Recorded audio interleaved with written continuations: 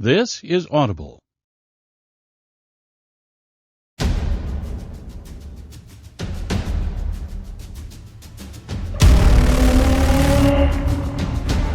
Oasis Audio presents the Edgar Rice Burroughs Authorized Library.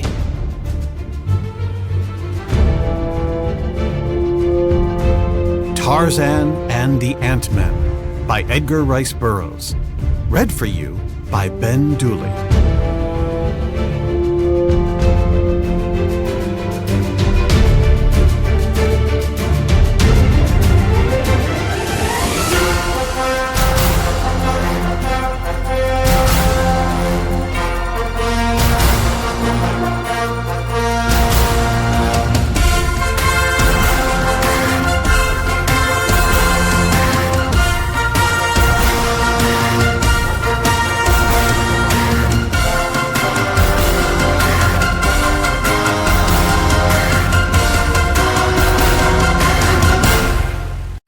Forward.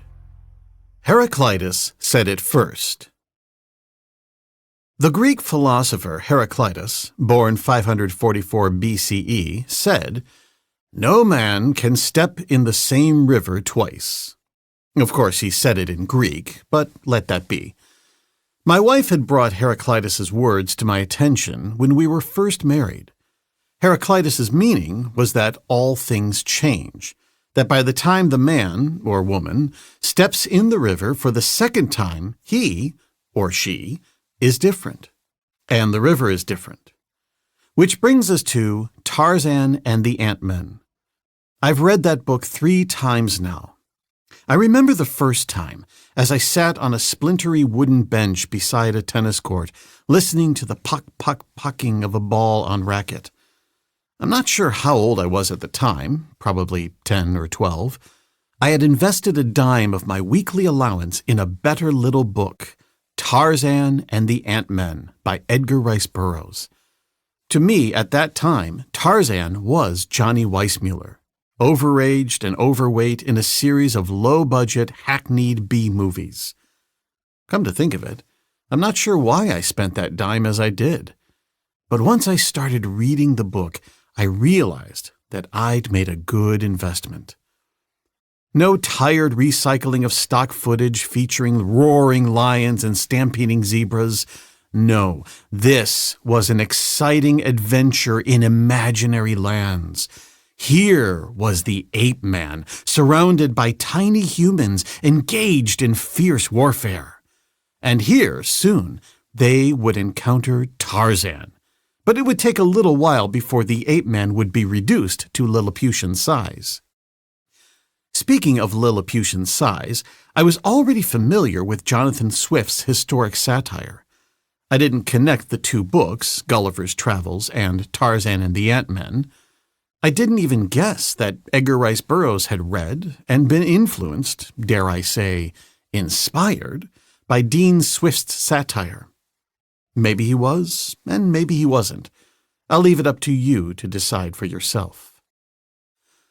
3/4 of a century later, I can remember vividly that afternoon by the tennis court, but I'm afraid that most of the details of the book had faded in memory. I remember one scene of someone cooking dinner over a brazier. That puzzled me. I thought that a brazier was a feminine garment such as I'd seen advertised in Life magazine and similar periodicals. And I remember reading the description of candles that burned carbon dioxide and emitted oxygen rather than the other way around. I was fascinated by that. Well, decades passed, and through a series of remarkable events, I found myself working as an editor for a company that specialized in publishing books by the very Edgar Rice Burroughs who'd written that wonderful little book that I had read as a boy. In due course, I was asked to write a book of my own about Mr. Burroughs and his life and career. I set out to read all of his published works, or as many of them as I could lay my hands on, and found myself reading a full version of Tarzan and the Ant-Men. Not surprisingly, there was a lot more to it than I had encountered in the Better Little Books edition. But I enjoyed it even more. And I even found out what a brazier was. My own book, Edgar Rice Burroughs' Master of Adventure, was well received and is still in print, currently from the University of Nebraska Press, some 50 years after it was first published. And now we're about to see a new edition of Tarzan and the Ant-Men. A few days ago, I sat down to read the novel for the third time. The wise words of the philosopher Heraclitus notwithstanding, the book has not changed. The Grosset and Dunlap edition that I read this time is as much fun as the Better Little Books edition that I read 75 years ago. More fun, in fact. Much more fun. Perhaps it's the fact that in the intervening decades, I became an author myself, and by now have written some 40-odd novels of my own, that I was able to appreciate the skill and the creative energy that Edgar Rice Burroughs put into his book, originally published in 1924. Tarzan and the Ant-Men is rich with plot and subplots. It starts with a bucolic scene at Tarzan's jungle estate. By now, Lord and Lady Greystoke's bungalow is a comfortable, almost luxurious abode. Lady Greystoke, you remember her as Jane Porter, is away, presumably visiting relatives and friends in England. But his lordship, Lord Greystoke, hasn't been left to suffer loneliness. He is playing host to his son, Korak the Killer, and Korak's wife, Miriam, and their child. Tarzan and Jane's grandson refers to himself as Dacky, toddler talk for Jackie. The younger Claytons have arrived via private airplane piloted by Korak himself, and Tarzan, always eager to sample some new thrill, to meet some new challenge, borrows his son's airplane. All is going well until, sput, sput, sputter, something goes wrong. There isn't time for Tarzan to turn back to the family hacienda. Instead, he does his best to bring the airplane in for a crash landing. Stay with me now. That's just for starters. We switch to a whole new subplot. A scoundrel named Esteban Miranda has been captured by a nearby tribe.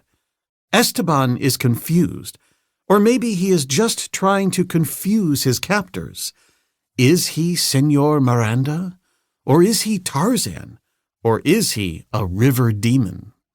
His hosts don't know, but they're suspicious of this fellow, so they keep him chained up, living in a kennel, and pretty badly treated, pending resolution of the puzzle about his identity. Miranda tricks a young girl, in fact the local witch doctor's daughter, into helping him escape. Whoops! Curtain drops. Curtain rises again on a new scene. We are introduced into what seems to be a surviving colony of Neanderthals here in the heart of the jungle. And now Burroughs switches roles from adventure writer to archaeoanthropologist. For these people, shaggy, bulky, primitive, are really pretty interesting. They have only the most rudimentary beginnings of speech. Instead, they communicate more by grunts and gestures. The women run their society. They let the men run wild in the jungle most of the time, but during mating season, the women round them up and breed with them. The men are kept in a corral until they have performed their biological duties. Then they're turned loose in the jungle for another year. One of the women arrives with an antelope over one shoulder and something else over her other shoulder. It looks rather like a man, but it is clearly not one of the squat, hairy men these women are accustomed to. Shortly, it turns out to be none other than Tarzan. He has survived that airplane crash, but just barely. Ah, now you see how Mr. Burroughs is working his creative magic. Plot and subplot, things are starting to fit together. And we haven't even met the Ant-Men yet. They're about to make their entry, and I'm going to stop describing the events of this complex novel. You'll have to listen on as Burroughs performs one most remarkable sleight-of-hand trick after another. Tarzan is shortly to find his way to Menuina, the land of the Ant-Men. They're perfectly formed humans, but they average 18 inches in height. Once they've got Tarzan in hand, well, it's Gulliver and the Lilliputians all over again. At this point, Burroughs changes hats once more. He describes the homes of these little people, buildings that resemble gigantic beehives, and he explains their social organization. They're ruled by kings, and below them, nobles, then freemen, merchants, and crafts workers, and several castes of slaves. They take pride in their military prowess, but one city specializes in precision drills and parade ground exercises, while another specializes in tough preparedness for combat. Wars are frequent between these monadic city-states, the main objective being not conquest so much as the capture of thousands of slaves. Slaves, in fact, are apparently the major element of trade in this strange country, although there seems to be a primitive form of coinage as well. I think that's enough description, although I promise you there's plenty of opportunity here for spoilers, and I'll resist the temptation to go into detail. Oh, just one more thing. There's a deliciously wicked but gorgeously sexy queen in this story. Shades of Law of Opar, thank you very much, who in turn harks back to H. Rider Haggard's She Who Must Be Obeyed. There is so danged much in this book, I think I will go back and read it again. I will offer one word of advice, though. Keep a pencil and paper handy once Tarzan enters the world of Minuina. Jot down the characters' names. There are a lot of them, and if you can keep track of who's who in this country, you're a lot cleverer than I am. Just make a note of each city's name and its ruler, and of each other characters as they're introduced. Some of them even have several names, including Tarzan. And now, fasten your seatbelts, listeners. It's going to be a bumpy ride, but you're going to enjoy it. I guarantee it. Now, ready, set, take your first step into the river. Richard A. Lupoff. Burroughs fans best know Richard A. Lupoff as the author of Edgar Rice Burroughs' Master of Adventure and Barsoom, Edgar Rice Burroughs and the Martian Vision. They may not realize that as a senior editor at Canaveral Press in the 1960s, he was responsible for the publication of Tales of Three Planets, Tarzan and the Castaways, and other first editions that have since become treasured collector's items. He was also the author of more than 40 novels and more than 100 short stories, as well as important volumes of criticism and cultural history, including The Great American Paperback, all in color for a dime, The Comic Book Book, The Writer's Series, Volumes 1 through 4, and Where Memory Hides, A Writer's Life. A film based on his story 12:01 p.m. was an Academy Award nominee. Sadly, Mr. Lupoff passed away shortly after submitting the preceding foreword for publication. He shared his exuberant enthusiasm with us at the opportunity to revisit a beloved novel from his childhood while preparing to write this foreword, and he looked forward to rereading yet another novel by Mr. Burroughs for a future foreword we wished him to write. For Mr. Lupoff's significant contributions to the legacy of Edgar Rice Burroughs, we have dedicated this volume to his memory. Chapter 1.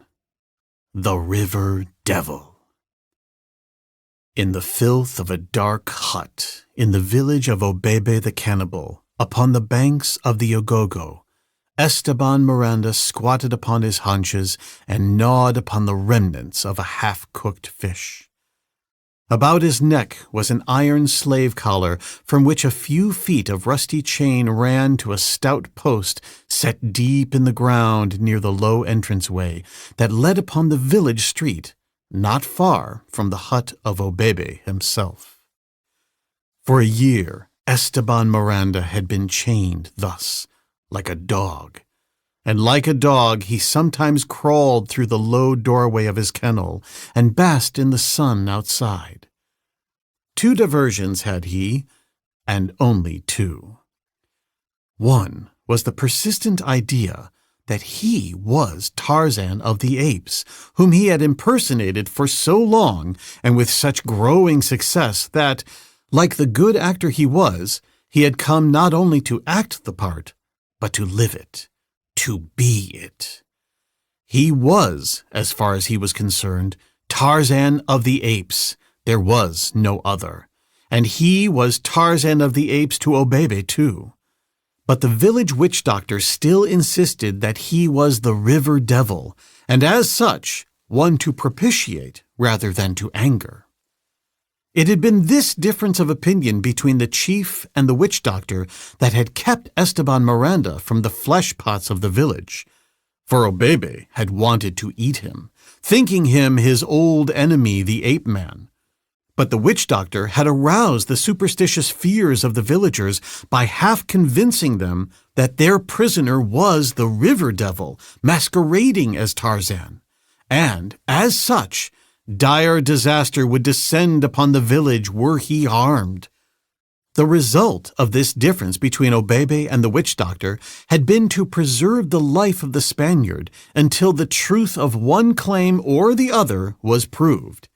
If Esteban died a natural death, he was Tarzan, the mortal, and Obebe the chief was vindicated. If he lived on forever or mysteriously disappeared, the claim of the witch doctor would be accepted as gospel. After he had learned their language and thus come to a realization of the accident of fate that had guided his destiny by so narrow a margin from the cooking pots of the cannibals, he was less eager to proclaim himself Tarzan of the Apes. Instead, he let drop mysterious suggestions that he was, indeed, none other than the river devil. The witch doctor was delighted, and everyone was fooled except Obebe, who was old and wise and did not believe in river devils, and the witch doctor, who was old and wise and did not believe in them either, but realized that they were excellent things for his parishioners to believe in. Esteban Miranda's other diversion, aside from secretly believing himself Tarzan, consisted in gloating over the bag of diamonds that Kraski the Russian had stolen from the ape man, and that had fallen into the Spaniard's hands after he had murdered Kraski. The same bag of diamonds that the old man had handed to Tarzan in the vaults beneath the Tower of Diamonds, in the Valley of the Palace of Diamonds, when he had rescued the Gomangani of the valley from the tyrannical oppression of the Bolgani. For hours at a time, Esteban Miranda sat in the dim light of his dirty kennel, counting and fondling the brilliant stones. 1,000 times he had weighed each one in an appraising palm, computing its value and translating it into such pleasures of the flesh as great wealth might buy for him in the capitals of the world. Mired in his own filth, feeding upon rotted scraps tossed to him by unclean hands, he yet possessed the wealth of a Croesus, and it was as Croesus he lived in his imaginings. His dismal hut changed into the pomp and circumstance of a palace by the scintillant gleams of the precious stones. At the sound of each approaching footstep, he would hastily hide his fabulous fortune in the wretched loincloth that was his only garment, and once again become a prisoner in a cannibal hut. And now, after a year of solitary confinement, came a third diversion, in the form of Uha, the daughter of Kamis the witch doctor. Uha was 14, comely and curious. For a year now she had watched the mysterious prisoner from a distance until, at last, familiarity had overcome her fears, and one day she approached him as he lay in the sun outside his hut. Esteban, who had been watching her half-timorous advance, smiled encouragingly. He had not a friend among the villagers. If he could make but one, his lot would be much the easier and freedom a step nearer. At last Uha came to a halt a few steps from him.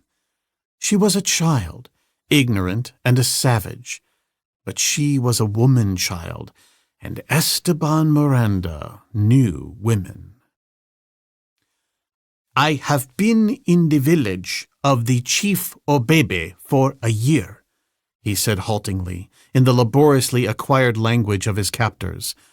"But never before did I guess that its walls held one so beautiful as you. What is your name?" Uha was pleased. She smiled broadly. "I am Uha," she told him. "My father is Camis, the witch doctor." It was Esteban who was pleased now. Fate, after rebuffing him for long, was at last kind. She had sent to him one who, with cultivation, might prove a flower of hope indeed. "Why have you never come to see me before?" asked Esteban. "I was afraid," replied Uha simply. "Why?" "I was afraid." She hesitated. "Afraid that I was the river devil and would harm you?" demanded the Spaniard, smiling. "Yes," she said. "Listen," whispered Esteban, "but tell no one. I am the river devil, but I shall not harm you." "If you are the river devil, why then do you remain chained to a stake?" inquired Uha. "Why do you not change yourself to something else and return to the river?" "You wonder about that, do you?" asked Miranda, sparring for time that he might concoct a plausible answer. "It is not only Uha who wonders," said the girl. "Many others have asked the same question of late. Obebe asked it first, and there was none to explain. Obebe says that you are Tarzan, the enemy of Obebe and his people. But my father Camis says that you are the river devil, and that if you wanted to get away, you would change yourself into a snake and crawl through the iron collar that is about your neck. And the people wonder why you do not, and many of them are commencing to believe that you are not the river devil at all." "Come closer, beautiful Uha," whispered Miranda, "that no other ears than yours may hear what I am about to tell you." The girl came closer and leaned toward him where he squatted upon the ground.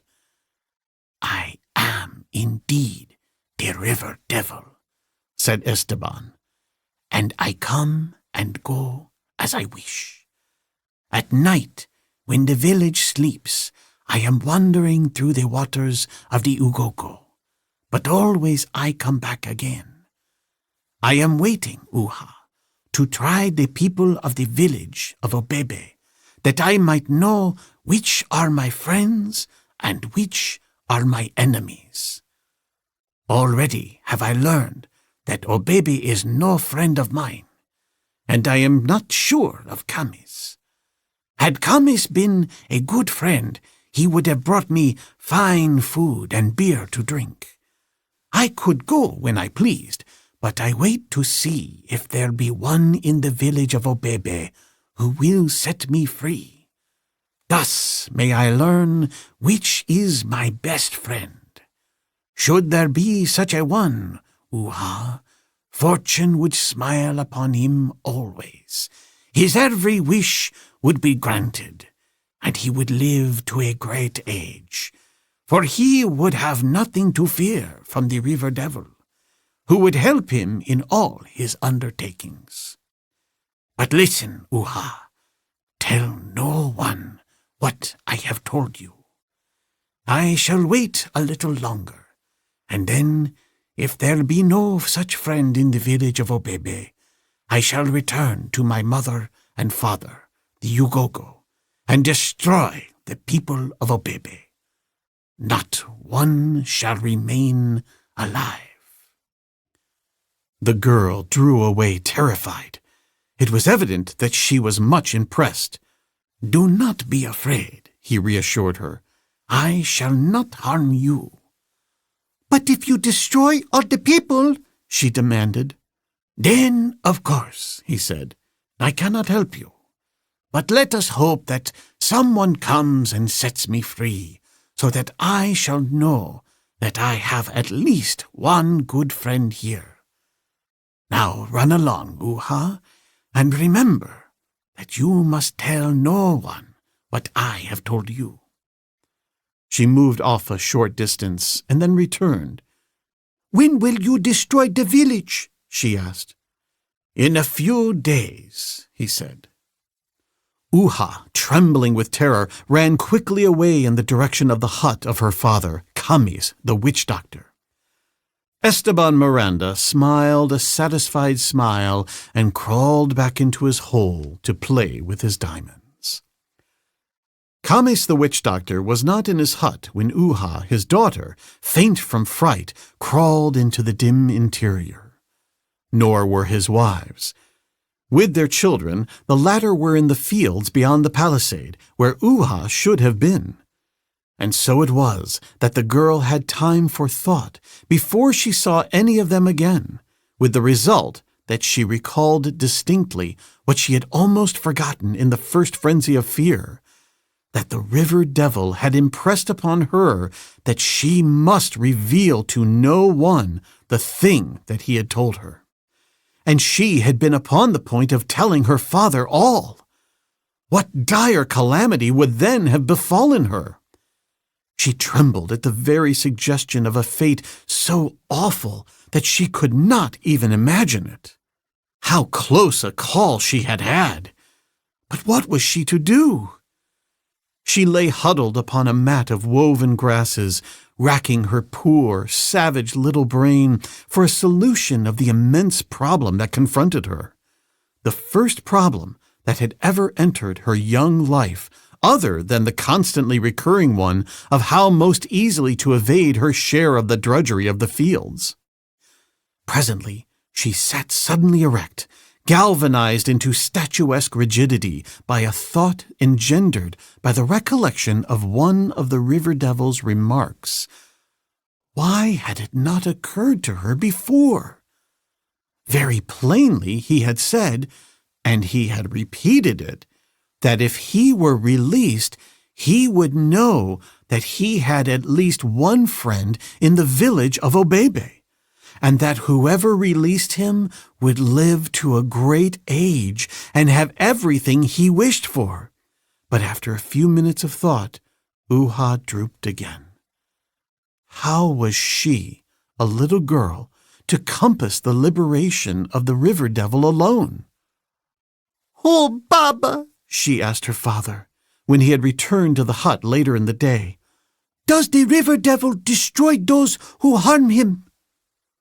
"As the fish in the river, so are the ways of the river devil, without number," replied Camis. "He might send the fish from the river and the game from the jungle, and cause our crops to die. Then we should starve. He might bring the fire out of the sky at night and strike dead all the people of Obebe." "And you think he might do these things to us, Papa?" "He will not harm Camis, who saved him from the death that Obebe would have inflicted," replied the witch doctor. Uha recalled that the river devil had complained that Camis had not brought him good food nor beer, but she said nothing about that, although she realized that her father was far from being so high in the good graces of the river devil as he seemed to think he was. Instead, she took another tack. "How can he escape," she asked, "while the collar is about his neck? Who will remove it for him?" "No one can remove it but Obebe, who carries in his pouch the bit of brass that makes the collar open," replied Camis. But the river devil needs no help, for when the time comes that he wishes to be free, he has but to become a snake and crawl forth from the iron band about his neck. Where are you going, Uha? I am going to visit the daughter of Obebe, she called back over her shoulder. The chief's daughter was grinding maize, as Uha should have been doing. She looked up and smiled as the daughter of the witch doctor approached. Make no noise, Uha, she cautioned, for Obebe, my father, sleeps within. She nodded toward the hut. The visitors sat down, and the two girls chatted in low tones. They spoke of their ornaments, their coiffures, of the young men of the village, and often, when they spoke of these, they giggled. Their conversation was not unlike that which might pass between two young girls of any race or clime. As they talked, Uha's eyes often wandered toward the entrance to Obebe's hut, and many times her brows were contracted in much deeper thought than their idle passages warranted. Where, she demanded suddenly, is the armlet of copper wire that your father's brother gave you at the beginning of the last moon? Obebe's daughter shrugged. He took it back from me, she replied, and gave it to the sister of his youngest wife. Uha appeared crestfallen. Could it be that she had coveted the copper bracelet? Her eyes closely scrutinized the person of her friend. Her brows almost met, so deeply was she thinking. Suddenly, her face brightened. The necklace of many beads that your father took from the body of the warrior captured for the last feast, she exclaimed. You have not lost it? No, replied her friend. It is in the house of my father. When I grind maize, it gets in my way, so I laid it aside. May I see it? asked Uha. I will fetch it. No, you will awaken Obebe, and he will be very angry, said the chief's daughter. I will not awaken him, replied Uha, and started to crawl toward the hut's entrance. Her friend tried to dissuade her. I will fetch it as soon as Baba has awakened, she told Uha, but Uha paid no attention to her, and presently was crawling cautiously into the interior of the hut. Once within, she waited silently until her eyes became accustomed to the dim light.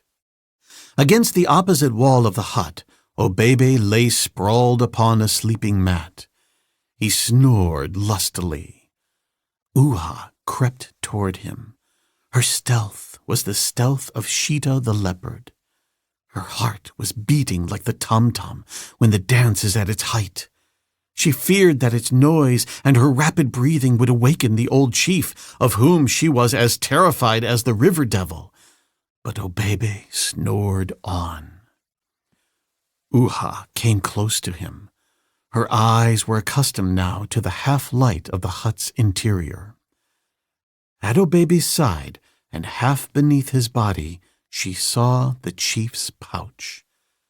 Cautiously, she reached forth a trembling hand and laid hold upon it. She tried to draw it from beneath Obebe's weight. The sleeper stirred uneasily, and Uha drew back, terrified.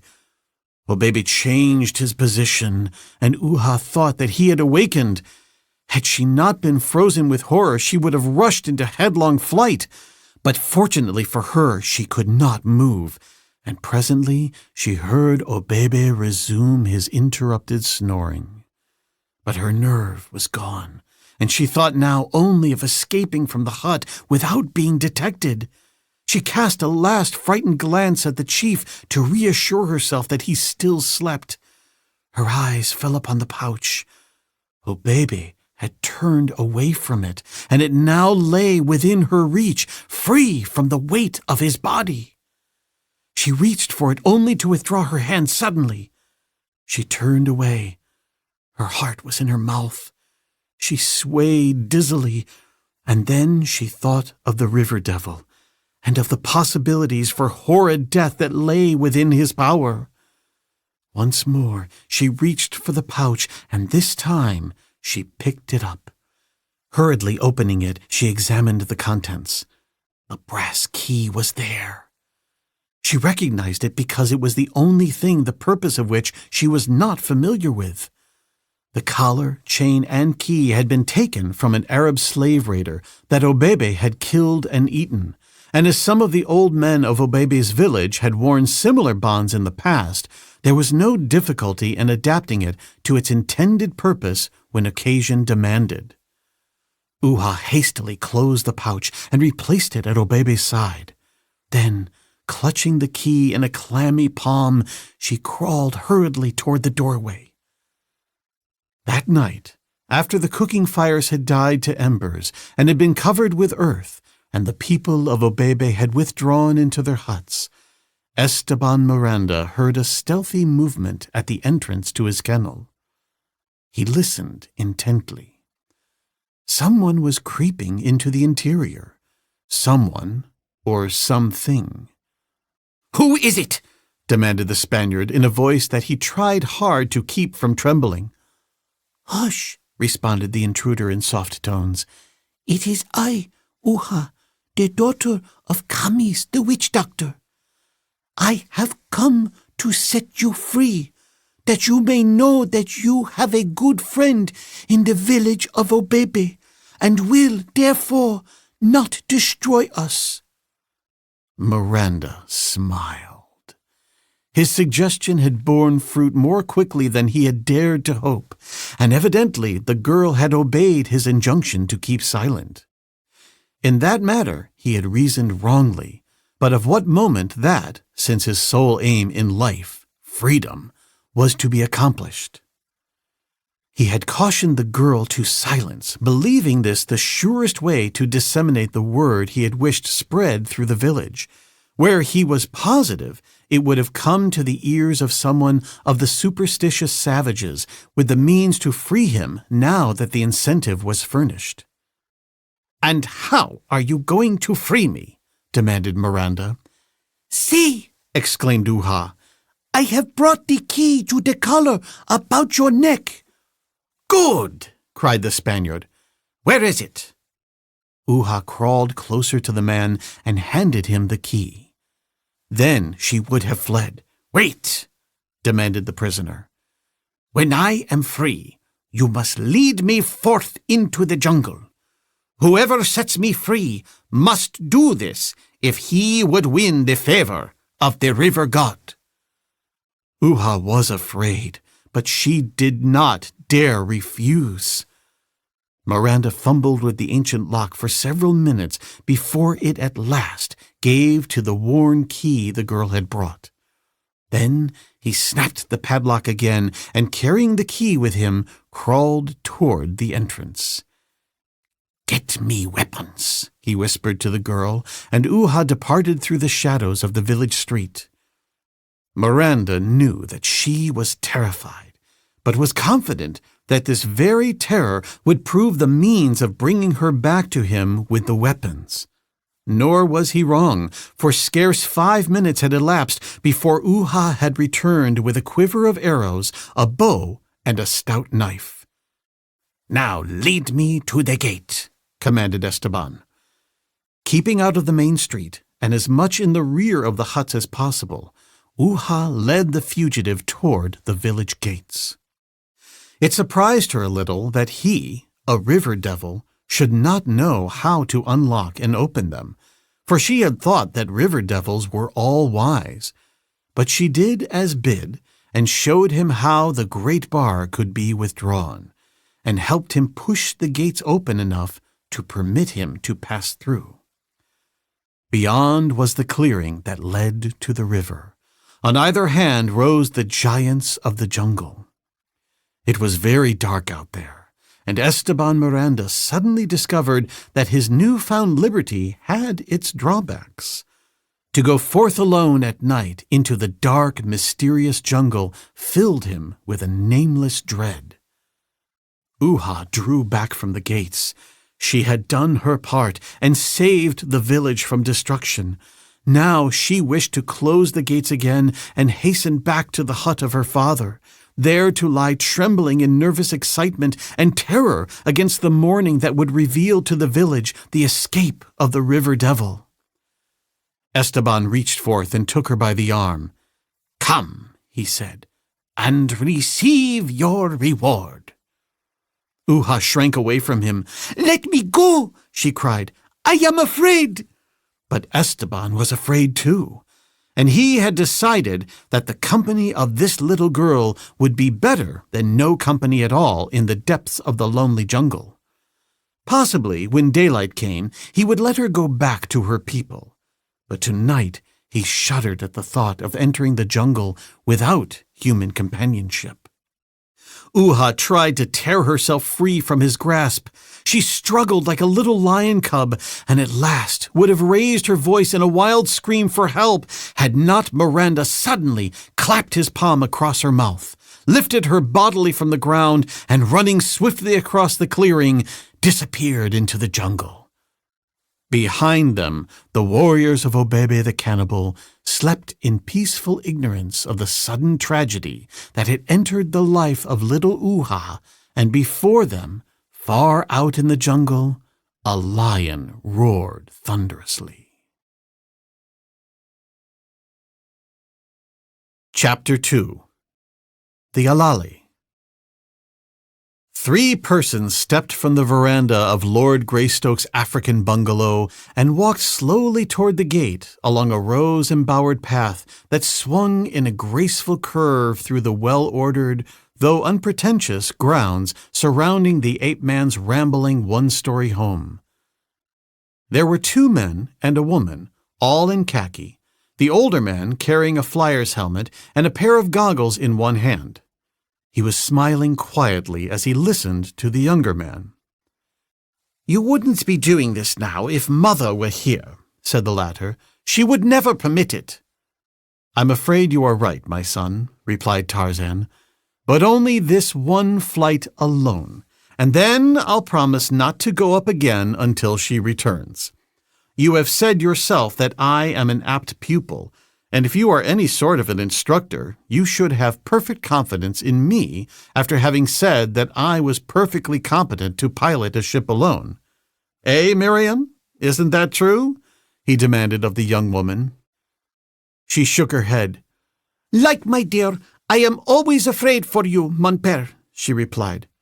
"You take such risks that one would think you considered yourself immortal. You should be more careful." The younger man threw his arm about his wife's shoulders. "Miriam is right," he said. "You should be more careful, father." Tarzan shrugged. "If you and your mother had your way, my nerves and muscles would have atrophied long since. They were given to me to use, and I intend using them, with discretion. Doubtless I shall be old and useless soon enough, and long enough as it is." A child burst suddenly from the bungalow, pursued by a perspiring governess, and raced to Miriam's side. "Mother," he cried, "Ducky-do! Ducky-do!" "Let him come along," urged Tarzan. "There!" exclaimed the boy, turning triumphantly upon the governess. "Ducky-do, yo yak!"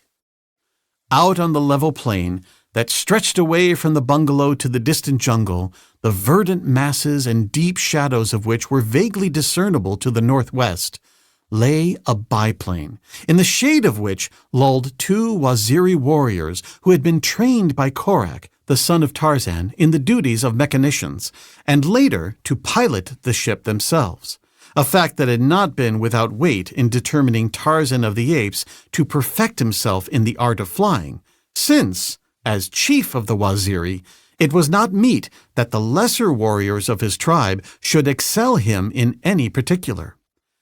Adjusting his helmet and goggles, Tarzan climbed into the cockpit. "Better take me along," advised Korak. Tarzan shook his head, smiling good-naturedly. "Then one of the men here," urged his son. "You might develop some trouble that would force you to make a landing, and if you have no mechanician along with you to make repairs, what are you going to do?" "Walk," replied the ape-man. "Turn her over, Andua," he directed one of the blacks. A moment later, the ship was bumping over the veldt, from which, directly, it rose in smooth and graceful flight, circled, climbing to a greater altitude, and then sped away in an airline, while on the ground below, the six strained their eyes until the wavering speck that it had dwindled to disappeared entirely from their view. "Where do you suppose he is going?" asked Miriam. Korak shook his head. "He isn't supposed to be going anywhere in particular," he replied. "Just making his first practice flight alone. But knowing him as I do, I wouldn't be surprised to learn that he had taken it into his head to fly to London and see Mother." "But he could never do it," cried Miriam. "No ordinary man could, with no more experience than he has had, but then you will have to admit, Father is no ordinary man." For an hour and a half, Tarzan flew without altering his course, and without realizing the flight of time or the great distance he had covered. So delighted was he with the ease with which he controlled the ship, and so thrilled by this new power that gave him the freedom and mobility of the birds, the only denizens of his beloved jungle that he ever had had cause to envy. Presently ahead, he discerned a great basin, or what might better be described as a series of basins, surrounded by wooded hills, and immediately he recognized to the left of it the winding Ugogo. But the country of the basins was new to him, and he was puzzled. He recognized simultaneously another fact, that he was over 100 miles from home, and he determined to put back at once. But the mystery of the basins lured him on. He could not bring himself to return home without a closer view of them. Why was it that he had never come upon this country in his many wanderings? Why had he never even heard of it from the natives living within easy access to it? He dropped to a lower level, the better to inspect the basins, which now appeared to him as a series of shallow craters of long extinct volcanoes. He saw forests, lakes, and rivers, the very existence of which he had never dreamed. And then, quite suddenly, he discovered a solution of the seeming mystery that there should exist in a country with which he was familiar so large an area of which he had been in total ignorance, in common with the natives of the country surrounding it. He recognized it now, the so-called Great Thorn Forest.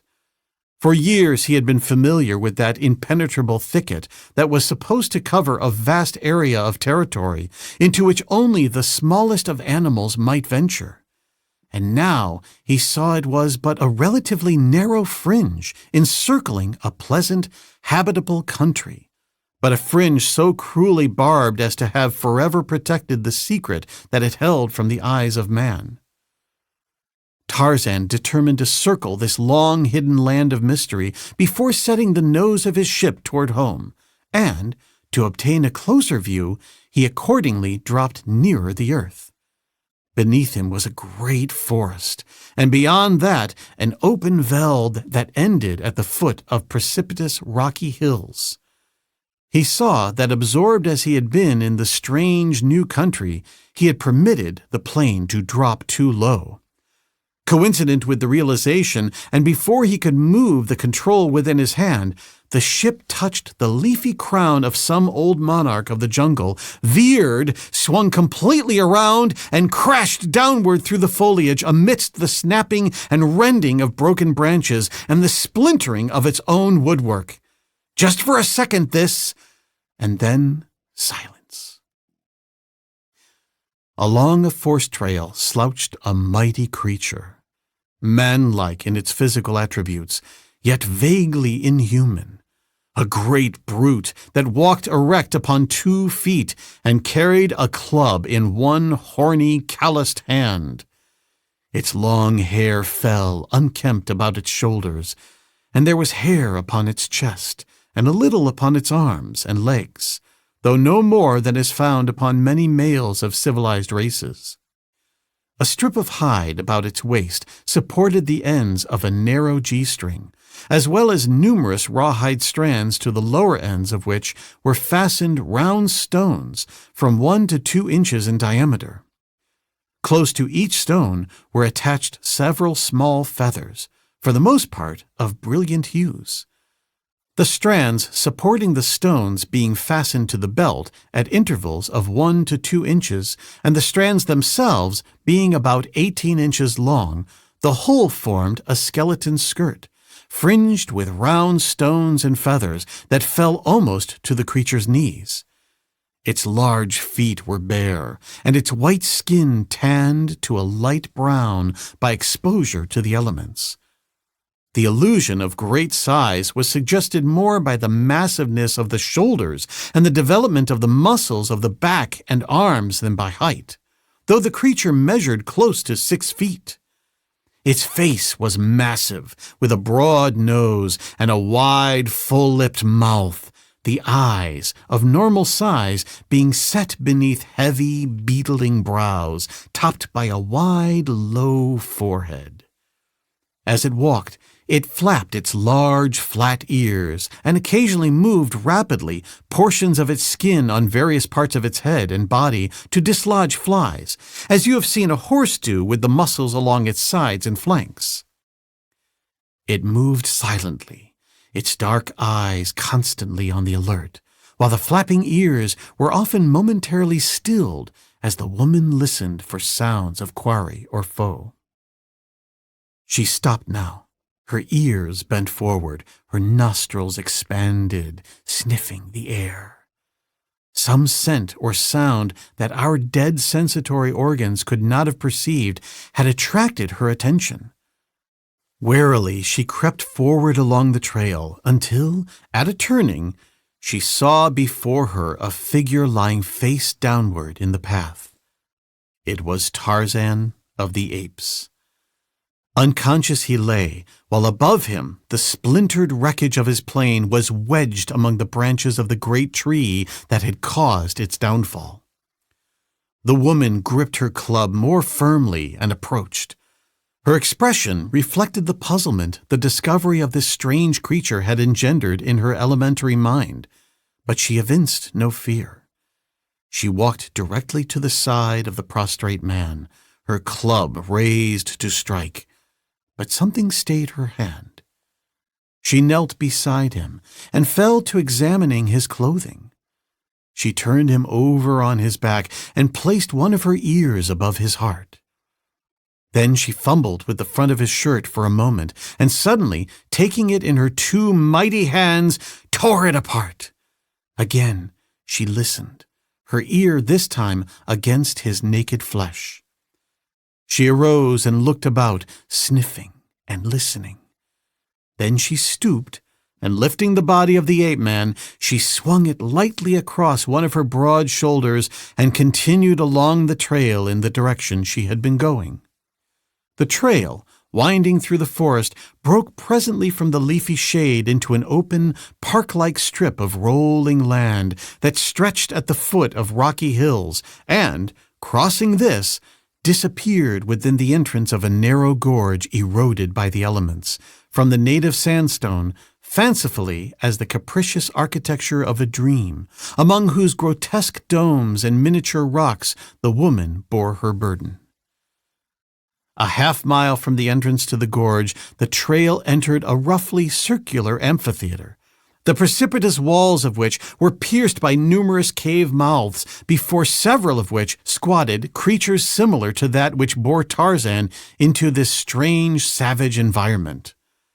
As she entered the amphitheater, all eyes were upon her, for the large, sensitive ears had warned them of her approach long before she had arrived within scope of their vision. Immediately they beheld her and her burden. Several of them arose and came to meet her. All females, these, similar in physique and scant garb to the captor of the ape-man, though differing in proportions and physiognomy as do the individuals of all races differ from their fellows. They spoke no words, nor uttered any sounds, nor did she whom they approached, as she moved straight along her way, which was evidently directed toward one of the cave mouths. But she gripped her bludgeon firmly and swung it to and fro, while her eyes, beneath their scowling brows, kept sullen surveillance upon the every move of her fellows. She had approached close to the cave, which was quite evidently her destination, when one of those who followed her darted suddenly forward and clutched at Tarzan. With the quickness of a cat, the woman dropped her burden, turned upon the temerarious one, and swinging her bludgeon with lightning-like celerity, felled her with a heavy blow to the head. And then, standing astride the prostrate Tarzan, she glared about her like a lioness at bay, questioning dumbly who would be next to attempt to wrest her prize from her. But the others slunk back to their caves, leaving the vanquished one lying unconscious in the hot sand, and the victor to shoulder her burden, undisputed, and continue her way to her cave, where she dumped the ape-man unceremoniously upon the ground just within the shadow of the entranceway, and, squatting beside him, facing outward that she might not be taken unaware by any of her fellows, she proceeded to examine her find minutely. Tarzan's clothing either piqued her curiosity or aroused her disgust, for she began almost immediately to divest him of it, and having had no further experience of buttons and buckles, she tore it away by main force. The heavy cordovan boots troubled her for a moment, but finally their seams gave way to her powerful muscles. Only the diamond-studded golden locket that had been his mother's she left untouched upon the golden chain about his neck.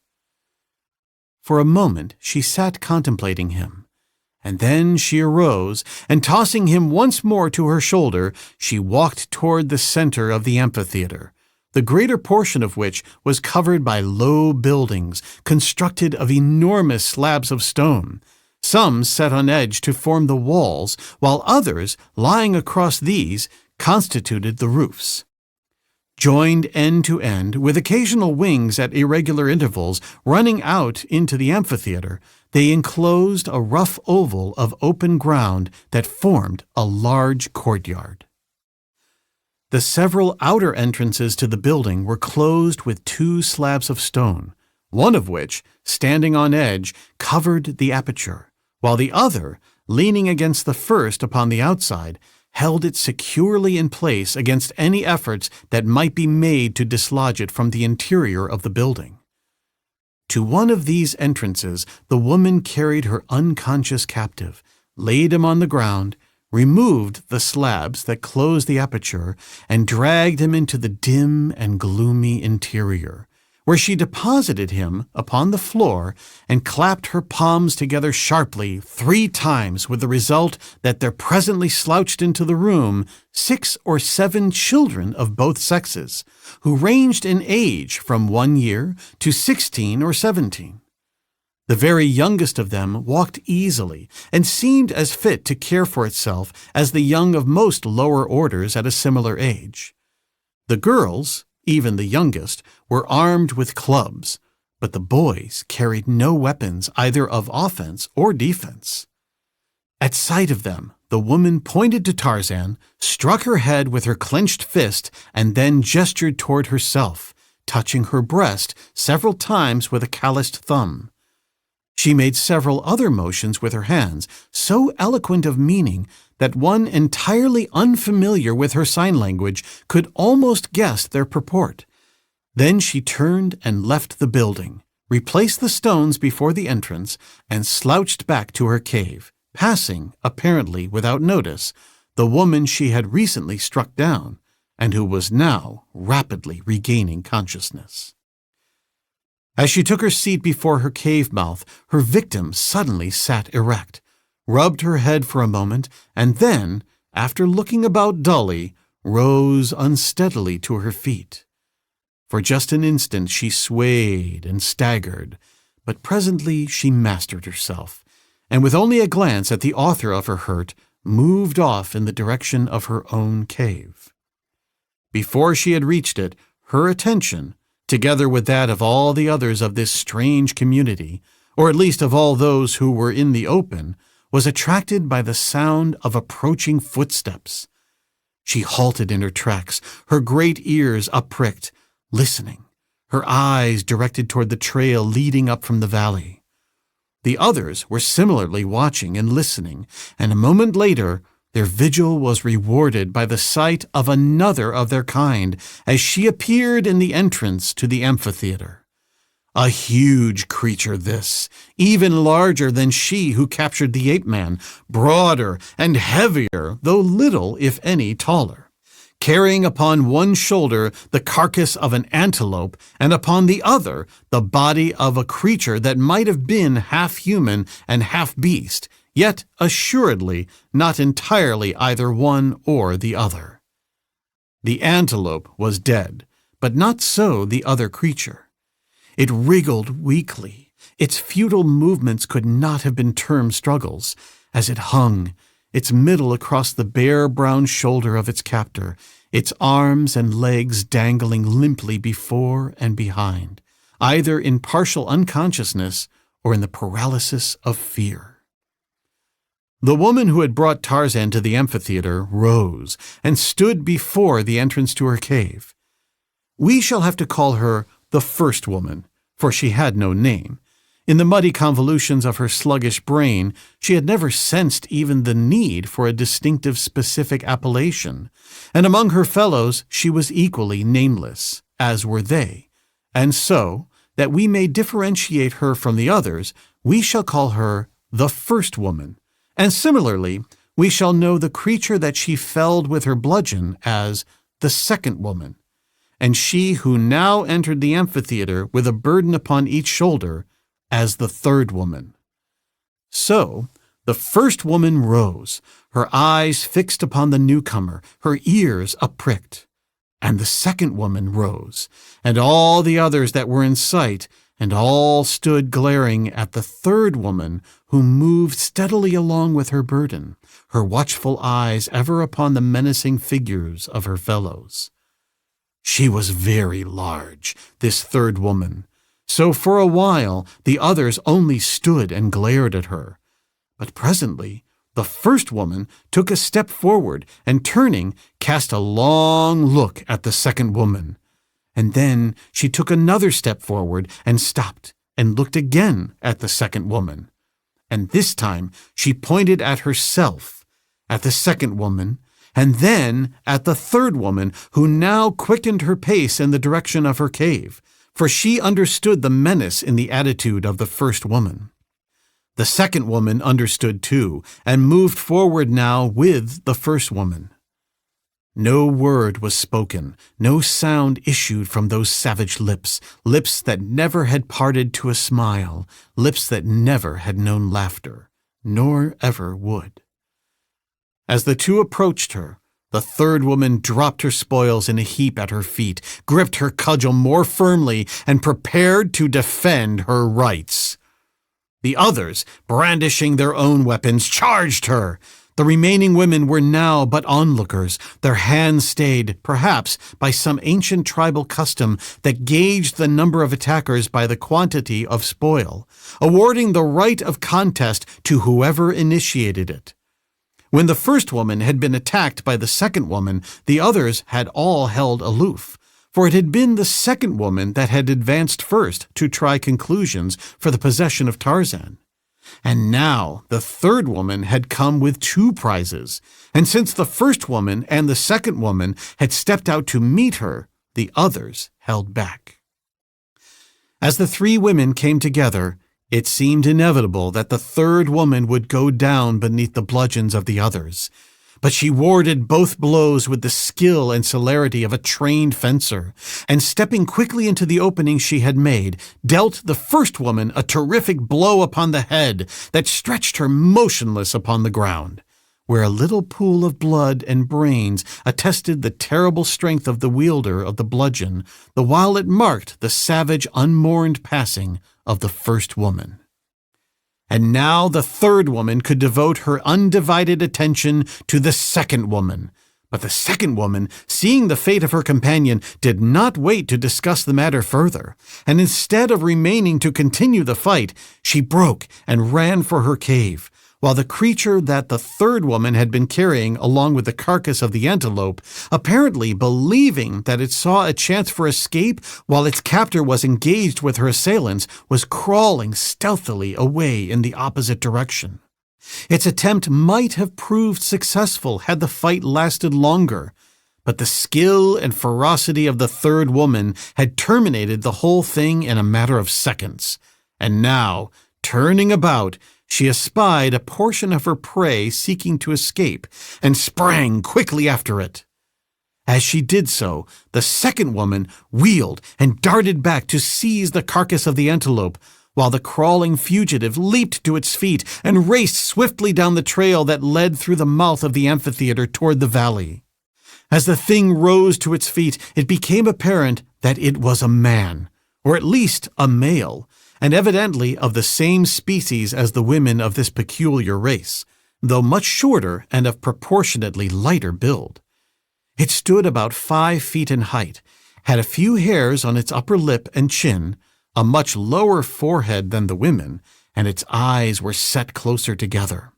Its legs were much longer and more slender than those of the women, who seemed to have been designed for strength rather than speed, and the result was that it was apparent from the start that the third woman could have no hope of overhauling her escaping quarry. And then it was that the utility of the strange skirt of thongs and pebbles and feathers became apparent. Seizing one of the thongs, she disengaged it easily and quickly from the girdle that supported them about her hips, and grasping one end of the thong between a thumb and forefinger, she whirled it rapidly in a vertical plane until the feathered pebble at its end was moving with great rapidity. Then she let go the thong. Like an arrow, the missile sped toward the racing fugitive. The pebble, a fairly good-sized one, as large as an English walnut, struck the man upon the back of his head, dropping him, unconscious, to the ground. Then the third woman turned upon the second woman, who, by this time, had seized the antelope and, brandishing her bludgeon, bore down upon her. The second woman, possessing more courage than good sense, prepared to defend her stolen flesh, and took her stand, her bludgeon ready. As the third woman bore down upon her, a veritable mountain of muscle, the second woman met her with a threatening cudgel, but so terrific was the blow dealt by her mighty adversary that her weapon, splintered, was swept from her hands, and she found herself at the mercy of the creature she would have robbed. Evidently, she knew how much of mercy she might expect. She did not fall upon her knees in an attitude of supplication, not she.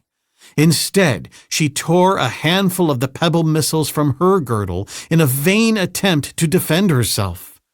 Futilest of futilities!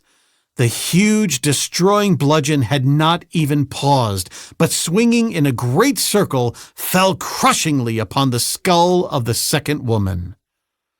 The third woman paused and looked about questioningly, as if to ask, "Is there another who wishes to take from me my antelope or my man? If so, let her step forward." But no one accepted the gage, and presently the woman turned and walked back to the prostrate man. Roughly, she jerked him to his feet and shook him. Consciousness was returning slowly, and he tried to stand. His efforts, however, were a failure, and so she threw him across her shoulder again and walked back to the dead antelope, which she flung to the opposite shoulder and, continuing her interrupted way to her cave, dumped the two unceremoniously to the ground. Here, in the cave mouth, she kindled a fire, twirling a firestick dexterously amidst dry tinder in a bit of hollowed wood, and cutting generous strips from the carcass of the antelope, ate ravenously.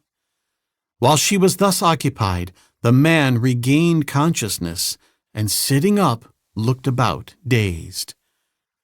Presently his nostrils caught the aroma of the cooking meat, and he pointed at it. The woman handed him the rude stone knife that she had tossed back to the floor of the cave and motioned toward the meat. The man seized the implement and was soon broiling a generous cut above the fire. Half burned and half raw as it was, he ate it with seeming relish, and as he ate, the woman sat and watched him.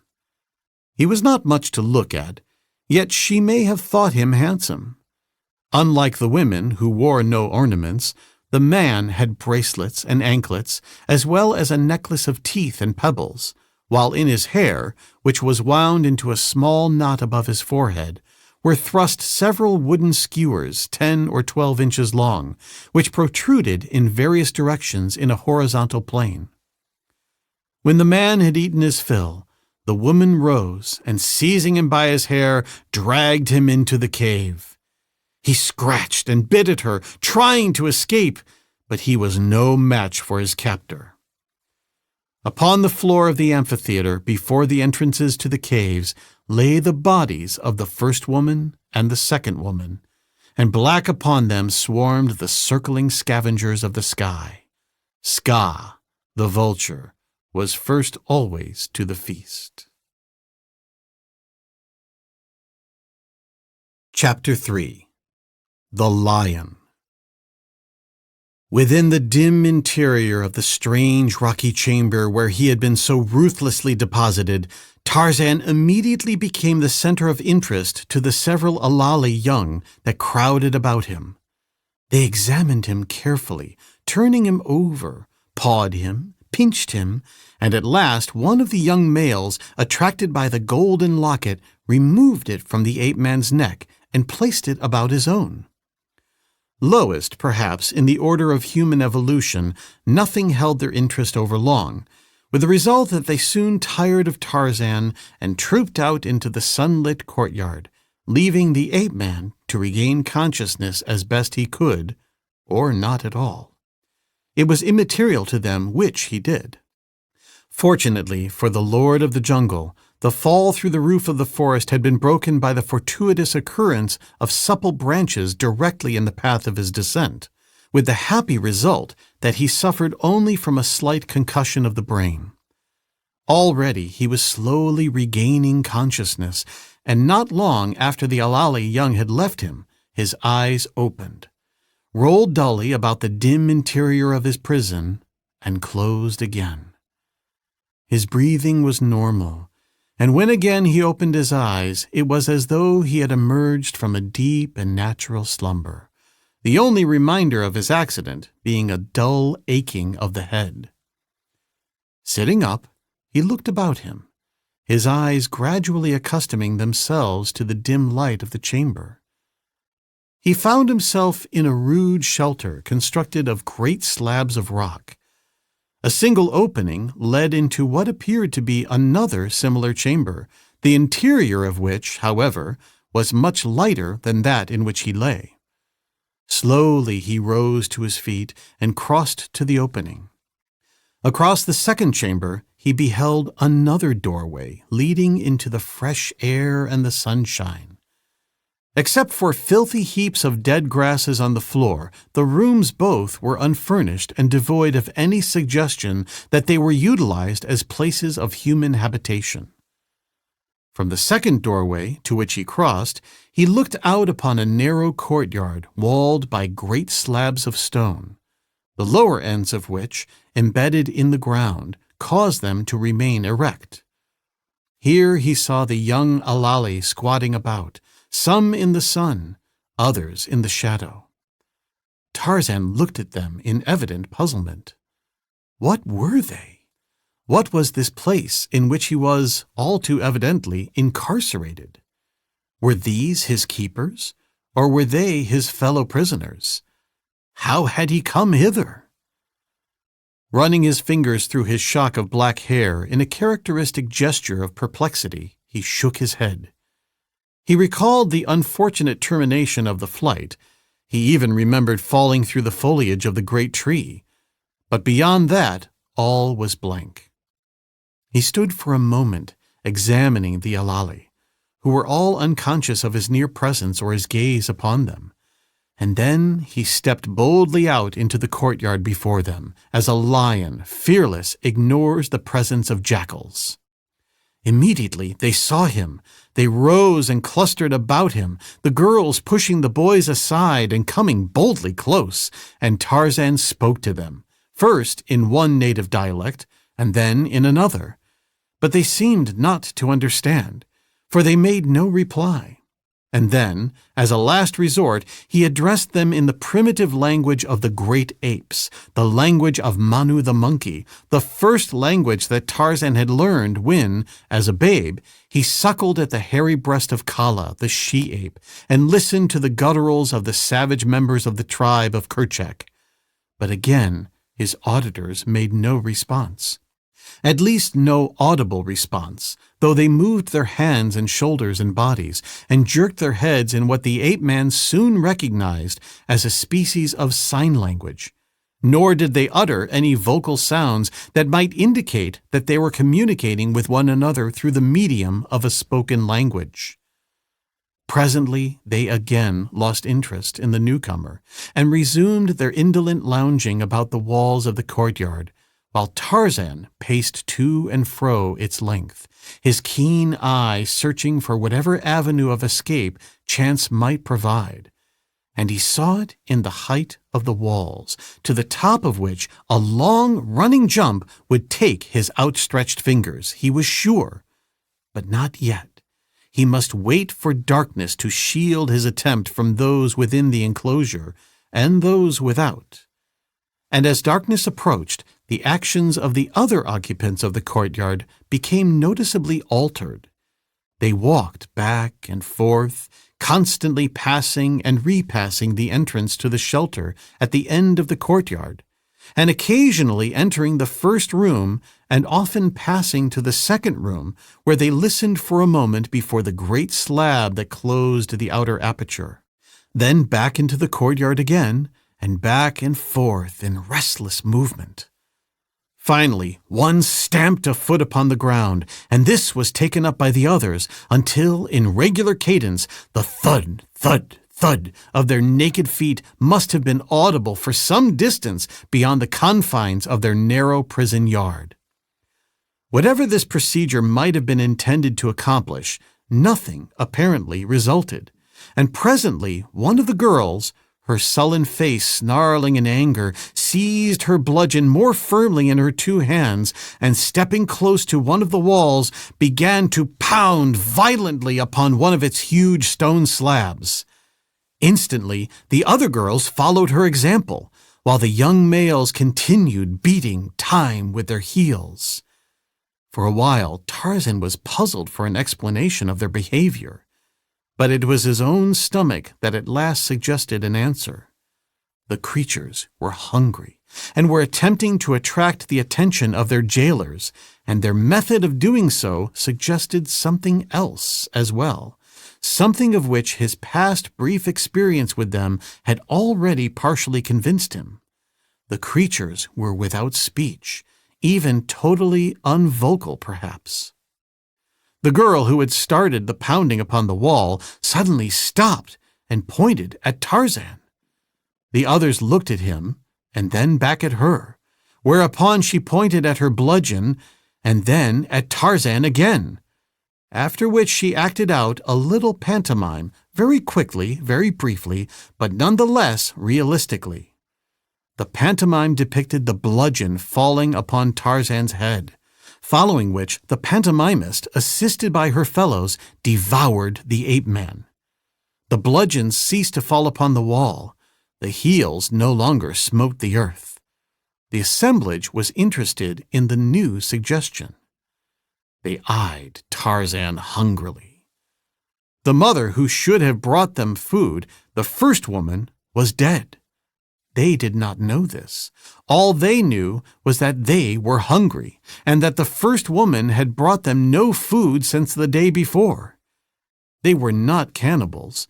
Only in the last stages of hunger would they have devoured one another, even as shipwrecked sailors of civilized races have been known to do. But they did not look upon the stranger as one of their own kind. He was as unlike them as some of the other creatures that the first woman had brought them to feed upon. It was no more wrong to devour him than it would have been to devour an antelope. The thought, however, would not have occurred to most of them. The older girl it was who had suggested it to them, nor would it have occurred to her had there been other food, for she knew that he had not been brought here for that purpose. He had been brought as the mate of the first woman, who in common with the other women of this primitive race hunted a new mate each season among the forests and the jungles, where the timid males lived their solitary lives, except for the brief weeks that they were held captive in the stone corrals of the dominant sex, and where they were treated with great brutality and contempt even by the children of their temporary spouses. Sometimes they managed to escape, though rarely, but eventually they were turned loose, since it was easier to hunt a new one the following season than to feed one in captivity for a whole year. There was nothing approximating love in the family relations of these savage half-brutes. The young, conceived without love, knowing not their own fathers, possessed not even an elemental affection for one another, nor for any other living thing. A certain tie bound them to their savage mothers, at whose breasts they suckled for a few short months, and to whom they looked for food until they were sufficiently developed to go forth into the forests and make their own kills or secure whatever other food bountiful nature provided for them. Somewhere between the ages of 15 and 17, the young males were liberated and chased into the forest, after which their mothers knew them not from any other male, and at a similar age the females were taken to the maternal cave, where they lived, accompanying their mothers on the daily hunt, until they had succeeded in capturing a first mate. After that, they took up their abodes in separate caves, and the tie between parent and child was cut as cleanly as though it never had existed. And they might, the following season, even become rivals for the same man, or at any time quarrel to the death over the spoils of the chase. The building of the stone shelters and corrals in which the children and the males were kept was the only community activity in which the women engaged, and this work they were compelled to do alone, since the men would have escaped into the forest at the first opportunity had they been released from the corrals to take part in the work of construction, while the children, as soon as they had become strong enough to be of any assistance, would doubtless have done likewise, but the great shes were able to accomplish their titanic labors alone. Equipped by nature with mighty frames and thews of steel, they quarried the great slabs from a side hill overlooking the amphitheater, and slid them to the floor of the little valley, and pulled and pushed them into position by main strength and awkwardness, as the homely saying of our forefathers has it. Fortunately for them, it was seldom necessary to add to the shelters and corrals already built, since the high rate of mortality among the females ordinarily left plenty of vacant enclosures for maturing girls. Jealousy, greed, the hazards of the hunt, the contingencies of intertribal wars all took heavy toll among the adult shes. Even the despised male, fighting for his freedom, sometimes slew his captor. The hideous life of the Alalus was the natural result of the unnatural reversal of sex dominance. It is the province of the male to initiate love, and by his masterfulness to inspire first respect, then admiration in the breast of the female he seeks to attract. Love itself developed after these other emotions.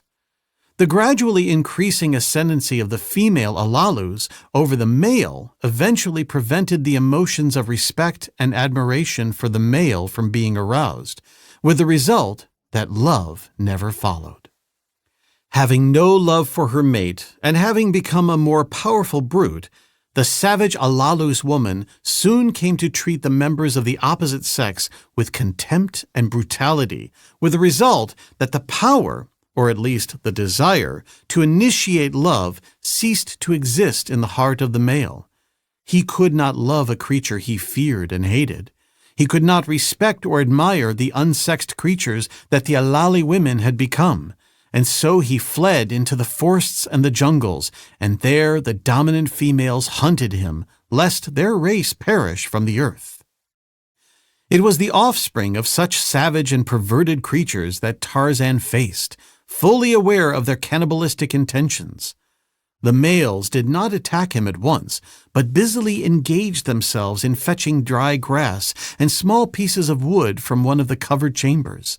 And while the 3 girls, one of them scarce 7 years of age, approached the ape-man warily with ready bludgeons, they prepared a fire over which they expected soon to be broiling juicy cuts from the strange creature that their hairy dam had brought them. One of the males, a lad of 16, held back, making excited signs with hands, head, and body. He appeared to be trying to dissuade or prevent the girls from the carrying out of their plan. He even appealed to the other boys for backing, but they merely glanced at the girls and continued their culinary preparations. At last, however, as the girls were deliberately approaching the ape-man, he placed himself directly in their path and attempted to stop them. Instantly, the 3 little demons swung their bludgeons and sprang forward to destroy him. The boy dodged, plucked several of the feathered stones from his girdle, and flung them at his assailants. So swift and so accurate did the missiles speed that 2 girls dropped, howling, to the ground. The 3rd missed, striking one of the other boys on the temple, killing him instantly.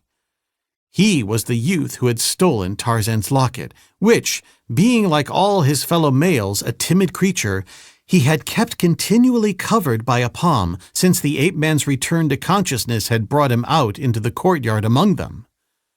The older girl, nothing daunted, leaped forward, her face hideous in a snarl of rage. The boy cast another stone at her and then turned and ran toward the ape-man. What reception he expected, he himself probably did not know. Perhaps it was the recrudescence of a long-dead emotion of fellowship that prompted him to place himself at Tarzan's side. Possibly Tarzan himself, in whom loyalty to kind was strong, had inspired this reawakening of an atrophied soul sense. However that may be, the fact remains that the boy came and stood at Tarzan's side, while the girl, evidently sensing danger to herself in this strange, new temerity of her brother, advanced more cautiously. In signs, she seemed to be telling him what she would do to him if he did not cease to interpose his weak will between her and her gastronomic desires, but he signed back at her defiantly and stood his ground. Tarzan reached over and patted him on the back, smiling. The boy bared his teeth horribly, but it seemed evident that he was trying to return the ape-man's smile. And now the girl was almost upon them, conducting her new mate from the cave to the corral where she would keep him imprisoned for a week or 2, had heard the cadenced beating of naked heels and heavy bludgeons arising from the corral of the first woman, and immediately guessed their import. The welfare of the offspring of the first woman concerned her not as an individual. Community instinct, however, prompted her to release them that they might search for food, and their services not be lost to the tribe through starvation. She would not feed them, of course, as they did not belong to her, but she would open their prison gate and turn them loose to fend for themselves, to find food or not to find it, to survive or to perish according to the inexorable law of the survival of the fittest. But the third woman took her time. Her powerful fingers entangled in the hair of her snarling spouse, she dragged the protesting creature to her corral, removed the great slab from before the entrance, pushed the man roughly within, accelerating his speed with a final kick, replaced the slab, and turned leisurely toward the nearby corral of the first woman. Removing the stone door, she passed through the 2 chambers and entered the corral at the moment that the oldest girl was advancing upon Tarzan. Pausing by the entranceway, she struck her bludgeon against the stone wall of the shelter, evidently to attract the attention of those within the corral. Instantly, all looked in her direction. She was the first adult female, other than their own dam, that the children of the first woman had seen. They shrunk from her in evident terror. The youth at Tarzan's side slunk behind the ape-man, nor did Tarzan wonder at their fear. The third woman was the first adult Alalus he had seen, since all of the time that he had been in the hands of the first woman, he had been unconscious. The girl who had been threatening him with her great club seemed now to have forgotten him, and instead stood with snarling face and narrowed eyes confronting the newcomer. Of all the children, she seemed the least terrified. The ape-man scrutinized the huge, brutish female standing at the far end of the corral with her savage eyes upon him. She had not seen him before, as she had been in the forest hunting at the time that the first woman had brought her prize back to the amphitheater. She had not known that the first woman had any male in her corral other than her own spawn. Here, indeed, was a prize. She would remove him to her own corral. With this idea in mind, and knowing that, unless he succeeded in dodging past her and reaching the entranceway ahead of her, he could not escape her, she moved very slowly toward him, ignoring now the other occupants of the corral. Tarzan, not guessing her real purpose, thought that she was about to attack him as a dangerous alien in the sacred precincts of her home. He viewed her great bulk, her enormous muscular development, and the huge bludgeon swinging in her ham-like hand, and compared them with his own defenseless nakedness.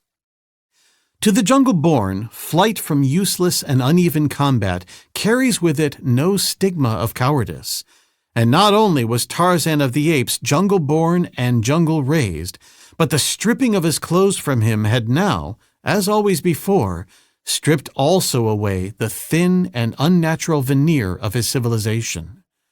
It was then a savage beast that faced the oncoming Alalus woman, a cunning beast as well as a powerful one, a beast that knew when to fight and when to flee. Tarzan cast a quick glance behind him. There crouched the Alalus lad, trembling in fear. Beyond was the rear wall of the corral, one of the great stone slabs of which tilted slightly outward. Slow is the mind of man, slower his eye by comparison with the eye and the mind of the trapped beast seeking escape. So quick was the ape-man that he was gone before the third woman had guessed that he was contemplating flight, and with him had gone the eldest Alalus boy. Wheeling, all in a single motion, Tarzan had swung the young male to his shoulder, leaped swiftly the few paces that had separated him from the rear wall of the corral, and, cat-like, run up the smooth surface of the lightly tilted slab until his fingers closed upon the top, drawn himself over without a single backward glance, dropped the youth to the ground upon the opposite side, following him so quickly that they alighted almost together. Then he glanced about. For the first time he saw the natural amphitheater and the caves before several of which women still squatted. It would soon be dark. The sun was dropping behind the crest of the western hills. Tarzan saw but a single avenue of escape, the opening at the lower end of the amphitheater through which the trail led down into the valley and the forest below. Toward this he ran, followed by the youth. Presently, a woman, sitting before the entrance to her cave, saw him. Seizing her cudgel, she leaped to her feet and gave immediate chase. Attracted by her, another and another took up the pursuit, until 5 or 6 of them thundered along the trail. The youth, pointing the way, raced swiftly ahead of the ape-man. But, swift as he was, he could not outdistance the lithe muscles that had so often in the past carried their master safely from the swift rush of a maddened Numa, or won him a meal against the fleetness of Bara the deer. The heavy, lumbering women behind him had no chance of overhauling this swift pair if they were to depend entirely upon speed. but that they had no intention of doing. They had their stone missiles with which, almost from birth, they had practiced until approximate perfection was attained by each in casting them at either stationary or moving targets. But it was growing dark, the trail twisted and turned, and the speed of the quarry made them elusive marks at which to cast an accurate missile that would be so timed as to stun rather than to kill. Of course, more often than not, a missile intended to stun did actually kill, but the quarry must take that chance. Instinct warned the women against killing the males, though it did not warn them against treating them with the utmost brutality. Had Tarzan realized why the women were pursuing him, he would have run even faster than he did, and when the missiles began to fly past his head, perhaps he did accelerate his speed a trifle. Soon the ape-man reached the forest, and as though he had dissolved into thin air, disappeared from the astonished view of his pursuers, for now, indeed, was he in his own element. While they looked for him upon the ground, he swung swiftly through the lower terraces, keeping in view the Alalus boy racing along the trail beneath him. But with the man escaped, the women stopped and turned back toward their caves. The youth they did not want. For 2 or 3 years he would roam the forests unmolested by his own kind, and if he escaped the savage beasts and the spears and arrows of the ant people, he would come to man's estate and be fair prey for any of the great shes during the mating season. For the time being, at least, he would lead a comparatively safe and happy existence. His chances of survival had been materially lessened by his early escape into the forest. Had the first woman lived, she would have kept him safely within the walls of her corral for another year at least, when he would have been better fitted to cope with the dangers and emergencies of the savage life of the forest and the jungle. The boy, his keen ears telling him that the women had given up the pursuit, halted and looked back for the strange creature that had freed him from the hated corral, but he could see only a short distance through the darkness of the growing forest night. The stranger was not in sight. The youth pricked up his great ears and listened intently. There was no sound of human footsteps other than the rapidly diminishing ones of the retreating women. There were other sounds, however, unfamiliar forced sounds that filled his muddy brain with vague terrors, sounds that came from the surrounding underbrush, sounds that came from the branches above his head, and, too, there were terrifying odors. Darkness, complete and impenetrable, had closed in upon him with a suddenness that left him trembling. He could almost feel it weighing down upon him, crushing him, and at the same time leaving him exposed to nameless terrors. He looked about him and could see naught, so that it seemed to him that he was without eyes, and being without a voice, he could not call out either to frighten his enemies or attract the attention of the strange creature that had befriended him, and whose presence had so strangely aroused in his own breast an inexplicable emotion, a pleasurable emotion. He had no word for it who had no word for anything, but he felt it, and it still warmed his bosom, and he wished in his muddy way that he could make a noise that would attract that strange creature to him again. He was lonely and much afraid. A crackling of the bushes nearby aroused him to new and more intimate terror. Something large was approaching through the black night. The youth stood with his back against a great tree. He dared not move. He sniffed, but what movement of the air there was took course from him in the direction of the thing that was creeping upon him out of the terrible forest, and so he could not identify it. But his instinct told him that the creature had identified him and was doubtless creeping closer to leap upon him and devour him. He knew naught of lions, unless instinct carries with it a picture of the various creatures of which the denizens of the wild are instinctively afraid. In all his life, he had never been outside the corral of the first woman, and as his people are without speech, his dam could have told him nothing of the outside world. Yet, when the lion roared, he knew that it was a lion. Chapter 4.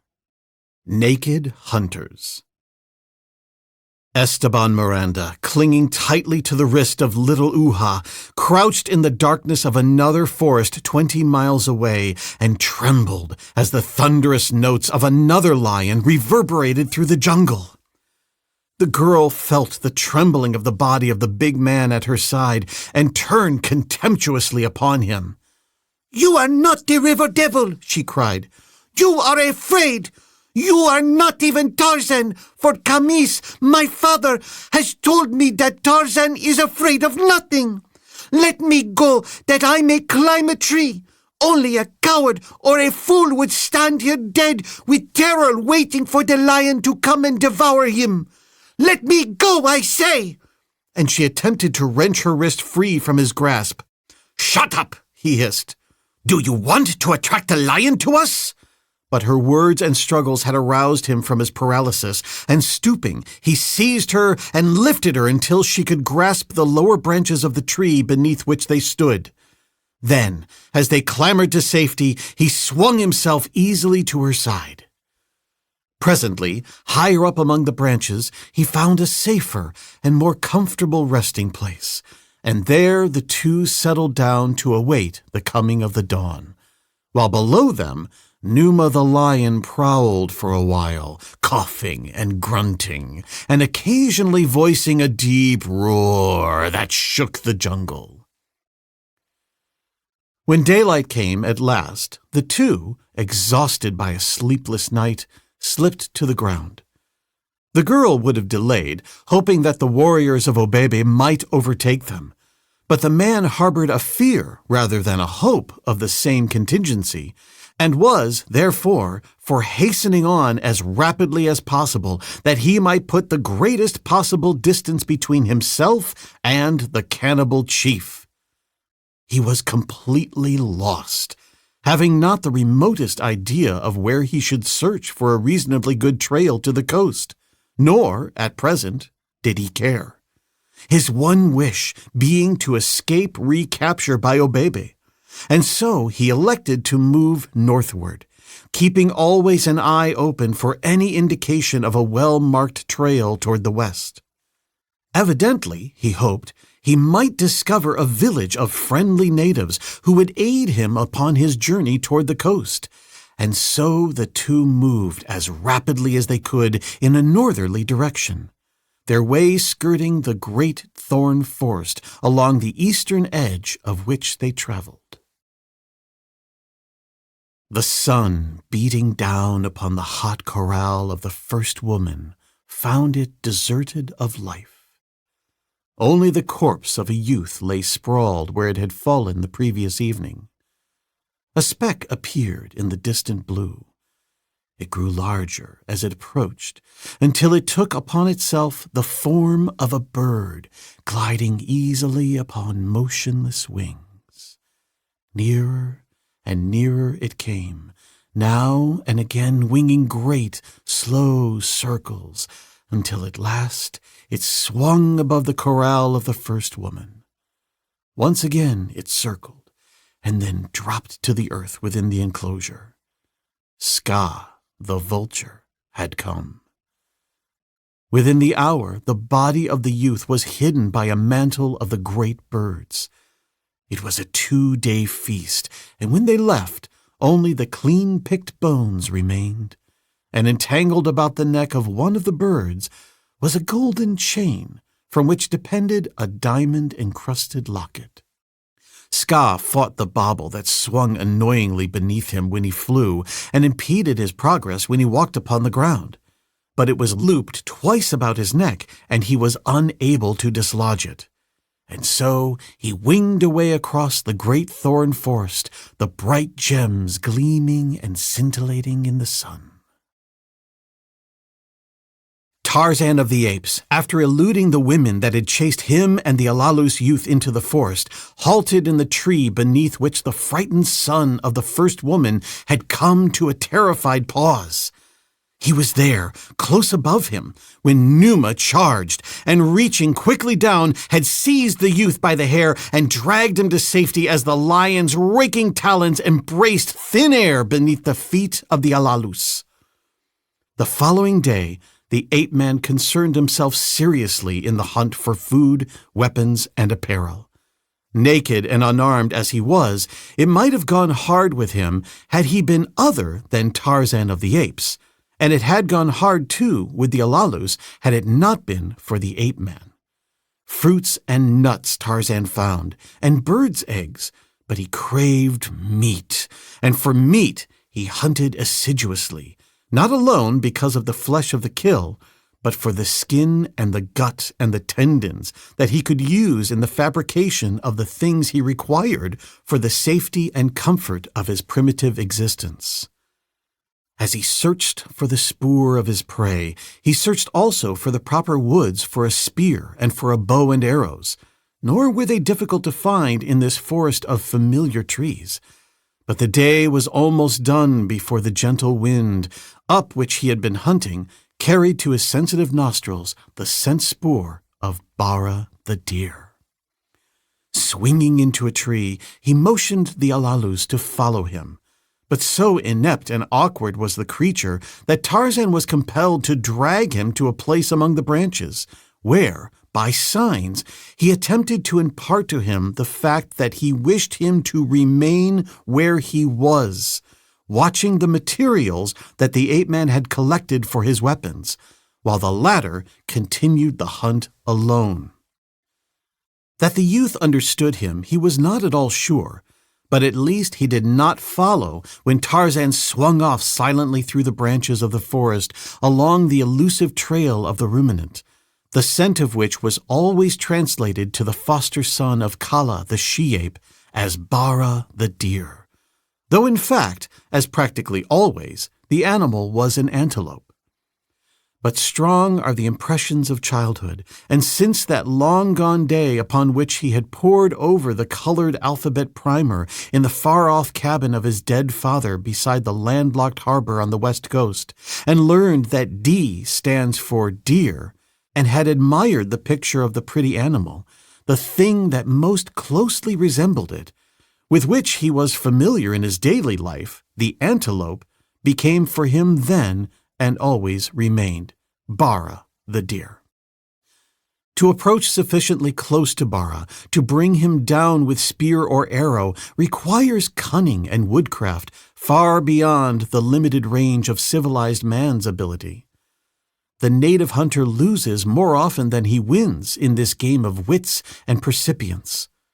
Tarzan, however, must excel them both, and the antelope too, in the keenness of his perceptive faculties and in coordination of mind and muscles, if he were to lay Bara low with only the weapons with which nature had endowed him. As Tarzan sped silently through the jungle, guided by his nostrils in the direction of Bara the deer, increasing strength of the familiar effluvium apprised him that not far ahead Bara foregathered in numbers, and the mouth of the savage ape-man watered in anticipation of the feast that but awaited his coming. And as the strength of the scent increased, more warily went the great beast, moving silently, a shadow among the shadows of the forest, until he came at last to the verge of an opening in which he saw a dozen antelope grazing. Squatting motionless upon a low-hanging limb, the ape-man watched the movements of the herd against the moment that one might come close enough to the encircling trees to give a charge at least a shadow of a chance for success. To wait patiently, oftentimes hour upon hour, for the quarry to expose itself to more certain death is a part of the great game that the hunters of the wild must play. A single, ill-timed, or thoughtless movement may send the timorous prey scampering off into the far distance from which they may not return for days. To avoid this, Tarzan remained in statuesque immobility, waiting for the chance to send one of the antelope within striking distance. And while he waited, there came to his nostrils, faintly, the scent of Numa the lion. Tarzan scowled. He was downwind from Bara, and the lion was not between him and the antelope. It must, therefore, be upwind from the quarry, as well as from himself. But why had not the sensitive nostrils of the herbivora caught the scent of their arch-enemy before it had reached the ape-man? That they had not was evidenced by their placidity as they grazed contently, their tails twitching and occasionally a head raised to look about with up-pricked ears, though with no symptom of the terror that would immediately follow the discovery of Numa in their vicinity. The ape-man concluded that one of those freaks of the air currents that so often leaves a motionless pocket of air directly in the path of the flow had momentarily surrounded the antelope, insulating them, as it were, from their immediate surroundings. And while he was thinking these things and wishing that Numa would go away, he was shocked to hear a sudden crashing in the underbrush upon the opposite side of the clearing beyond the antelope, who were instantly upon the alert and poised for flight. Almost simultaneously, there broke into view a young lion, which, upon coming in sight of the antelope, set up a terrific roaring as it charged. Tarzan could have torn his hair in rage and disappointment. The blundering stupidity of a young lion had robbed him of his meat. The ruminants were scattering in all directions. The lion, charging futilely, had lost his own meat and Tarzan's too. But wait! What was this? A terrified buck, blind to all save the single thought of escape from the talons of the dread carnivore, was bolting straight for the tree in which Tarzan sat. As it came beneath him, a sleek brown body shot head foremost from the foliage. Steel fingers gripped the throat of the buck, strong teeth fastened in its neck. The weight of the savage hunter carried the quarry to its knees, and before it could stumble to its feet again, a quick wrench with those powerful hands had twisted and broken its neck. Without a backward glance, the ape-man threw the carcass to his shoulder and leaped into the nearest tree. He had no need to waste time in looking back to know what Numa would be doing, for he realized that he had leaped upon Bara full in the sight of the king of beasts. Scarce had he drawn himself to safety ere the great cat crashed across the spot where he had stood. Numa, baffled, roared terribly as he returned to glare up at the ape-man perched above him. Tarzan smiled. "Son of Dango the hyena," he taunted, "go hungry until you learn to hunt." And casting a broken branch contemptuously in the lion's face, the ape-man vanished among the leafy branches, bearing his kill lightly across one broad shoulder. It was still daylight when Tarzan returned to where the Alalus was awaiting him. The youth had a small stone knife, and with this the ape-man hacked off a generous portion of the antelope for the whelp of the first woman, and another for himself. Into the raw flesh hungrily sank the strong white teeth of the English lord, while the Alalus youth, gazing at him in surprise, sought materials for fire-making. Amused, Tarzan watched him until the other had succeeded in preparing his food as he thought it should be prepared. The outside burned to a cinder, the inside raw, yet it was cooked food, and doubtless imparted to its partaker a feeling of great superiority over the low beasts that devoured their meat raw, just as though he had been a civilized epicure eating decaying game and putrid cheeses at some fashionable club in London. Tarzan smiled as he thought how vague, after all, the line that separates primitive from civilized man in matters pertaining to their instincts and their appetites.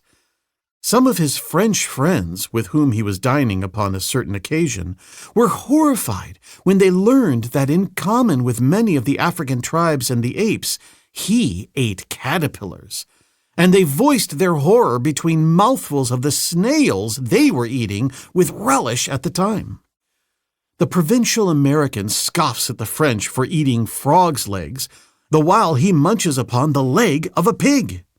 The Eskimo eat raw blubber. The Amazonians, both white and native, eat the contents of the stomach of parrots and monkeys and consider them delicacies. The Chinese peasant asks not how his meat came by its death, nor how long since.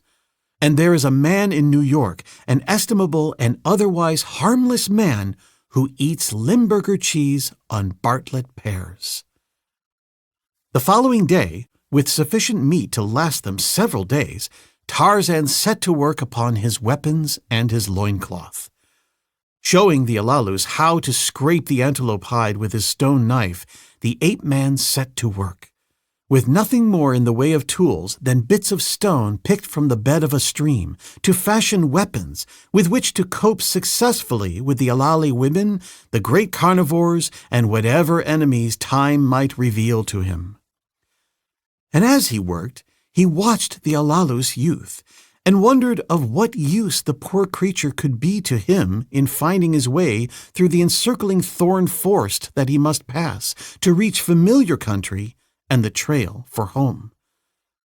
That the poor thing was timid had been evidenced by its manner when fleeing from the Alali woman, and its terror when confronted by Numa. Its speechlessness made it useless as a companion, and it was entirely without woodcraft other than a certain crude, instinctive kind that was of no use to Tarzan. But it had placed itself at his side during the altercation in the corral, and although it could not have been of any help to him, yet it had won a right to his consideration by its act. Moreover, it was evident, quite evident, that the creature had attached itself to Tarzan and intended to remain with him. An idea occurred to Tarzan as he worked upon his weapons and thought upon the Alalus. He would make similar weapons for the youth and teach him how to use them. He had seen that the crude weapons of the Alali would be no match against one armed with a bow and arrows, or even a good spear. Accurately, they could not hope to throw their missiles as far as a good bowman could speed his shaft, and their bludgeons were helpless in the face of a well-thrown spear. Yes, he would make weapons for the youth and train him in their use, and then he could be made of service in the hunt and, if necessary, in the fight.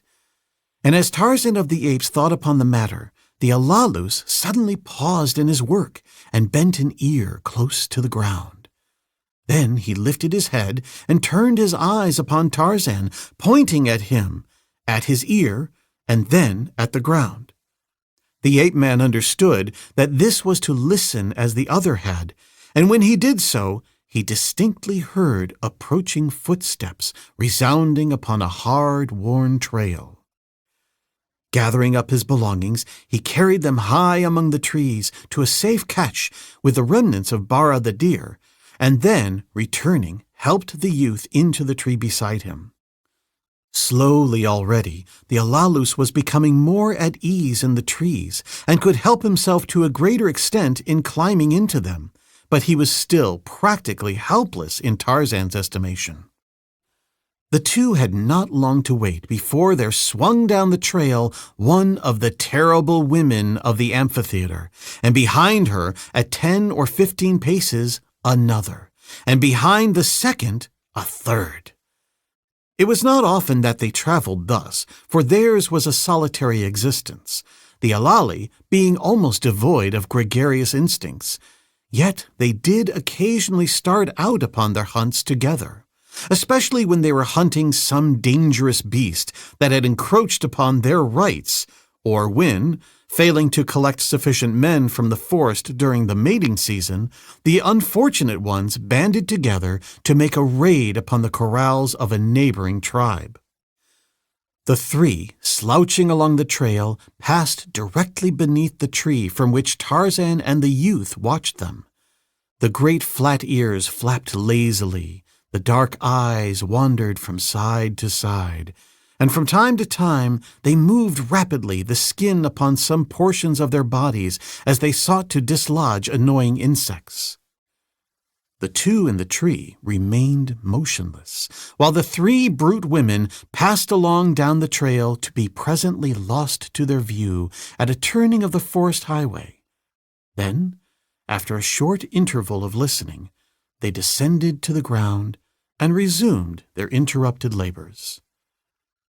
The ape-man smiled as he idly pondered the events of the past few minutes. Tarzan of the apes, lord of the jungle, hiding among the trees to escape the notice of 3 women. But such women! He knew little about them or their ways as yet, but what he did know was sufficient to convince him that they were as formidable foes as ever he had encountered, and that while he remained weaponless, he was no match against their great bludgeons and swift-thrown missiles. The days passed. The ape-man and his silent companion perfected the weapons that would more easily give them food, the latter working mechanically, following the instructions of his master, until at last the time came when Tarzan and the Alalus were fully equipped, and then they hunted together, the man training the youth in the use of bow and spear and the long grass rope that from boyhood had formed a unique feature of the ape-man's armament. During these days of hunting, there came over the Alalus youth quite suddenly a great change. It had been his habit to glide stealthily through the forest, stopping often to look this way and that, fearful, apparently, of every creature that roamed the shadowed trails. His one great fear, the ferocious females of his kind. But suddenly, all this changed as by magic. Slowly, he was mastering the bow and the spear. With deep interest and a sense of awe and respect, he had watched Tarzan bring down many animals, great and small, for food. And once he had seen him dispatch Sabor, the lioness, with a single thrust of his great spear when Sabor had caught the ape-man in a clearing too far from the sanctuary of his beloved trees. And then his own day came. He and Tarzan were hunting when the former disturbed a small herd of wild pigs, bringing down 2 with his arrows. The others scattered in all directions, and one of these, a boar, sighting the Alalus, charged him. The youth was of a mind to flee, for ages of inherited instinct prompted him to flight. Always the male Alalus fled from danger, and between fleeing from carnivorous animals and from their own women, they had become very swift, so swift that no dangerous enemy could overtake them. An Alalus man could be captured only by craft. He could have escaped the boar by flight, and for an instant he was upon the verge of flight, but a sudden thought checked him. Back flew his spear hand as the ape-man had taught him, and then forward with all the weight of his body behind the cast. The boar was coming straight for him. The spear struck in front of the left shoulder and ranged downward through the heart. Horta the boar dropped in his tracks. A new expression came into the eyes and spread over the countenance of the Alalus. He no longer wore that hunted expression. He no longer slunk through the forest, casting fearful glances from side to side. Now he walked erect, boldly, and with the fearless mien, and perhaps instead of dreading the appearance of a female, he rather courted the event. He was the personification of avenging manhood. Within him rankled countless ages of contemptuous treatment and abuse at the hands of the shes. Doubtless he never thought of the matter in this way at all, but the fact remained, and Tarzan realized it, that the first woman unfortunate enough to stumble upon this youth was going to get the surprise of her life. And while Tarzan and the Alalus roamed the strange land hemmed in by the great thorn forest, and the ape-man sought for an avenue of escape, Esteban Miranda and little Uha, daughter of Camis the witch-doctor, wandered along the forest's outer verge in search of a trail toward the west and the coast. Chapter 5. New Friends. With dog-like devotion, the Alalus youth clung to Tarzan.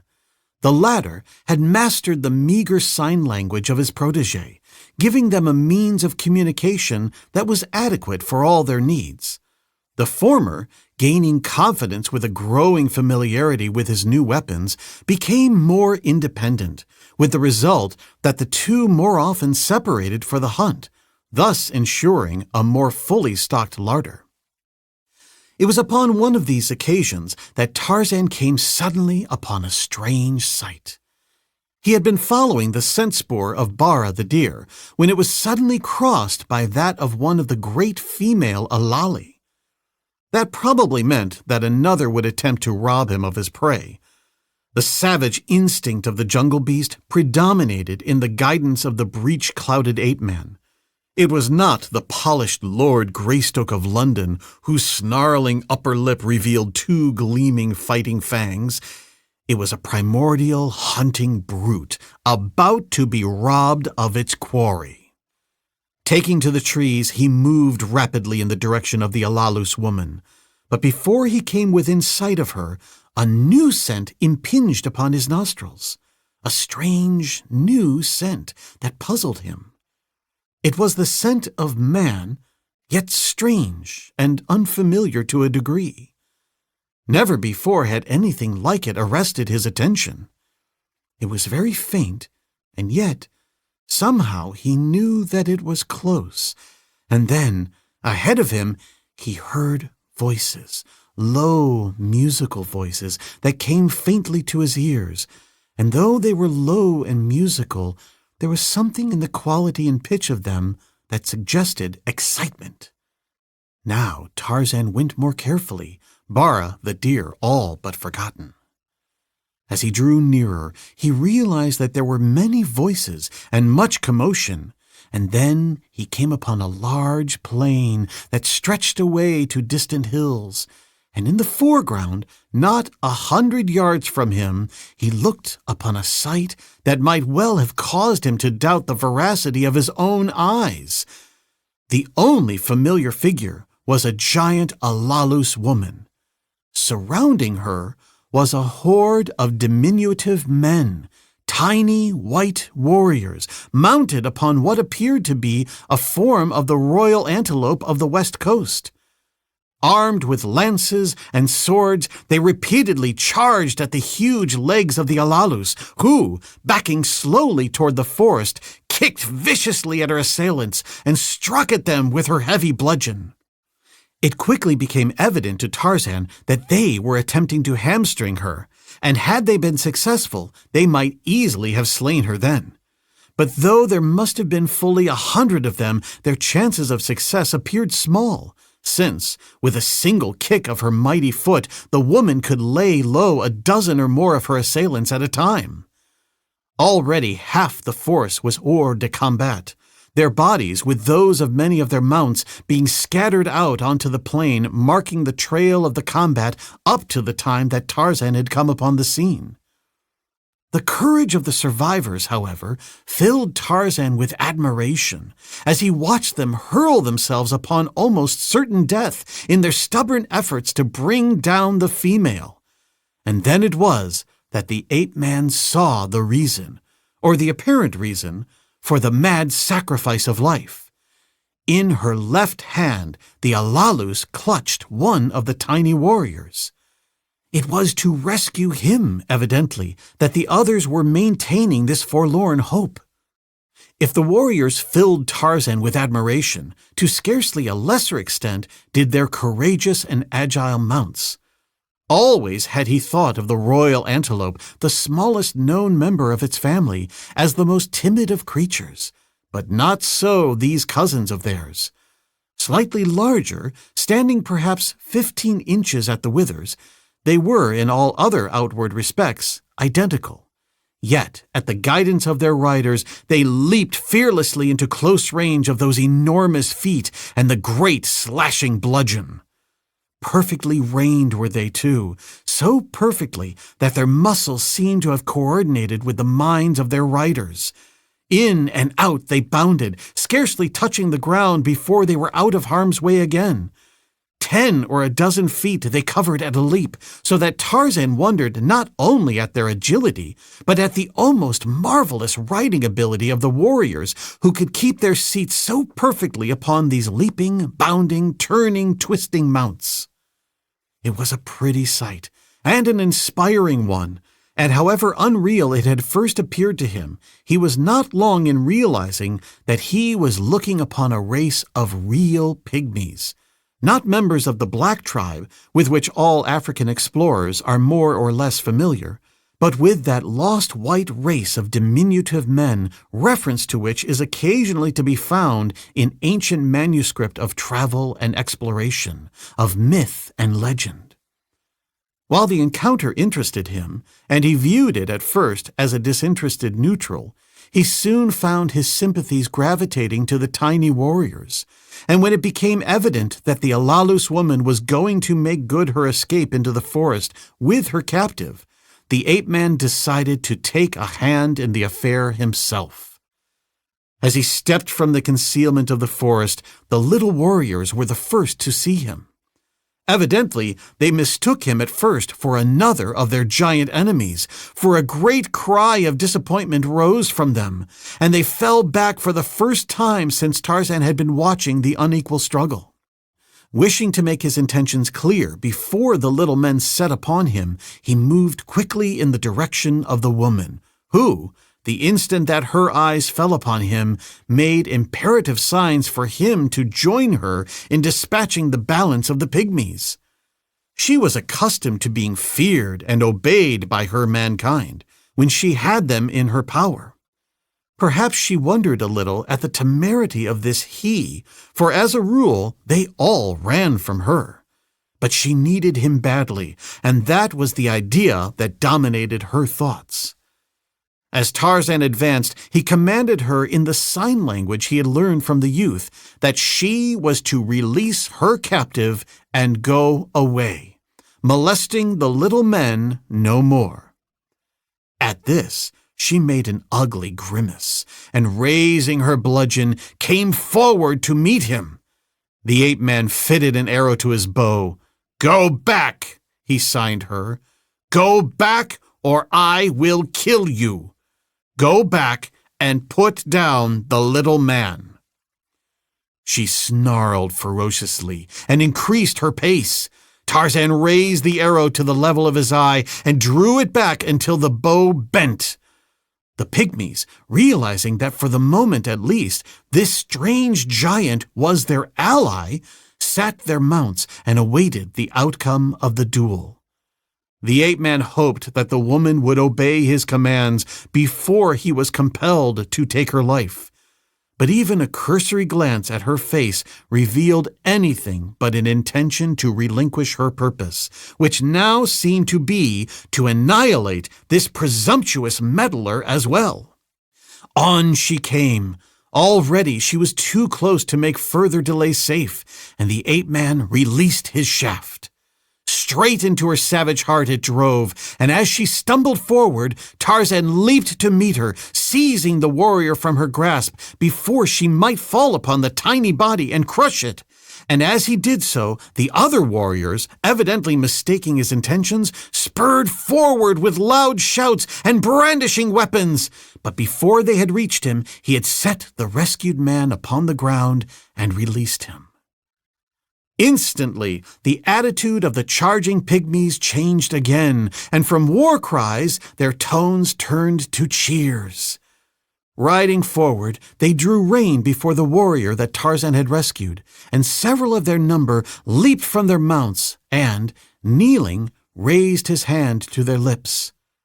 It was evident then to the ape-man that he had rescued one who stood high among them, their chief perhaps, and now he wondered what would be their attitude toward him, as, with a look of amused tolerance upon his grim features, he watched them as one might watch the interesting doings of a swarm of ants. As they felicitated their fellow upon his miraculous escape, Tarzan had an opportunity to inspect them more closely. The tallest of them stood about 18 inches in height. Their white skins were tanned by exposure to a shade a trifle darker than his own. Yet there was no question but that they were white men. Their features were regular and well-proportioned, so that by any standards they would have been considered handsome. There were, of course, variations and exceptions, but on the whole, those that he saw before him were fine-looking men. All were smooth-faced, and there seemed to be no very old men among them, while he whom Tarzan had saved from the Alalus woman was apparently younger than the average, and much younger than those who had dismounted to do him homage. As Tarzan watched them, the young man bade the others rise, and then addressed them for a moment, after which he turned toward the ape-man and directed his remarks to him, none of which, of course, Tarzan could understand. By his manner, however, he guessed that the other was thanking him, and possibly, too, asking his further intentions toward them, and in reply the ape-man endeavored to assure them that he desired their friendship. Further to emphasize his peaceful intentions, he cast his weapons aside and took a step toward them, his arms thrown slightly outward, his open palms in their direction. The young man seemed to understand his friendly overtures, for he too advanced, offering his hand to Tarzan. The ape-man knew that the other meant that he should kiss it, but this he did not do, preferring to assume a role of equality with their highest. Instead, he kneeled upon one knee that he might more easily reach the proffered hand of the pygmy, and pressing the tiny fingers gently, inclined his head slightly in a formal bow which carried no suggestion of servility. The other seemed satisfied, returned the bow with equal dignity, and then attempted to convey to the ape-man that he and his party were about to ride off across the plain, inviting him to accompany them. Rather curious to see more of these remarkable little people, Tarzan was nothing loath to accept the invitation. Before the party set out, however, they dispersed to gather up their dead and wounded, and to put out of their misery any of the injured antelope that were too severely hurt to travel. This they did with the relatively long, straight sword which was part of the armament of each. Their lances they left resting in cylindrical boots attached to the right side of their saddles. For other weapons, Tarzan could discover nothing but a tiny knife carried in a scabbard at the right side by each warrior. The blade, like the blade of the rapier, was two-edged, but only about 1.5 inches long, with a very sharp point. Having gathered the dead and wounded, the latter were examined by the young leader of the party, who was accompanied by the 5 or 6 who had gathered about him at the time that Tarzan had released him. These Tarzan took to be lieutenants or under-chiefs. He saw them question the wounded, and in 3 cases, each evidently a hopeless one, the leader ran his sword quickly through the hearts of the unhappy men. While this seemingly cruel, yet unquestionably sound, military gesture was being carried out, the balance of the warriors, directed by under-officers, were excavating a long trench beside the dead, of which there were 20, their tool being a stout shovel blade carried attached to the saddle and which could be quickly fitted to the butt of the spear or lance. The men worked with extreme rapidity and under a plan that seemed to abhor lost motion, of which there was the absolute minimum, until in an incredibly short time they had excavated a trench 50 inches in length, 18 inches wide, and 9 inches deep, the equivalent of which to men of normal size would have been nearly 17 feet long, 6 feet wide, and 3 feet deep. Into this they packed the dead like sardines and in 2 layers. Then they shoveled back sufficient earth to fill the interstices between the bodies and to come to a level with the top of the upper layer, after which loose stones were rolled in until the bodies were entirely covered by 2 inches of stones. The remaining earth from the excavation was then piled over all. By the time this work was completed, the loose antelope had been caught and the wounded strapped to their backs. At a word from their commander, the party formed with military precision. A detail started ahead with the wounded, and a moment later, the balance of the troop was mounted and on the way. The method of mounting and taking up the march was unique and a source of considerable interest to Tarzan. The dismounted warriors were standing in line facing the young leader who was mounted, as were the several officers who accompanied him. Each warrior held his mount by the bridle. The commander made a rapid signal with the raised point of his sword. There was no spoken word of command.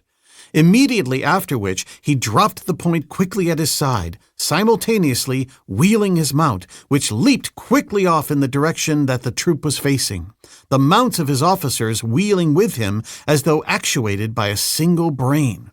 And at the same instant the mount of each alternate warrior in the line leaped forward, and as it leaped, its rider swung to its saddle, vaulting to its seat as lightly as a feather.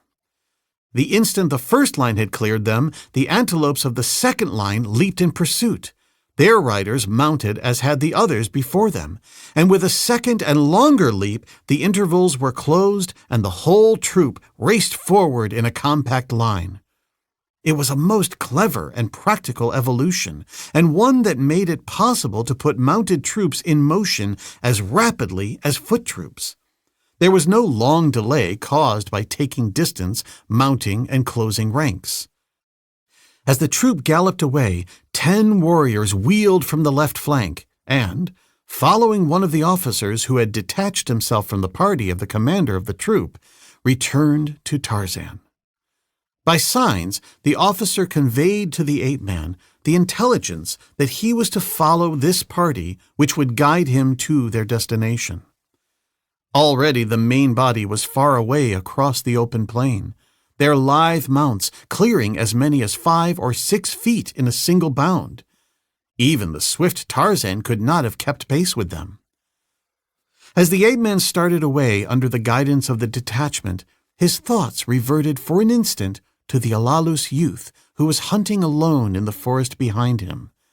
But he soon put the creature from his mind with the realization that it was better equipped to defend itself than any of its kind, and that when he had made his visit to the country of the pygmies, he could doubtless return and find the Alalus, if he so desired. Tarzan, inured to hardship and to long and rapid marches, fell into a dog trot such as he could keep up for hours at a time without rest, while his guides, trotting their graceful mounts, kept just ahead of him. The plain was more rolling than it had appeared from the verge of the forest, with here and there a clump of trees. The grass was plentiful, and there were occasional bands of the larger species of antelope grazing at intervals. At sight of the approaching riders and the comparatively giant-like figure of Tarzan, they broke and ran. Once they passed a rhinoceros, the party making only a slight detour to avoid it, and later, in a clump of trees, the leader halted his detachment suddenly, and seizing his lance, advanced again slowly toward a clump of bushes, at the same time transmitting an order to his men which caused them to spread and surround the thicket. Tarzan halted and watched the proceedings.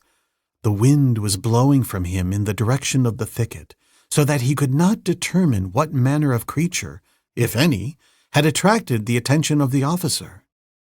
But presently, when the warriors had completely surrounded the bushes and those upon the other side had ridden into it, their spears crouched and ready, he heard an ugly snarl issuing from the center of the thicket, and an instant later an African wildcat sprang into view, leaping directly at the officer waiting with ready spear to receive it. The weight and momentum of the beast all but unseated the rider, the point of whose spear had met the cat full in the chest. There were a few spasmodic struggles before death ensued, during which, had the spear broken, the man would have been badly mauled or perhaps killed, for the cat was relatively as formidable a beast as is the lion to us.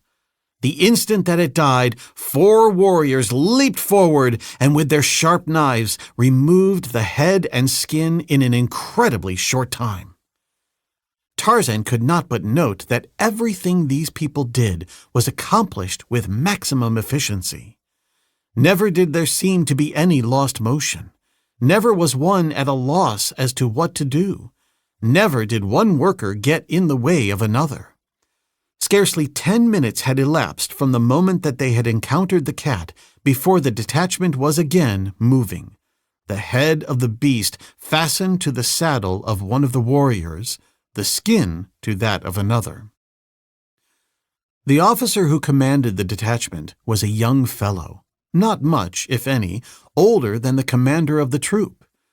That he was courageous, Tarzan could bear witness from the manner in which he had faced what must have been, to so diminutive a people, a most deadly and ferocious beast. But then, the entire party's hopeless attack upon the Alalus woman had proved that they all were courageous, and the ape-man admired and respected courage. Already he liked these little men, though it was at times still difficult for him to accept them as a reality.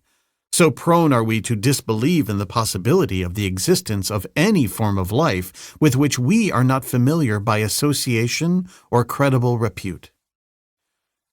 They had been traveling for almost 6 hours across the plain. The wind had changed, and there was borne to Tarzan's nostrils clearly the scent of Bara the deer ahead.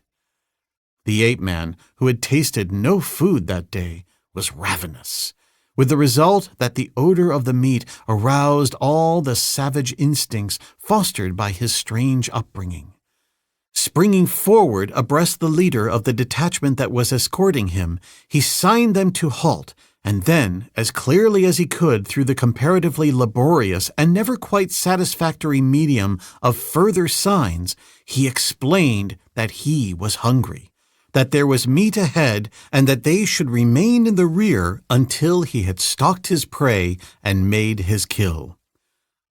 The officer, having understood and signified his assent, Tarzan crept stealthily forward toward a small clump of trees, beyond which his keen scent told him there were several antelope, and behind Tarzan followed the detachment, so noiselessly that even the keen ears of the ape-man heard them not.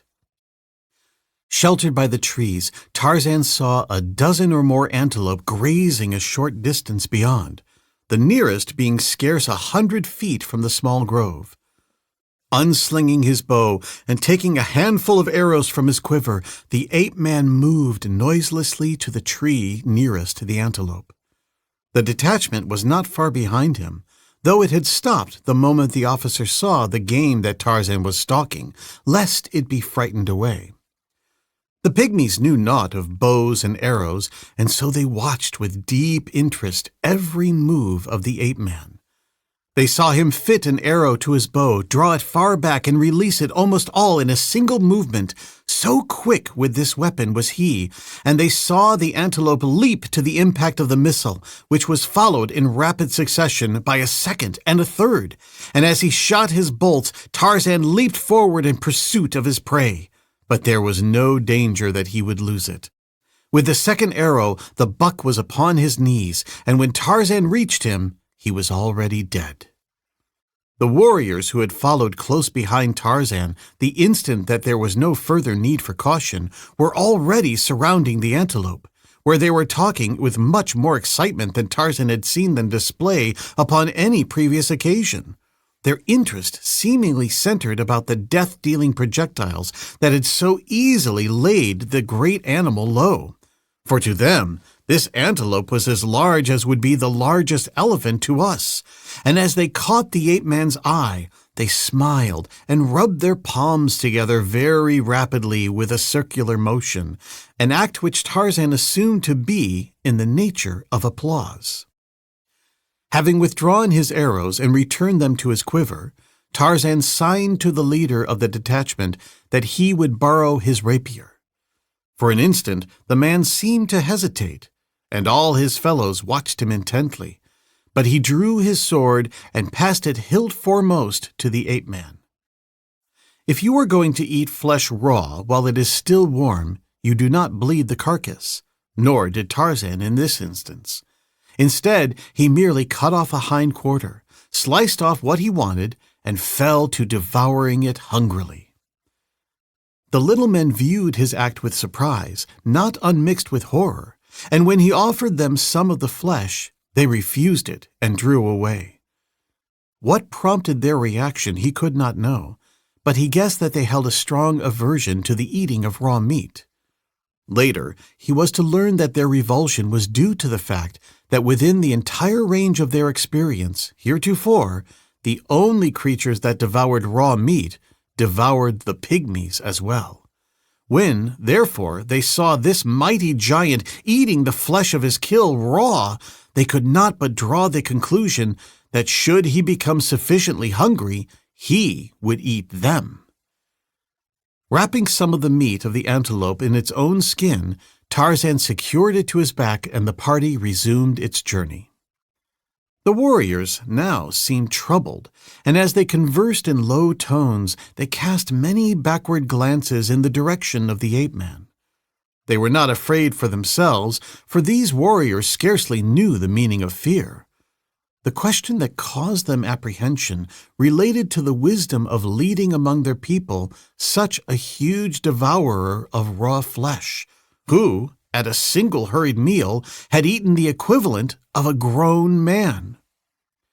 The afternoon was drawing to a close when Tarzan discerned in the far distance what appeared to be a group of symmetrical, dome-shaped hillocks, and later, as they approached these, he saw a body of mounted warriors galloping to meet them. From his greater height, he saw these before the others saw them, and attracting the officer's attention, made signs apprising the latter of his discovery. But the oncoming warriors were hidden from the view of their fellows by the inequalities of the ground. Realizing this, Tarzan stooped and, before the officer could guess his intention, had gathered antelope and rider gently in his powerful hands and lifted them high above the ground. For an instant, consternation held the remaining warriors. Swords flashed, and a warning cry arose, and even the plucky pygmy in his grasp drew his own diminutive weapon. But a smile from the ape-man reassured them all, and an instant later the officer saw why Tarzan had raised him aloft. He called down to the others below him then, and from their manner, as from that of him whom he held, the ape-man guessed that the approaching party was composed of friends of his escort. And so, a few minutes later, it proved when he was surrounded by several hundreds of the pygmies, all friendly, eager, and curious. Among them was the leader whom he had rescued from the Alalus woman, and him he greeted with a handshake. A consultation now took place between the leader of the detachment that had escorted the ape-man, the young commander of the larger party, and several older warriors. By the expressions of their faces and the tone of their voices, Tarzan judged that the matter was serious, and that it concerned him, he was sure, from the numerous glances that were cast in his direction. He could not know, though, that the subject of their discussion was based upon the report of the commander of the escort that their mighty guest was an eater of raw flesh, and the consequent danger of bringing him among their people. The chief among them, the young commander, settled the question, however, by reminding him that though the giant must have been very hungry to have devoured as much flesh as they told him he had, nevertheless he had traveled for many hours with only a small number of their warriors always within easy reach of him, and had not offered to molest them. This seemed a conclusive argument of his good intentions, and consequently the cavalcade set forth without further delay in the direction of the hillocks that were now in plain view a mile or two away. As they neared them, Tarzan saw what appeared to be literally innumerable little men moving about among the hillocks. And as he came nearer still, he realized that these seeming hillocks were symmetrical mounds of small stones, quite evidently built by the pygmies themselves, and that the hordes of pygmies moving about among them were workers. For here was a long line, all moving in one direction, emerging from a hole in the ground, and following a well-defined path to a half-completed hillock that was evidently in course of construction. Another line moved, empty-handed, in the opposite direction, entering the ground through a second hole, and upon the flanks of each line, and at frequent intervals, marched armed warriors, while other similar lines of guarded workers moved in and out of openings in each of the other dome-like structures, carrying to the mind of the ape-man a suggestion of ants laboring about their hills. Chapter 6 Chohana del Makus. Ska, the vulture, winged his way leisurely in great circles far above the right bank of the Ogogo. The pendant locket, sparkling in the sunlight, had ceased to annoy him while on the wing. Only when he alighted and walked upon the ground did it become an encumbrance.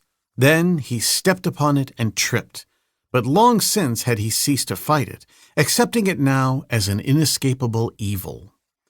Beneath him, he presently descried the still, recumbent form of Gorgo, the buffalo, whose posture proclaimed that he was already fit food for Ska. The great bird dropped, alighting in a nearby tree. All was well. No foes were in evidence. Satisfied of this, Ska flapped down to the fallen beast. Miles away, a giant white man crouched in the concealment of a dense thicket with a little black girl. The fingers of one of the man's hands were across her mouth, those of the other held a knife at her heart. The man's eyes were not upon the girl, but were straining through the dense foliage toward a game trail along which two ebon warriors were advancing. Succor was close at hand for Uha, the daughter of Kamis, the witch doctor, for the two approaching were hunters from the village of Obebe, the chief. But she dared not call aloud to attract them, lest the sharp point of Miranda's knife slip into her young heart. And so she heard them come and go, until, their voices lost in the distance, the Spaniard arose and dragged her back upon the trail, where they took up, what seemed to Uha, their endless and fruitless wanderings through the jungle. In the village of the Ant-Men, Tarzan found a warm welcome, and having decided to remain for a while that he might study them and their customs, he set to work, as was his wont when thrown among strange peoples, to learn their language as quickly as possible. Having already mastered several languages and numerous dialects, the ape-man never found it difficult to add to his linguistic attainments, and so it was only a matter of a comparatively short time before he found it possible to understand his hosts and to make himself understood by them. It was then that he learned that they had at first thought that he was some form of Alalus, and had consequently believed that it ever would be impossible to communicate with him by other means than signs. They were greatly delighted, therefore, when it had become apparent that he could utter vocal sounds identical to theirs, and when they comprehended that he desired to learn their tongue. Adendur-Hakis, the king, placed several instructors at his disposal and gave orders that all his people, with whom the giant stranger might come in contact, should aid him to an early understanding of their language. Adendur-Hakis was particularly well inclined toward the ape-man because of the fact that it had been the king's son, Komodo Florensal, whom Tarzan had rescued from the clutches of the Alalus woman. And so it was that everything was done to make the giant's stay among them a pleasant one. 100 slaves brought his food to him, where he had taken up his abode beneath the shade of a great tree that grew in lonely majesty just outside the city. When he walked among the group of dome houses, a troop of cavalry galloped ahead to clear a path for him, lest he trod upon some of the people of the city. But always was Tarzan careful of his hosts, so that no harm ever befell one of them because of him. As he mastered the language, he learned many things concerning these remarkable people. Prince Komodo Florensal almost daily took it upon himself to assist in the instruction of his colossal guest, and it was from him that Tarzan learned most. Nor were his eyes idle as he strolled around the city. Particularly interesting was the method of construction used in erecting the comparatively gigantic dome houses which towered high above even the great Tarzan. The first step in the construction was to outline the periphery of the base with boulders of uniform size and weighing perhaps 50 pounds each. 2 slaves easily carried such a boulder when it was slung in a rope hammock, and as thousands of slaves were employed, the work progressed with rapidity. The circular base, with a diameter of 150 to 200 feet, having been outlined, another, smaller circle was laid about 10 feet inside the first, 4 openings being left in each circle to mark the location of the 4 entrances to the completed building, and corresponding to the 4 principal cardinal points of the compass. The walls of the entrances were then outlined upon the ground with similar large boulders, these being a little more carefully selected for uniformity, after which the 4 enclosures thus formed were packed closely with boulders. The corridors and chambers of the first floor were then outlined, and the spaces between filled with boulders, each being placed with the utmost care and nicety in relation to those touching it, and those that should rest upon it when the second course was laid, for these were to support a tremendous weight when the edifice was completed. The corridors were generally 3 feet wide, the equivalent of 12 feet by our standards, while the chambers varied in dimensions according to the uses to which they were to be put.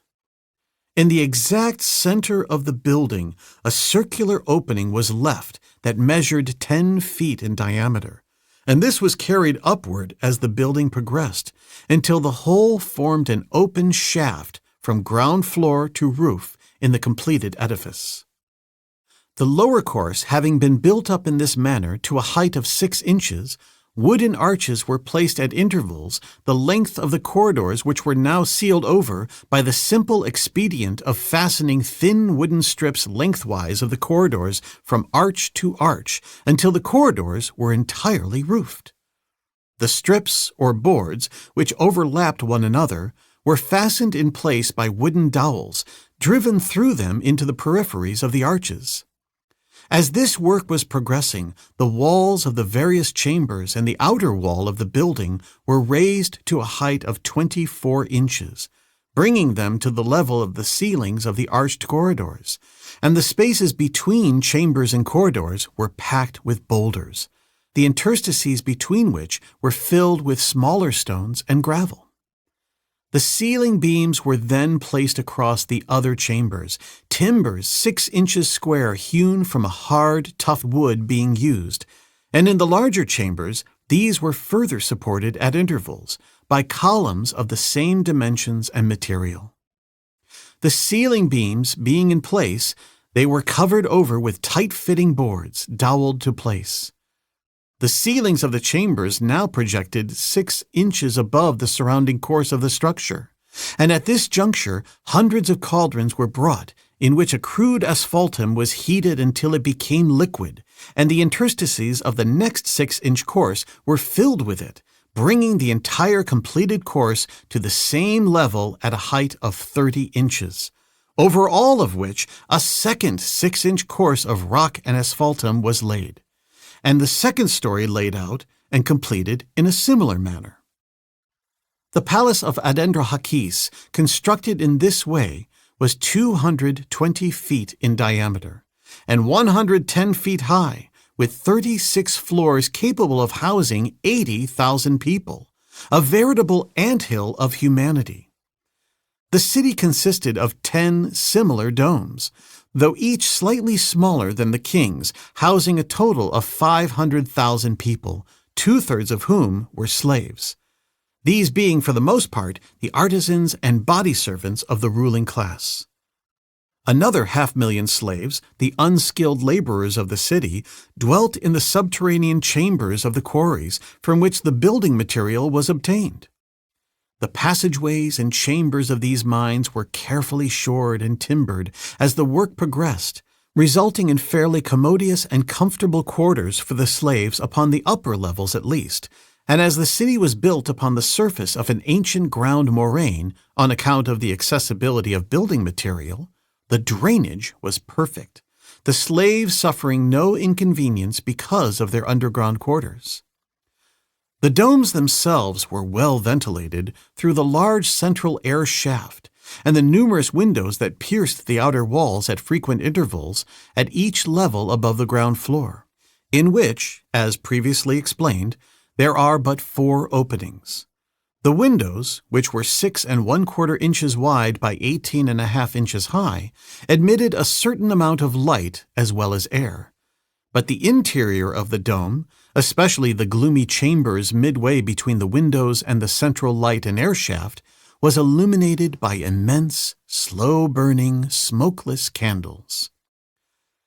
Tarzan watched the construction of the new dome with keenest interest, realizing that it was the only opportunity that he ever would have to see the interior of one of these remarkable human hives. And as he was thus engaged, Commodore Florensal and his friends hastened to initiate him into the mysteries of their language. And while he learned the language of his hosts, he learned many other things of interest about them. The slaves, he discovered, were either prisoners of war or the descendants of prisoners of war. Some had been in bondage for so many generations that all trace of their origin had become lost, and they considered themselves as much citizens of Trohanadalmakus, the city of King Adendrohakis, as did any of the nobility. On the whole, they were treated with kindness and were not overworked after the second generation. The recent prisoners and their children were, for the most part, included in the caste of unskilled labor from which the limit of human endurance was exacted. They were the miners, the quarriers, and the builders, and fully 50% of them were literally worked to death. With the second generation, the education of the children commenced, those who showed aptitude for any of the skilled crafts being immediately transferred from the quarries to the domes, where they took up the relatively easy life of a prosperous and indulged middle class. In another manner might an individual escape the quarries, by marriage, or rather by selection, as they chose to call it, with a member of the ruling class. In a community where class consciousness was such a characteristic of the people, and where caste was almost a fetish, it was rather remarkable that such connections brought no odium upon the inferiors, but, on the contrary, automatically elevated the lesser to the caste of the higher contracting party. "It is thus, deliverer of the son of Adendrohakis," explained Commodore Florensal, in reply to Tarzan's inquiry relative to this rather peculiar exception to the rigid class distinctions the king's son had so often impressed upon him. "Ages ago, during the reign of Clamata Amosoral, in the city of Trohanadalmakus, the warriors of Veltopeshago, king of the city of Veltopesmakus, marched upon our fair Trohanadalmakus, and in the battle that ensued the troops of our ancestors were all but annihilated. Thousands of our men and women were carried away into slavery, and all that saved us from being totally wiped out was the courageous defense that our own slaves waged for their masters. Clamata Amorasol, from whom I am descended, fighting in the thick of the fray, noted the greater stamina of the slaves. They were stronger than the warriors of either city, and seemed not to tire at all, while the high caste nobility of the fighting clans, though highly courageous, became completely exhausted after a few minutes of fighting. After the battle was over, Clamata Omorasal called together all the chief officers of the city, or rather all who had not been killed or taken prisoner, and pointed out to them that the reason our city had been defeated was not so much because of the greater numbers of the forces of the king Veltopeshago, as to the fact that our own warriors were physical weaklings. And he asked them why this should be, and what could be done to remedy so grievous a fault. The younger man among them, wounded and weak from loss of blood, was the only one who could offer a reasonable explanation or suggest a means of correcting the one obvious weakness of the city. He called their attention to the fact that of all the race of Menunians, the people of the city of Trohanadamakus were the most ancient, and that for ages there had been no infusion of new blood, since they were not permitted to mate outside their own caste, while their slaves, recruited from all the cities of Menuni, had interbred, with the result that they had become strong and robust, while their masters, through inbreeding, had grown correspondingly weaker.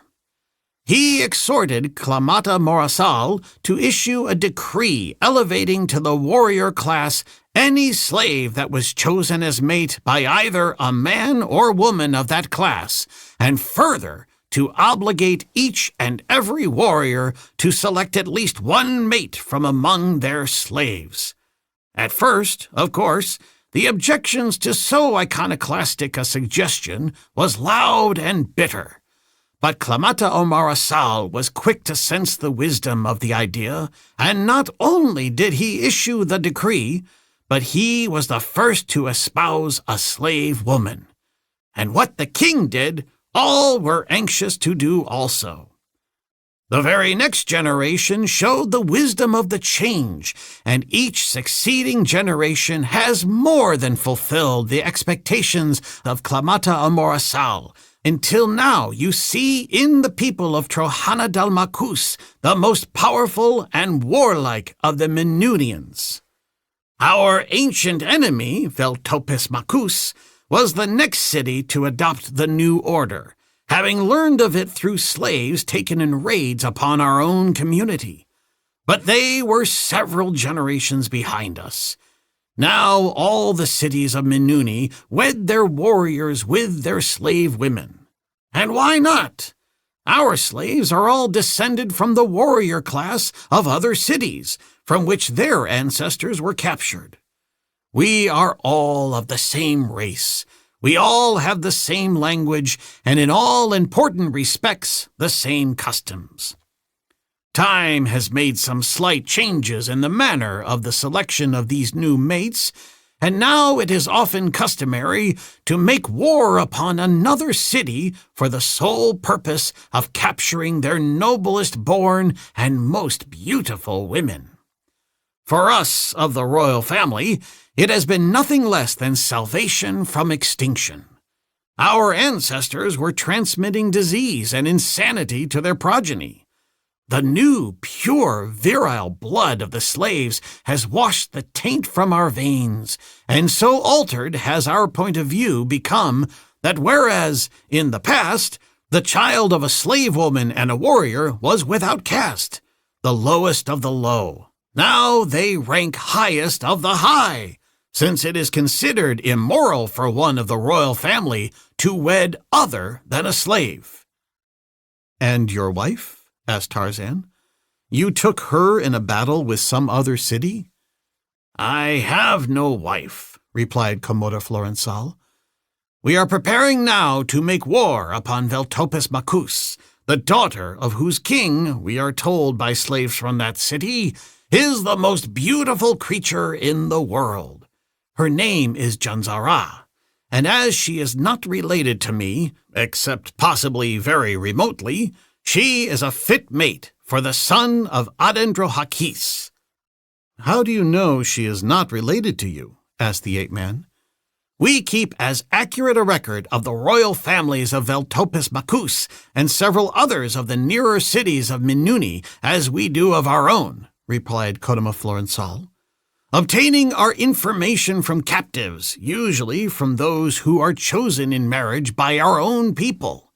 For several generations, the kings of Eltopus Macus have not been sufficiently powerful or fortunate to succeed in taking royal princesses from us by either force of arms or strategy, though they never have ceased attempting to do so, and the result has been that they have been forced to find their mates in other and oftentimes distant cities.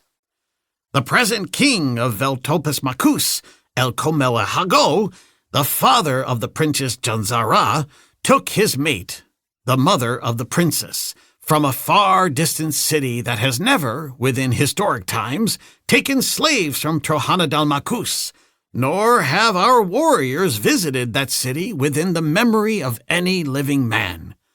Janzara, therefore, should make me an excellent mate.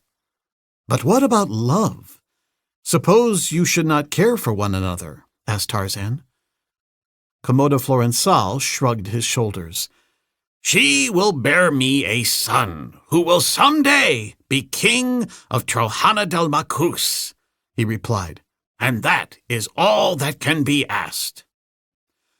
While the preparations for the expedition against Veltopus Macus were being carried on, Tarzan was left much to his own devices. The activities of these diminutive people were a never-ending source of interest to him. He watched the endless lines of slaves struggling with their heavy burdens toward the new dome that was rising with almost miraculous speed. Or he strolled to the farmlands just beyond the city where other slaves tilled the rich soil, which they scratched with tiny plows drawn by teams of diadetes, the diminutive antelope that was their only beast of burden.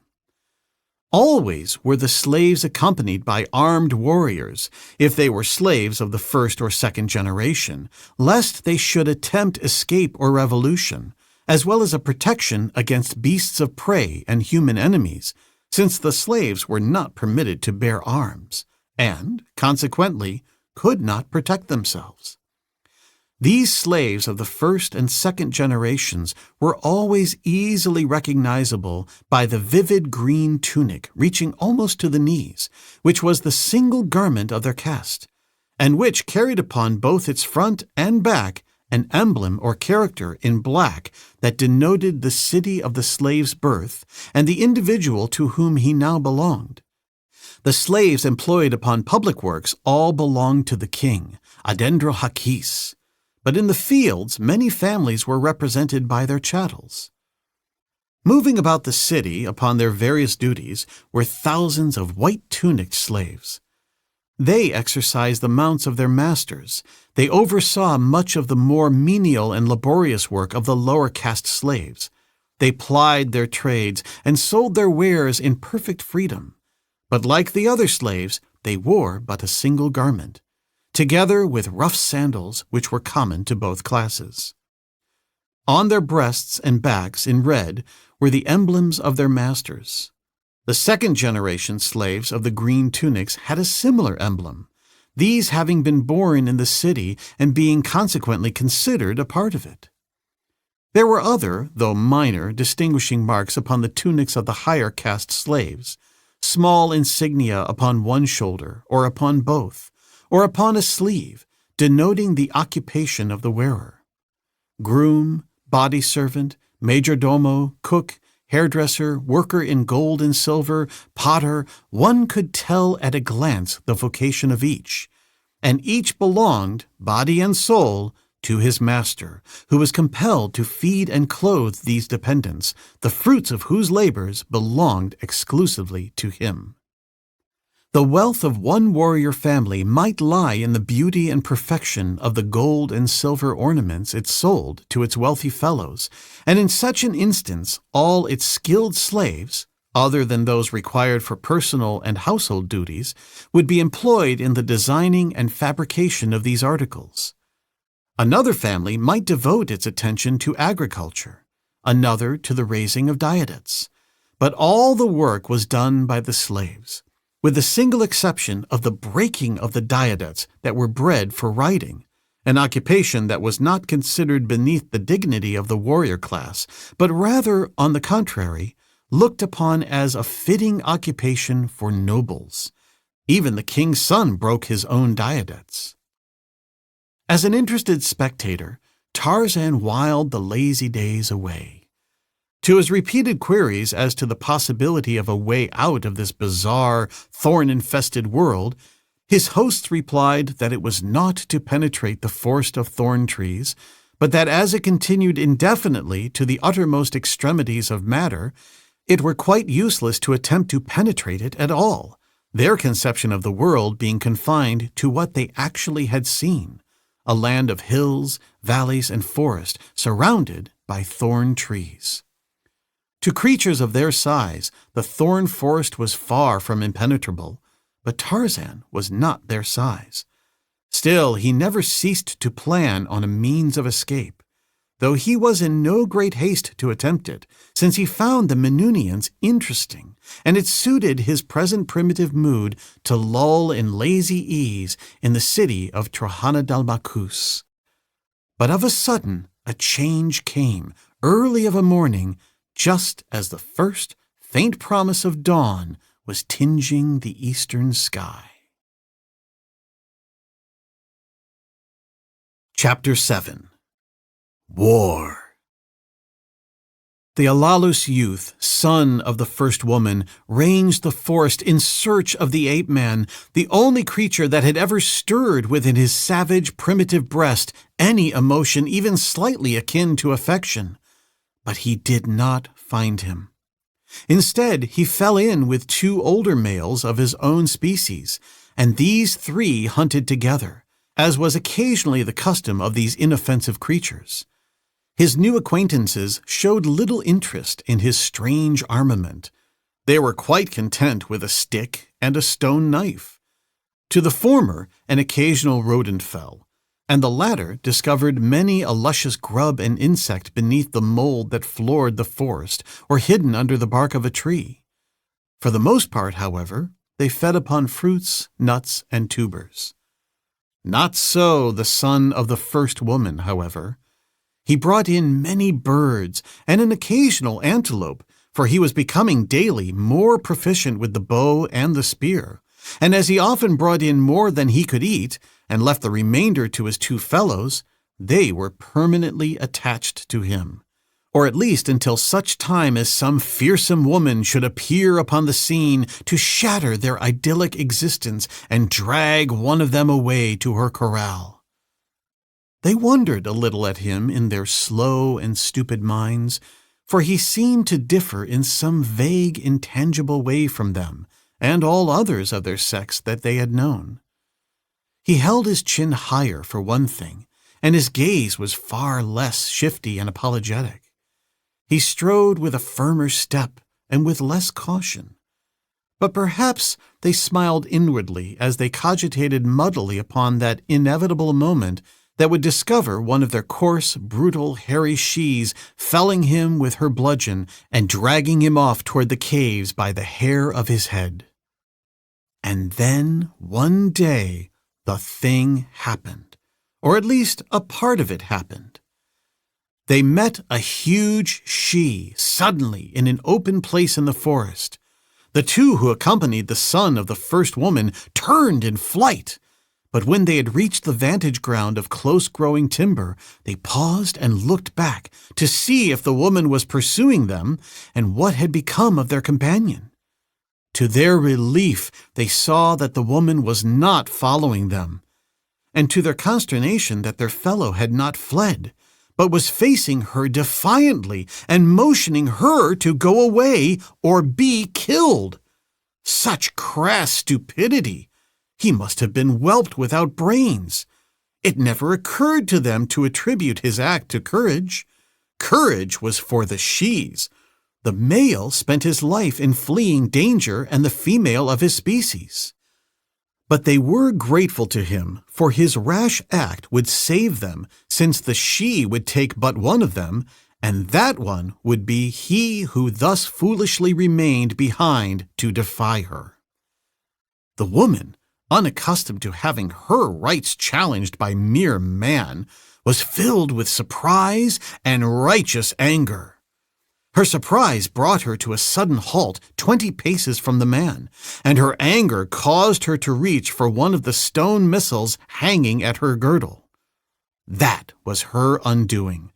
The son of the first woman, standing before her with an arrow already fitted to his bow, waited not to discover her further intentions, but even as the woman's fingers loosed the feathered messenger of defeat from the leather thong of her girdle, he drew shaft to his cheek and released it. His two companions, watching from the seclusion of the wood, saw the woman stiffen, her face contorted in a spasm of pain. They saw her clutch frantically at a feathered shaft protruding from her chest, sink to her knees, and then sprawl to the earth, where she lay kicking with her feet and clutching with her fingers for a brief moment before she relapsed into eternal quiet. Then they emerged from their concealment, and as the son of the first woman approached his victim and wrenched the arrow from her heart, they joined him, half stunned as they were by surprise, and gazed first at the corpse of the she with expressions of incredulity, and then at him with what was close akin to awe and reverence. They examined his bow and arrows, and again they returned to the wound in the woman's chest. It was all quite too amazing.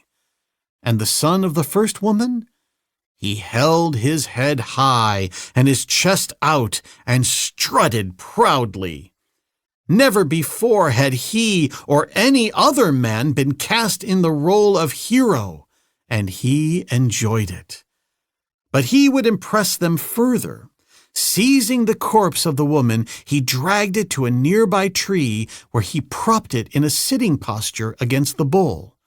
Then he walked away some 20 feet and, signing his fellows to observe him closely, he raised his heavy spear and hurled it at his realistic target, through which it passed to embed itself in the tree behind.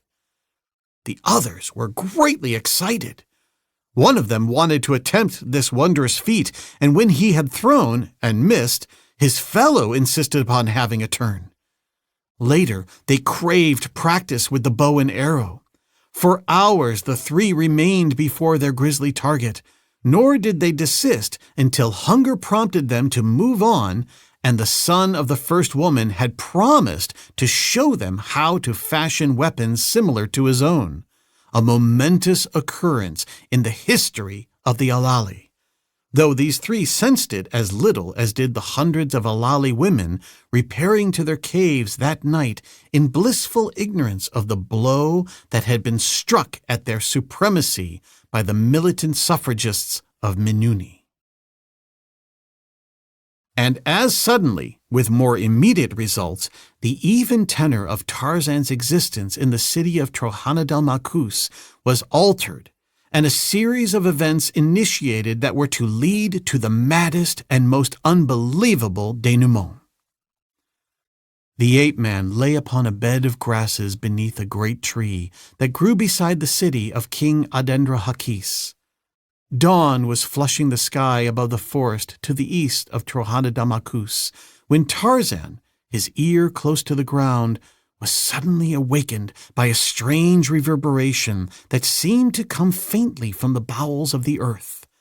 It was such a dim and distant sound that it would scarce have been appreciable to you or to me had we placed an ear flat against the ground after having been told that the noise existed.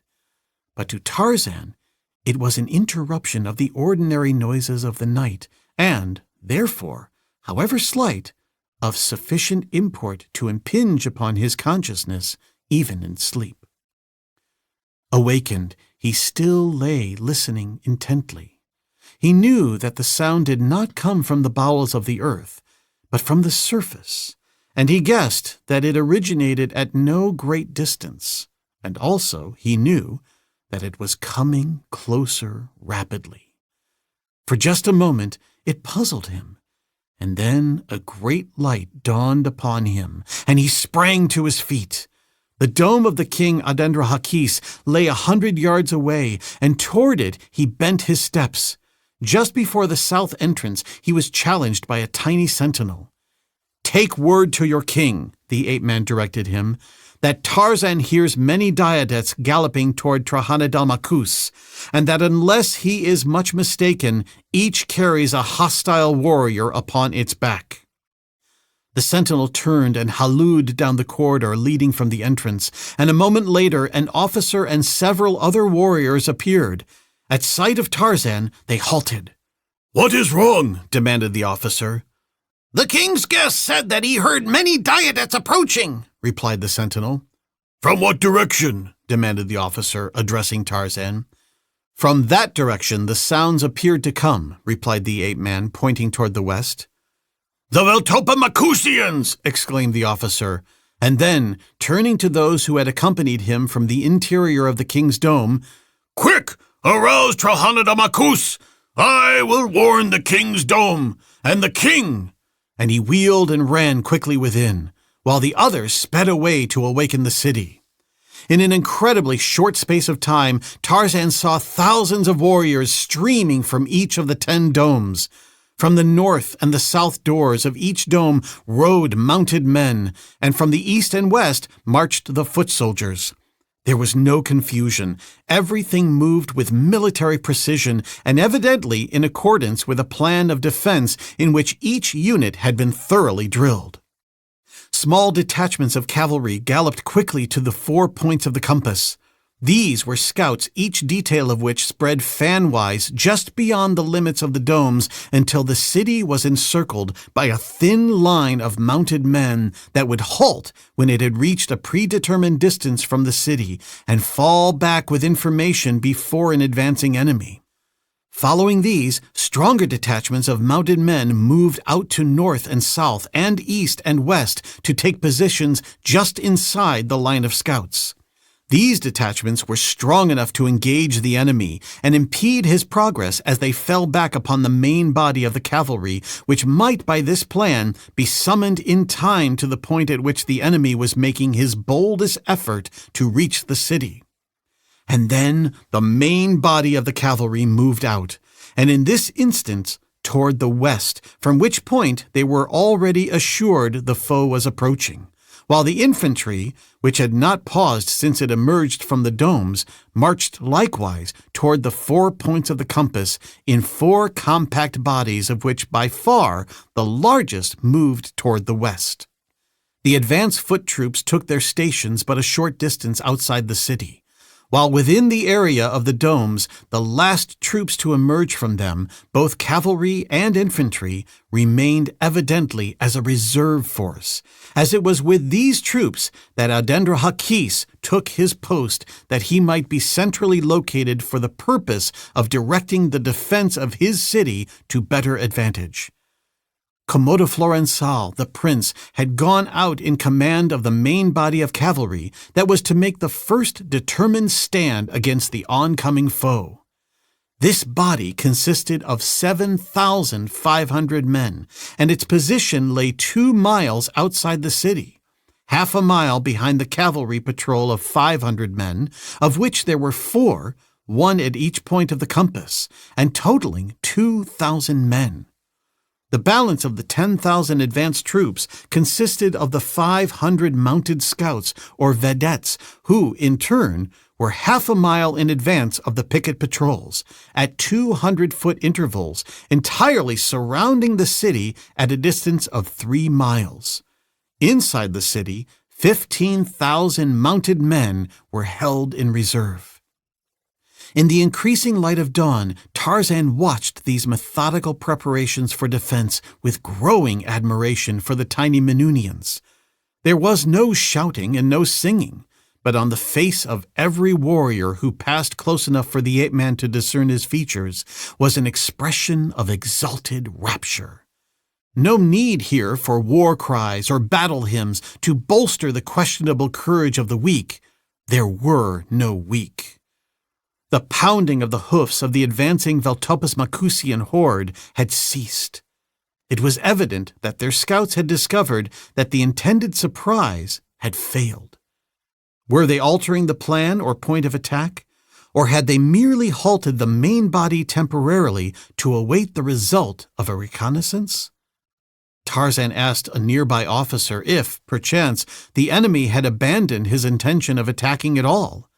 The man smiled and shook his head. "Menunians never abandon an attack," he said. As Tarzan's eyes wandered over the city's 10 domes, illuminated now by the rays of the rising sun, he saw in each of the numerous window embrasures that pierced the domes at regular intervals at each of their 30-odd floors a warrior stationed at whose side lay a great bundle of short javelins, while just to his rear was piled a quantity of small round stones. The ape-man smiled.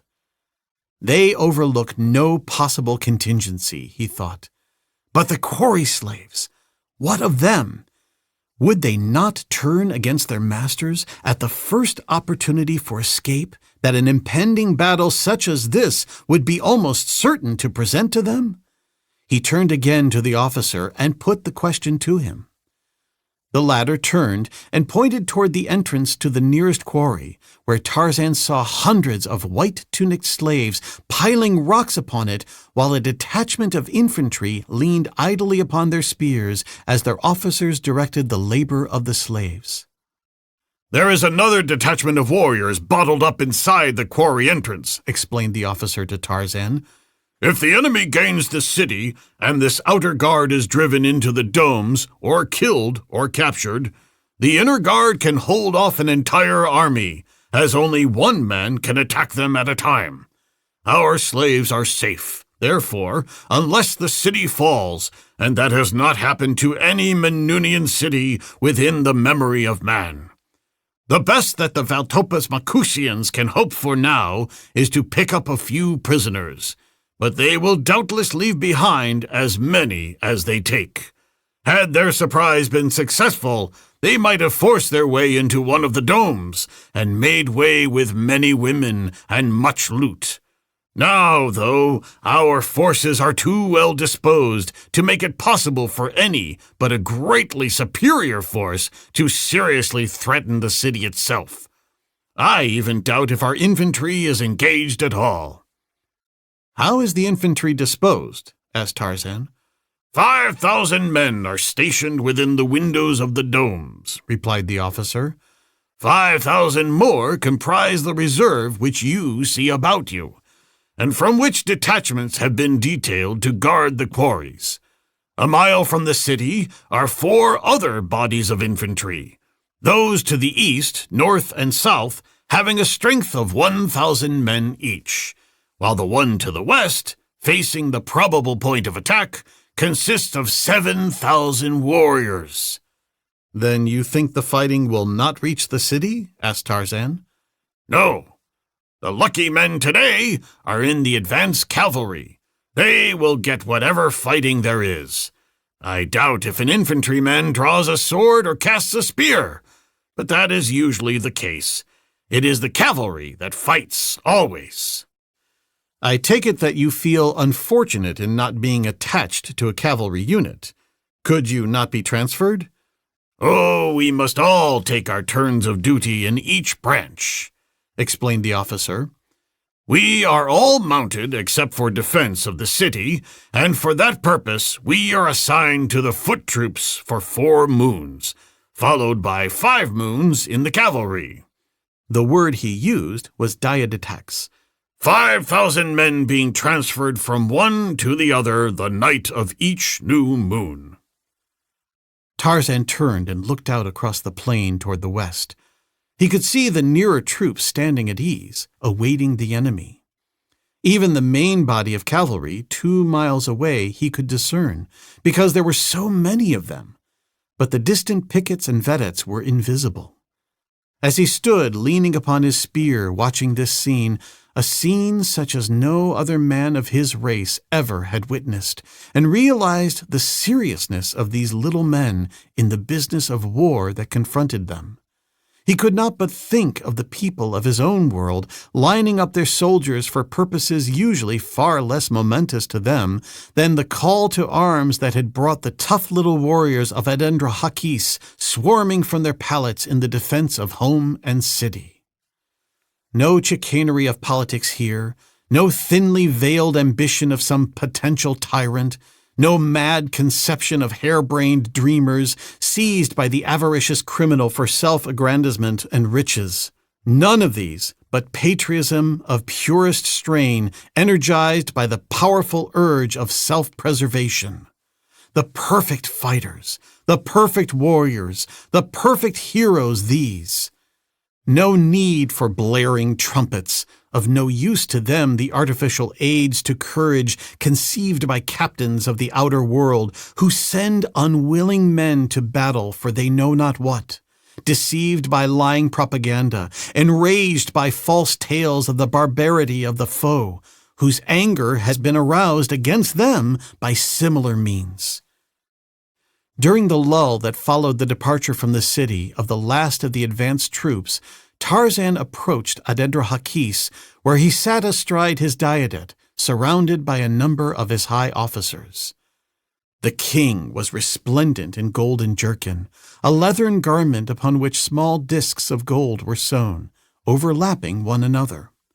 About his waist was a wide belt of heavy leather, held in place by 3 buckles of gold, and of such dimensions as to have almost the appearance of a corset.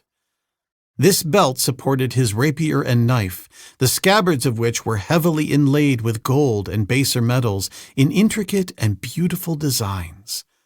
Leather cuisses protected his upper legs, in front, covering the thighs to the knees, while his forearms were encased in metal armlets from wrists almost to elbows. Upon his feet were strapped tough sandals with a circular golden plate protecting each ankle bone. A well-shaped leather casque fitted his head closely. As Tarzan stopped before him, the king recognized the ape-man with a pleasant greeting. "The captain of the guard reports that it is to you we owe the first warning of the coming of the Veltopa-Makusians. Once again, you have placed the people of Trohanadal-Makus under deep obligations. However are we to repay our debt?" Tarzan gestured depreciatively. "You owe me nothing, king of Trohanadal-Makus," he replied. "Give me your friendship and tell me that I may go forward and join your noble son, the prince. Then all the obligations shall be upon my head." "Until the worms of death devour me, I shall be your friend always, Tarzan," returned the king graciously. "Go where you will, and that you choose to go where there should be fighting surprises me not." It was the first time that any Menunian had addressed him by his name. Always had he been called Savior of the Prince, Guest of the King, Giant of the Forest, and by other similar impersonal appellations. Among the Menunians, a man's name is considered a sacred possession, the use of which is permitted only by his chosen friends and the members of his family. And to be called Tarzan by Adendrahakis was equivalent to an invitation or a command to the closest personal friendship with the king.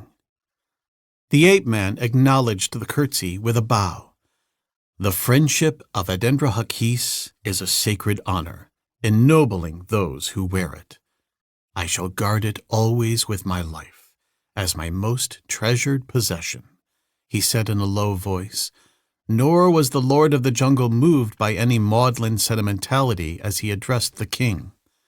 For these little people he had long since acknowledged to himself a keen admiration, and for the personal character of Adendrahakis he had come to have the most profound respect. Never, since he had learned their language, had he ceased his inquiries concerning the manners and the customs of these people, and he had found the personality of Adendrahakis so inextricably interwoven with the lives of his subjects that in receiving the answers to his questions he could not but absorb unquestionable evidence of the glories of the king's character. Adendrahakis seemed pleased with his words, which he acknowledged graciously. And then the ape-man withdrew and started toward the front. On the way, he tore a leafy branch from a tree that grew beside his path, for the thought had occurred to him that such a weapon might be useful against the Menunians, and he knew not what the day might hold. He had just passed the advanced infantry when a courier sped by him on a mad race toward the city. Tarzan strained his eyes ahead, but he could see no sign of battle, and when he reached the main cavalry advance, there was still no indication of an enemy as far ahead as he could see. Prince Commodoflorençal greeted him warmly and looked a little wonderingly, perhaps, at the leafy branch he carried across one shoulder.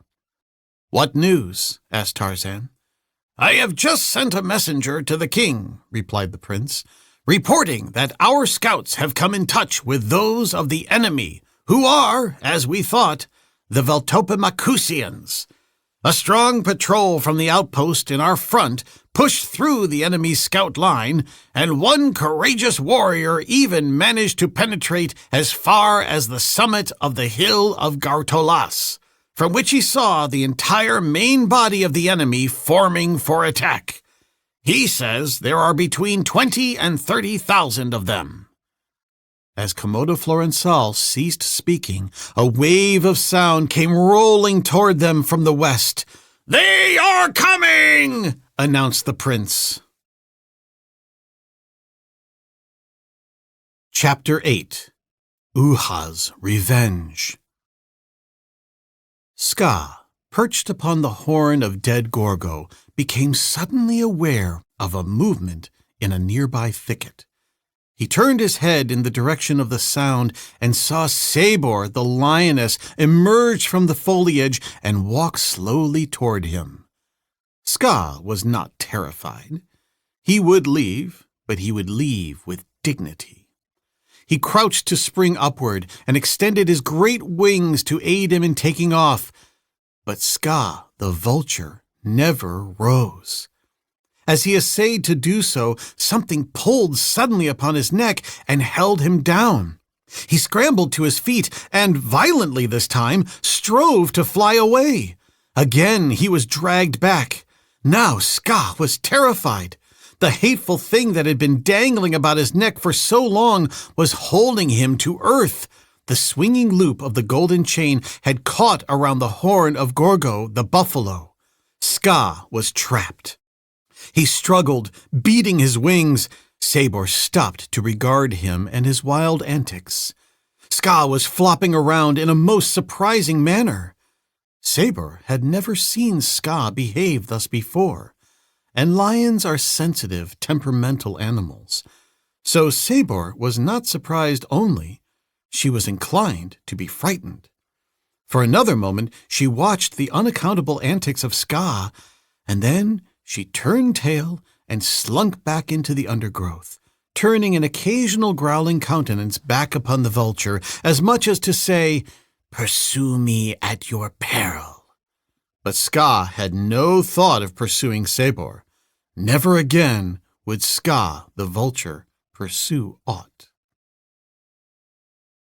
"They are coming!" announced Commodoflorençal, Prince of Torhanada Malkus. As Tarzan looked out across the rolling country in the direction of the enemy, he presently saw, from his greater height, the advance of the Veltopimacusians. "Our scouts are falling back," he announced to Commodoflorençal. "You can see the enemy?" demanded the prince. "Yes." "Keep me advised as to their movements." "They are advancing in several long lines, deployed over a considerable front," reported the ape-man. "The scouts are falling back upon the outpost, which seems to be standing its ground to receive them. It will be overwhelmed, if not by the first line, then by those that succeed it." Commodoflorençal gave a short command.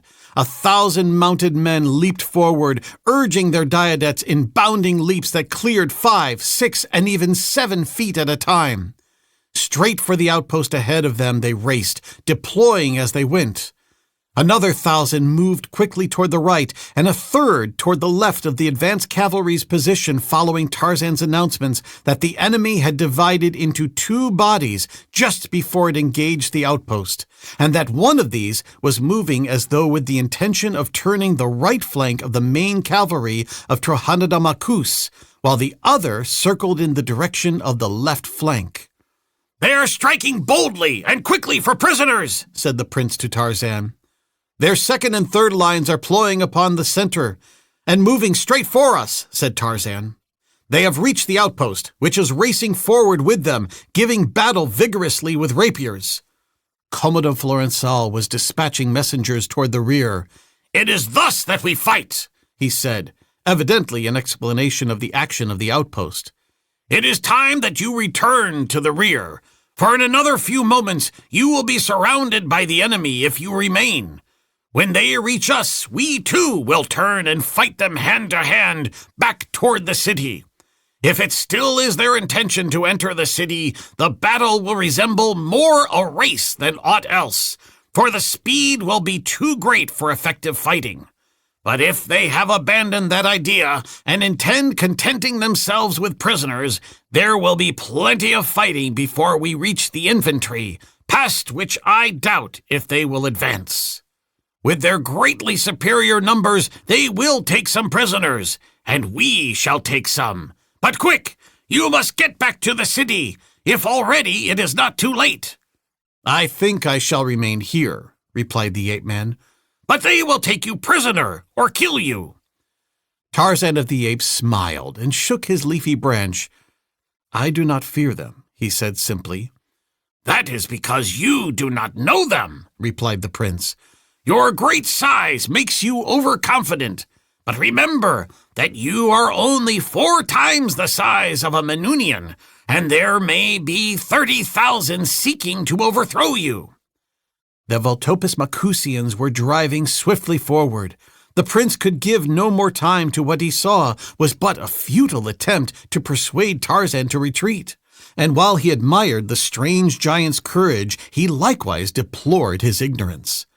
Commodore Florençal had grown fond of their strange guest, and he would have saved him had it been possible.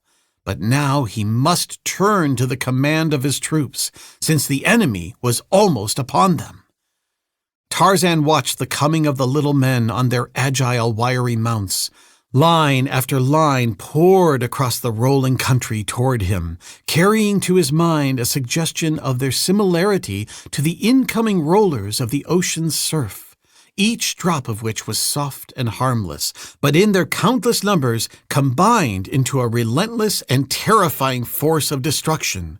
And the ape-man glanced at his leafy bough and smiled, albeit a trifle ruefully. But now his whole attention was riveted by the fighting in the first 2 lines of the advancing horde. Racing neck and neck with the Voltopus Macusian warriors were the men of Adendra Hakis's outpost and the thousands who had reinforced them.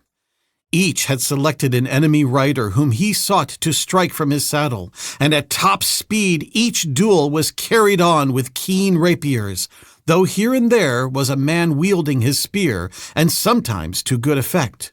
A few riderless diadetes leaped forward with the vanguard, while others, seeking to break back or to the flanks, fouled the racing ranks, often throwing beasts and riders to the ground. But more frequently, the warriors leaped their mounts entirely over these terrified beasts. The riding of the Menunians was superb, and their apparently effortless control of their swift and nervous steeds bordered upon the miraculous. Now a warrior, lifting his mount high into the air, cleared an adversary, and as he rose above him, cut down viciously with his rapier at his foeman's head, striking him from the saddle. But there was scarce time to catch more than a fleeting, kaleidoscopic impression of the swift-moving spectacle before the great horde swarmed down upon him. With his leafy bough, Tarzan had thought to sweep the little men from his path. But now friend and foe were so intermingled that he dared not attempt it, for fear of unseating and injuring some of the warriors of his hosts. He raised the bough above their heads and waited until the first lines should have passed him, And then, with only the enemies of Adendrahakis about him, he would brush them aside and break the center of their charge. He saw the surprised expressions upon the faces of the men of Veltopis Makus as they passed near him, surprise, but no fear. And he heard their shouts as one, more fortunate than his fellows, was able to rein closer to him and cut viciously at his legs as he sped past. Then indeed it became naught other than a matter of self-preservation to attempt to fend these off with his bow, nor was this impossible as the first lines moved past in loose ranks. But presently the solid mass of the Veltopimakusian cavalry was upon him. There was no veering aside to avoid him. In unbroken ranks, file after file, they bore down upon him. He threw his useless bow before him to impede their progress and grappled them with his fingers, tearing the riders from their mounts and hurling them back upon their onrushing fellows. But still they came. They jumped their diadets over every obstruction. One rider, leaping straight for him, struck him head-on in the pit of the stomach, half winding him and sending him back a step. Another and another struck his legs and sides. Again and again, the needle-like points of their rapiers pierced his brown hide until from hips to feet he was red with his own blood. And always there were more thousands bearing down upon him. His weapons, useless against them, he made no attempt to use, and though he wrought havoc among them with his bare hands, there were always 100 to take the place of each that he disposed of. He smiled grimly as he realized that in these little people, scarce 1/4 his size, he, the incomparable Tarzan, the lord of the jungle, had met his Wellington. He realized that he was entirely surrounded by the Veltopimakusians now. The warriors of Trohanadamakus, having engaged the advancing enemy, were racing onward with them toward the 7,000 dismounted men who were to receive the brunt of that terrific charge. Tarzan wished that he might have witnessed this phase of the battle, but he had fighting enough and to spare to engage all his attention where he was. Again he was struck in the stomach by a charging rider, and again the blow staggered him.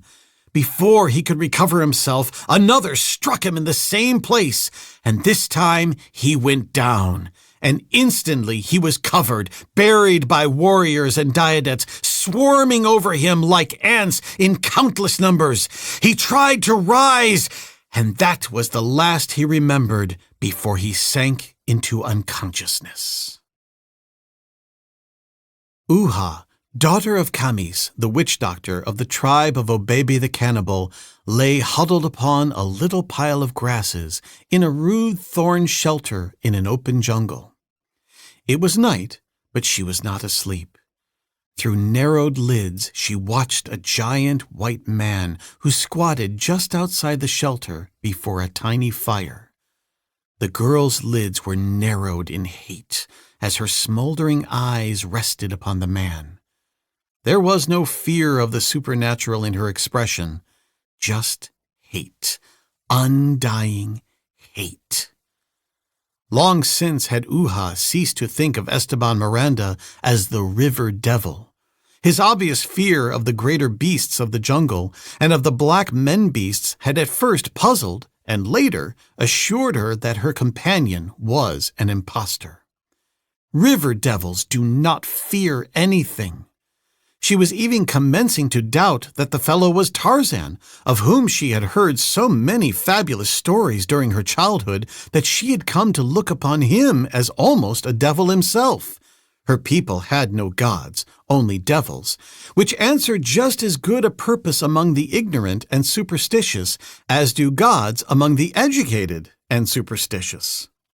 And when Esteban Miranda quite conclusively proved by his actions that he feared lions and that he was lost in the jungle, these things did not square at all with her preconceived estimate of the powers and attributes of the famous Tarzan.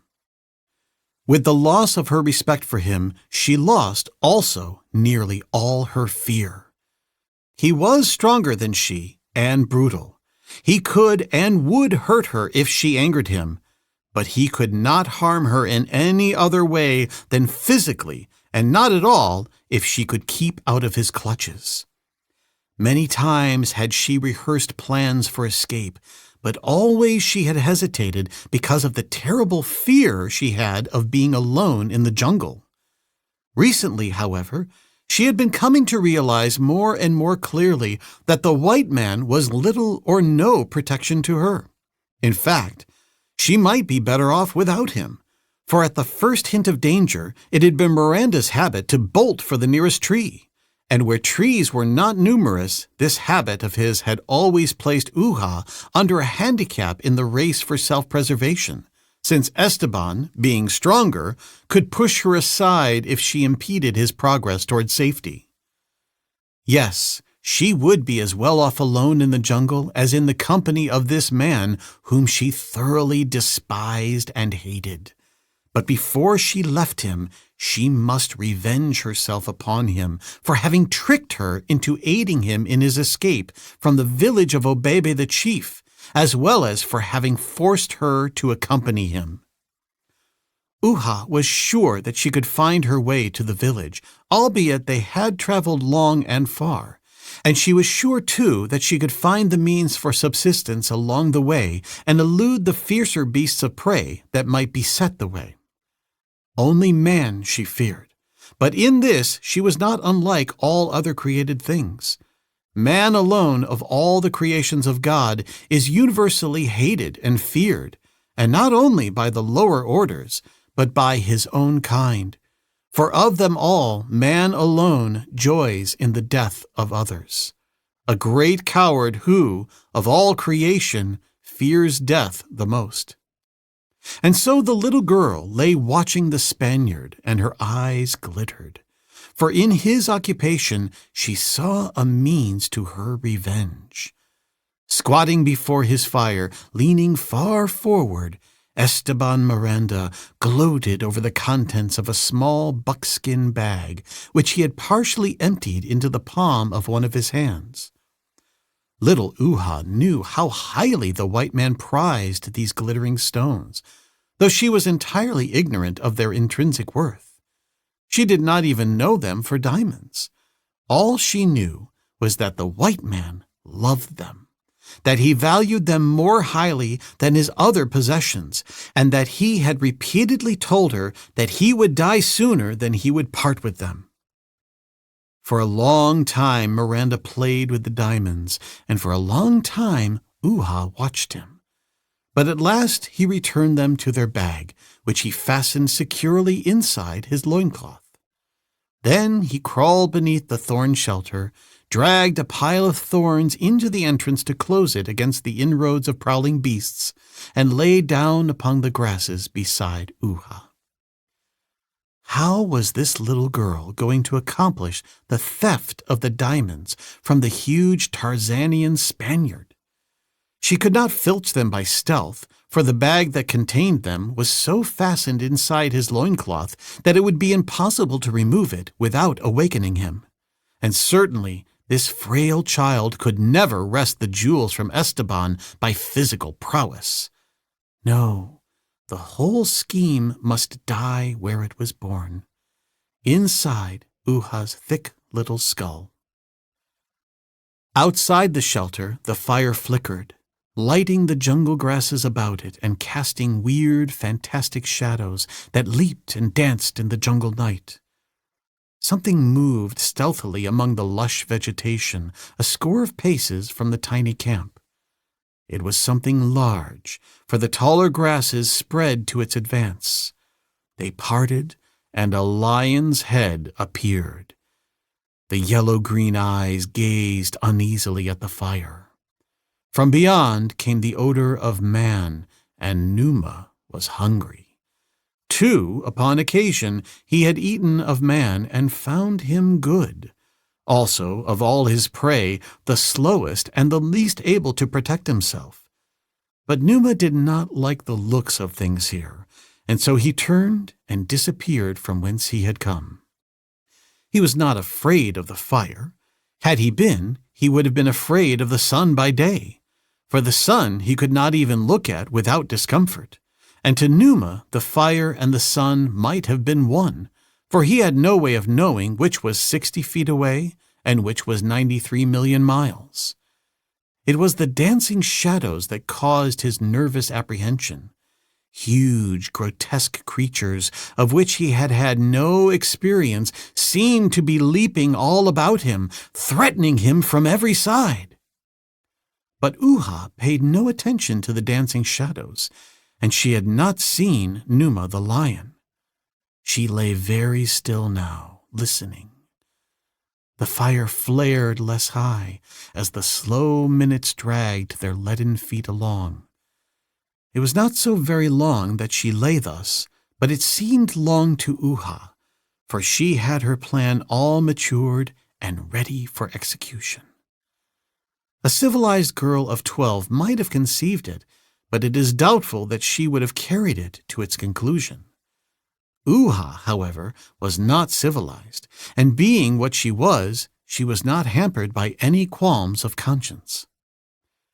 Presently, the Spaniard's breathing indicated that he was asleep.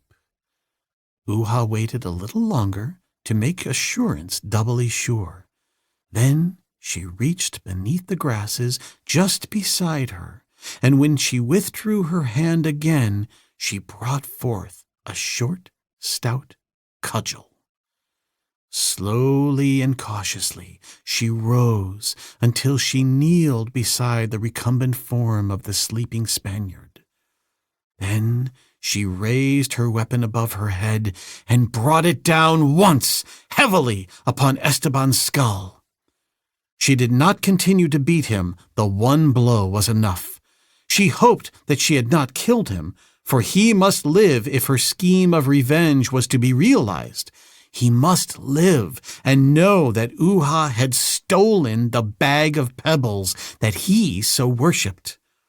Uha appropriated the knife that swung at Miranda's hip, and with it she cut away his loincloth and took possession of the buckskin bag and its contents. Then she removed the thorns from the entrance to the shelter, slipped out into the night, and vanished into the jungle. During all her wanderings with the Spaniard, she had not once lost her sense of the direction which pointed toward her home, and now, free, she set her face resolutely toward the southwest and the village of Obebe the cannibal. An elephant trail formed a jungle highway along which she moved at a swinging walk, her way lighted by the rays of a full moon that filtered through the foliage of a sparse forest. She feared the jungle night and the nocturnal beasts of prey, but she knew that she must take this chance, that she might put as great a distance as possible between herself and the white man before he regained consciousness and started in pursuit. 100 yards ahead of her, in the dense thicket that bordered the trail, Numa the lion sniffed and listened with up-pricked ears bent in her direction. No dancing shadows here to suggest menacing forms to Numa's high-strung nervous system. Only the scent of man coming closer and closer. A young she-man, most tender of its kind. Numa licked its slavering jowls and waited. The girl came rapidly along the trail. Now she was abreast the lion, but the king of beasts did not spring. There is something in the scent of the man-thing and the sight of the man-thing that awakens strange terrors in the breast of Numa. When he stalks Horta the boar or Bara the deer, there is nothing in the near presence of either that arouses a similar sensation in the savage carnivore. Then he knows no hesitancy when the instant comes to spring upon his prey. It is only the man-thing, helpless and leaden-footed, that causes him to pause in indecision at the crucial moment. Uha passed, ignorant of the fact that a great lion, hunting and hungry, stood within 2 paces of her. When she had passed, Numa slunk into the trail behind her, and there he followed, stalking his tender quarry until the moment should come when the mists of his indecision should be dispelled. And so they went through the jungle night, the great lion creeping on stealthy, noiseless pads, and just ahead of him, the little black girl, unconscious of the grim death stalking her through the dappled moonlight. Chapter 9. Princess Janzara. When Tarzan of the Apes regained consciousness, he found himself lying upon an earthen floor in a large chamber. As he first opened his eyes, before complete consciousness returned, he noticed that the room was well, but not brilliantly, lighted, and that there were others there besides himself. Later, as he commenced to collect and dominate his faculties of thought, he saw that the room was lighted by two immense candles that appeared to be fully 3 feet in diameter and, though evidently partially melted away, yet at least 5 feet tall. Each supported a wick fully as large as a man's wrist, and though the manner of their burning was similar to the candles with which he was familiar, yet they gave off no smoke, nor were the beams and boards of the ceiling directly above them smoke-blackened. The lights, being the most noticeable things in the room, had been the first to attract the ape-man's attention. But now his eyes wandered to the other occupants of the room. There were 50 or 100 men of about his own height, but they were garbed and armed as had been the little men of Trohanida Makus and Veltopis Makus. Tarzan knit his brows and looked long and steadily at them. Who were they? Where was he? As consciousness spread slowly throughout his body, he realized that he was in pain and that his arms felt heavy and numb. He tried to move them, only to discover that he could not. They were securely bound behind his back. He moved his feet. They were not secured. At last, after considerable effort, for he found that he was very weak, he raised himself to a sitting posture and looked about him. The room was filled with warriors who looked precisely like the little Veltopis Makusians, but they were as large as normal men, and the room itself was immense. There were a number of benches and tables standing about the floor, and most of the men either were seated upon the benches or lay stretched upon the hard earth. A few men moved about among them and seemed to be working over them. Then it was that Tarzan saw that nearly all within the chamber were suffering from wounds, many of them severe ones. The men who moved about among them were evidently attending to the wounded, and those, who might have been the nurses, were garbed in white tunics like the high-caste slaves of Trohanida Makus. In addition to the wounded and the nurses, there were a 6 armed warriors who were uninjured. One of these was the first to espy Tarzan after he had raised himself to a sitting posture. "Ho!" shouted he. "The giant has come into his senses." And crossing the room, he approached the ape-man. Standing before him, his feet wide spread, he eyed Tarzan with a broad grin upon his face.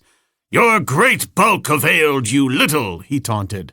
"And now we are as large as you. We too are giants, eh?" And he turned to his fellows with a laugh in which they joined him. Seeing that he was a prisoner, surrounded by enemies, the ape-man fell back upon that lifelong characteristic of the wild beast, sullen silence. He made no reply, but only sat there regarding them with the savage, level gaze of the brute at bay.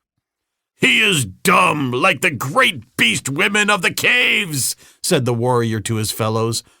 "Perhaps he is one of them," suggested another. "Yes," seconded a third. "Perhaps he is one of the Zatalakalols." "But their men are all cowards," urged the first speaker. "And this one fought like a warrior born." Yes, with his bare hands he fought till he went down. You should see how he threw diadetes and warriors, as one might pick up tiny pebbles and hurl them afar. He would not give up a step or run, and always he smiled. He does not look like the men of the Sertolical halls. Ask him if he is." He who had first addressed him put the question to Tarzan, but the ape-man only continued to glare at them. "He does not understand me," said the warrior. "I do not think that he is a Sertolical, though. What he is, however, I do not know." He approached and examined Tarzan's wounds. "These will soon be healed. In 7 days or less he will be fit for the quarries." They sprinkled a brown powder upon his wounds, and brought him food and water and the milk of antelopes. And when they found that his arms were swelling badly and becoming discolored, they brought an iron chain and, fastening one end about his waist with a clumsy padlock, secured him to a ring in the stone wall of the chamber, and cut the bonds from his wrists. As they believed that he did not understand their language, they spoke freely before him. But as their tongue was almost identical with that employed by the Trohanida Macusians, Tarzan understood everything that they said, and thus he learned that the battle before the city of Adendrahakis had not gone well for the Veltopus Macusians, as Elkomoahago, their king, had desired. They had lost many in killed and prisoners, and in return had not killed near so many of the enemy, and had taken comparatively few prisoners, though Elkomoahago, he learned, considered him worth the entire cost of the brief war. How they had changed themselves into men of his own stature, Tarzan could not comprehend, nor did any of the remarks he overheard shed any light upon this mystery of mysteries. But the climax of improbability was attained a few days later, when he saw pass through the corridor, upon which the room of his incarceration was located, a file of warriors as large as he, each of whom was mounted upon a huge antelope fully as tall at the shoulder as the great eland, though obviously from its contour and markings, a royal antelope, which is the smallest known. Tarzan ran his brown fingers through his thatch of black hair and gave up attempting to solve the enigmas that surrounded him. His wounds healed quickly, as did those of the Veltopus Macusians who were convalescing about him, and upon the 7th day 6 warriors came for him, and the chain was removed from about his waist that he might accompany them. His captors had long since ceased to address him, believing that he was ignorant of their language, which meant to them that he was as speechless as an alalus, since they could conceive of no language other than their own. But from their conversation, as they led him from the chamber and along a circular corridor, he discovered that he was being taken before their king, Elkomoahago, who had expressed a desire to see this remarkable captive after he had recovered from his wounds. The long corridor through which they were proceeding was lighted partially by small candles set in niches, and by the light from illuminated chambers, the doors of which opened upon it. Slaves and warriors moved in 2 continuous and opposing lines through this corridor and every one that crossed it.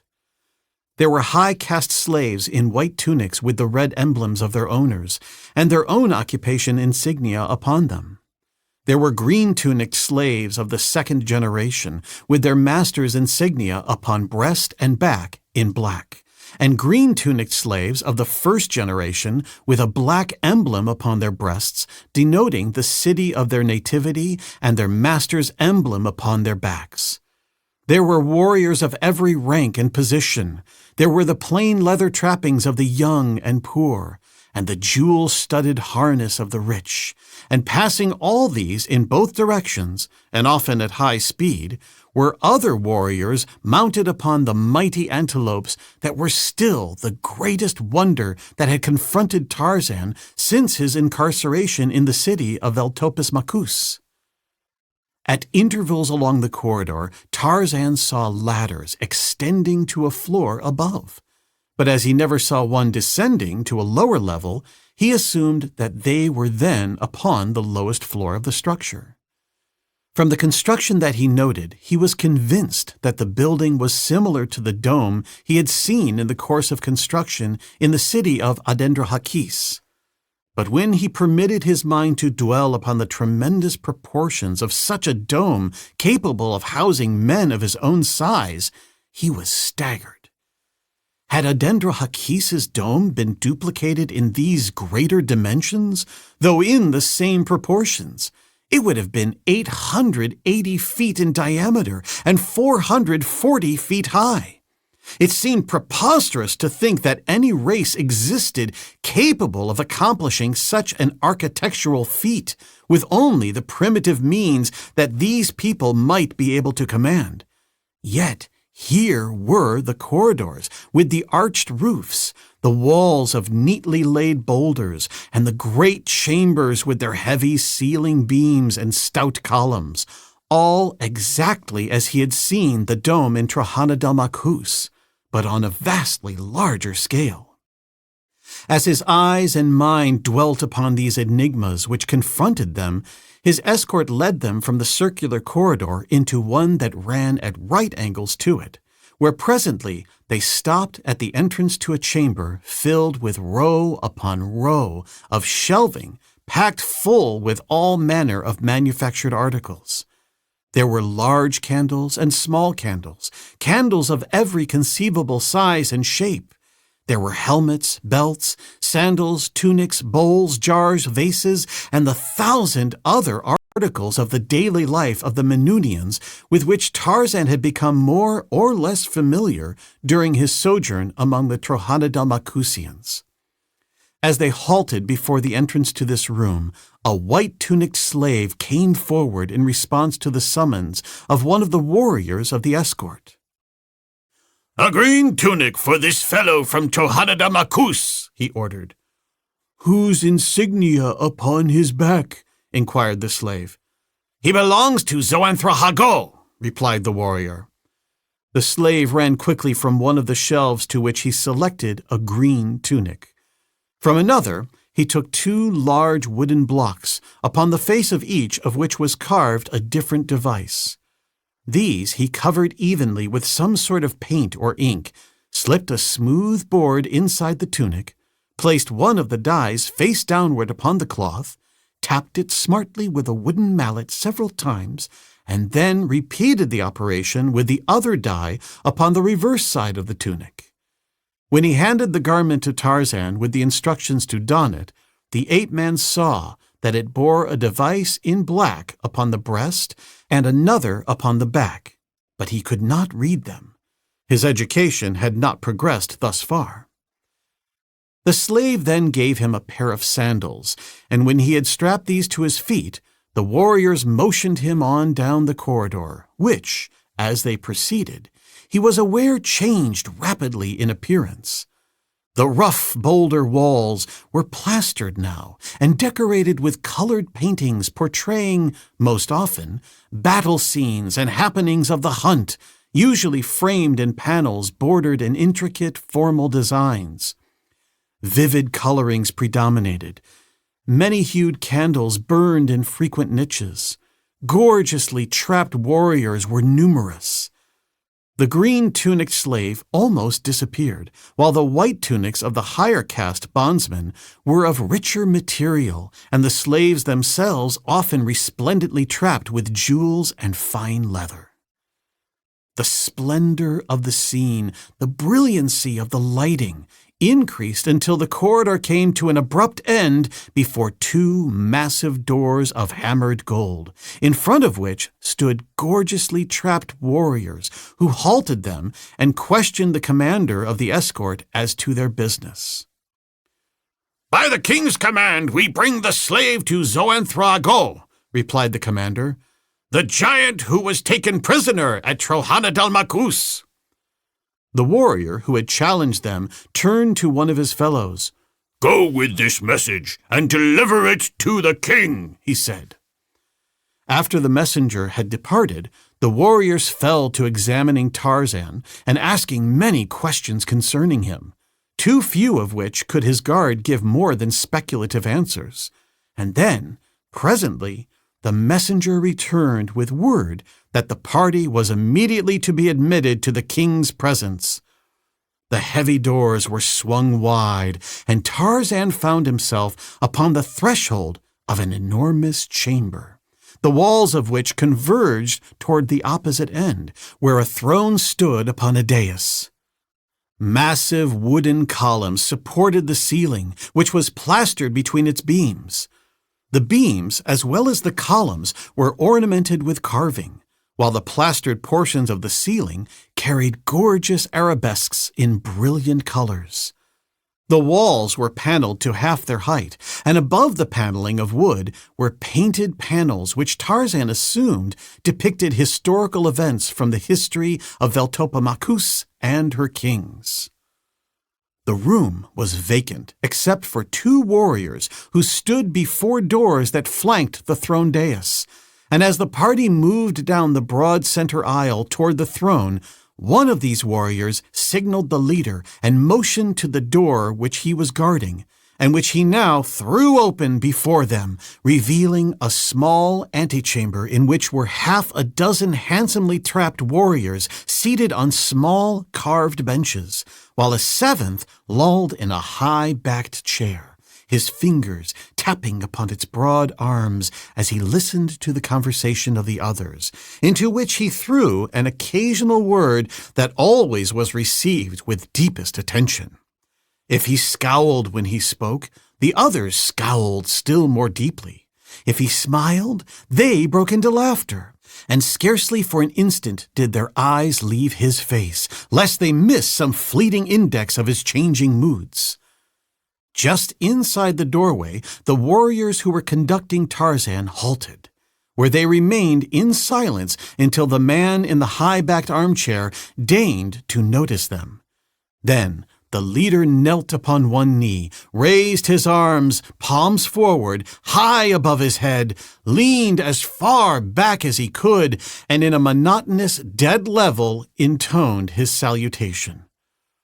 O Elkoma Hago, King of Veltopamachus, ruler of all men, master of all created things, all wise, all courageous, all glorious, we bring thee, as thou hast commanded, the slave of Zoanthrohago. Arise, and bring the slave closer, commanded the man in the high-backed armchair, and then to his companions.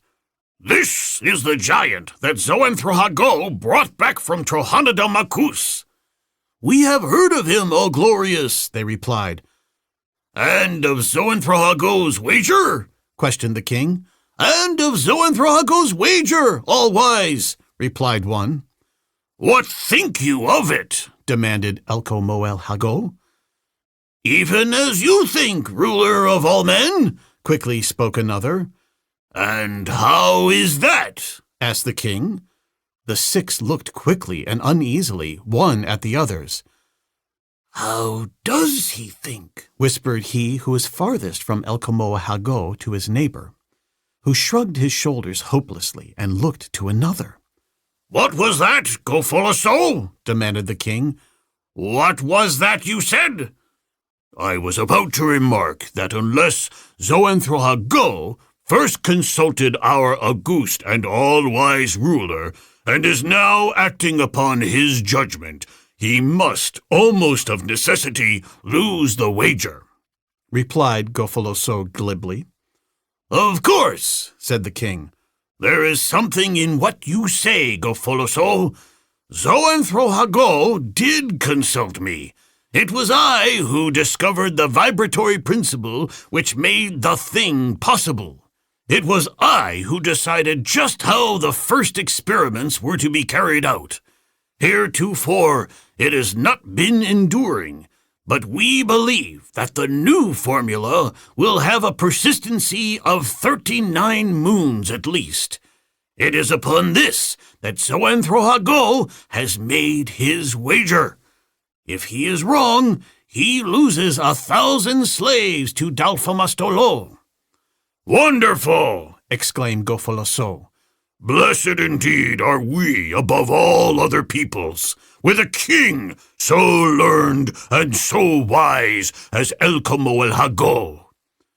"You have much to be thankful for, Gofoloso," agreed the king, "but nothing compared to what will follow the success of my efforts to apply this principle of which we have been speaking, but with results diametrically opposite to those we have so far achieved. But we work upon it. We work upon it. Some day it will come, and then I shall give to Zoanthrohago the formula that will revolutionize Minuni. Then, with 100 men, might we go forth and conquer the world." El Como El Hago now turned his attention suddenly upon the green-tunicked slave standing a short distance before him. He scrutinized him closely and in silence for several minutes. "From what city do you come?" demanded the king at last. "Oh, all glorious El Como El Hago," spoke the leader of the escort. "The poor ignorant creature is without speech." "Utters he any sound?" inquired the king. "Not since he was captured, master of men," replied the warrior. "He is a Zertalika Lol," stated El Como El Hago. "Why all this silly excitement over one of these low, speechless creatures?" "Say now," exclaimed Gofoloso, "how quickly and surely the Father of Wisdom grasps all things, probing to the bottom of all mysteries, revealing their secrets. Is it not marvelous?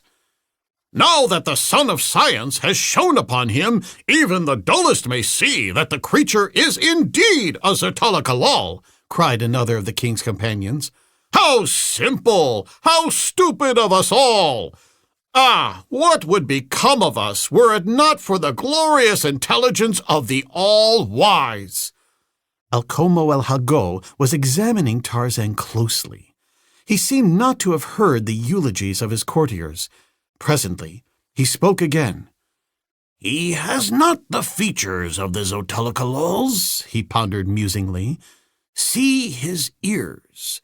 They are not the ears of the speechless ones, nor his hair. His body is not formed as theirs, and his head is shaped for the storing of knowledge and the functioning of reason. No, he cannot be a Zertalakalal." "Marvelous!" cried Gofoloso. "Did I not tell you? El Como El Hago, our king, is always right.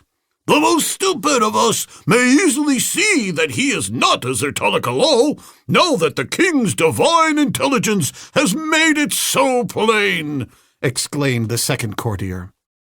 At this juncture, a door, opposite that through which Tarzan had been brought into the apartment, opened, and a warrior appeared. "O El Como El Hago, king of Veltopus Makus," he droned, "thy daughter, the Princess Janzara, has come. She would see the strange slave that Zoalhanthrago brought from Tohanadan Makus and craves the royal permission to enter." El Como El Hago nodded his assent. "Conduct the princess to us," he commanded. The princess must have been waiting within earshot immediately outside the door, for scarcely had the king spoken when she appeared upon the threshold, followed by 2 other young women, behind whom were a half-dozen warriors. At sight of her, the courtiers rose, but not the king. "Come in, Janzara," he said, "and behold the strange giant who is more discussed in Veltopus Makus than Veltopus Makus's king." The princess crossed the room and stood directly in front of the ape-man, who remained standing, as he had since he had entered the chamber, with arms folded across his broad chest, an expression of absolute indifference upon his face. He glanced at the princess as she approached him and saw that she was a very beautiful young woman. Except for an occasional distant glimpse of some of the women of Trojana she was the first Menunian female Tarzan had seen. Her features were flawlessly chiseled, her soft, dark hair becomingly arranged beneath a gorgeous jeweled headdress, her clear skin shaming the down of the peach in its softness. She was dressed entirely in white, befitting a virgin princess in the palace of her sire. Her gown of a soft, clinging stuff fell in straight and simple lines to her arched insteps. Tarzan looked into her eyes. They were gray, but the shadows of her heavy lashes made them appear much darker than they were. He sought there an index to her character, for here was the young woman whom his friend, Como de Florençal, hoped some day to espouse and make queen of Trojana, and for this reason was the ape-man interested. He saw the beautiful brows knit into a sudden frown. "What is the matter with this beast?" cried the princess. "Is he made of wood?" "It speaks no language, nor understands any," explained her father. "It has uttered no sound since it was captured." "It is a sullen, ugly brute," said the princess. "I'll wager to make it utter a sound, and that quickly." With which she snatched a thin dagger from her belt and plunged it into Tarzan's arm. With such celerity had she moved that her act had taken all who witnessed it by surprise. But she had given the Lord of the Jungle an instant's warning in the few words she had spoken before she struck, and these had been sufficient for him. He could not avoid the blow, but he could and did avoid giving her the satisfaction of seeing her cruel experiment succeed, for he uttered no sound. Perhaps she would have struck again, for she was very angry now, but the king spoke sharply to her. "Enough, Janzara!" he cried. "We would have no harm befall this slave upon whom we are conducting an experiment that means much to the future of Veltopus Macus." "He has dared to stare into my eyes," cried the princess, "and he has refused to speak when he knew that it would give me pleasure. He should be killed." "He is not yours to kill," returned the king. "He belongs to Zoanthrohago." "I will buy him." And turning to one of her warriors, "Fetch Zoanthrohago." Chapter 10. Gefasto. When Esteban Miranda regained consciousness, the fire before his rude shelter was but a heap of cold ashes, and dawn had almost come. He felt weak and dizzy, and his head ached. He put his hand to it, and found his thick hair matted with coagulated blood. He found something else as well, a great wound in his scalp, that made him shudder and turn sick so that he fainted. When again he opened his eyes, it was quite daylight. He looked about him questioningly. Where was he? He called aloud in Spanish, called to a woman with a musical name, not Flora Hawks, but a soft Spanish name that Flora never had heard.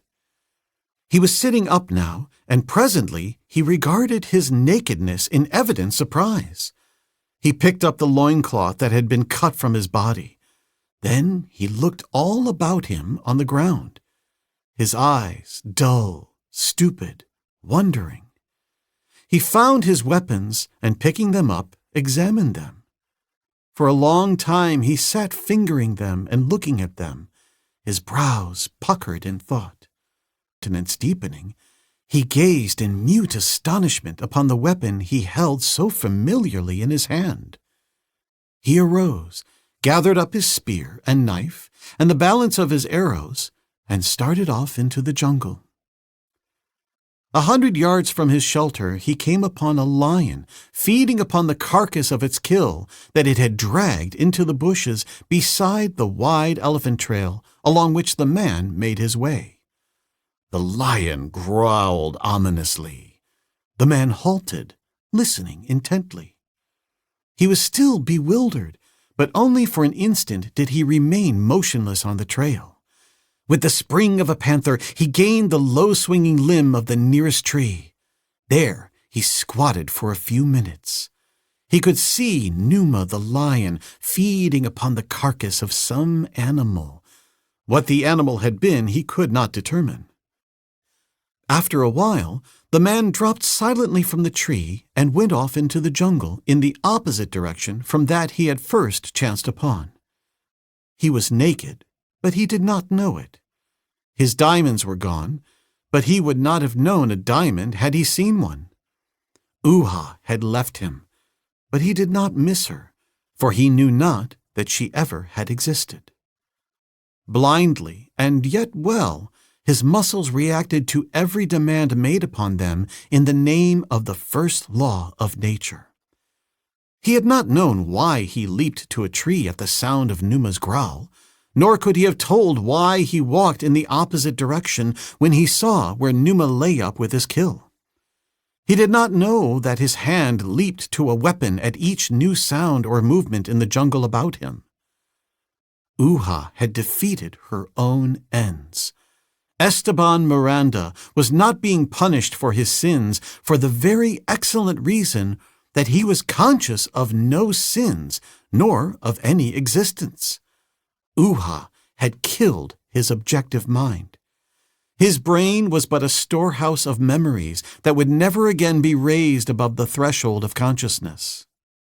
When acted upon by the proper force, they stimulated the nerves that controlled his muscles, with results seemingly identical with those that would have followed had he been able to reason.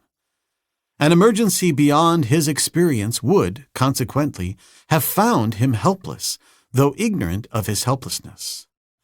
It was almost as though a dead man walked through the jungle. Sometimes he moved along in silence. Again, he babbled childishly in Spanish, or perhaps quoted whole pages of Shakespeare in English. Could Uha have seen him now, even she, savage little cannibal, might have felt remorse at the horror of her handiwork, which was rendered even more horrible because its miserable object was totally unconscious of it.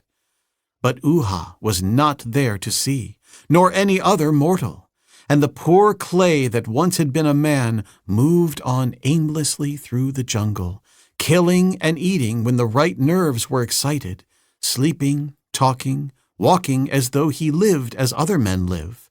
And thus, watching him from afar, we see him disappear amidst the riotous foliage of a jungle trail. The Princess Janzara of Veltopas Makus did not purchase the slave of Zoenthrahago. Her father, the king, would not permit it, and so, very angry, she walked from the apartment where she had come to examine the captive, and when she had passed into the next room and was out of her royal sire's range of vision, she turned and made a face in his direction, at which all her warriors and the two handmaidens laughed. "Fool," she whispered in the direction of her unconscious father, "I shall own the slave yet, and kill him too if I mind." The warriors and the handmaidens nodded their heads approvingly. King Elkomoahago arose languidly from his chair. "Take it to the quarries," he said, indicating Tarzan with a motion of his thumb. "But tell the officers in charge that it is the king's wish that it not be overworked nor injured." And as the ape-man was led away through one doorway, the king quitted the chamber by another, his courtiers bowing in the strange Manunian way until he was gone. Then one of them tiptoed quickly to the doorway through which Elkomoahago had disappeared, flattened himself against the wall beside the door, and listened for a moment.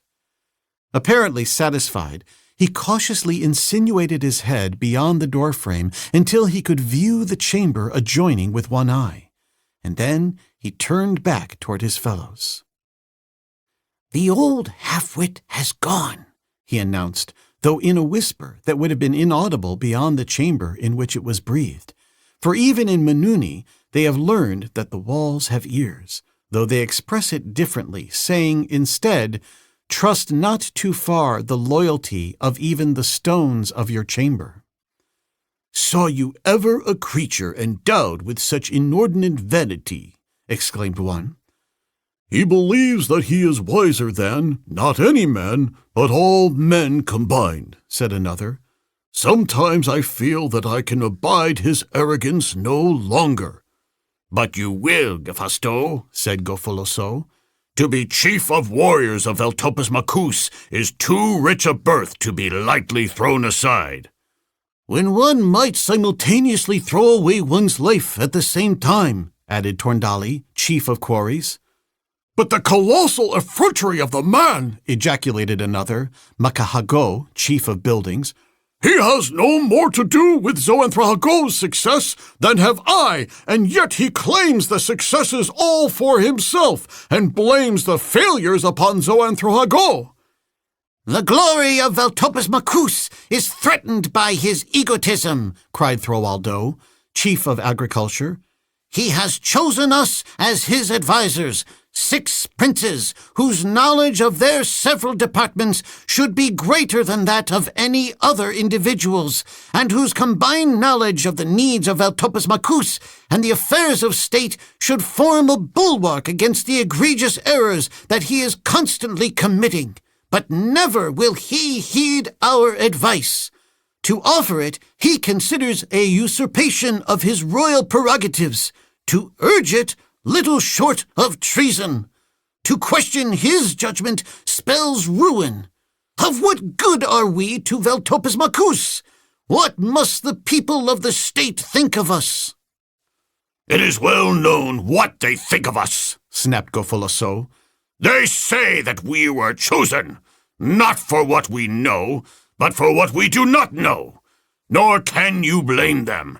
I, a breeder of Diadots, master of 10,000 slaves, who till the soil and raise half of all the food that the city consumes, am chosen chief of chiefs, filling an office for which I have no liking and no training, while Throaldo, who scarce knows the top of a vegetable from its roots, is chief of agriculture. Makahago worked the quarry slaves for 100 moons and is made chief of buildings, while Torndali, who is acclaimed the greatest builder of our time, is chief of quarries. Gefasto and Vestaco alone are masters of their bureaus. Vestaco, the king chose wisely as chief of the royal dome, that his royal comfort and security might be assured. But in Gefasto, behold his greatest blunder. He elevated a gay young pleasure-seeker to the command of the army of Veltopus Macus, and discovered in his new chief of warriors as great a military genius as Veltopus Macus has ever produced. Gefasto bowed his acknowledgment of the compliment. Had it not been for Gefasto, the Trohanidal Macusians would have trapped us fairly the other day, continued Gofoloso. I advised the king against pushing the assault, interjected Gefasto, as soon as it became evident that we had failed to surprise them. We should have withdrawn. It was only after we had advanced and I was free from him that I could direct the affair without interference. And then, as you saw, I quickly extricated our troops and withdrew them with as little loss of men and prestige as possible. "It was nobly done, Gefasto," said Tomaldi. "The troops worship you. They would like a king who led them in battle, as you might lead them." "And let them have their wine as of old," interjected Makahago. "We would all rally around a king who permitted us the innocent pleasure of our wine," said Gofoloso. "What say you, Vestaco?" The chief of the royal dome, the king's majordomo, who had remained silent throughout the arraignment of his master, shook his head. "It is not wise to speak treason now," he said. The three looked sharply at him and glanced quickly at one another. Who has spoken treason, Vestako? demanded Gofalasso. You have all come too close to it for safety, said the oily Vestako. He spoke in a much louder voice than the others had spoken, as though, far from being fearful of being overheard, he rather hoped that he would be. Elkomoahago has been good to us. He has heaped honors and riches upon us. We are very powerful. He is a wise ruler. Who are we to question the wisdom of his acts? The others looked uneasily about. Gofalasso laughed nervously. You were ever slow to appreciate a joke, my good Vestako, he said. Could you not see that we were hoaxing you? I could not, replied Vestako. But the king has a fine sense of humor. I will repeat the joke to him, and if he laughs, then I shall laugh too, for I shall know that it was indeed a joke. But I wonder upon whom it will be. Oh, Vestako, do not repeat what we have said, not to the king. He might not understand. We are good friends, and it was said only among friends. Gofalasso was evidently perturbed in spirit. He spoke rapidly. By the way, my good Vestako, I just happened to recall that the other day you admired one of my slaves. I have intended giving him to you. If you will accept him, he is yours. I admire 100 of your slaves, said Vestako softly. They are yours, Vestako, said Gofalasso. Come with me now and select them. It is a pleasure to make my friend so trifling a present. Vestako looked steadily at the other four. They shifted uneasily in momentary silence, which was broken by Throaldo, chief of agriculture. If Vestako would accept 100 of my poor slaves, I should be overwhelmed with delight, he said. I hope they will be slaves of the white tunic, said Vestako. They will, said Throaldo. I cannot be outdone in generosity, said Tornaldia. You must accept 100 slaves from me. And from me, cried Makahago, chief of buildings.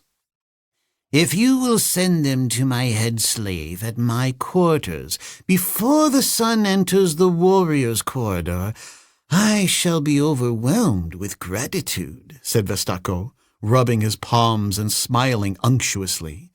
Then he looked quickly and meaningly at Gafasto, chief of warriors of Veltopis Macus.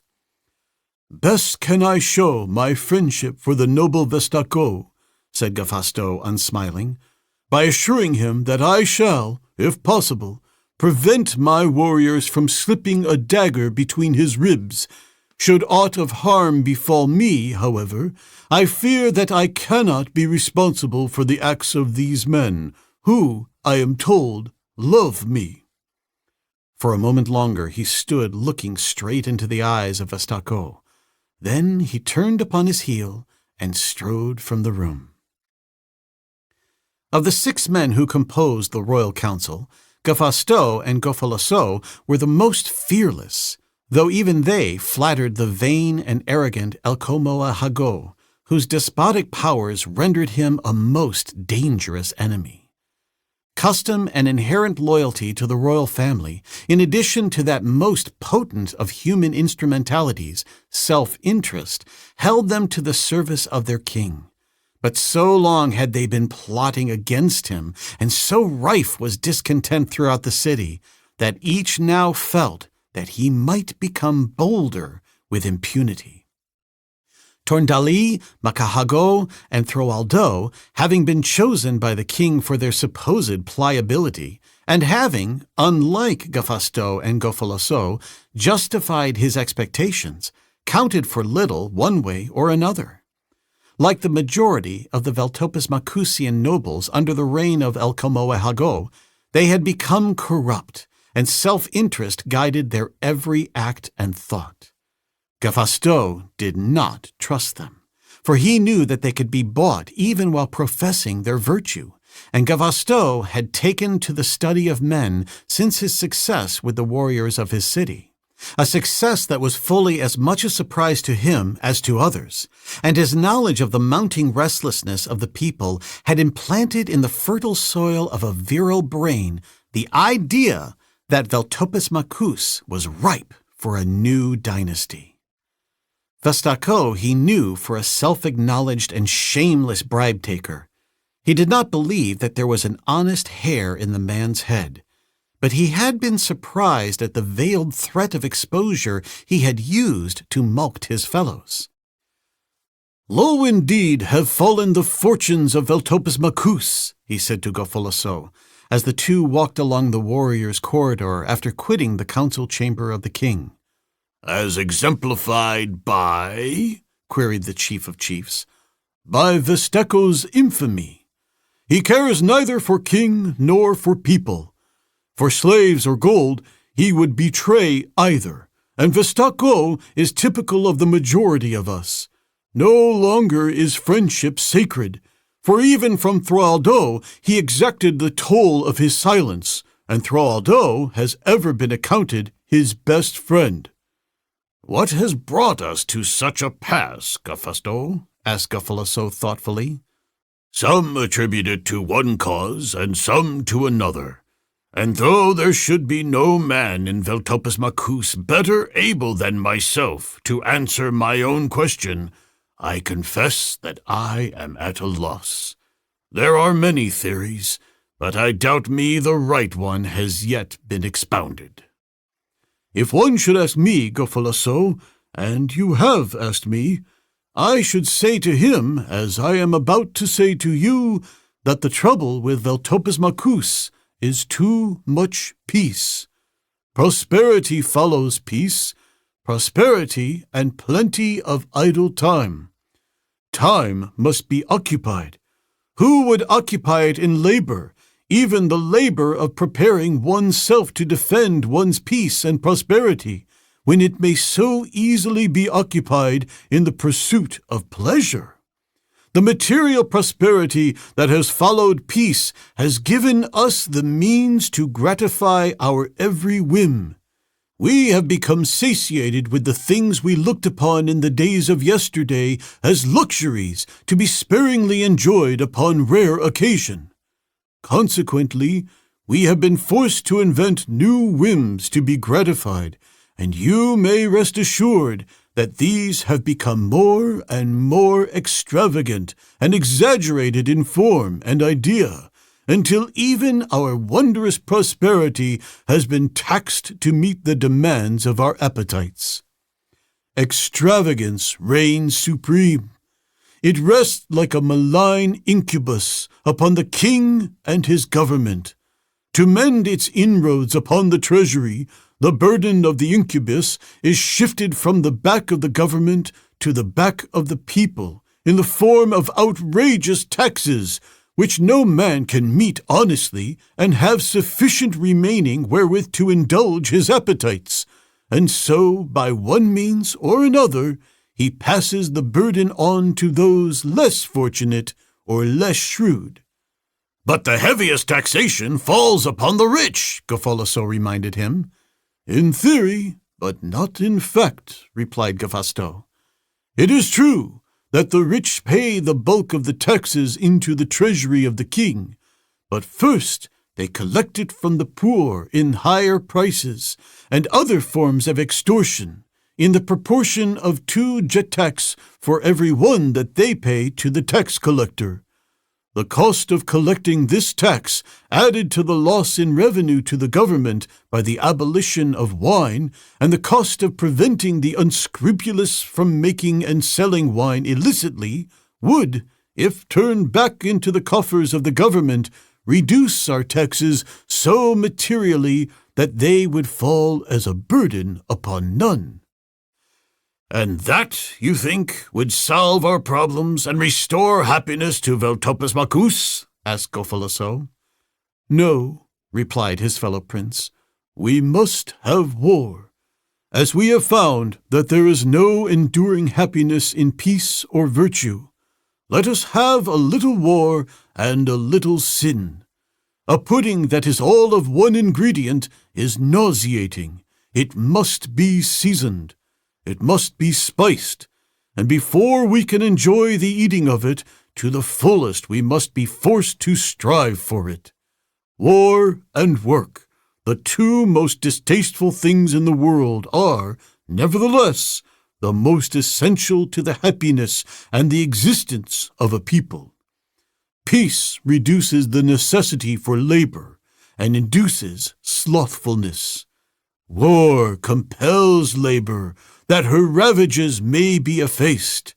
Peace turns us into fat worms. War makes men of us. War and wine, then, would restore Veltopus to her former pride and happiness, you think? laughed Gofalasso. What a firebrand you have become since you came to the command of all the warriors of our city. You misunderstand me, Gofalasso, said Gephasto patiently. War and wine alone will accomplish nothing but our ruin. I have no quarrel with peace or virtue or temperance. My quarrel is with the misguided theorists who think that peace alone, or virtue alone, or temperance alone will make a strong, a virile, a contented nation. They must be mixed with war and wine and sin, and a great measure of hard work, especially hard work. And with nothing but peace and prosperity, there is little necessity for hard work, and only the exceptional man works hard when he does not have to. But come, you must hasten to deliver the 100 slaves to Vestaco before the sun enters the warrior's corridor, or he will tell your little joke to El Como el Hago. Gofalasso smiled ruefully. Some day he shall pay for these 100 slaves, he said, and the price will be very high. If his master falls, said Gephasto. When his master falls, Gofalasso corrected. The chief of warriors shrugged his shoulders, but he smiled contentedly, and he was still smiling after his friend had turned into an intersecting corridor and gone his way. Chapter 11. The Slave Girl. Tarzan of the Apes was led directly from the royal dome to the quarries of Veltopus, which lie a quarter of a mile from the nearer of the 8 domes which constitute the city. A 9th dome was in course of construction, and it was toward this that the line of burdened slaves wound from the entrance to the quarry to which the ape-man was conducted. Just below the surface, in a well-lighted chamber, he was turned over to the officer in charge of the quarry guard, to whom the king's instructions concerning him were communicated. Your name? demanded the officer, opening a large book that lay upon the table at which he was seated. He is as dumb as the Zertalikalals, explained the commander of the escort that had brought him to the quarry. Therefore, he has no name. We will call him the Giant, then, said the officer, for as such as he has been known since his capture. And he wrote in his book, Zuanthral, with Zoanthrahago as the owner, and Trohanadel as the city of his origin.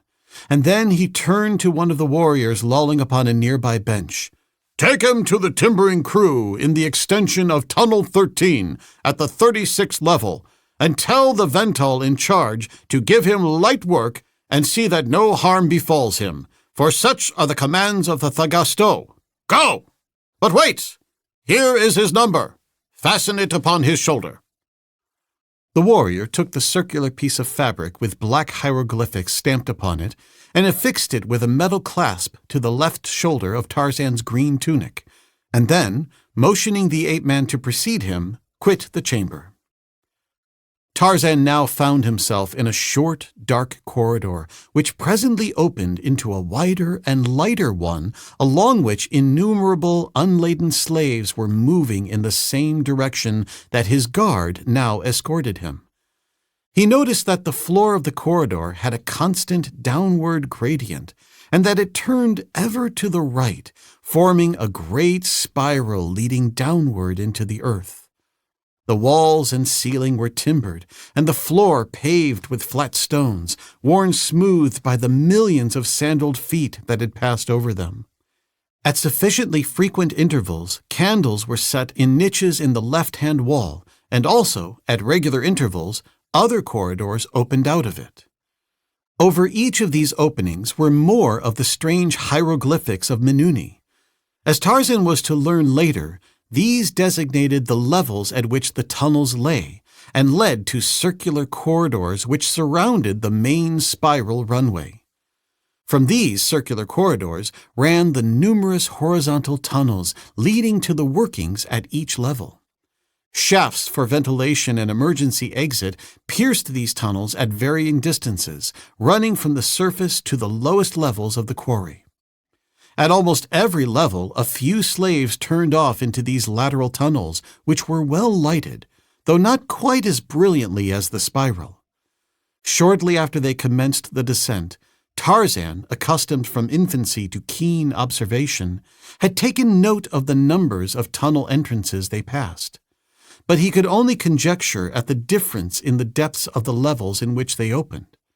A rough guess placed them at 15 feet, but before they reached the 36th, into which they turned, Tarzan felt that there must be an error in his calculations, for he was sure that they could not be 540 feet below the earth's surface, with open flames and no forced ventilation. The horizontal corridor they now entered after leaving the spiral curved sharply to the right and then back to the left.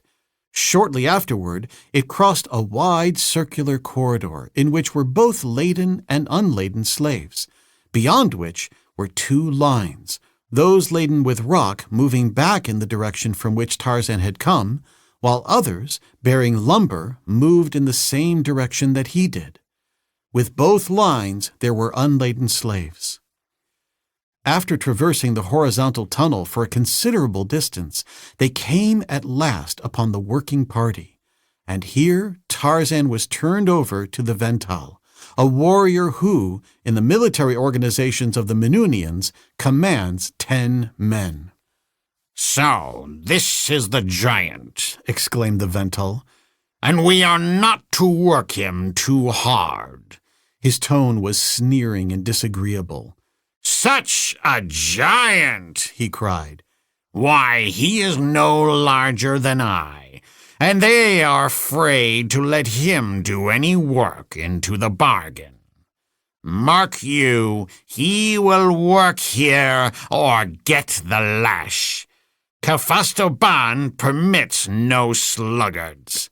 And the fellow struck his chest vauntingly. He who had brought Tarzan appeared disgusted.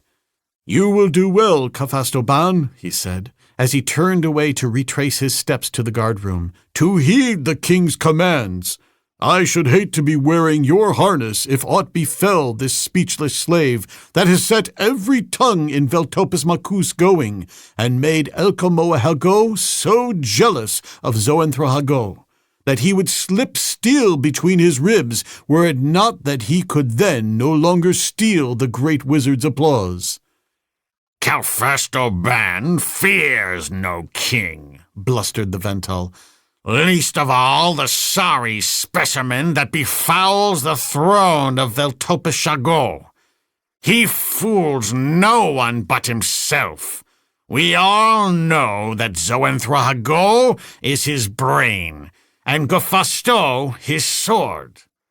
"However," warned the other, "be careful of Zoanthrol," and he departed.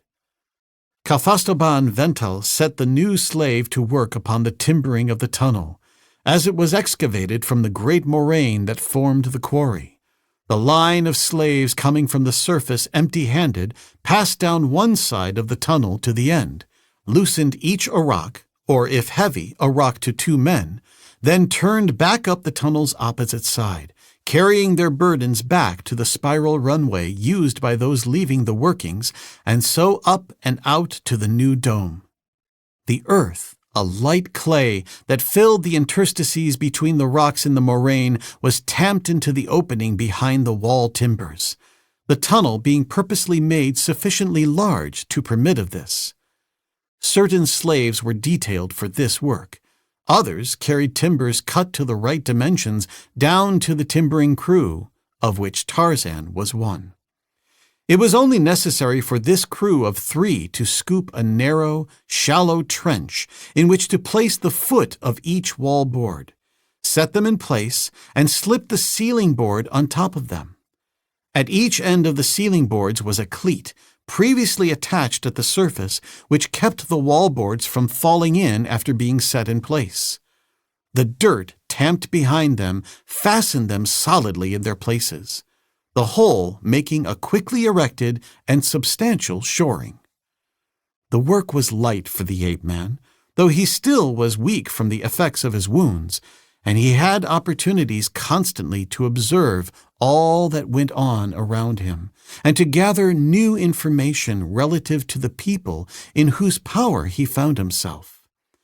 Calfastoban he soon set down as a loud-mouthed braggart, from whom one need have nothing to fear during the routine of their everyday work, but who would bear watching if ever opportunity came for him to make a show of authority or physical prowess before the eyes of his superiors.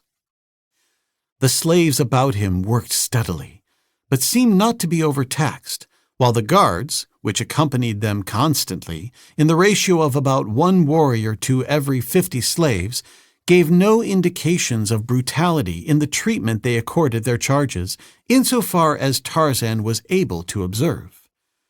The fact that puzzled him most now, as it had since the moment of his first return to consciousness, was the stature of these people. They were no pygmies, but men fully as large as the usual run of Europeans. There was none quite as tall as the ape-man, but there were many who missed it by the scantiest fraction of an inch. He knew that they were Veltopus Macusians, the same people he had been battling with the Trohanodon Macusians. They spoke of having captured him in the battle that he had seen waged, and they called him Zuanthrol, the giant. Yet they were as large as he. And as he had passed from the royal dome to the quarry, he had seen their gigantic dome dwellings rising fully 400 feet above his head. It was all preposterous and impossible. Yet he had the testimony of all his faculties that it was true. Contemplation of it but tended to confuse him more, and so he gave over all attempts to solve the mystery and set himself to the gathering of information concerning his captors and his prison against that time which he well knew must some day come, when the means of escape should offer itself to the alert and cunning instincts of the wild beast that, at heart, he always considered himself. Wherever he had been in Veltopus Macus, whoever he had heard refer to the subject, he had had it borne in upon him that the people were generally dissatisfied with their king and his government, and he knew that among a discontented people efficiency would be at low ebb and discipline demoralized to such an extent that, should he watch carefully, he must eventually discover the opportunity he sought, through the laxity of those responsible for his safekeeping. He did not expect it today or tomorrow, but today and tomorrow were the days upon which to lay the foundation of observation that would eventually reveal an avenue of escape. When the long working day at last drew to a close, the slaves were conducted to their quarters, which, as Tarzan discovered, were always on levels near to those in which they labored. He, with several other slaves, was conducted to the 35th level, and into a tunnel the far end of which had been widened to the proportions of a large chamber. the narrow entrance to which had been walled up with stone, except for a small aperture through which the slaves were forced to pass in and out of their chamber upon all fours. And when the last of them was within, this was closed and secured by a heavy door outside, which 2 warriors watched throughout the night. Once inside, and standing upon his feet, the ape-man looked about him to discover himself within a chamber so large that it seemed easy to accommodate the great throng of slaves that must have numbered fully 50,000 souls of both sexes. The women were preparing food over small fires, the smoke of which found its way from the chamber through openings in the ceiling. For the great number of fires, the amount of smoke was noticeably little, a fact which was, however, accounted for by the nature of the fuel, a clean, hard charcoal. But why the liberated gases did not asphyxiate them all was quite beyond the ape-man, as was still the riddle of the open flames and the pure air at the depth where the workings lay. Candles burned in niches all about the walls, and there were at least 6 large ones standing upon the floor. The slaves were of all ages, from infancy to middle age, but there were no aged venerables among them. The skins of the women and children were the whitest Tarzan had ever seen, and he marveled at them until he came to know that some of the former and all of the latter had never seen daylight since birth. The children who were born here would go up into the daylight sometime, when they were of an age that warranted beginning the training for the vocations their masters had chosen for them. But the women who had been captured from other cities would remain here until death claimed them. Unless that rarest of miracles occurred, they should be chosen by a Veltopus Macusian warrior as his mate. But that was scarce even a remote possibility, since the warriors almost invariably chose their mates from the slaves of the white tunic, with whom they came in daily contact in the domes above ground. The faces of the women bore the imprint of a sadness that brought a spontaneous surge of sympathy to the breast of the savage ape-man. Never in his life had he seen such abject hopelessness depicted upon any face. As he crossed the room, many were the glances that were cast upon him, for it was obvious from his deep tan that he was a newcomer, and, too, there was that about him that marked him of different clay from them, and soon there were whispers running through the throng, for the slaves who had entered with him had passed the word of his identity to the others, and who, even in the bowels of the earth, had not heard of the wondrous giant captured by Xoenthrahago during the battle with the Trohanida Macusians. Presently, a young girl, kneeling above a brazier over which she was grilling a cut of flesh, caught his eye and motioned him to her. As he came, he saw that she was very beautiful, with a pale, translucent skin, the whitest of which was accentuated by the blue-black of a wealth of lustrous hair. "You are the giant?" she asked. "I am Xoenthral," he replied. "He has told me about you," said the girl. "I will cook for you, too. I will cook for him. Unless," she added with a trace of embarrassment, "there is another you would rather have cook for you." "There is no one I would rather have cook for me," Tarzan told her. "But who are you, and who is he?" "I am Talaskar," she replied, "but I know him only by his number. He says that while he remains a slave, he has no name, but will go always by his number, which is 800 cubed plus 19. I see that you are 800 cubed plus 21. She was looking at the hieroglyphics that had been fastened upon his shoulder. "Have you a name?" "They call me Xoenthral." "Ah," she said, "you are a large man, but I should scarcely call you a giant. He, too, is from Tohanadal Makus, and he is about your height. I never heard that there were any giants in Menuni, except the people they call Zertalakalols." "I thought you were a Zertalakalol," said a man's voice at Tarzan's ear. The ape-man turned to see one of the slaves with whom he had been working eyeing him quizzically, and smiled. "I am Zertalakalol to my masters," he replied. The other raised his brows. "I see," he said. "Perhaps you are wise.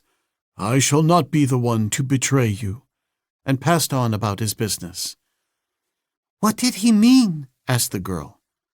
"I have never spoken, until now, since they took me prisoner," he explained. "And they think I am speechless, though I am sure that I do not look like a Zertalakalol, yet some of them insist that I am one."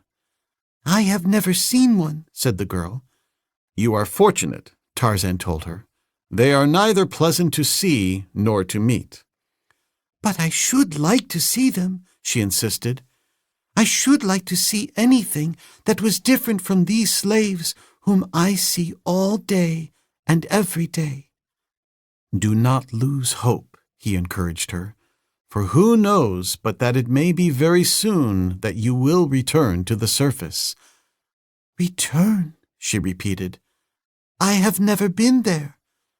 "Never been to the surface? You mean since you were captured?" "I was born in this chamber," she told him, "and never have I been out of it." "You are a slave of the second generation, and are still confined to the quarries?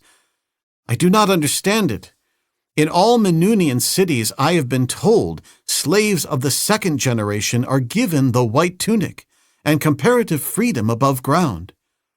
"It was not for me. My mother would not permit it. She would rather I had died than mated with a Valtopus Macusian or another slave, as I must do if I go into the city above." "But how do you avoid it? Your masters certainly do not leave such things to the discretion of their slaves." "Where there are so many, one or two may go unaccounted for indefinitely, and women, if they be ill-favored, cause no comment upon the part of our masters. My birth was never reported, and so they have no record of me. My mother took a number for me from the tunic of one who died, and in this way I attract no attention upon the few occasions that our masters or the warriors enter our chamber." "But you are not ill-favored.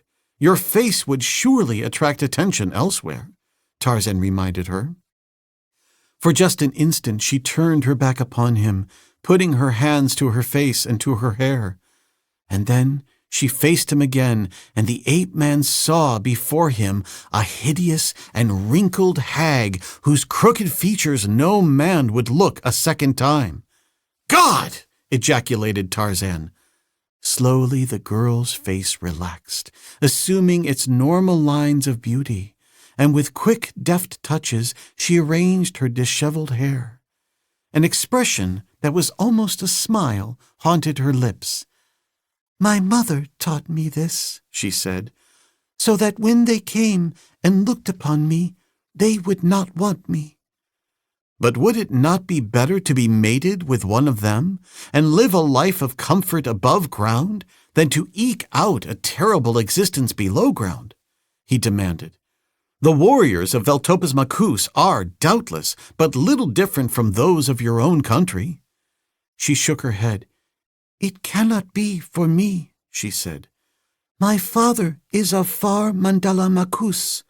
My mother was stolen from him but a couple of moons before I was born in this horrid chamber, far from the air and sunlight that my mother never tired of telling me about." "And your mother?" asked Tarzan. "Is she here?" The girl shook her head sadly. "They came for her over 20 moons and took her away. I do not know what became of her." "And these others, they never betray you?" he inquired. "Never. Whatever slave betrayed another would be torn to pieces by his fellows. But come, you must be hungry." And she offered him of the flesh she had been cooking. Tarzan would have preferred his meat raw, but he did not wish to offend her, and so he thanked her and ate that which she offered him, squatting on his haunches across the brazier from her. "It is strange that Aupanato does not come," she remarked, using the Menunian form of 800 cubed plus 19. "Never before has he been so late." A brawny slave who had approached from behind her had halted and was looking scowlingly at Tarzan. "Perhaps this is he," said Tarzan to the girl, indicating the man with a gesture. Taliskar turned quickly, an almost happy light in her eyes, but when she saw who it was that stood behind her, she rose quickly and stepped back, her expression altered to one of disgust. "No," she said, "it is not he." "You are cooking for him?" demanded the fellow, pointing at Tarzan. "But you would not cook for me," he accused, not waiting for a reply to his question, the answer to which was all too obvious. "Who is he that you should cook for him? Is he better than I? You will cook for me also." "There are plenty to cook for you, Karaftap," replied Taliskar, "and I do not wish to. Go to some other woman. Until there are too many men, we are permitted to choose those whom we shall cook for. I do not choose to cook for you." "If you know what is well for you, you will cook for me," growled the man. "You will be my mate too. I have a right to you, because I have asked you many times before these others came. Rather than let them have you, I will tell the Vental tomorrow the truth about you, and he will take you away. Have you ever seen Calfastoban?" The girl shuddered. "I will see that Calfastoban gets you," continued Karaftap. "They will not permit you to remain here when they find that you refuse to produce more slaves." "I should prefer Calfastoban to you," sneered the girl, "but neither one nor the other shall have me." "Do not be too sure of that," he cried, and stepping forward, quickly seized her by the arm before she could elude him. Dragging her toward him, the man attempted to kiss her, but he did not succeed. Steel fingers closed upon his shoulder. He was torn roughly from his prey and hurled ruthlessly a dozen paces, stumbling and falling to the floor. Between him and the girl stood the gray-eyed stranger with the shock of black hair. Almost roaring in his rage, Karaftap scrambled to his feet and charged Tarzan, charged as a mad bull charges, with lowered head and bloodshot eyes. "For this you shall die!" he screamed. Chapter 12. Karaftap the Bully. The son of the first woman strode proudly through the forest. He carried a spear jauntily, and there was a bow and arrows slung to his back. Behind him came 10 other males of his species, similarly armed, and each walked as though he owned the earth he trod. Toward them, along the trail, though still beyond their sight or hearing or smell, came a woman of their kind. She, too, walked with fearless step. Presently her eyes narrowed and she paused, up-pricking her great flat ears to listen, sniffing the air. Men! She increased her gait to a trot, bearing down upon them. There was more than one. There were several. If she came upon them suddenly, they would be startled, filled with confusion, and no doubt she could seize one of them before they took to flight. If not, the feathered pebbles at her girdle would seek one out. For some time, men had been scarce. Many women of her tribe who had gone out into the forest to capture mates had never returned. She had seen the corpses of several of these herself, lying in the forest. She had wondered what had killed them. But here were men at last, the first she had discovered in 2 moons, and this time she would not return empty-handed to her cave. At a sudden turning of the forest trail, she came within sight of them, but saw, to her dismay, that they were still a long way off. They would be sure to escape if they saw her, and she was upon the point of hiding when she realized that already it was too late. One of them was pointing at her. Loosing a missile from her girdle and grasping her cudgel more firmly, she started toward them at a rapid, lumbering run. She was both surprised and pleased when she saw that they made no attempt to escape. How terrified they must be to stand thus docilely while she approached them. But what was this? They were advancing to meet her, and now she saw the expressions upon their faces. No fear there, only rage and menace. What were the strange things they carried in their hands? One who was running toward her, the nearest, paused and hurled a long pointed stick at her. It was sharp, and when it grazed her shoulder, it brought blood. Another paused, and holding a little stick across a longer stick, the ends of which were bent back with a piece of gut, suddenly released the smaller stick, which leaped through the air and pierced the flesh beneath one of her arms. And behind these 2, the others were rushing upon her with similar weapons. She recalled the corpses of the women she had seen in the forest and the dearth of men for the past several moons, and though she was dull of wit, yet she was not without reasoning faculties, and so she compared these facts with the occurrences of the past few seconds with a resultant judgment that sent her lumbering away in the direction from which she had come, as fast as her hairy legs could carry her, nor did she once pause in her mad flight until she sank exhausted at the mouth of her own cave. The men did not pursue her.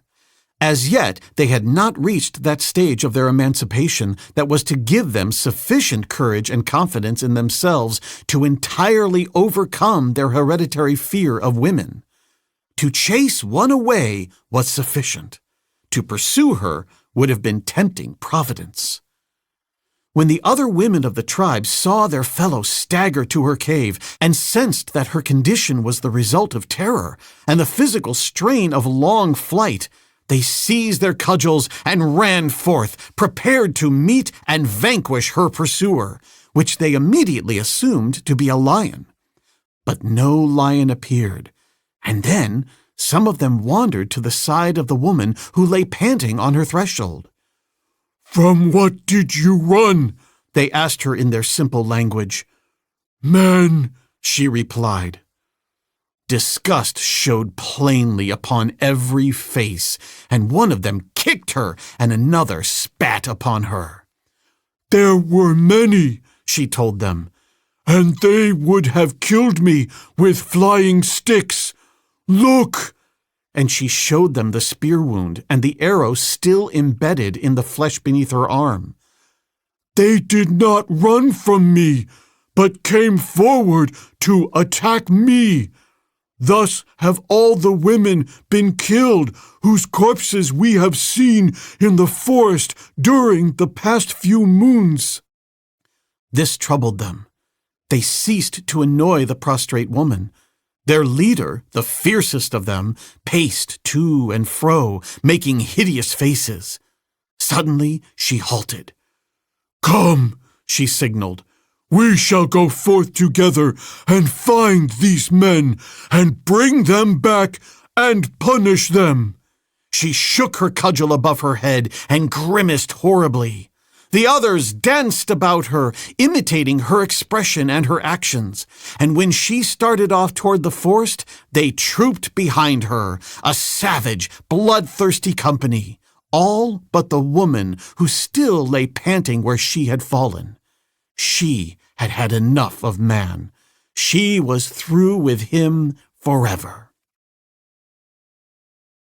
For this you shall die! Screamed Karaftap as he rushed upon Tarzan of the Apes in the long gallery of the slaves' quarters in the quarry of Elkamohago, king of Eltopus Makus. The ape-man quickly stepped aside, avoiding the other, and tripped him with a foot, sending him sprawling face downward upon the floor. Karaftap, before he arose, looked about as though in search of a weapon, and, his eyes alighting upon the hot brazier, he reached forth to seize it. A murmur of disapproval rose from the slaves who, having been occupied nearby, had seen the inception of the quarrel. "No weapons!" cried one. "It is not permitted among us. Fight with your bare hands, or not at all." But Karaftap was too drunk with hate and jealousy to hear them or to heed, and so he grasped the brazier and, rising, rushed at Tarzan to hurl it in his face. Now it was another who tripped him, and this time 2 slaves leaped upon him and wrenched the brazier from his hands. "Fight fair!" they admonished him and dragged him to his feet. Tarzan had stood smiling and indifferent, for the rage of others amused him where it was greater than circumstances warranted. And now he waited for Karaftap, and when his adversary saw that smile upon his face, it but increased his spleen, so that he fairly leaped upon the ape-man in his madness to destroy him. And Tarzan met him with the most surprising defense that Karaftap, who for long had been a bully among the slaves, ever had encountered. It was a doubled fist at the end of a straight arm, and it caught Karaftap upon the point of his chin, stretching him upon his back. The slaves, who had by this time gathered in considerable numbers to watch the quarrel, voiced their approval in the shrill "Ee-ah! Ee-ah!" that constituted one form of applause. Dazed and groggy, Karaftap struggled to his feet once more, and with lowered head looked about him as though in search of his enemy. The girl, Talaskar, had come to Tarzan's side and was standing there looking up into his face. "You are very strong," she said, but the expression in her eyes said more, or at least it seemed to Karaftap to say more. It seemed to speak of love, whereas it was only the admiration that a normal woman always feels for strength exercised in a worthy cause. Karaftap made a noise in his throat that sounded much like the squeal of an angry pig, and once again he rushed upon the ape-man. Behind them, some slaves were being let into the corridor, and as the aperture was open, one of the warriors beyond it, who chanced to be stooping down at the time, could see within. He saw but little, though what he saw was enough. A large slave with a shock of black hair rising another large slave high above his head and dashing him to the floor. The warrior, pushing the slaves aside, scrambled through into the corridor and ran forward toward the center. Before they were aware of his presence, he stood facing Tarzan and Talaskar. It was Kalfastoban. "What is the meaning of this?" he cried in a loud voice, and then, "Aha! I see. It is the giant. He would show the other slaves how strong he is, would he?" He glanced at Karaftap, struggling to rise from the floor, and his face grew very dark. Karaftap was a favorite of his. "Such things are not permitted here, fellow!" he cried, shaking his fist in the ape-man's face and forgetting in his anger that the new slave neither spoke nor understood. But presently he recollected and motioned Tarzan to follow him. 100 lashes will explain to him that he must not quarrel," he said aloud to no one in particular, but he was looking at Talaskar. "Do not punish him," cried the girl, still forgetful of herself. "It was all Karaftap's fault. Zuanthro but acted in self-defense." Kalfastoban could not take his eyes from the girl's face, and presently she sensed her danger and flushed. but still she stood her ground, interceding for the ape-man. A crooked smile twisted Kafastoban's mouth as he laid a familiar hand upon her shoulder. "How old are you?" he asked. She told him, shuddering. "I shall see your master and purchase you," he announced. "Take no mate." Tarzan was looking at Taliskar, and it seemed that he could see her wilt as a flower wilts in noxious air. And then Kafastoban turned upon him.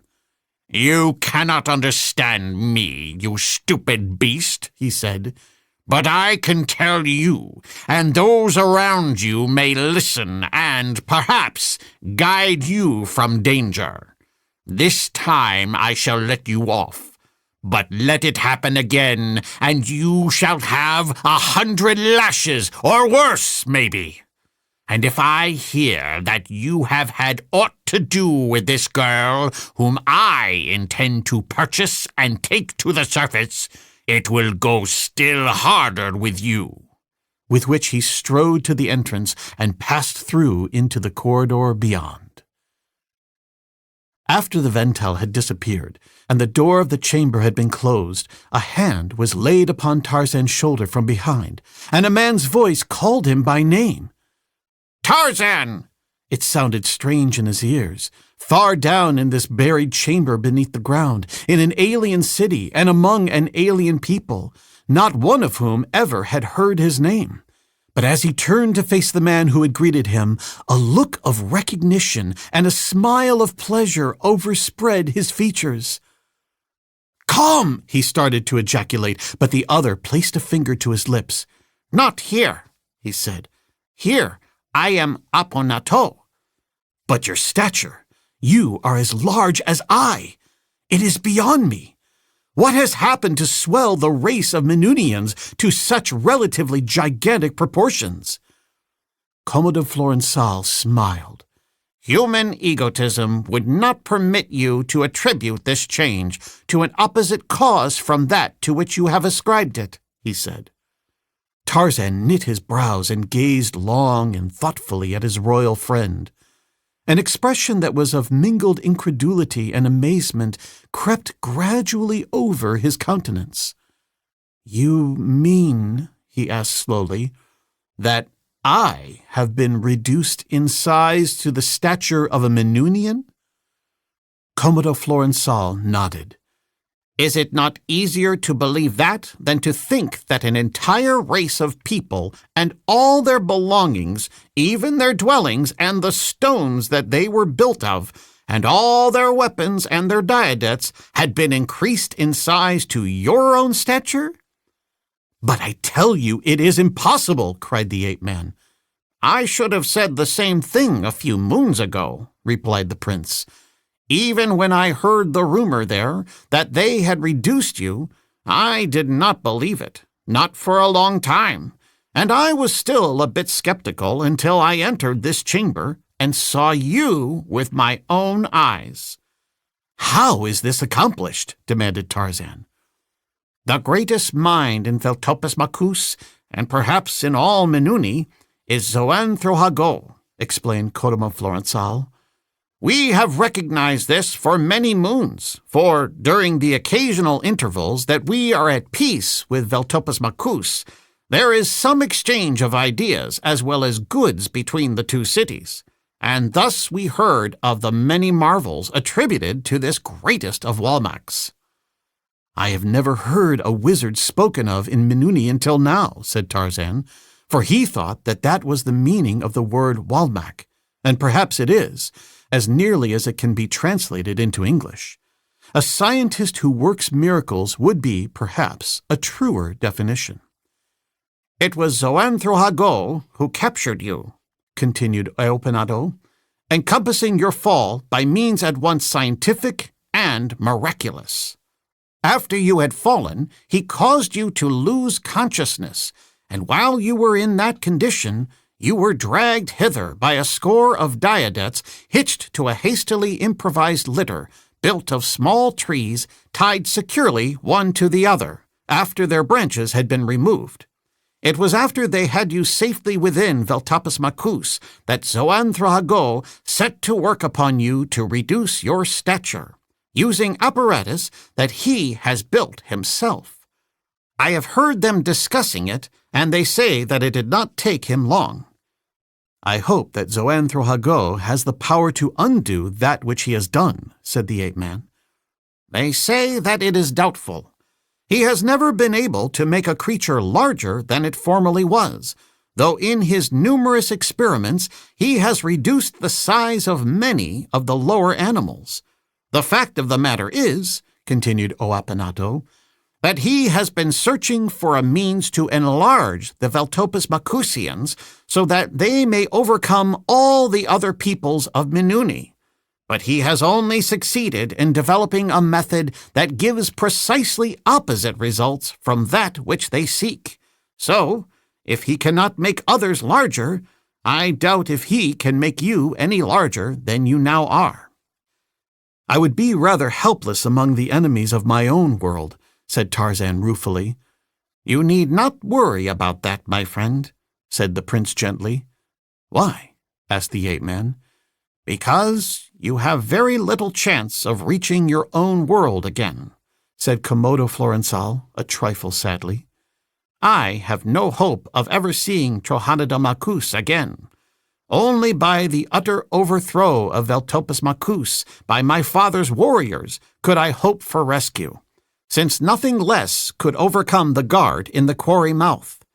While we often capture slaves of the white tunic from the enemy's cities, it is seldom that we gather in any of the green tunic. Only in the rare cases of utter surprise attacks by daylight do any of us catch an enemy's green slaves above ground, and surprise day attacks may occur once in the lifetime of a man or never. You believe that we will spend the rest of our lives in this underground hole? Demanded Tarzan. Unless we chance to be used for labor above ground during the daytime occasionally, replied the Prince of Trohanida Macus with a wry smile. The ape-man shrugged. We shall see, he said. After Kalfastaban had left, Karaftap had limped away to the far end of the chamber, muttering to himself, his ugly face black and scowling. I am afraid that he will make you trouble, Taliskar said to Tarzan, indicating the disgruntled slave with a nod of her shapely head. And I am sorry, for it is all my fault. Your fault? Demanded Komodo Florensal. Yes, said the girl. Karaftap was threatening me when Aopatando interfered and punished him. Aopatando? Queried Komodo Florensal. That is my number, explained Tarzan. And it was on account of Taliskar that you were fighting? I thank you, my friend. I am sorry that I was not here to protect her. Taliskar cooks for me. She is a good girl. Komodo Florensal was looking at the girl as he spoke, and Tarzan saw how her eyes lowered beneath his gaze and the delicate flush that mounted her cheeks, and he realized that he was downwind from an idea, and smiled. So this is the Aopanato of whom you told me? He said to Taliskar. Yes, this is he. I am sorry that he was captured, but it is good to find a friend here, said the ape-man. We three should be able to hit upon some plan of escape. But they shook their heads, smiling sadly. For a while, after they had eaten, they sat together talking, being joined occasionally by other slaves, for Tarzan had many friends here now since he had chastised Karaftap, and they would have talked all night had not the ape-man questioned Komodo Florensal as to the sleeping arrangements of the slaves. Komodo Florensal laughed and pointed here and there about the chamber at recumbent figures lying upon the hard earthen floor, men, women, and children sleeping, for the most part, where they had eaten their evening meal. The green slaves are not pampered, he remarked laconically. I can sleep anywhere, said Tarzan, but more easily when it is dark. I shall wait until the lights are extinguished. You will wait forever, then, Komodo Florensal told him. The lights are never extinguished? Demanded the ape-man. Were they, we should all be soon dead, replied the prince. Those flames serve two purposes. They dissipate the darkness and consume the foul gases that would otherwise quickly asphyxiate us. Unlike the ordinary flame that consumes oxygen, these candles, perfected from the discoveries and inventions of an ancient Menunian scientist, consume the deadly gases and liberate oxygen. It is because of this, even more than for the light they give, that they are used exclusively throughout Menuni. Even our domes would be dark, ill-smelling, noxious places were it not for them, while the quarries would be absolutely unworkable. Then I shall not wait for them to be extinguished, said Tarzan, stretching himself at full length upon the dirt floor with a nod and a tuano, a Menunian good night, to Talisker and Comodo Florensal. Chapter 13. In the Royal Dome. As Talisker was preparing their breakfast the following morning, Comodo Florensal remarked to Tarzan that he wished that they too could be employed upon the same work, that they might be always together. If there is ever a chance for escape that you seem to think will someday present itself, he said, then it will be well if we are together. When we go, replied Tarzan, we must take Talisker with us.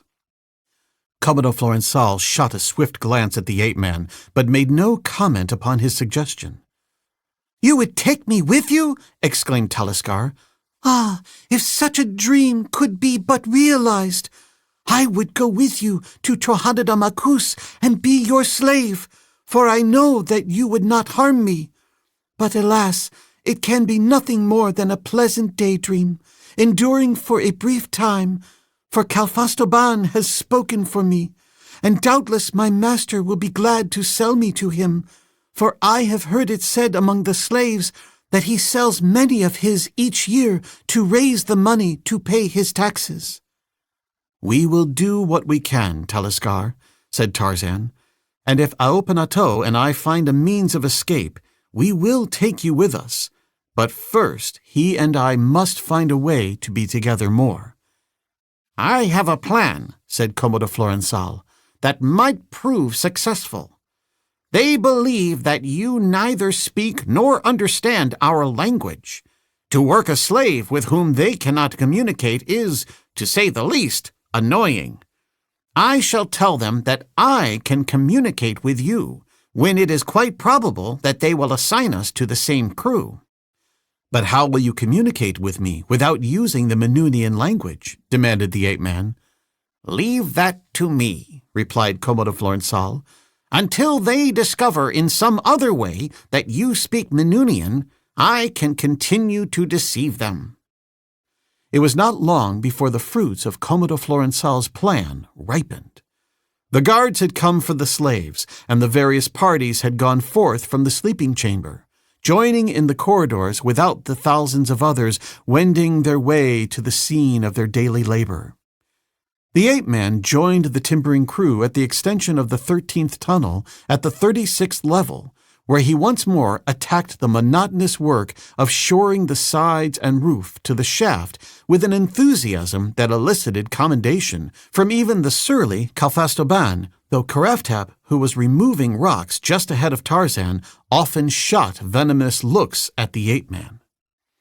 The work had been progressing for perhaps 2 or 3 hours when 2 warriors descended the tunnel and halted beside Calfastoban.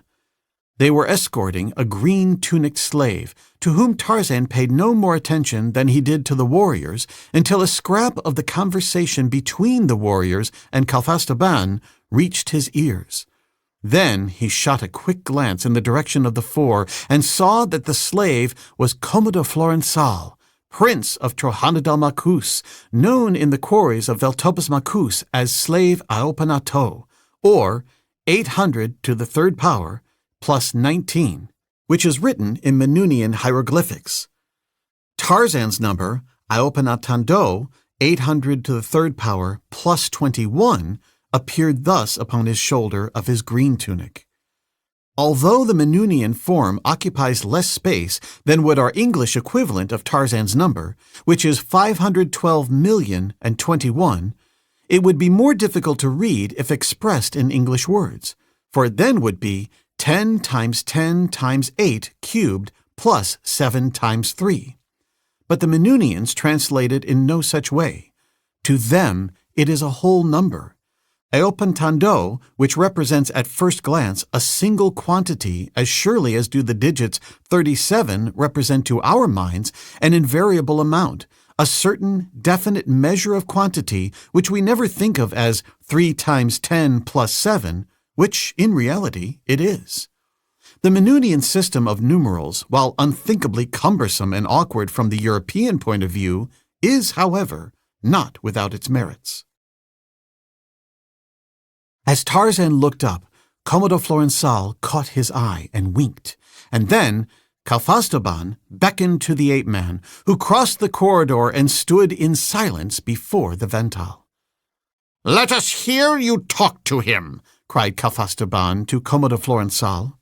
"I do not believe that he will understand you. How could he when he cannot understand us?" The fellow could not conceive of another language than his own. "I will ask him in his own language," said Commodore Florensal, "if he understands me, and you will see that he nods his head affirmatively." "Very good," cried Kalfastoban. "Ask him." Commodore Florensal turned toward Tarzan and voiced a dozen syllables of incomprehensible gibberish, and when he was done, the ape-man nodded his head. "You see?" demanded Commodore Florensal. Kalfastoban scratched his head.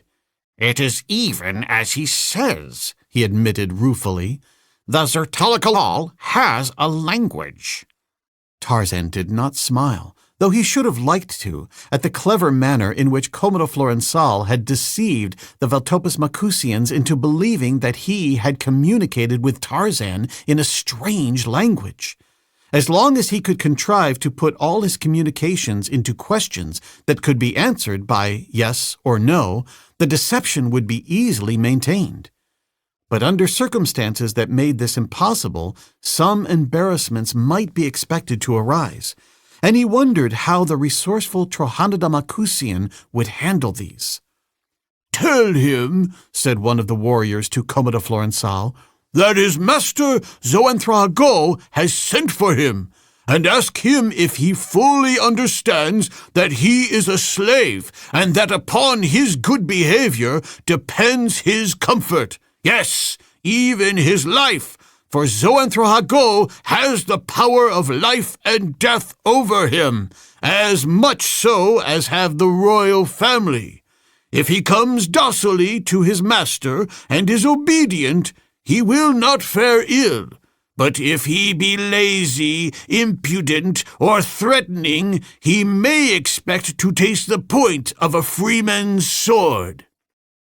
Commodore Florensal strung out, this time, a much larger series of senseless syllables, until he could scarce compose his features to comport with the seriousness of his mien. "Tell them," said Tarzan in English, which of course not one of them understood, "that at the first opportunity I shall break the neck of my master, that it will require but a little incentive to cause me to seize one of these timbers and crack the skull of Kalfastoban and the rest of the warriors about us, and I shall run away at the first opportunity and take you and Taliskar with me." Commodore Florensal listened intently until Tarzan had ceased speaking, and then turned to the two warriors who had come with him to find the ape-man. "Zoanthral says that he fully understands his position, and that he is glad to serve the noble and illustrious Zoanthrago, from whom he claims but a single boon," translated the Trohanida Macusian prince rather freely. "And what boon is that?" demanded one of the warriors. "That I be permitted to accompany him, that he may thus better fulfill the wishes of his master, since without me he could not even know what was desired of him," explained Aopanato. Tarzan understood now how Commodore Florensal would surmount whatever difficulties of communication might arise, and he felt that he would be safe in the hands of his quick-witted friend for as long a time as he cared to pretend ignorance of the Menunian tongue. "The thought was even in our minds, slave, when we heard that you could communicate with this fellow," said the warrior to whom Commodore Florensal had addressed the suggestion. "You shall both be taken to Xoanthrohago, who will doubtless decide his wishes without consulting you or any other slave. Come, Calfastoban Vental, we assume responsibility for the slave Xuanthral." And they handed the Vental a slip of paper upon which they had marked some curious hieroglyphics. Then, with swords drawn, they motioned Kodomo Florensal and Tarzan to precede them along the corridor, for the story of Tarzan's handling of Karaftap had reached even to the guardroom of the quarry, and these warriors were taking no chances. The way led through a straight corridor and up a winding spiral runway to the surface, where Tarzan greeted the sunlight and the fresh air almost with a sob of gratitude. For to be shut away from them for even a brief day was, to the ape-man, cruel punishment indeed. Here he saw again the vast, endless multitude of slaves bearing their heavy burdens to and fro, the trim warriors who paced haughtily upon either flank of the long lines of toiling serfs, the richly trapped nobles of the higher castes, and the innumerable white-tunicked slaves who darted hither and thither upon the errands of their masters, or upon their own business or pleasure, for many of these had a certain freedom and independence that gave them almost the standing of freed men. Always were these slaves of the white tunic owned by a master, but especially in the case of skilled artisans, about the only allegiance they owed to this master was to pay him a certain percentage of their incomes. They constituted the bourgeoisie of Menuni, and also the higher caste serving class. Unlike the green-tunicked slaves, no guard was placed over them to prevent their escape, since there was no danger that they would attempt to escape, there being no city in Menuni where their estate would be improved, for any other city than that of their birth would treat them as alien prisoners, reducing them immediately to the green tunic and lifelong hard labor. The domes of Veltopus Macus were as imposing as those of Trohanadel Macus. In fact, to Tarzan, they appeared infinitely larger, since he now was 1/4 the size he had been when he had left Trohanadel Macus. There were 8 of them fully occupied, and another in course of construction, for the surface population of Veltopus Macus was already 480,000 souls, and as overcrowding was not permitted in the king's dome, the remaining 7 were packed densely with humanity. It was to the royal dome that Tarzan and Commodore Florensal were conducted, but they did not enter by way of the king's corridor, before the gates of which fluttered the white and gold of the royal standards. Instead, they were escorted to the warriors' corridor, which opens toward the west. Unlike the city of Trohanadel Macus, Veltopus Macus was beautiful in the areas between the domes, with flowers and shrubbery and trees, among which wound gravelled walks and broad roadways. The royal dome faced upon a large parade, where a body of mounted warriors was at drill. There were 1,000 of them, forming an amak, consisting of 4 novans of 250 men each, the larger body being commanded by Kamak and the smaller by an novand. 5 enteks of 50 men each compose an novand, there being 5 ventals of 10 men each to an entex. These latter units commanded by a vental and a ventex, respectively. The evolutions of the amak were performed with kaleidoscopic rapidity, so quick upon their feet and so well trained were the tiny diadets. There was one evolution in particular, performed while he was passing, that greatly interested the ape-man. 2 novans formed line at one end of the parade, and 2 at the other, and at the command of the Kamak, The 1,000 men charged swiftly down the field in 2 solid ranks that approached one another with the speed of an express train. Just when it seemed impossible that a serious accident could be averted, when it seemed that in another instant diadetes and riders must crash together in a bloody jumble of broken bones, the warriors, rushing so swiftly toward the east, raised their agile mounts, which fairly flew above the heads of the opposing force, and alighting upon the other side in an unbroken line, continued to the far end of the field. Tarzan was commenting on this maneuver, and upon the beauties of the landscaping of the city of Veltopus Macus to Cotoma Florençal as they proceeded along the warriors' corridor, sufficiently ahead of their escort that Tarzan might speak in a low tone without the guard being cognizant of the fact that he was using the language of Menuni. "It is a beautiful evolution," replied Como de Florençal, "and it was performed with a precision seldom attained. I have heard that Elcamo Hago's troops are famous for the perfection of their drill, and as justly so as is Veltopus Macus for the beauty of her walks and gardens. But, my friend, these very things constitute the weakness of the city.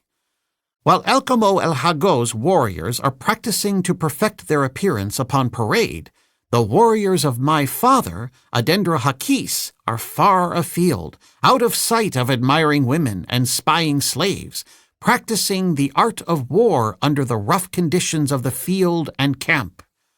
The Amaks of Elcamo Hago might easily defeat those of Adendra Hakis in a contest for the most beautiful. But it was not long since you saw less than 15,000 Trohanida Macusians repulse fully 30,000 warriors of Veltopus Macus, for they never passed the infantry line that day. Yes, they can drill beautifully upon parade, and they are courageous. All Menunians are that, but they have not been trained in the sterner arts of war. It is not the way of Elcamo el Hago. He is soft and effeminate. He cares not for war. He listens to the advice he likes best, the advice of the weaklings and the women who urge him to refrain from war entirely, which would be not altogether bad if he could persuade the other fellow to refrain also. The beautiful trees and shrubs that almost make a forest of Veltopus Macus, and which you so admire.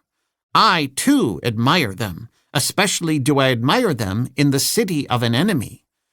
How easy it would be for a Trohanida Macusian army to creep through the night, hidden by the beautiful trees and shrubs, to the very gateways of the domes of Veltopus Macus. Do you understand now, my friend, why you saw less perfect maneuvers upon the parade ground of my city than you have seen here? And why, though we love trees and shrubbery, we have none planted within the city of Trohanida Macus?" One of the guards who had approached him quickly from the rear touched Como de Florençal upon the shoulder. "You said that Zuanthral does not understand our language. Why, then, do you speak to him in this tongue which he cannot understand?" the fellow demanded. Como de Florençal did not know how much the warrior had overheard. If he had heard Tarzan speak in Menuni, it might be difficult to persuade the fellow that the giant did not understand the language. But he must act on the assumption that he alone had been overheard. "He wishes to learn it, and I am trying to teach him," replied Como de Florençal quickly. "Has he learned anything of it?" asked the warrior. "No," said Como de Florençal. "He is very stupid." And after this they went in silence, winding up long, gentle inclines, or again scaling the primitive ladders that the Menunians used to reach the upper levels of their dome houses, between the occasional levels that are not connected by the inclined runways, which are thus frequently broken for purposes of defense, the ladders being easily withdrawn upward behind hard-pressed defenders, and the advance of the enemy thus more easily checked. The royal dome of Elcamo Hago was of vast proportions, its summit rising to an equivalent of over 400 feet, had it been built upon a scale corresponding to the relatively larger size of ordinary mankind. Tarzan ascended until he was almost as far above ground as he had been below ground in the quarry.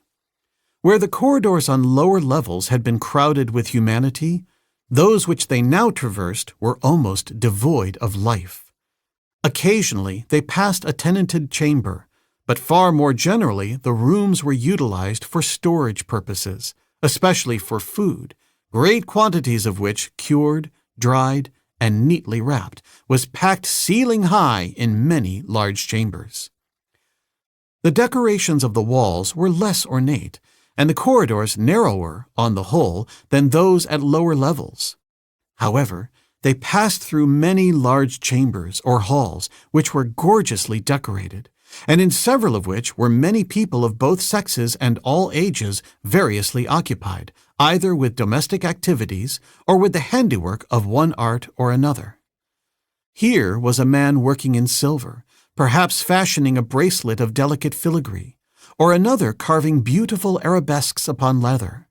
There were makers of pottery, weavers of cloth, metal stampers, painters, makers of candles, and these appeared to predominate, for the candle was in truth life to these people.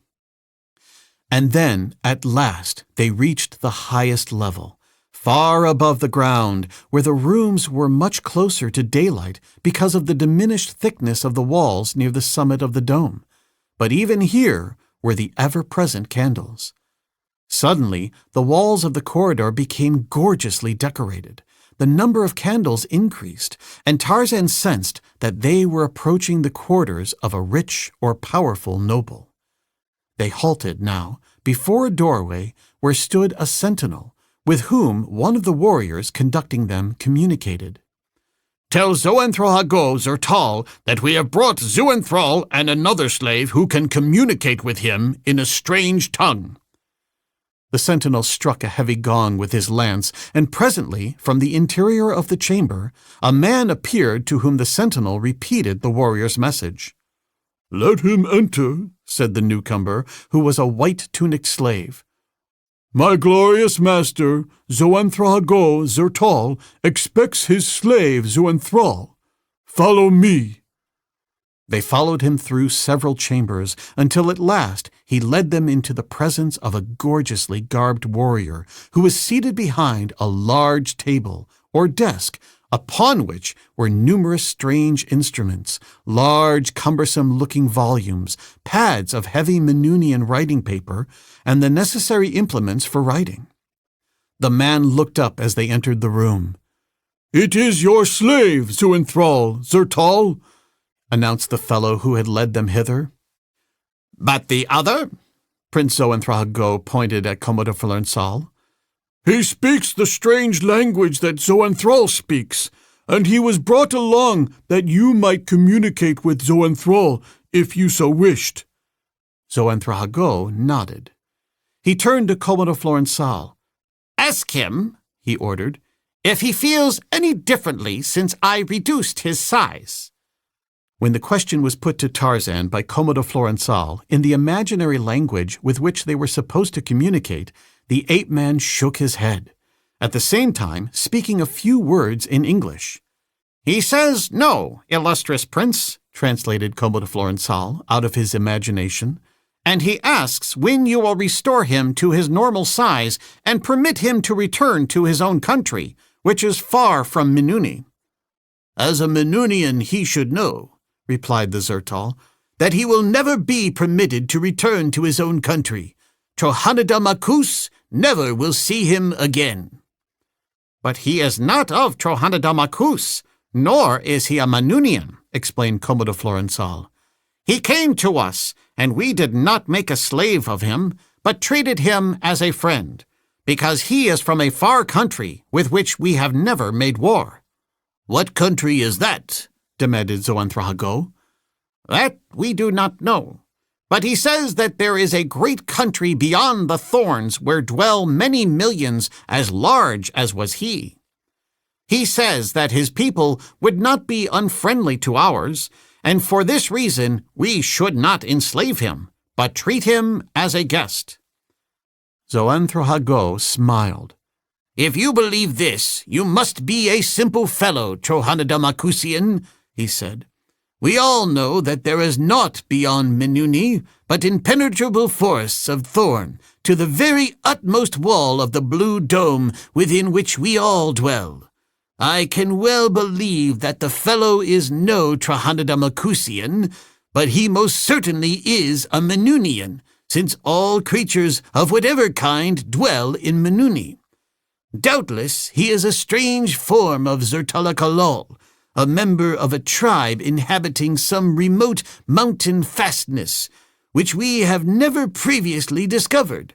But be that as it may, he will never—" At this juncture, the prince was interrupted by the clanging of the great gong at the outer entrance to his apartments. He paused to count the strokes, and when they reached 5 and ceased, he turned to the warriors who had conducted Tarzan and Kodomo Florensal to his presence. "Take the slaves into that chamber," he instructed, pointing to a doorway in the rear of the apartment in which he had received them. "When the king has gone, I will send for them." As they were crossing toward the doorway Zoanthrohago had indicated, a warrior halted in the main entrance to the chamber. "Erkomohago," he announced, "Thagasto of Veltopus Macus, ruler of all men, master of created things, all wise, all courageous, all glorious, down before Thagasto." Tarzan glanced back as he was quitting the chamber to see Zoanthrohago and the others in the room kneel and lean far back with arms raised high above their heads as Elkomohago entered with a guard of a dozen gorgeous warriors. And he could not but compare this ruler with the simple and dignified soldier who ruled Trohanadamakus, and who went about his city without show or pomp, and oftentimes with no other escort than a single slave, a ruler to whom no man bent his knee, yet to whom was accorded the maximum of veneration and respect. And Elkamo el Hago had seen the slaves and the warriors leave the chamber as he had entered it. He acknowledged the salutes of Zoanthrohago and his people with a curt wave of the hand and commanded them to rise. "Who quitted the apartment as I entered?" he demanded, looking suspiciously at Zoanthrohago. "The slave Zoanthral and another who interprets his strange language for me," explained the Zertal. "Have them back," commanded the Thagasto. "I would speak with you concerning Zoanthral." Zoanthrohago instructed one of his slaves to fetch them, and, in the few moments that it required, Elkamo el Hago took a chair behind the desk at which his host had been sitting. When Tarzan and Kodomo Florensal entered the chamber, the guard who accompanied them brought them to within a few paces of the desk behind which the king sat, and here he bade them kneel and make their obeisance to the Thagasto. Familiar since childhood was every tradition of slavery to Kodomo Florensal, the Trodanamacusian. Almost in a spirit of fatalism had he accepted the conditions of this servitude that the fortunes of war had thrust him into, and so it was that, without question or hesitation, he dropped to one knee in a servile salute to this alien king. But not so Tarzan of the Apes. He was thinking of Adendrahakis. He had bent no knee to him, and he did not propose to do greater honor to Elkamo el Hago, whose very courtiers and slaves despised him, than he had done to the really great king of Veltopus Macus. Elkamo el Hago glared at him. "The fellow is not kneeling," he whispered to Zoanthrohago, who had been leaning back so far that he had not noticed the new slave's act of disrespect. The Zertal glanced toward Tarzan. "Down, fellow!" he cried, and then, recalling that he understood no Menunian, he commanded Komodo Florensal to order him to kneel. But when the Trohanadamacusian Zertolosto pretended to do so, Tarzan but shook his head. Elkamo el Hago signaled the others to rise. "We will let it pass this time," he said, for something in the attitude of the slave told him that Zoanthral never would kneel to him, and as he was valuable because of the experiment of which he was the subject, The king preferred to swallow his pride rather than risk having the slave killed in an effort to compel him to kneel. He is but an ignorant Zertulaka. See that he is properly instructed before we see him again. Chapter 14. The Secret Formula. The Alali woman, 50 strong, sallied forth into the forest to chastise their recalcitrant males. They carried their heavy bludgeons and many feathered pebbles, but most formidable of all was their terrific rage. Never in the memory of one of them had man dared question their authority. Never had he presumed to show aught but fear of them. But now, instead of slinking away at their approach, he had dared defy them, to attack them, to slay them. But such a condition was too preposterous, too unnatural to exist, nor would it exist much longer. Had they had speech, they would have said that and a number of other things. It was looking black for the men. The women were in an ugly mood. But what else could be expected of women who were denied the power of speech? And in this temper, they came upon the men in a large clearing where the renegades had built a fire and were cooking the flesh of a number of antelope. Never had the women seen their men so sleek and trim. Always before they had appeared skinny to the verge of cadaverousness, for in the past they had never fared so well as since the day that Tarzan of the Apes had given weapons to the son of the first woman. Where before they had spent their lives fleeing in terror from their terrible women, with scarce time to hunt for decent food, now they had leisure and peace of mind, and their weapons brought them flesh that otherwise they might not have tasted once in a year. From caterpillars and grubworms they had graduated to an almost steady diet of antelope meat. But the women gave very little heed at the moment to the physical appearance of the men. They had found them. That was enough. They were creeping nearer when one of the men looked up and discovered them, and so insistent are the demands of habit that he forgot his newfound independence, and leaping to his feet, bolted for the trees. The others, scarce waiting to know the cause of his precipitancy, followed close upon his heels. The women raced across the clearing as the men disappeared among the trees upon the opposite side. The former knew what the men would do. Once in the forest, they would stop behind the nearest trees and look back to see if their pursuers were coming in their direction. It was this silly habit of the males that permitted their being easily caught by the less agile females. But all of the men had not disappeared. One had taken a few steps in the mad race for safety and had then halted and wheeled about, facing the oncoming women. He was the son of the first woman, and to him Tarzan had imparted something more than knowledge of new weapons, for from the Lord of the Jungle, whom he worshipped with dog-like devotion, he had acquired the first rudiments of courage. And so it now happened that when his more timorous fellows paused behind the trees and looked back, they saw this one standing alone, facing the charge of 50 infuriated shes. They saw him fit arrow to bow, and the women saw too, but they did not understand, not immediately.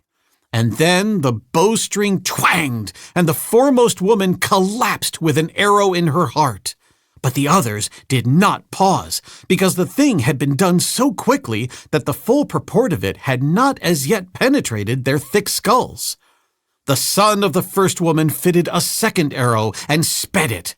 Another woman fell, rolling over and over, and now the others hesitated, and were lost, for that momentary pause gave courage to the other men peering from behind the trees. If one of their number could face 50 women and bring them to a halt, what might not 11 men accomplish? They rushed forth then with spears and arrows just as the women renewed their assault. The feathered pebbles flew thick and fast, but faster and more accurately flew the feathered arrows of the men. The leading women rushed courageously forward to close quarters where they might use their bludgeons and lay hold of the men with their mighty hands. But they learned then that the spears were more formidable weapons than bludgeons, with the result that those who did not fall wounded turned and fled. It was then that the son of the first woman revealed possession of a spark of generalship that decided the issue for that day and perhaps for all time. His action was epical in the existence of the Zertalikalals.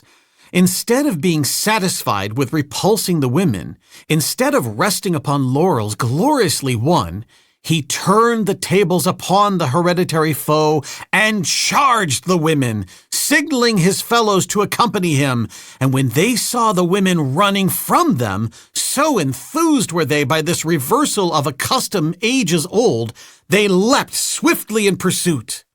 They thought that the son of the first woman intended that they should slay all of the enemy, and so they were surprised when they saw him overhaul a comely young female and, seizing her by the hair, disarm her. So remarkable did it seem to them that one of their number, having a woman in his power, did not immediately slay her. They were constrained to pause and gather around him, asking questions in their strange sign language. Why do you hold her? Why do you not kill her? Are you not afraid that she will kill you? Were some of the many that were launched at him. I am going to keep her, replied the son of the first woman. I do not like to cook. She shall cook for me. If she refuses, I shall stick her with this. And he made a jab toward the young woman's ribs with his spear, a gesture that caused her to cower and drop fearfully upon one knee. The men jumped up and down in excitement as the value of this plan and the evident terror of the woman for the man sank into their dull souls. Where are the women? They signed to one another, but the women had disappeared. One of the men started off in the direction they had gone. I go, he signaled. I come back with a woman of my own to cook for me. In a mad rush, the others followed him, leaving the son of the first woman alone with his she. He turned upon her. You will cook for me, he demanded. To his signs, she but returned a sullen, snarling visage. The son of the first woman raised his spear and with the heavy shaft struck the girl upon the head, knocking her down. And he stood over her, himself snarling and scowling, menacing her with further punishment, while she cowered where she had fallen. He kicked her in the side. "Get up!" he commanded.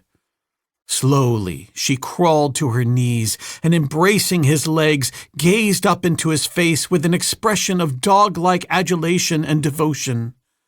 "You will cook for me?" he demanded again. "Forever," she replied in the sign language of their people. Tarzan had remained but a short time in the little room adjoining that in which Xoentrahago had received Elcamo el Hago, when he was summoned to appear before them alone. And as he entered the room, his master motioned him to approach the desk behind which the two men sat. There was no other person in the room, even the warriors having been dismissed. "You are quite positive that he understands nothing of our language?" demanded the king. "He has not spoken a word since he was captured," replied Xoentrahago. "We had supposed him some new form of Zertalikalal until it was discovered that he possessed a language through which he was able to communicate with the other Trohanada Makusian slave. It is perfectly safe to speak freely before him, all wise." Elkamo el Hago cast a quick, suspicious glance at his companion. He would have preferred that Zoanthrahago, of all men, address him as all-glorious. It was less definite in its implication. He might deceive others, even himself, as to his wisdom, but he was perfectly aware that he could not fool Zoanthrahago. "We have never discussed fully," said the king, "the details of this experiment. It was for this purpose that I came to the laboratory today.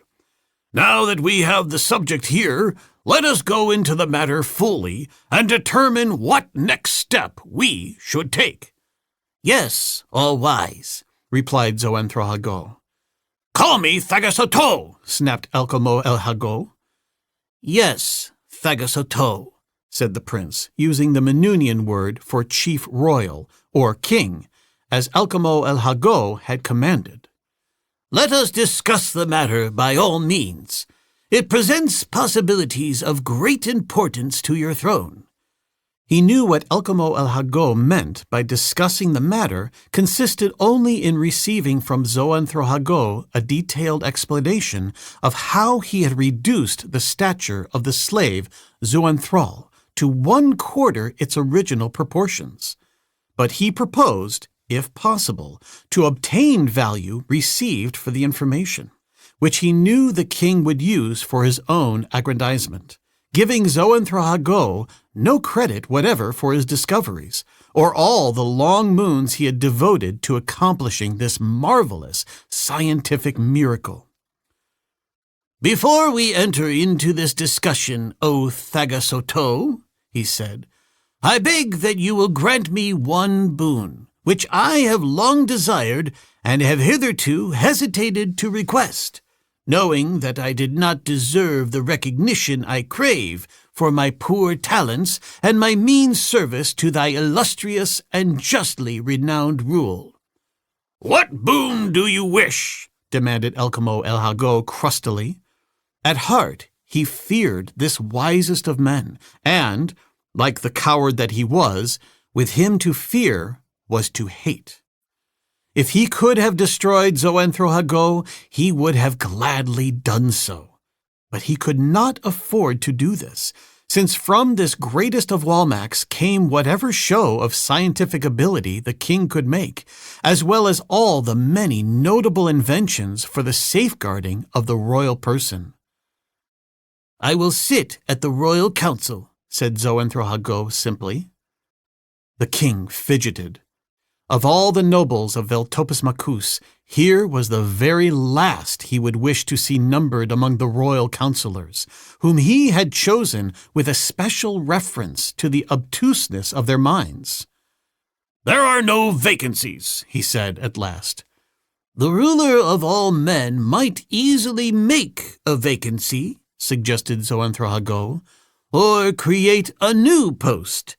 Assistant Chief of Chiefs, for example, so that when Gofalasso was absent, there would be one to take his place. Otherwise, I should not have to attend upon your council meetings, but devote my time to the perfection of our discoveries and inventions." Here was a way out, and Elkamo el Hago seized it.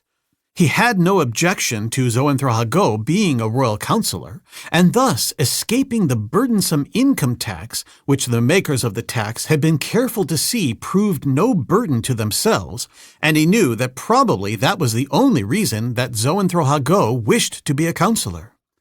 No, the king had no objection to the appointment, provided it could be arranged that the new minister was present at no council meetings, for even Elkamo el Hago would have shrunk a bit from claiming as his own all the great discoveries of Zoanthrahago had Zoanthrahago been present.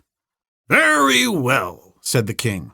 "You shall be appointed this very day, and when I want you at the council meetings, I will send for you." Zoanthrahago bowed. "And now," he said, "to the discussion of our experiments. which we hope will reveal a method for increasing the stature of our warriors when they go forth to battle with our enemies, and of reducing them to normal size once more when they return." "I hate the mention of battles," cried the king with a shudder. "But we must be prepared to win them when they are forced upon us," suggested Zoanthrahago. "I suppose so," assented the king. "But once we perfect this method of ours, we shall need but a few warriors, and the rest may be turned to peaceful and useful occupations. However, go on with the discussion." Zoanthrahago concealed a smile, and rising, walked around the end of the table and stopped beside the ape-man. "Here," he said, placing finger at the base of Tarzan's skull. "There lies, as you know, a small oval reddish-gray body containing a liquid which influences the growth of tissues and organs. It long ago occurred to me that interference with the normal functioning of this gland would alter the growth of the subject to which it belonged. I experimented with small rodents and achieved remarkable results, but the thing I wished to accomplish, the increase of man's stature, I have been unable to achieve. I have tried many methods, and some day I shall discover the right one. I think I am on the right track, and that it is merely now a matter of experimentation. You know that stroking your face lightly with a smooth bit of stone produces a pleasurable sensation.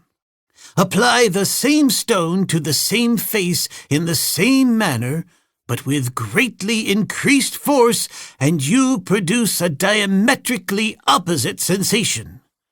Rub the stone slowly across the face and back again many times, and then repeat the same motion rapidly for the same number of times, and you will discover that the results are quite different.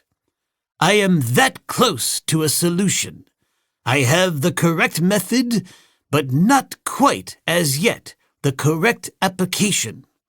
I can reduce creatures in size, but I cannot enlarge them, and although I can reduce them with great ease, I cannot determine the period or endurance of their reduction. In some cases, subjects have not regained their normal size under 39 moons, and in others, they have done so in as short a period as 3 moons.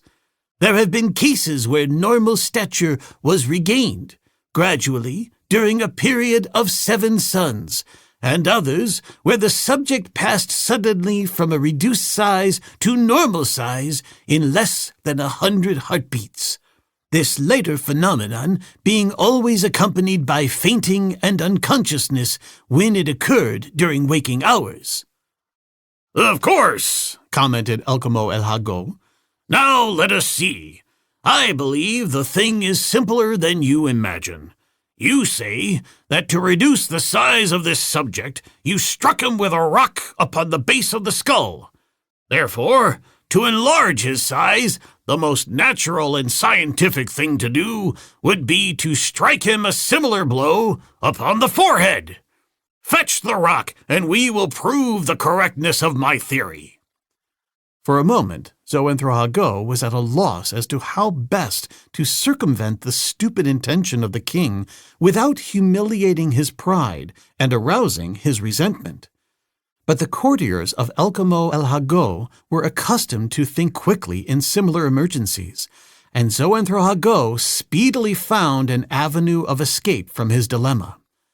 "Your sagacity is the pride of your people, Thagasoto," he said, "and your brilliant hyperbole the despair of your courtiers. In a clever figure of speech, you suggest the way to achievement. By reversing the manner in which we reduce the stature of Zoanthral, we should be able to increase it. But alas, I have tried this and failed. But wait!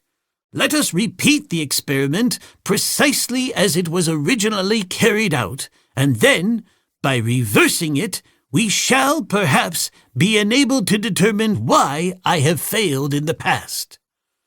He stepped quickly across the room to one of a series of large cupboards that lined the wall, and opening the door of it, revealed a cage in which were a number of rodents.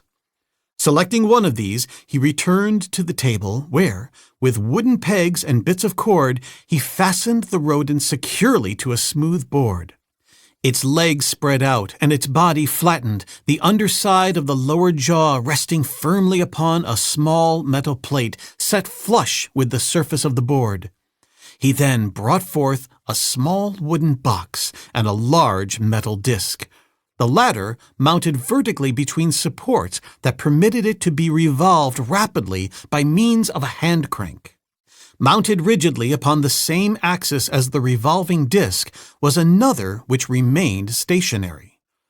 The latter disc appeared to have been constructed of 7 segments, each a different material from all the others, and from each of these segments a pad or brush protruded sufficiently to press lightly against the revolving disc. To the reverse side of each of the 7 segments of the stationary disc, a wire was attached, and these wires Xoenthrohago now connected to 7 posts projecting from the upper surface of the wooden box. A single wire attached to a post upon the side of the box had at its other extremity a small curved metal plate attached to the inside of a leather collar. This collar Xoenthrohago adjusted about the neck of the rodent, so that the metal plate came in contact with its skin at the base of the skull and as close to the hypophysis gland as possible. He then turned his attention once more to the wooden box, upon the top of which, in addition to the 7 binding posts, was a circular instrument consisting of a dial, about the periphery of which were a series of hieroglyphics. From the center of this dial projected 7 tubular concentric shafts, each of which supported a needle, which was shaped or painted in some distinguishing manner, while beneath the dial 7 small metal discs were set in the cover of the box so that they lay in the arc of a circle, from the center of which a revolving metal shaft was so arranged that its free end might be moved to any one of the 7 metal discs at the will of the operator. The connections having all been made, Xoenthrohago moved the free end of the shaft from one of the metal discs to another, keeping his eyes at all times intently upon the dial, the 7 needles of which moved variously as he shifted the shaft from point to point. Elkamo El Hago was an intent, if somewhat bewildered, observer, and the slave, Zuenthrall, unobserved, had moved nearer the table that he might better watch this experiment, which might mean so much to him. Xoenthrohago continued to manipulate the revolving shaft, and the needles moved hither and thither from one series of hieroglyphics to another, until at last the Walmac appeared satisfied. "It is not always easy," he said, "to attune the instrument to the frequency of the organ upon which we are working. From all matter, and even from such incorporeal a thing as thought, there emanate identical particles, so infinitesimal as to be scarce noted by the most delicate of my instruments.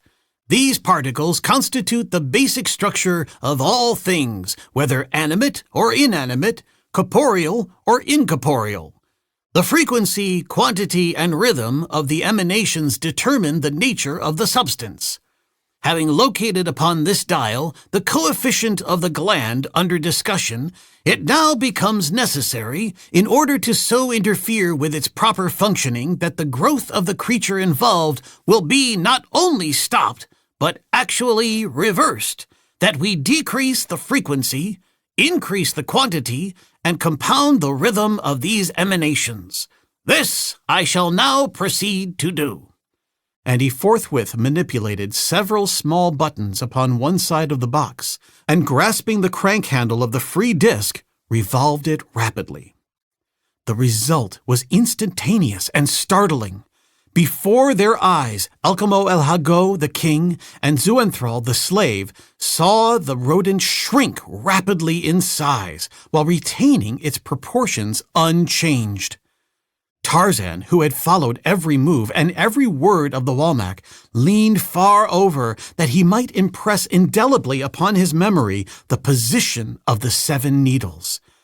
Alcamo el Hago glanced up and discovered his interest. "We do not need this fellow now," he said, addressing Zoanthrago. "Have him sent away." "Yes, Thagosato," replied Zoanthrago, summoning a warrior whom he directed to remove Tarzan and Comodo Florensal to a chamber where they could be secured until their presence was again required. Chapter 15. The Dungeon. Through several chambers and corridors they were conducted toward the center of the dome, on the same level as the chamber in which they had left the king and the Walmack, until finally they were thrust into a small chamber and a heavy door slammed and barred behind them. There was no candle in the chamber. A faint light, however, relieved the darkness so that the interior of the room was discernible. The chamber contained 2 benches and a table. That was all. The light which faintly illuminated it entered through a narrow embrasure, which was heavily barred, but it was evidently daylight. "We are alone," whispered Comodo Florensal, "and at last we can converse.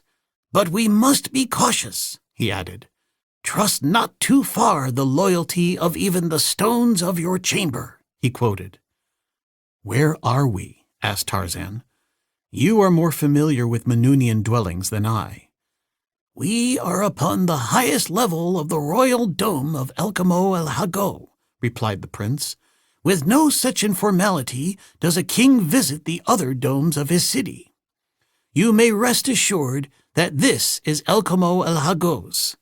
We are in one of the innermost chambers, next to the central shaft that pierces the dome from its lowest level to its roof. For this reason, we do not need a candle to support life. We will obtain sufficient air through this embrasure.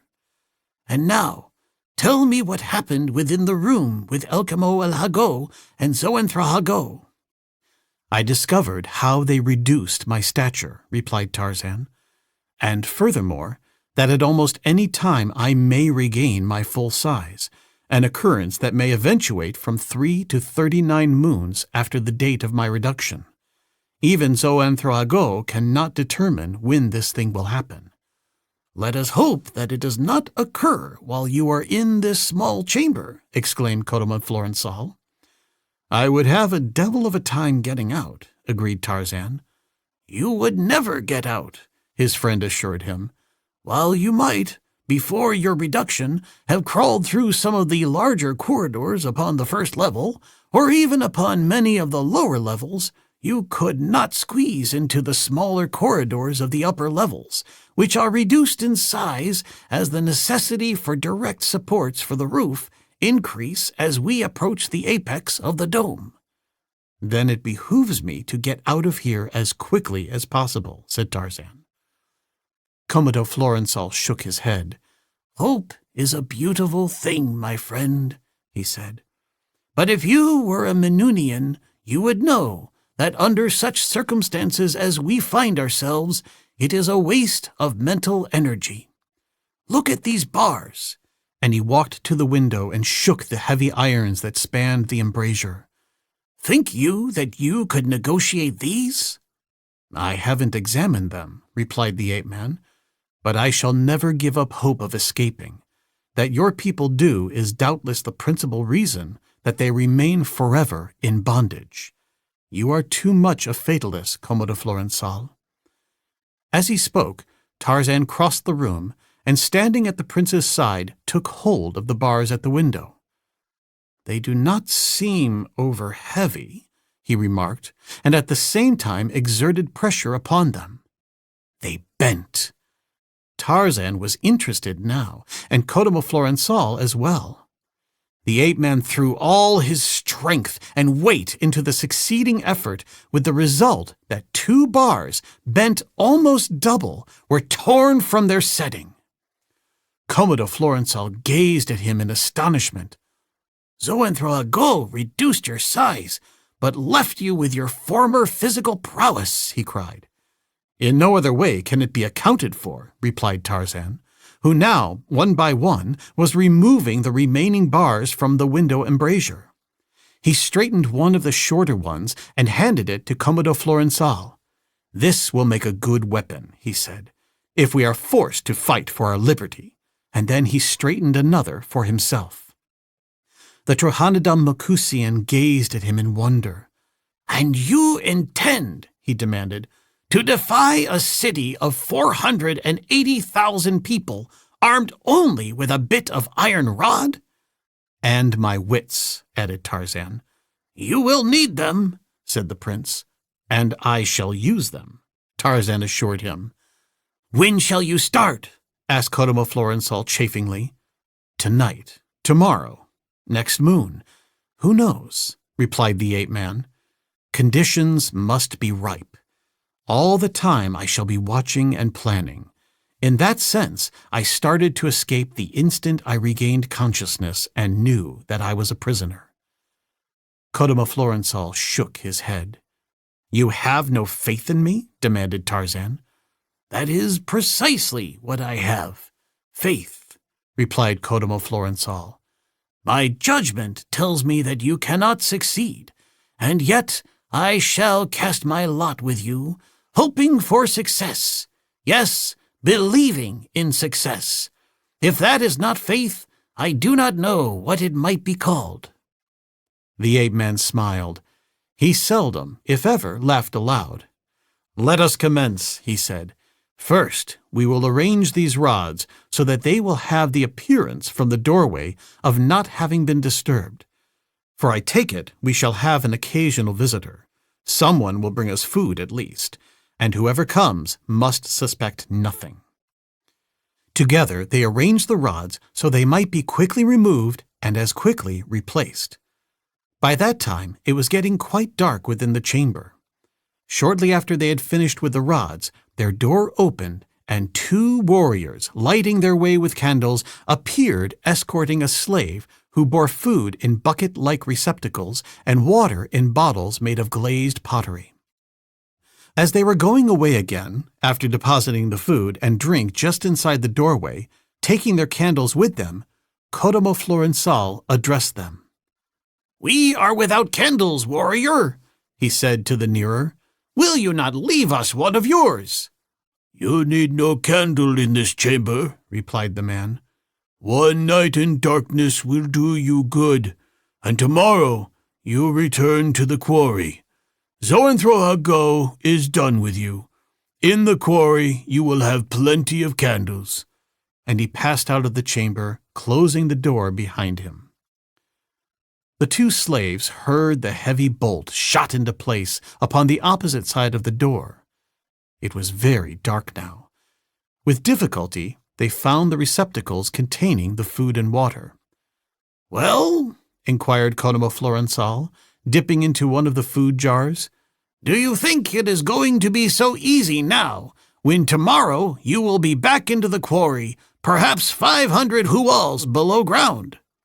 "But I shall not be," replied Tarzan, "and neither shall you."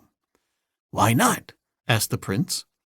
"Because, since they expect to remove us to the quarries tomorrow, it follows that we must escape tonight," explained Tarzan. Commodore Florençal only laughed. When Tarzan had eaten his fill, he arose and walked to the window, where he removed the bars and, taking the one that he had selected for himself, crawled through the passage that led to the opposite end of the embrasure, for even so close to the apex of the dome, the wall was quite thick, perhaps 10 huals. The hual, which is about 3 inches in length by our standards, constitutes the Manunian basic unit of measure, corresponding most closely to our foot.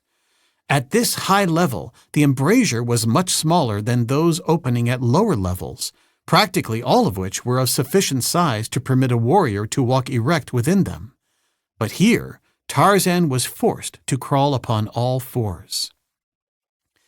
At the far end, he found himself looking out into a black void, above which the stars were shining, and about the sides of which were dotted vague reflections of inner lights, marking the lighted chambers within the dome.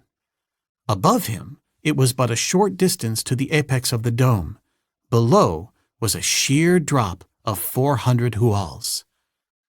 Tarzan, having seen all that could be seen from the mouth of the embrasure, returned to the chamber. "How far is it, Kodomo Florençal," he asked, "from the door of this embrasure to the roof of the dome?" 12 huals, perhaps, replied the Trojadamacusian. Tarzan took the longest of the bars from the embrasure and measured it as best he could.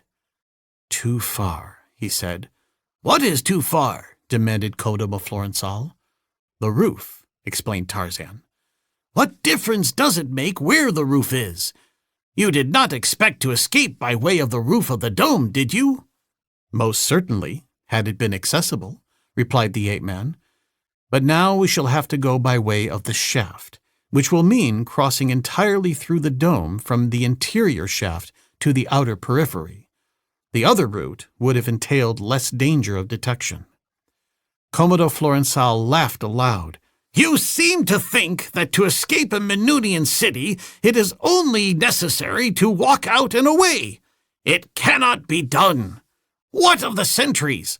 What of the outer patrols? You would be discovered before you were halfway down the outside of the dome, provided that you could get that far without falling to your death."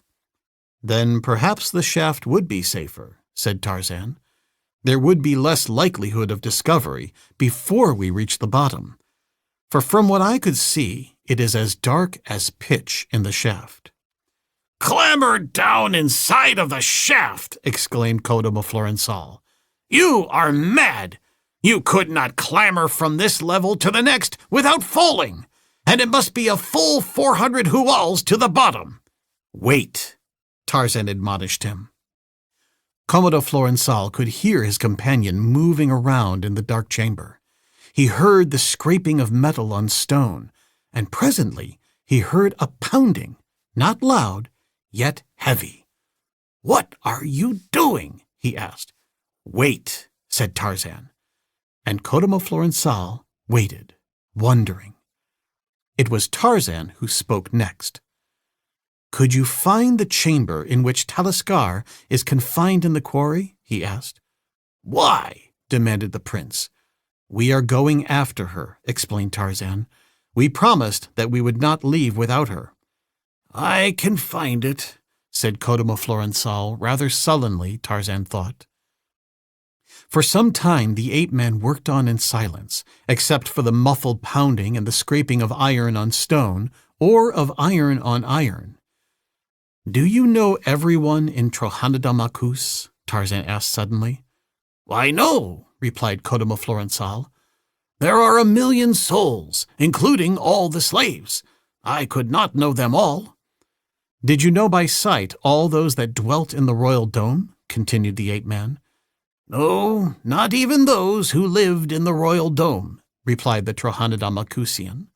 "Though doubtless I knew practically all of the nobles, and the warrior class by sight, if not by name." "Did anyone?" asked Tarzan. "I doubt it," was the reply. "Good," exclaimed Tarzan. Again there was a silence, broken again by the Englishman. "Can a warrior go anywhere without question in any dome of his own city?" he inquired. "Anywhere under ordinary circumstances, except into the king's dome in daytime." "One could not go about at night, then?" asked Tarzan.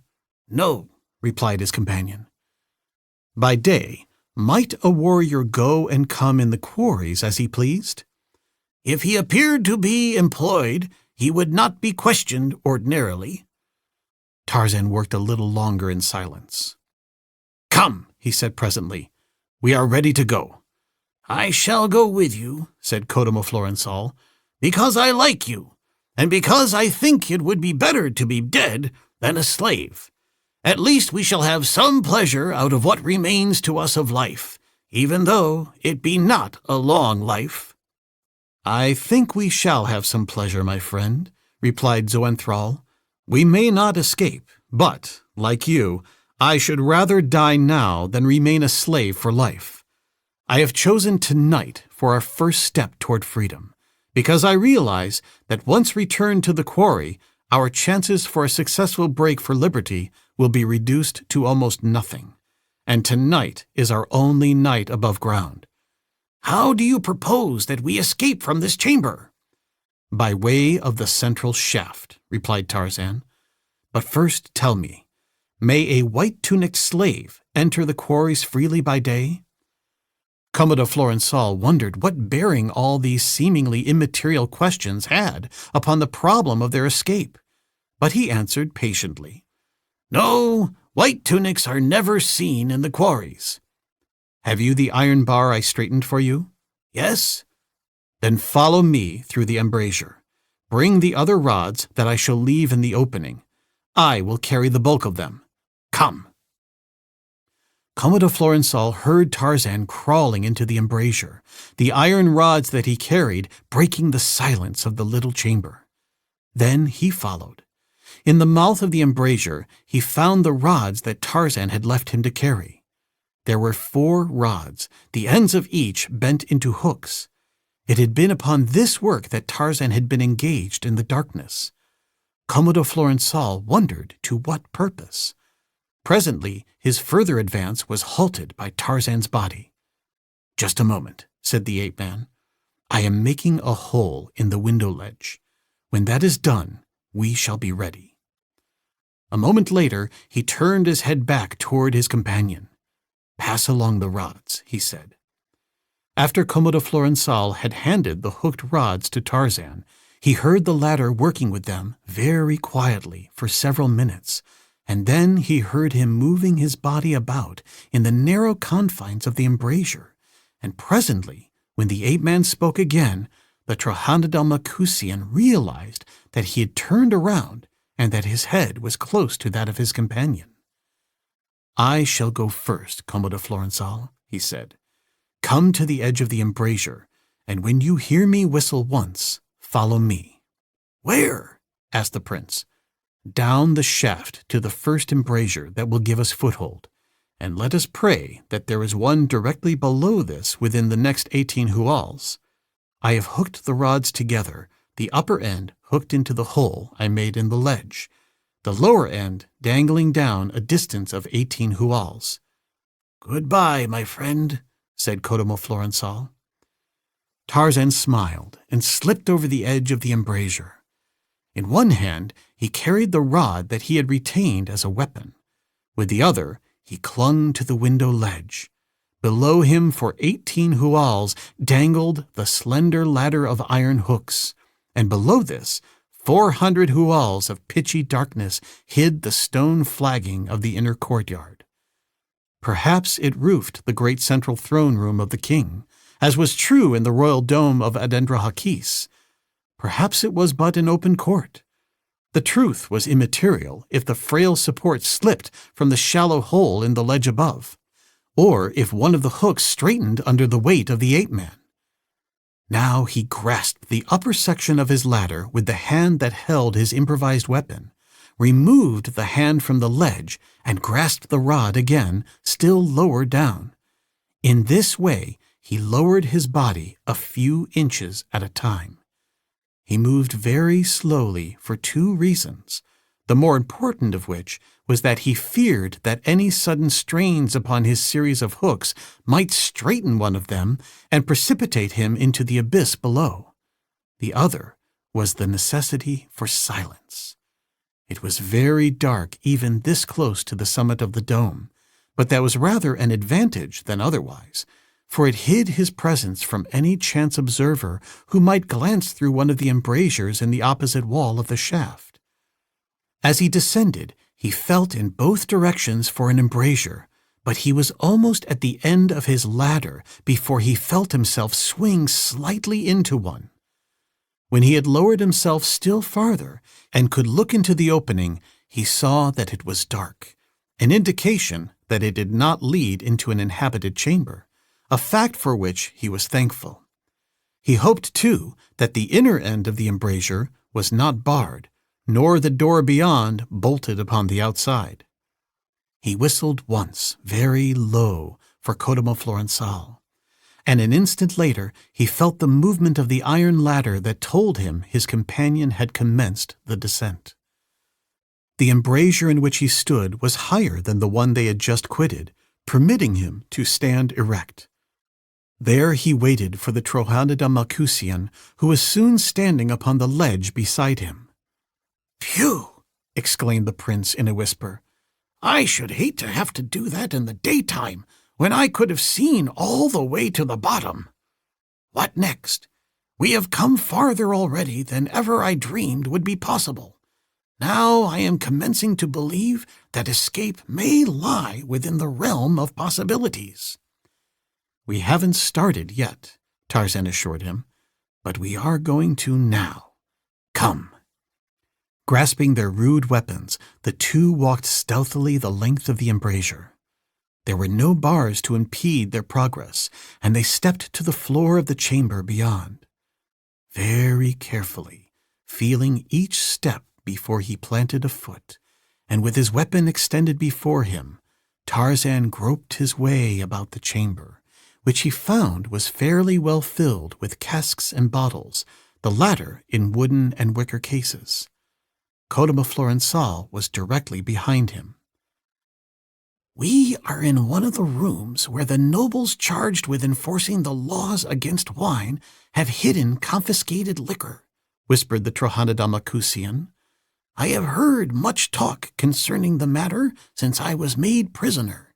The warriors and the slaves, too, seem to talk of nothing else but this and the high taxes. The chances are that the door is heavily barred. They guard these forbidden beverages as never they guarded their gold or jewels." "I have found the passageway leading to the door," whispered Tarzan, "and I can see a light beneath it." They crept stealthily the length of the passage. Each grasped his weapon more firmly as Tarzan gently tried the latch. It gave.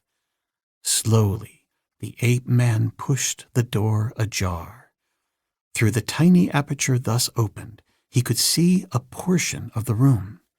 Its floor was strewn with gorgeous carpets, thick and soft. That portion of the wall that was revealed to him was hung with heavy fabrics woven in many colors and strange patterns, splendid, barbaric. Directly in the line of his vision, the body of a man lay sprawled, face down, upon the floor. A pool of red stained a white rug beneath his head. Tarzan opened the door a little farther, revealing the bodies of 3 other men. 2 lay upon the floor, the third upon a low divan. The scene, gorgeous in its coloring, tragic in its suggestion of mystery and violent death, held the eyes of the ape-man yet a moment longer before he opened the door still wider and leaped quickly to the center of the room, his weapon raised and ready, giving no possible skulking foe behind the door the opportunity to fell him that would have offered had he edged into the room slowly. A quick glance about the apartment showed the bodies of 6 men that had not been visible from the partially opened door. These were lying in a pile in one corner of the room. Chapter 16. The Masqueraders. Commodore Florensal stood at Tarzan's side, his weapon ready to take issue with any who might question their presence here. But presently the end of his iron rod dropped to the floor, and a broad smile overspread his features. Tarzan looked at him. "Who are they?" he demanded, "and why have they been killed?" "They are not dead, my friend," replied Codimo Florensal.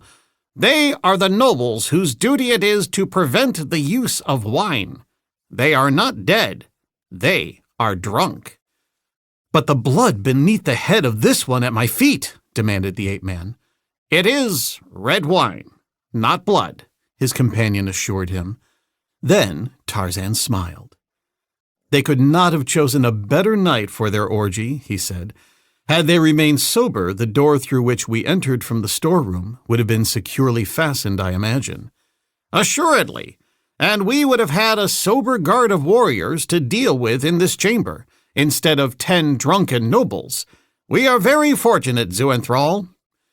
He had scarcely ceased speaking when a door in the opposite side of the room swung open, revealing 2 warriors, who stepped immediately into the chamber. They eyed the 2 who faced them, and then glanced about the room at the inert forms of its other occupants. "What do you here, slaves?" demanded one of the newcomers. "Shh, shh, shh," cautioned Tarzan, placing a finger to his lips. "Enter and close the door, lest others hear." "There is no one near to hear," snapped one of them, but they entered, and he closed the door. "What is the meaning of this?" "That you are our prisoners!" cried the ape-man, leaping past them and placing himself before the door, his iron rod in readiness. A sneer twisted the mouth of each of the 2 Veltopus Macusians as they whipped out their rapiers and leaped toward the ape-man, ignoring for the moment the Trohanadala Macusian, who, seizing upon the opportunity thus afforded him, threw aside his iron rod and snatched a rapier from the side of one of the drunken nobles. A substitution of weapons that would render Kodama Florençal a dangerous opponent anywhere in Menuni, for there was no better swordsman among all the warlike clans of Trohanadal Macus, whose blades were famed throughout Menuni.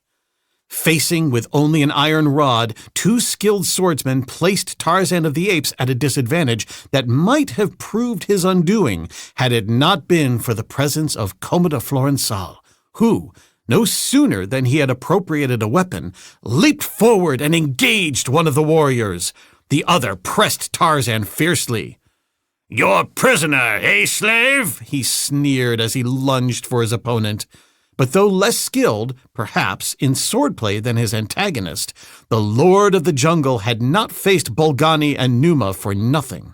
His movements were as lightning, his strength as great as before Zoenthrago had reduced his stature.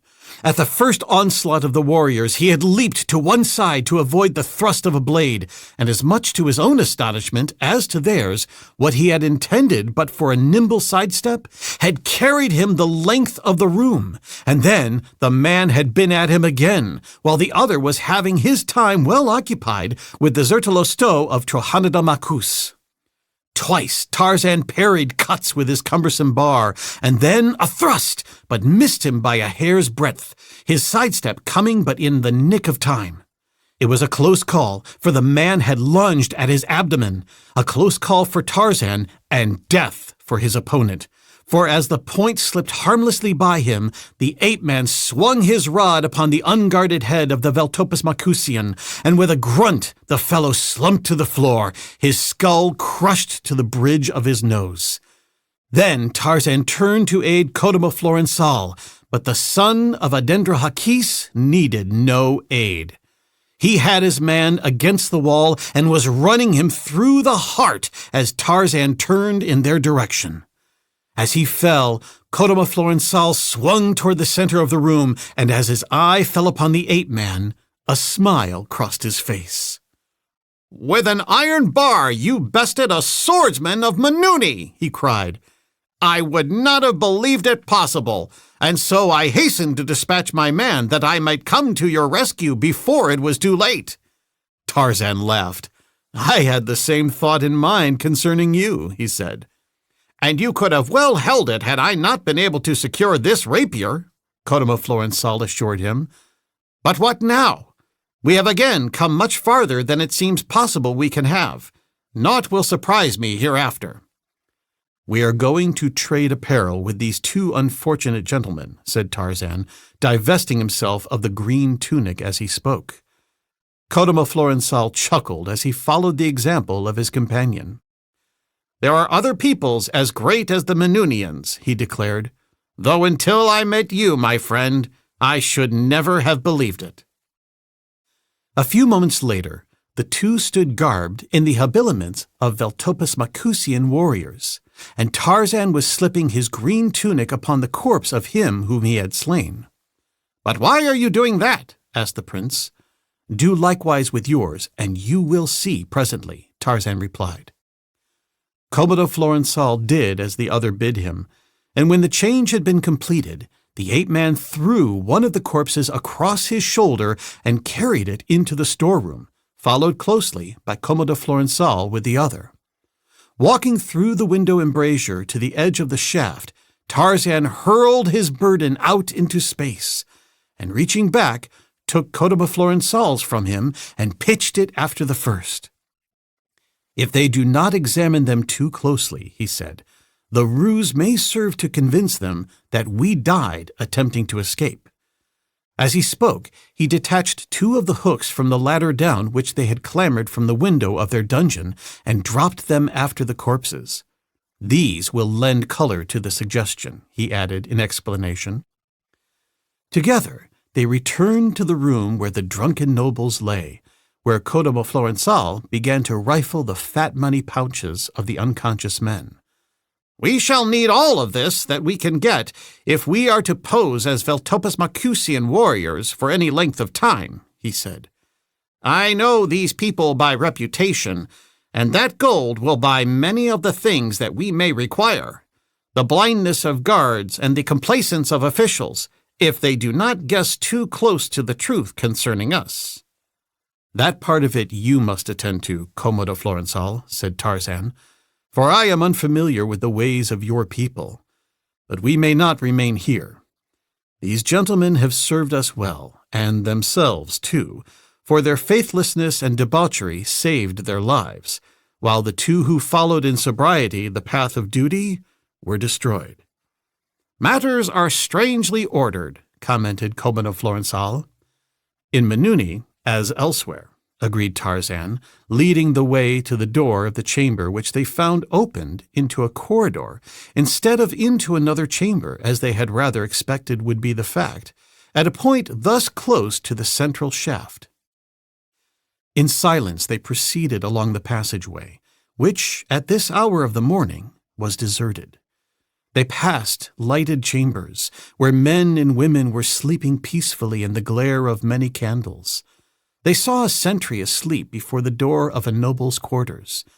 No one discovered them, and thus they passed down a series of inclined runways and along interminable corridors until they were far from that portion of the royal dome in which they had been incarcerated and where it would be most natural for the search for them to commence, in the event that the bodies they hurled into the shaft were not immediately discovered, or were identified for what they really were, rather than for what the two fugitives had tried to make them appear.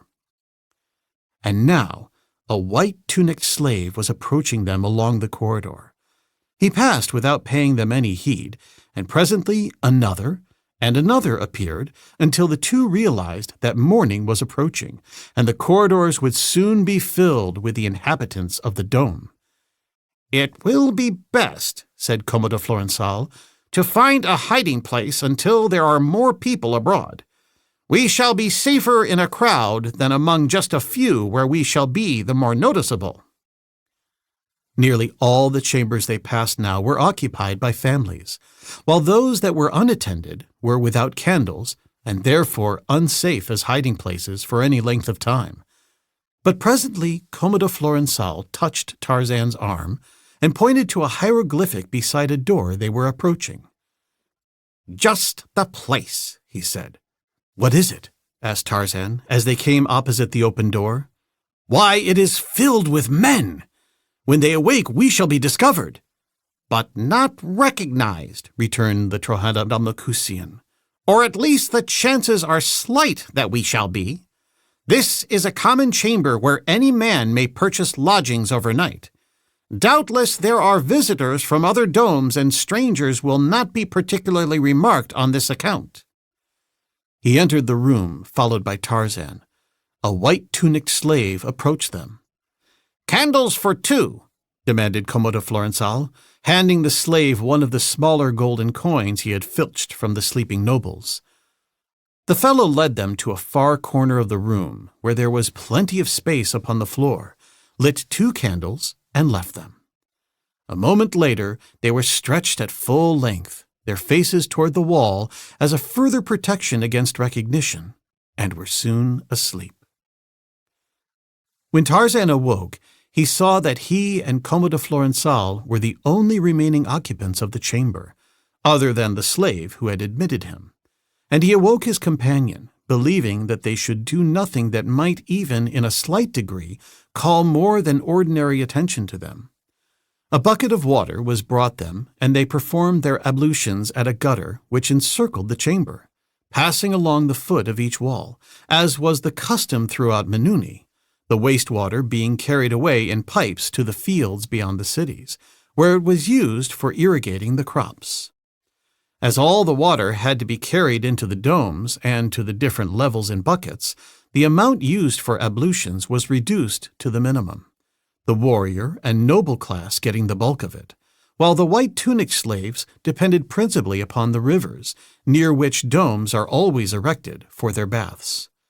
The green slaves fare the worst, and suffer a real hardship through the lack of bathing facilities, for the Menunians are cleanly people, but they manage to alleviate their plight to some extent where the quarrymasters are more kindly disposed, by the use of stagnant seepage water that accumulates in every quarry at the lower levels, and which, not being fit for drinking purposes, may be used by the slaves for bathing when they are permitted the time to obtain it. Having washed, Tarzan and Comodo Florensal passed out into the corridor, a broad thoroughfare of the domed city, where there were now passing 2 solid lines of humanity moving in opposite directions, the very numbers of the people proving their greatest safeguard against detection. Candles at frequent intervals diffused a brilliant light and purified the air. Open doorways revealed shops of various descriptions, within which men and women were bartering for goods. And now Tarzan had his first real glimpse of Veltopus-Macusian life. The shops were all conducted by white-tunicked slaves, but slaves and warriors intermingled as customers, both sexes of each class being represented. It was Tarzan's first opportunity also to see the women of the warrior class outside their own homes. He had seen the Princess Janzara in the palace quarters, and, through the doorways in various portions of the dome, he had seen other women of varying stations in life, but these were the first that he had seen abroad at close hand. Their faces were painted deep vermilion, their eyes blue, and their apparel so arranged that the left leg and left arm were bare, though if even so much as the right ankle or wrist became uncovered, they hastily readjusted their garments to hide them, giving every evidence of confusion and embarrassment.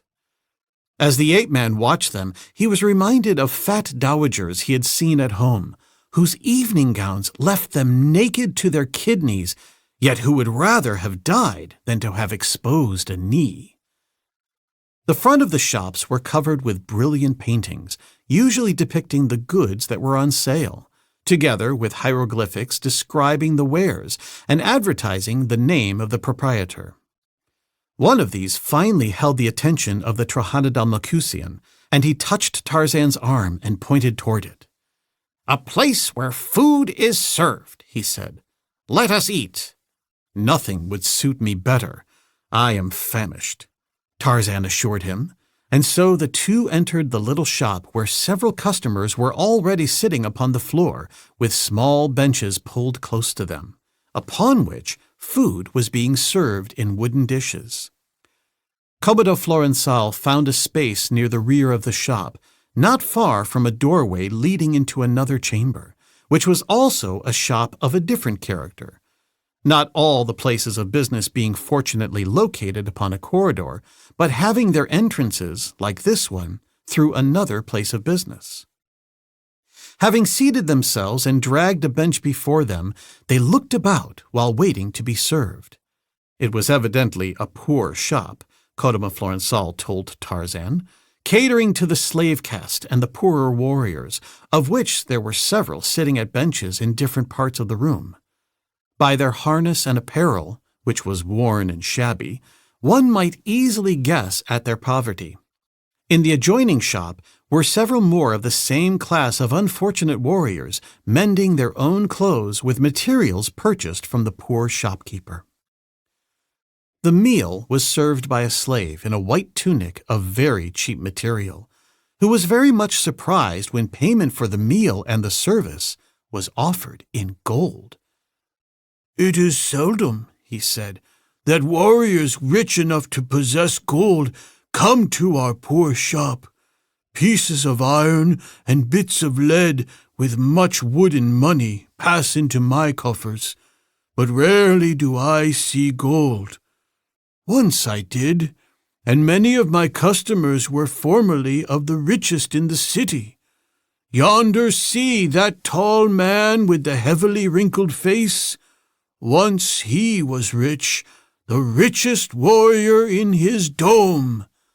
Look at him now, and see them in the next room performing menial services, men who once owned slaves so prosperous that they, in turn, hired other slaves to do the meaner duties for them. Victims, all of them, of the tax that El Camo El Hago has placed upon industry. To be poor," he continued, "assures one an easier life than being rich, for the poor have no tax to pay, while those who work hard and accumulate property have only their labor for their effort, since the government takes all from them in taxes. Over there is a man who was very rich. He worked hard all his life and accumulated a vast fortune. For several years after El Camo El Hago's new tax law was enforced, he struggled to earn enough to ensure that his income would be at least equal to his taxes and the cost of his living. But he found that it was impossible. He had one enemy, a man who had wronged him grievously. This man was very poor, and to him he gave all of what remained of his great fortune and his property. It was a terrible revenge. From being a contented man, this victim of another's spleen is now a haggard wreck, laboring unceasingly 18 hours each day in a futile attempt to ensure himself an income that will defray his taxes." Having finished their meal, the two fugitives returned to the corridor and continued their way downward through the dome toward the first level, keeping always to the more crowded corridors, where detection seemed least likely. Now, mounted men were more frequently encountered, and so rapidly and recklessly did the warriors ride along the narrow corridors that it was with difficulty that the pedestrians avoided being ridden down and trampled, and it seemed to Tarzan but little less than a miracle that any of them arrived at their destinations uninjured. Having at last come to the lowest level, they were engaged in searching for one of the 4 corridors that would lead them from the dome, when their way was completely blocked by a great throng that had congregated at the intersection of 2 corridors. Those in the rear were stretching their necks to observe what was going on in the center of the gathering. Everyone was asking questions of his neighbor, but as yet no one upon the outskirts of the mob appeared to know what had occurred, until at last fragments of rumors filtered back to the farthermost. Tarzan and Florençal dared ask no questions, but they kept their ears open, and presently they were rewarded by overhearing repeated what seemed to be an authoritative account of what had transpired to cause this congestion. In answer to a question put by one of the throng, a fellow who was elbowing his way out from the center of the jam explained that those in front had halted to view the remains of 2 slaves who had been killed while trying to escape. "They were locked in one of Xoentrago's slave cells at the very highest level," he told his questioner, "and they tried to escape by climbing down an improvised ladder into the central shaft. Their ladder broke, and they were precipitated to the roof of the throne room, where their bodies, terribly mangled, were but just found. They are being carried out to the beasts now. One of them was a great loss to Xoentrago, as it was the slave Xuenthral, upon whom he was experimenting." "Ah," exclaimed a listener, "I saw them but yesterday." "You would not know them today," vouchsafed the informer. "So terribly are their faces disfigured." When the press of humanity had been relieved, Tarzan and Commodore Florensal continued their way, finding that the slaves' corridor lay just before them, and that it was down this avenue that the bodies of their victims of the previous night were being carried.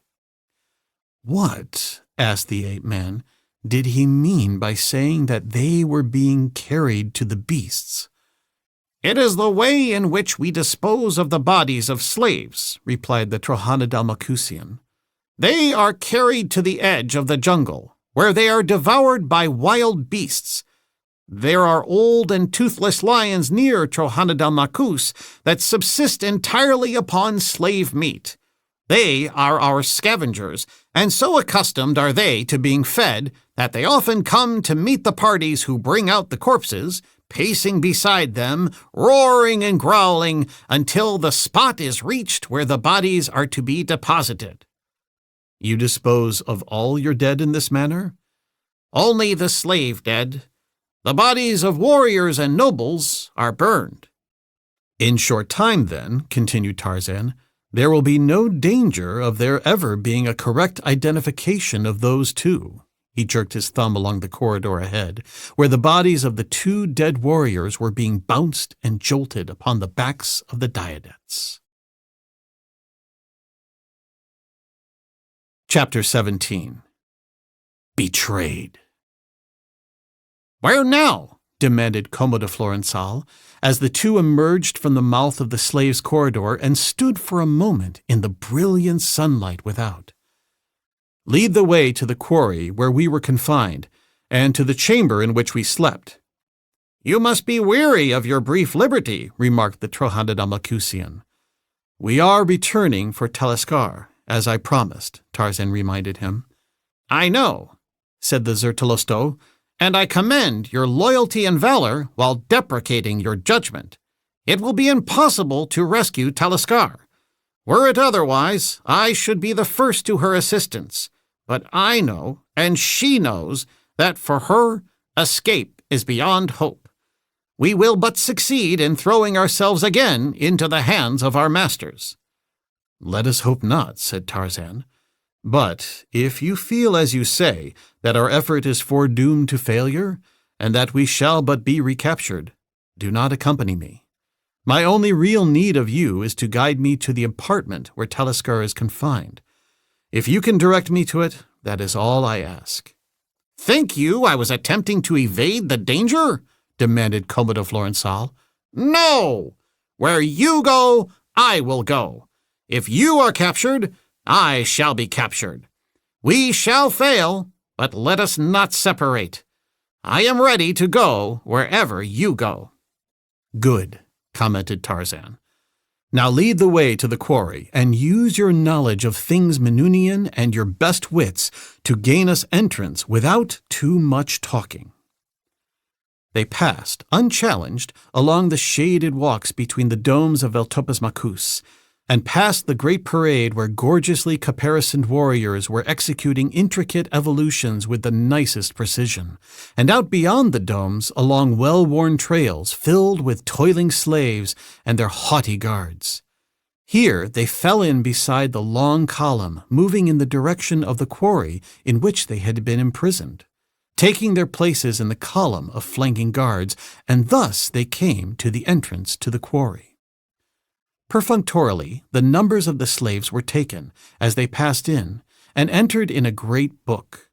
But to Tarzan's relief, he noted that no attention was paid to the guards, who moved along beside their charges and down into the interior without being checked or even counted.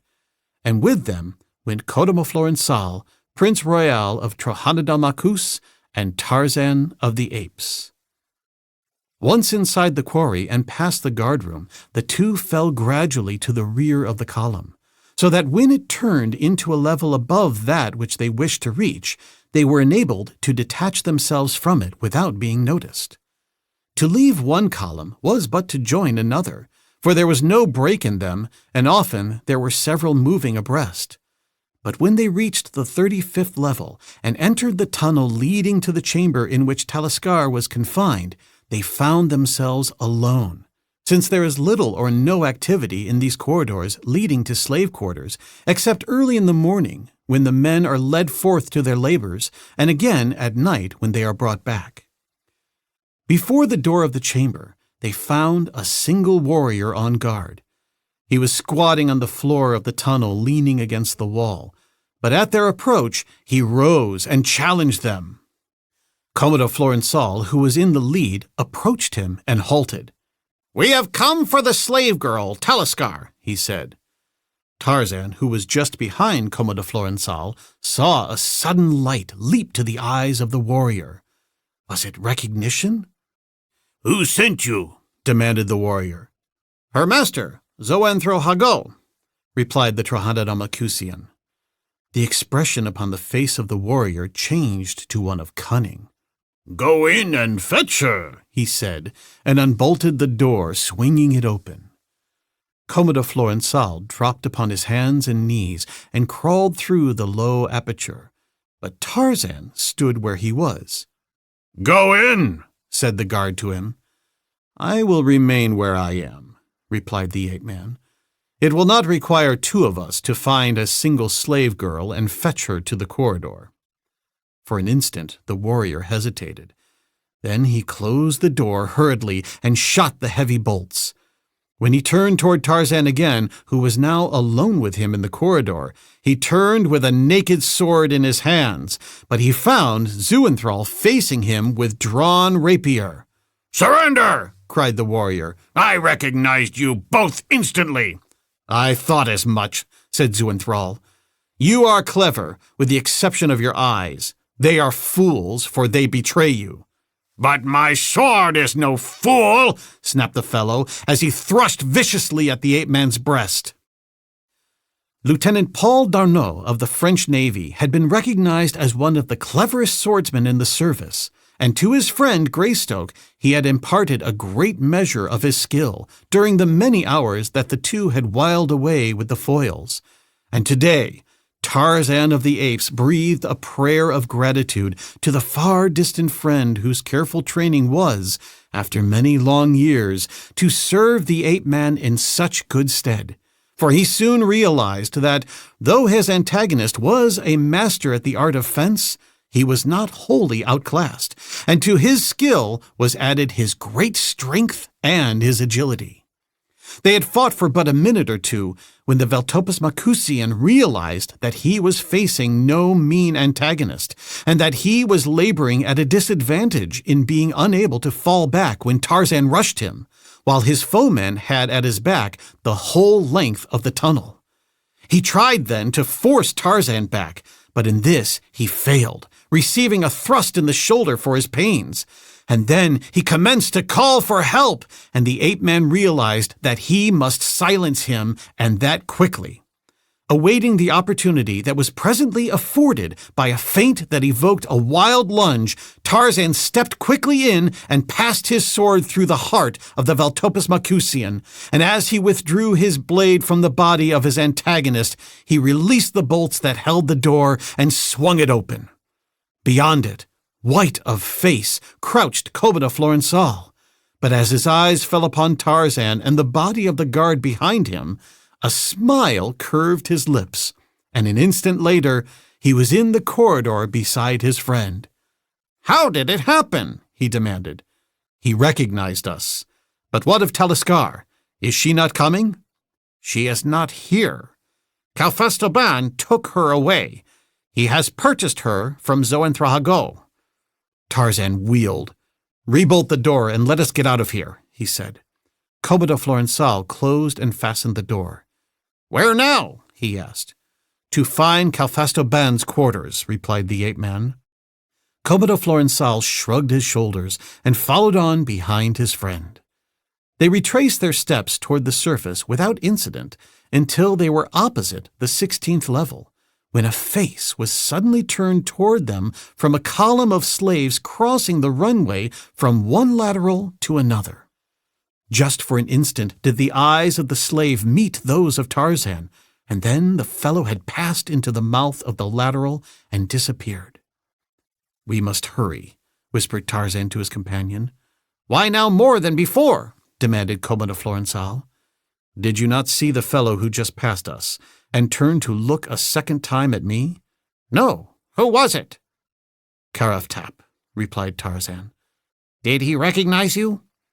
"As to that, I cannot say, but he evidently found something familiar in my appearance.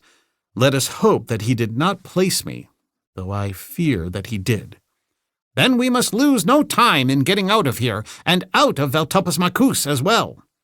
They hurried on. "Where are Calfastoban's quarters?" asked Tarzan. "I do not know. In Trajana da Macus, warriors are detailed to the quarries, but for short periods, and do not transfer their quarters or their slaves during the time that they are there. I do not know the custom here. Calfastoban may have finished his tour of duty in the quarries. On the other hand, it may be for a long period that they are detailed for that service, and his quarters may lie on the upper level of the quarry. We shall have to inquire." Soon after this, Tarzan stepped up to a warrior moving in the same direction as he and Commodore Florençal. "Where can I find Calfastoban Vental?" he asked. "They will tell you in the guardroom, if it is any of your affair," he replied, shooting a quick glance at the two. "I do not know." After that, they passed the fellow, and at the first turn that hid them from him, they increased their speed, for both were becoming suspicious of every least untoward incident, and their one wish now was to escape the quarry in safety. Nearing the entrance, they attached themselves to a column of slaves toiling upward with their heavy burdens of rocks for the new dome, and with them came to the guardroom where the slaves were checked out. The officer and the clerks labored in a mechanical manner, and it appeared that it was to be as easy to leave the quarry as it had been to enter it, when the officer suddenly drew his brow together and commenced to count. "How many slaves in this crew?" he asked. 100, replied one of the warriors accompanying them. "Then why 4 guards?" he demanded. "There are but 2 of us," rejoined the warrior. "We are not with them," Commodore Florençal spoke up quickly. "What do you hear?" demanded the officer. "If we can see you alone, we can explain that quickly," replied the Trojana Damacusian. The officer waved the crew of slaves upon their way and beckoned to Commodore Florençal and Tarzan to follow him into an adjoining chamber, where they found a small anteroom in which the commander of the guard slept. "Now," he said, "let me see your passes." "We have none," replied Commodore Florençal. "No passes? That will be difficult to explain, will it not?" "Not to one of your discrimination," replied the prince, accidentally jingling the golden coins in his pouch. "We are in search of Calfastoban. We understand that he owns a slave we wish to purchase, and not being able to obtain a pass to the quarry in the short time at our disposal, we ventured to come upon so simple an errand without one. Could you direct us to Calfastoban?" Again he jingled the coins. "I shall be delighted," replied the officer.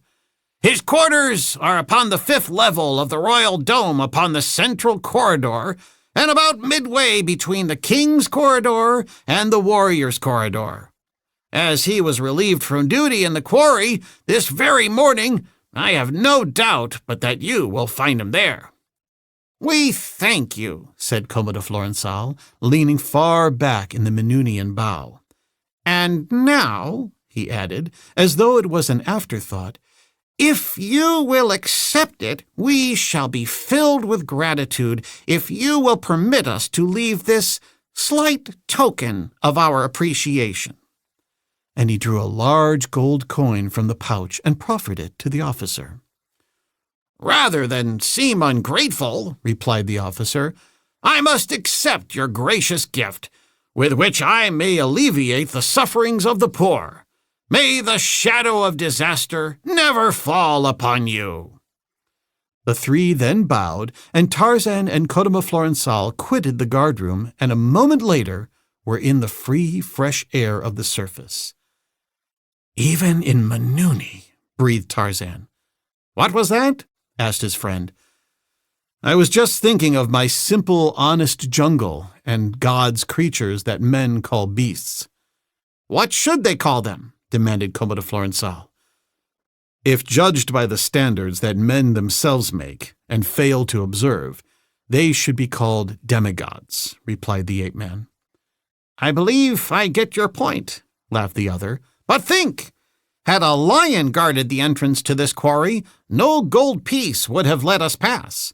The frailties of man are not without their virtues. Because of them, right has just triumphed over wrong, and bribery has worn the vestments of virtue." Returning to the royal dome, they passed around the east side of the structure to the north front, where lies the slaves' corridor in every dome.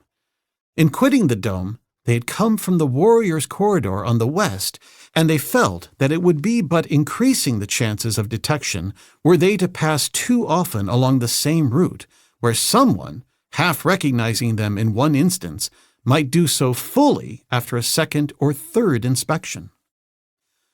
To reach the 5th level required but a few minutes after they had gained entrance to the dome.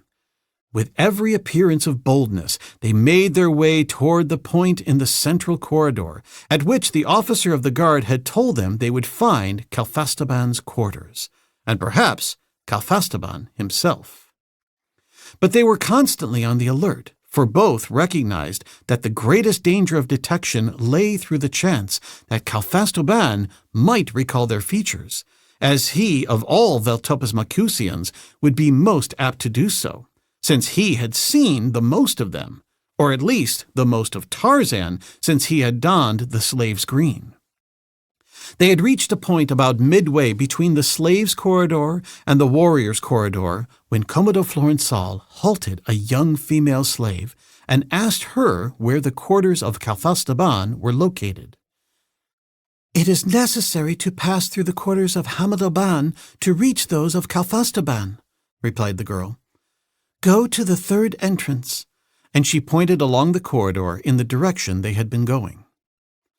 After they had left her, Tarzan asked Cottema Florensal if he thought there would be any difficulty in gaining entrance to Calfastoban's quarters. "No," he replied. "The trouble will arise in knowing what to do after we get there." "We know what we have come for," replied the ape-man. "It is only necessary to carry out our design, removing all obstacles as they intervene." "Quite simple," laughed the prince. Tarzan was forced to smile. "To be candid," he admitted, "I haven't the remotest idea of what we are going to do after we get in there, or after we get out either, if we are successful in finding Taliskar and bringing her away with us.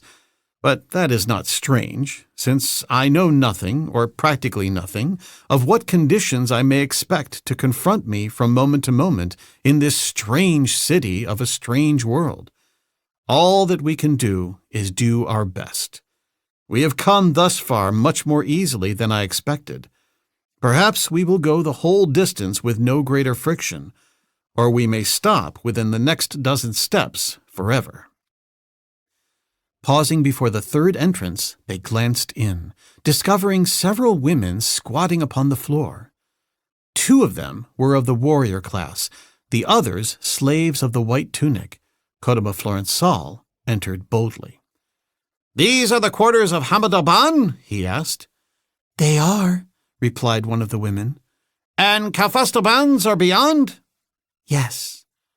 "And beyond Kalfastobans?" inquired the Trahanada Makusian. "A long gallery leads to the outer corridor. Upon this gallery open many chambers where live hundreds of people. I do not know them all. Whom do you seek?" "Palastokar," replied Commodore Florençal quickly, choosing the first name that presented itself to his memory. "I do not recall the name," said the woman, knitting her brows in thought. "But I shall find him now, thanks to you," said Commodore Florençal, "for my directions were to pass through the corridors of Hammadaban and Kalfastaban, when I should come upon a gallery in which opened the quarters of Palastokar. But perhaps if Kalfastaban is in, he will be able to direct me more exactly." "Kalfastaban has gone out with Hammadaban," replied the woman, "but I expect them back momentarily. If you will wait, they will soon be here."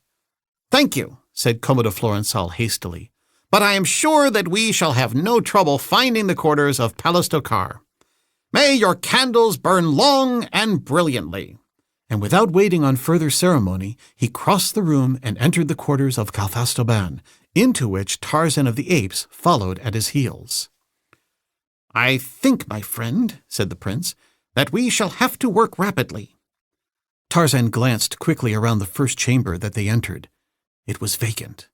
Several doors opened from it. They were all closed either with wooden doors or with hangings. The ape-man stepped quickly to the nearer and tried the latch. It gave, and he pushed the door ajar. All was darkness within. "Bring a candle, Commodore Florençal," he said. The prince brought 2 from their niches in the wall. "A storeroom," he said, as the rays of the candles illuminated the interior of the room. "Food and candles and raiment. Kalfastoban is no pauper. The tax collector has not ruined him yet." Tarzan, standing in the doorway of the storeroom, just behind Codima Florençal, turned suddenly and looked out across the other chamber. He had heard voices in the quarters of Hammadaban beyond, men's voices. One of them he recognized an instant later. It was the voice of Kalfastoban Vental. "Come!" roared the bull voice of the Vental. "Come to my quarters, Hammadaban, and I will show you this new slave of mine." Tarzan pushed Commodore Florençal into the storeroom, and following him, closed the door. "Did you hear?" he whispered. "Yes, it was Kalfastoban." The storeroom door was ornamented with a small open grill covered with a hanging of some heavy stuff upon the inside. By drawing the hanging aside, the 2 could obtain a view of most of the interior of the outer chamber, and they could hear all that was said by the 2 men who now entered from Hammadaban's quarters. "I tell you, she is the greatest bargain I have ever seen," cried Kalfastoban. "But wait, I'll fetch her." And he stepped toward another door, which he unlocked with a key. "Come out!" he roared, flinging the door wide. With the haughty bearing of a queen, a girl stepped slowly into the larger room. No cowering servility of the slave here. Her chin was high, her gaze level. She glanced almost with contempt upon the Vental, and she was beautiful. It was Talaskar. Commodore Florençal realized that he had never before appreciated how really beautiful was the little slave girl who had cooked for him. Kalfastoban had given her a white tunic of good quality, which set off the olive of her skin and the rich blackness of her hair to better effect than had the cheap green thing that he had always seen her in. "She belonged to Zoenthra-Hagol," Cophastoban explained to his friend. "but I doubt that he ever saw her, else he never would have parted with her for the paltry sum I paid." You will take her for your own woman and raise her to our class? Asked Hammadaban. "No," replied Cophastoban, "for then she would no longer be a slave, and I could not sell her. Women are too expensive. I shall keep her for a time, and then sell her while her value is still high. I shall make a pretty profit from her." Tarzan's fingers closed tightly, as though upon the throat of an enemy, and the right hand of Comte de Florençal crept to the hilt of his rapier. A woman came from the quarters of Hammadaban and stood in the doorway. "2 of the guards from the quarry are here with a green slave, inquiring for Cophastoban," she said. "Send them in," directed the Vental. A moment later, the 3 entered. The slave was Karaftap. "Ah!" exclaimed Cophastoban.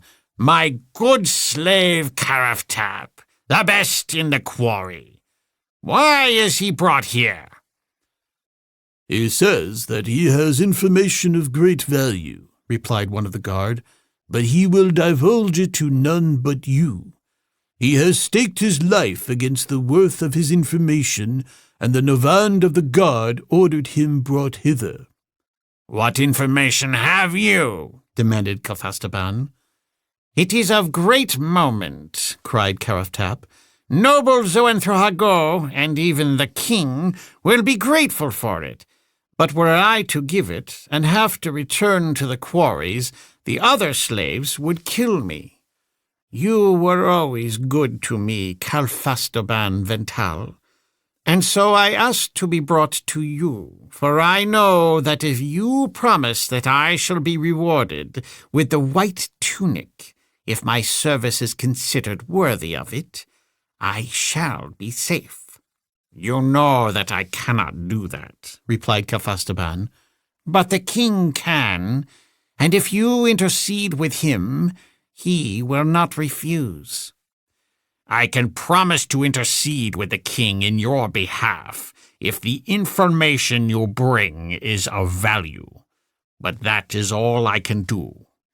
"That is enough, if you promise," said Karaftap. "Very well, I promise. What do you know that the king would like to know?" "News travels fast in Veltopus Macus," said Karaftap. "And so it was that we in the quarry heard of the death of the 2 slaves, Aopanato and Zuenthrall, within a short time after their bodies were discovered. As both had been slaves of Zoenthra-Hagol, we were all confined together in one chamber, and thus I knew them both well. Imagine then my surprise when, crossing one of the main spirals with a crew of other slaves, I beheld both Zuenthrall and Aopanato in the habiliments of warriors ascending toward the surface." "What is the appearance of these 2? Suddenly demanded one of the warriors who had accompanied Karaftap from the quarry. The slave described them as fully as he could. "The same!" cried the warrior. "Those very 2 stopped me upon the spiral and inquired the whereabouts of Cophastoban." A crowd of women and men had gathered in the doorway of Cophastoban's chamber, having been attracted by the presence of a green slave accompanied by members of the quarry guard. One of them was a young slave girl. "I too was questioned by these very men," she exclaimed, "only a short time since, and they asked me the same question." One of Hammadaban's women voiced a little scream. "They passed through our quarters but a moment since," she cried, "and entered Cophastoban's, but they asked not where lay the quarters of Cophastoban. The name they mentioned was unknown to me, a strange name." "Palistokar," one of her companions reminded her. Yes, Palastokar, and they said he had his quarters upon the gallery leading from Kafastoban's to the outer corridor. There is no one of such a name in the royal dome, said Kafastoban. It was but a ruse to enter my quarters. Or to pass through them, suggested one of the quarry guard. We must hurry after them, said the other. Keep Karaftap here until we return, Kafastoban, said the first guard. And also, search your own quarters and those adjoining carefully. Come!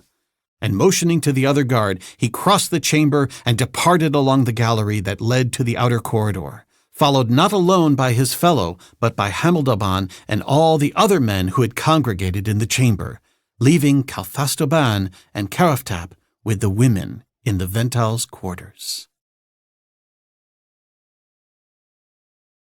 Chapter 18. The Voice from the Wall. Kafastoban turned immediately to a search of the various chambers of his quarters, but Karaftap laid a restraining hand upon him. Wait, Vental, he begged. If they be here, would it not be best to ensure their capture by fastening the doors leading from your quarters? A good thought, Karaftap, replied Kafastoban, and then we may take our time searching for them. Out of here, all of you women, he cried, waving the females back into Hameldaban's quarters. A moment later, the two doors leading from the chamber to Hameldaban's quarters and the gallery were closed and locked. And now, master, suggested Karaftap, as there be two of them, would it not be well to supply me with a weapon? Kafastoban smote his chest. A dozen such could Kafastoban overwhelm alone, he cried. But for your own protection, get you a sword from yonder room, while I lock this proud she-cat in her cell again. As Kafastoban followed Taliskar into the room in which she had been confined, Karaftap crossed to the door of the storeroom where the Vental had told him he would find a weapon. The Vental reached the door of the room just behind the girl, and reaching out, caught her by the arm. Not so fast, my pretty, he cried. A kiss before you leave me, but fret not. The moment we are sure that those villainous slaves are not within these rooms, I shall join you, so do not pine for your Kafastoban. Taliskar wheeled and struck the Vental in the face. "Lay not your filthy hands upon me, beast!" she cried, and struggled to free herself from his grasp. "So-ho! A cat indeed!" exclaimed the man, but he did not release her, and so they struggled until they disappeared from sight within the cell, and at the same moment Karaftap, the slave, laid his hand upon the latch of the storeroom door, and opening it, stepped within. As he did so, steel fingers reached forth out of the darkness and closed upon his throat. He would have screamed in terror, but no sound could he force through his tight, closed throat. He struggled and struck at the thing that held him, a thing so powerful he knew it could not be human. And then a low voice, cold and terrifying, whispered in his ear. "Die, Karaftap," it said. "Meet the fate that you deserve, and that you well knew you deserved when you said that you dared not return to the quarters of the slaves of Zoanthra-Hago after betraying two of your number. Die, Karaftap, and know before you die that he whom you would have betrayed is your slayer. You searched for Zuanthral, and you have found him." With the last word, the terrible fingers closed upon the man's neck. Spasmodically, the slave struggled, fighting for air. Then the two hands that gripped him turned slowly in opposite directions, and the head of the traitor was twisted from his body. Throwing the corpse aside, Tarzan sprang into the main chamber of the Vental's quarters and ran quickly toward the door of Taliskar's cell, Kobana Florençal but half a pace behind him. The door of the little room had been pushed to by the struggles of the couple within, and as Tarzan pushed it open, he saw the girl in the clutches of the huge Vental, who, evidently maddened by her resistance, had lost his temper completely and was attempting to rain blows upon her face, which she sought to ward off, clutching at his arms and hands. A heavy hand fell upon the shoulder of the Vental. "You seek us," a low voice whispered in his ear. "Here we are." Kalfastaban released the girl and swung around, at the same time reaching for his sword. Facing him were the two slaves, and both were armed, though only Iopenato had drawn his weapon. Zuenthral, who held him, had not yet drawn. "A dozen such could Kalfastaban overcome alone," quoted Tarzan. "Here we are, braggart, and we are only two, but we cannot wait while you show us how mighty you be.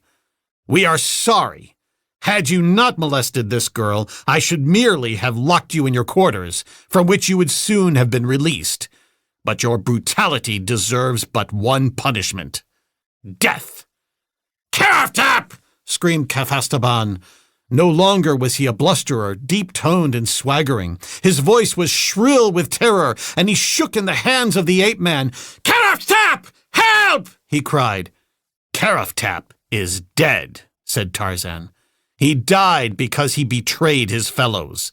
You shall die because you were brutal to a defenseless slave girl. Run him through, Commodore Florensal.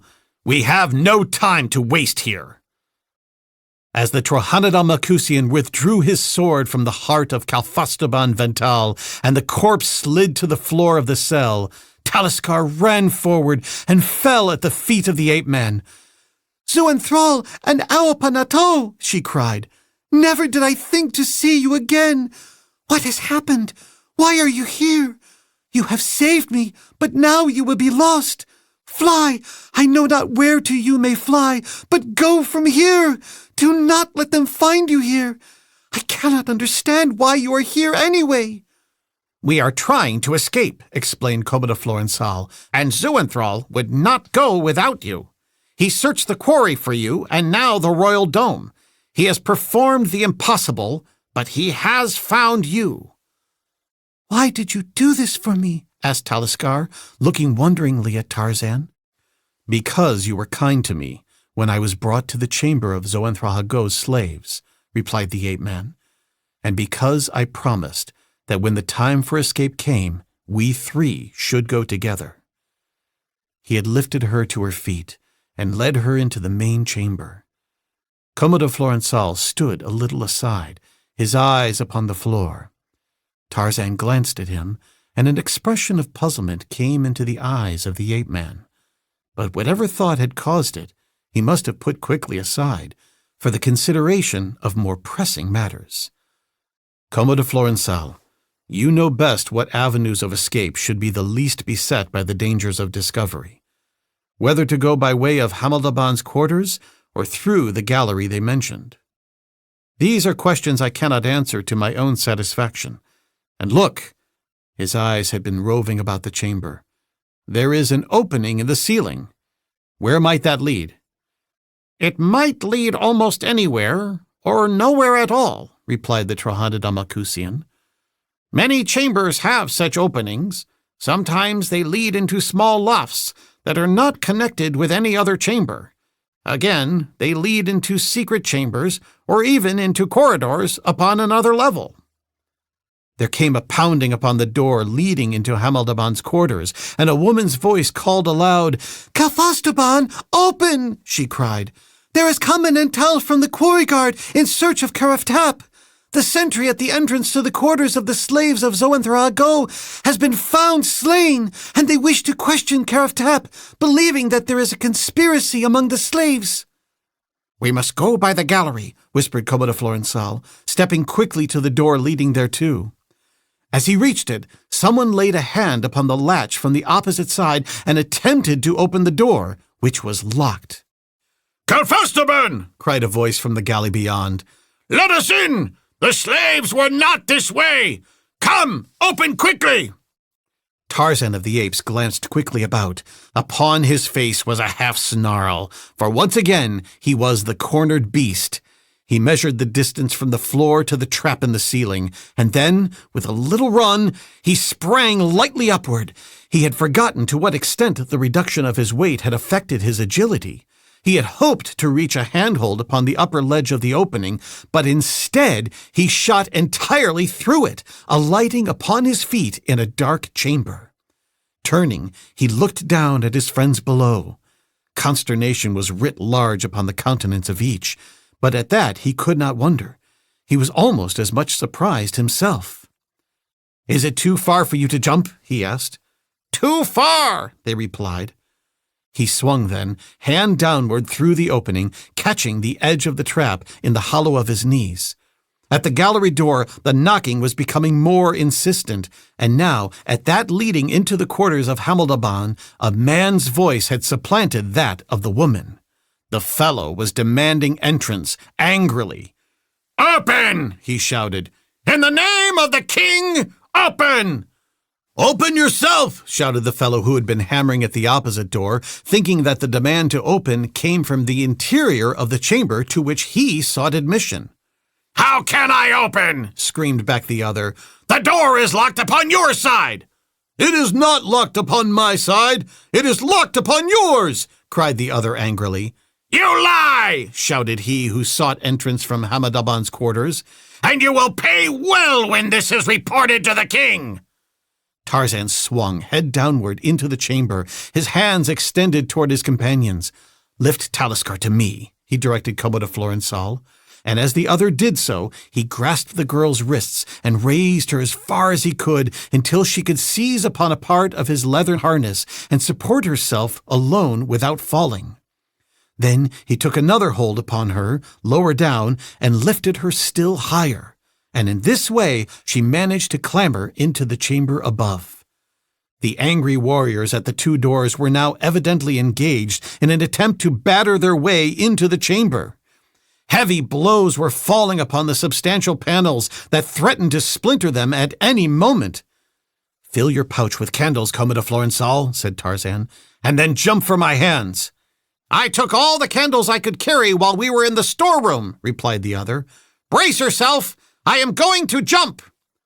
A panel splintered, and bits of wood flew to the center of the floor from the door at the gallery just as Tarzan seized the outstretched hands of Commodore Florençal, and an instant later, as both men kneeled in the darkness of the loft and looked down into the chamber below, the opposite door flew open, and the 10 warriors who composed the Entel burst in at the heels of their Vental.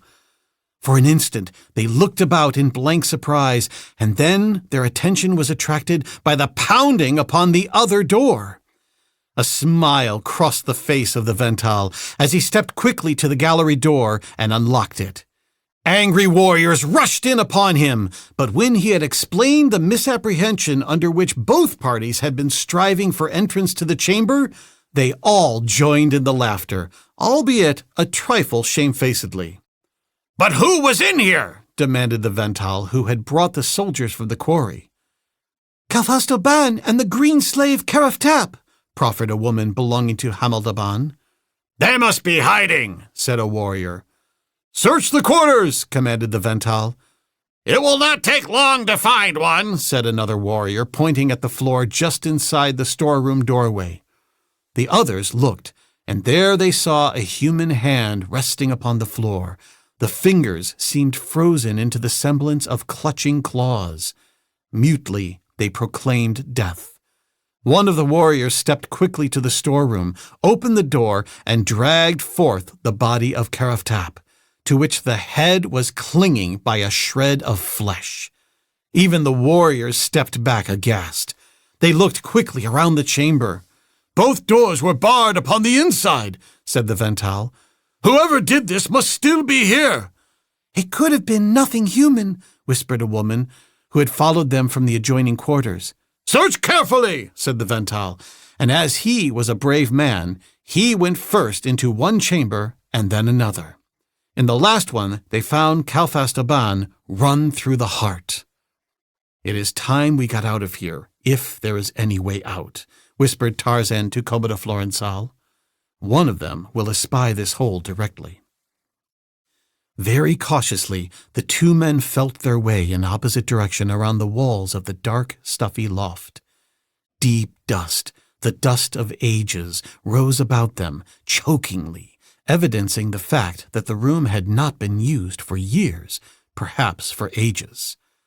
Presently, Commodore Florensal heard a "hst" from the ape-man, who called them to him. "Come here, both of you. I have found something." "What have you found?" asked Talisker, coming close. "An opening near the bottom of the wall," replied Tarzan. "It is large enough for a man to crawl through. Think you, Commodore Florensal, that it would be safe to light a candle?" "No, not now," replied the prince. "I will go without it, then," announced the ape-man, "for we must see where the tunnel leads, if anywhere." He dropped upon his hands and knees then, and Talisker, who had been standing next him, felt him move away. She could not see him. It was too dark in the gloomy loft. The two waited, but Zeuenthal did not return. They heard voices in the room below. They wondered if the searchers would soon investigate the loft. But really, there was no need for apprehension. The searchers had determined to invest the place. It would be safer than crawling into that dark hole after an unknown thing that could tear the head from a man's body. When it came down, as come down it would have to, they would be prepared to destroy it or capture it. But in the meantime, they were content to wait. "What has become of him?" whispered Talisker anxiously. "You care very much for him, do you not?" asked Commodore Florensal. "Why should I not?" asked the girl. "You do too, do you not?" "Yes," replied Commodore Florensal. "He is very wonderful," said the girl. "Yes," said Commodore Florensal. "I wish he would come back," said the girl. "Yes," said Commodore Florensal. As though in answer to their wish, they heard a low whistle from the depths of the tunnel into which Tarzan had crawled. "Come!" whispered the ape-man. Talisker first, they followed him, crawling upon hands and knees through a winding tunnel, feeling their way through the darkness, until at last a light flared before them, and they saw Zeuenthal lighting a candle in a small chamber that was only just high enough to permit a tall man to sit erect within it. "I got this far," he said to them, "and as it offered a fair hiding place where we might have light without fear of discovery, I came back after you. Here we can stop a while in comparative comfort and safety, until I can explore the tunnel further. From what I have been able to judge, it has never been used during the lifetime of any living Veltopus macusian, so there is little likelihood that anyone will think of looking here for us." "Do you think they will follow us?" asked Talisker. "I think they will," replied Commodore Florensal. "And as we cannot go back, it will be better if we push on at once, as it is reasonable to assume that the opposite end of this tunnel opens into another chamber. Possibly there we shall find an avenue of escape." "You are right, Commodore Florensal," agreed Tarzan. "Nothing can be gained by remaining here. I will go ahead. Let Talisker follow me, and you bring up the rear. If the place proves a blind alley, we shall be no worse off for having investigated it." Lighting their way this time with candles, the three crawled laboriously and painfully over the uneven rock floor of the tunnel, which turned often this way and that, as though passing around chambers, until, to their relief, the passageway abruptly enlarged, both in width and height, so that now they could proceed in an erect position. The tunnel now dropped in a steep declivity to a lower level, and a moment later the three emerged into a small chamber, where Talisker suddenly placed a hand upon Tarzan's arm, with a little intaking of her breath in a half-gasp. "What is that, Zeuenthal?" she whispered, pointing into the darkness ahead. Upon the floor at one side of the room, a crouching figure was barely discernible close to the wall. "And that!" exclaimed the girl, pointing to another portion of the room. The ape-man shook her hand from his arm and stepped quickly forward, his candle held high in his left hand, his right upon his sword.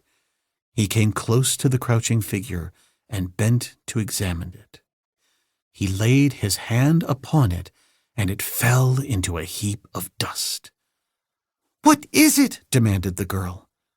"It was a man," replied Tarzan, "but it has been dead many years. It was chained to this wall.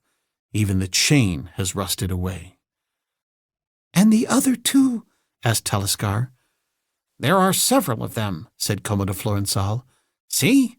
There and there." "At least they cannot detain us," said Tarzan, and moved on again across the chamber toward a doorway on the opposite side. "But they tell us something, possibly," ventured Commodore Florensal. "What did they say?" asked the ape-man. "That this corridor connected with the quarters of a very powerful Veltopus Macusian," replied the prince. "So powerful was he that he might dispose of his enemies thus, without question.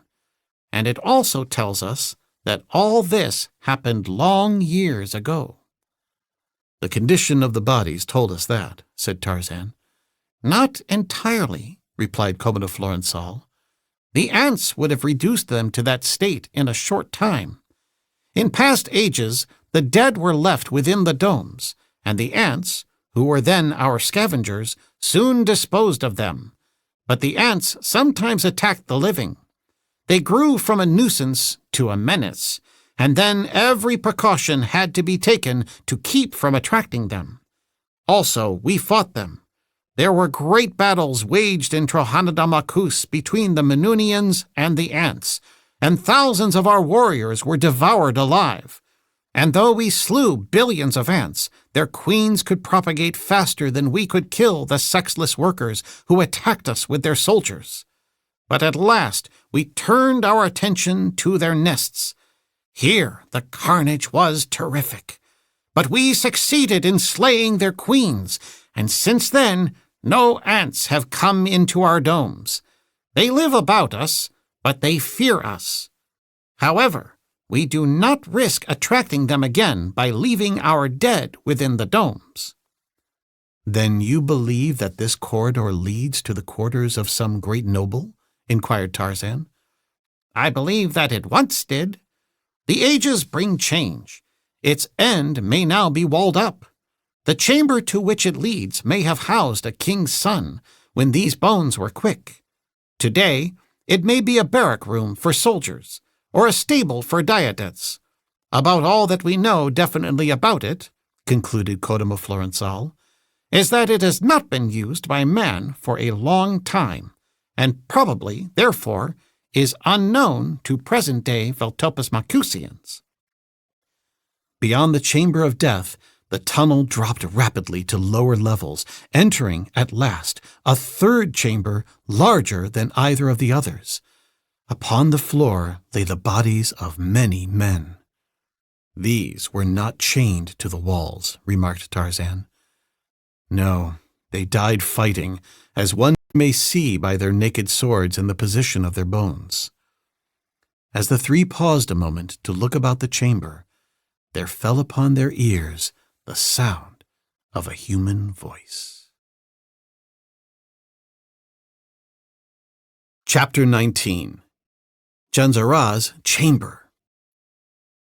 As the days passed and Tarzan did not return to his home, his son became more and more apprehensive. Runners were sent to nearby villages, but each returned with the same report.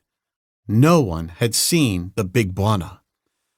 Korak dispatched messages, then, to the nearest telegraph inquiring from all the principal points in Africa where the ape-man might have made a landing if aught had been seen or heard of him. But always again were the answers in the negative. And at last, stripped to G-string and carrying naught but his primitive weapons, Korak the Killer took the trail with a score of the swiftest and bravest of the Waziri in search of his father. Long and diligently they searched the jungle and the forest, often enlisting the friendly services of the villages near which they chanced to be carrying on their quest, until they had covered, as with a fine-toothed comb, a vast area of country, covered it as could have no other body of men. But for all their care and all their diligence, they uncovered no single clue as to the fate or whereabouts of Tarzan of the Apes. And so, disheartened, yet indefatigable, they searched on and on through tangled miles of steaming jungle, or across rocky uplands as inhospitable as the stunted thorns that dotted them. And in the royal dome of Elcamo el Hago, Thagasto of Veltopus Macus, 3 people halted in a rock-walled hidden chamber and listened to a human voice that appeared to come to them out of the very rock of the walls surrounding them. Upon the floor about them lay the bones of long-dead men. About them rose the impalpable dust of ages. The girl pressed closer to Tarzan. "Who is it?" she whispered. Tarzan shook his head. "It is a woman's voice," said Commodore Florençal. The ape-man raised his candle high above his head and took a step closer to the left-hand wall. Then he stopped and pointed. The others looked in the direction indicated by Tarzan's finger and saw an opening in the wall a hual or 2 above his head. Tarzan handed his candle to Commodore Florençal, removed his sword, and laid it on the floor, and then sprang lightly for the opening. For a moment he clung to its edge, listening, and then he dropped back into the chamber.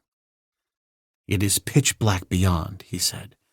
"Whoever owns that voice is in another chamber beyond that into which I was just looking. There was no human being in the next apartment." "If it was absolutely dark, how could you know that?" demanded Commodore Florençal. "Had there been anyone there, I should have smelled him," replied the ape-man. The others looked at him in astonishment. "I am sure of it," said Tarzan, "because I could plainly feel a draught sucking up from the chamber, through the aperture, and into this chamber. Had there been a human being there, his effluvium would have been carried directly to my nostrils." "And you could have detected it?" demanded Commodore Florençal. "My friend, I can believe much of you, but not that." Tarzan smiled. "I at least have the courage of my convictions," he said, "for I am going over there and investigate. From the clearness from which the voice comes to us, I am certain that it comes through no solid wall. There must be an opening into the chamber where the woman is, and as we should investigate every possible avenue of escape, I shall investigate this." He stepped again toward the wall below the aperture. "Oh, let us not separate," cried the girl. "Where one goes, let us all go." "2 swords are better than 1, said Commodore Florençal, though his tone was only half-hearted. "Very well," replied Tarzan. "I will go first, and then you can pass Talisker up to me." Commodore Florençal nodded. A minute or 2 later, the 3 stood upon the opposite side of the wall. Their candle revealed a narrow passage that showed indications of much more recent use than those through which they had passed from the quarters of Calfastaban. The wall they had passed through to reach it was of stone, but that upon the opposite side was of studding and rough boards. "This is a passage built along the side of a paneled room," whispered Commodore Florençal. "The other side of these rough boards supports beautifully polished panels of brilliant woods or burnished metals." "Then there should be a door, you think, opening from this passage into the adjoining chamber?" asked Tarzan. "A secret panel, more likely," he replied. They walked along the passage, listening intently. At first, they had just been able to distinguish that the voice they heard was that of a woman, but now they heard the words. "And let me have him," was the first that they distinguished. Most glorious mistress, this would not have happened then, replied another female voice. Zoanthrohago is a fool and deserves to die, but my illustrious father, the king, is a bigger fool, spoke the first voice. He will kill Zoanthrohago, and with him the chance of discovering the secret of making our warriors giants. Had they let me buy this Zoanthral, he would not have escaped. They thought that I would have killed him, but that was farthest from my intentions.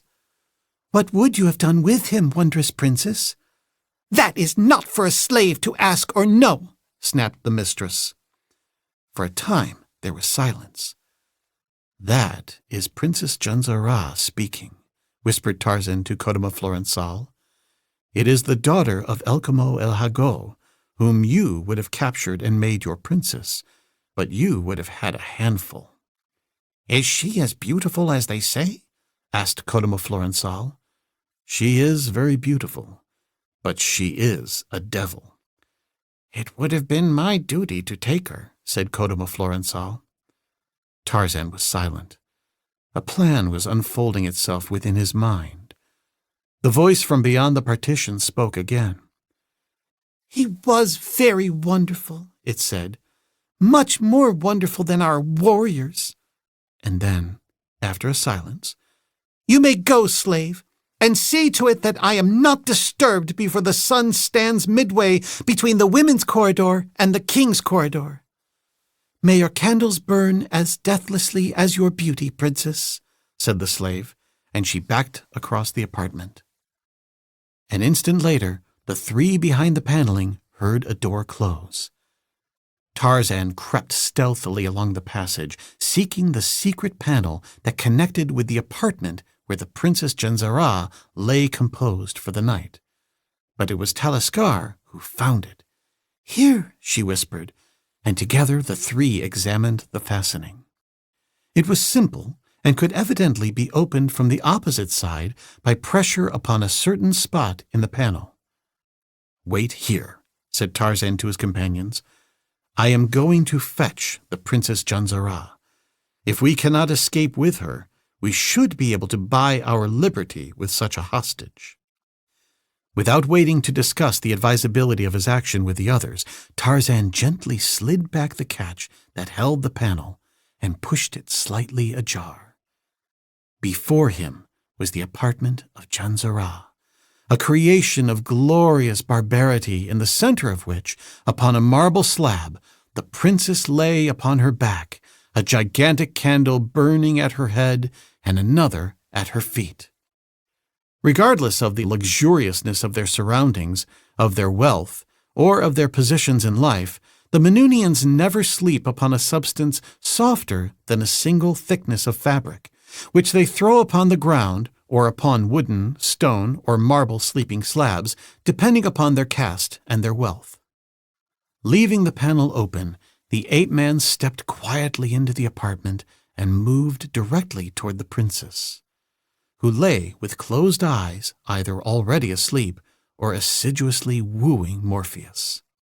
He had crossed halfway to her cold couch when a sudden draught closed the panel with a noise that might have well awakened the dead. Instantly, the princess was on her feet and facing him. For a moment, she stood in silence, gazing at him.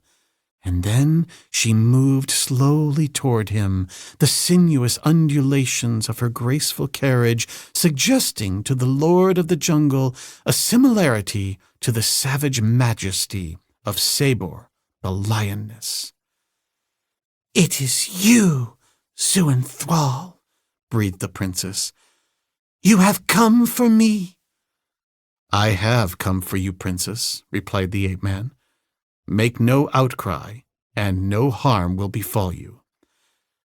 I will make no outcry, whispered Janzara, as with half-closed eyes she glided to him and threw her arms about his neck. Tarzan drew back and gently disengaged himself. You do not understand, princess, he told her. You are my prisoner. You are coming with me. Yes, she breathed. I am your prisoner. But it is you who do not understand. I love you. It is my right to choose whatever slave I will to be my prince. I have chosen you." Tarzan shook his head impatiently. "You do not love me," he said. "I am sorry that you think you do, for I do not love you. I have no time to waste. Come." And he stepped closer to take her by the wrist. Her eyes narrowed. "Are you mad?" she demanded. "Or can it be that you do not know who I am?" "You are Janzara, daughter of Elkamo el Hago," replied Tarzan. "I know well who you are." "And you dare to spurn my love!" She was breathing heavily, her breasts rising and falling to the tumultuous urge of her emotions. "It is no question of love between us," replied the ape-man. "To me, it is only a question of liberty and life for myself and my companions." "You love another?" questioned Janzara. "Yes," Tarzan told her.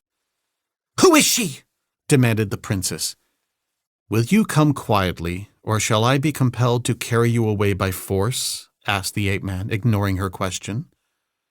For a moment the woman stood silently before him, her every muscle tensed, her dark eyes blazing wells of fire, and then, slowly, her expression changed. Her face softened, and she stretched one hand toward him. "I will help you, Zuenthrall," she said. "I will help you to escape. Because I love you, I shall do this. Come, follow me." She turned and moved softly across the apartment. "But my companions," said the ape-man. "I cannot go without them." "Where are they?"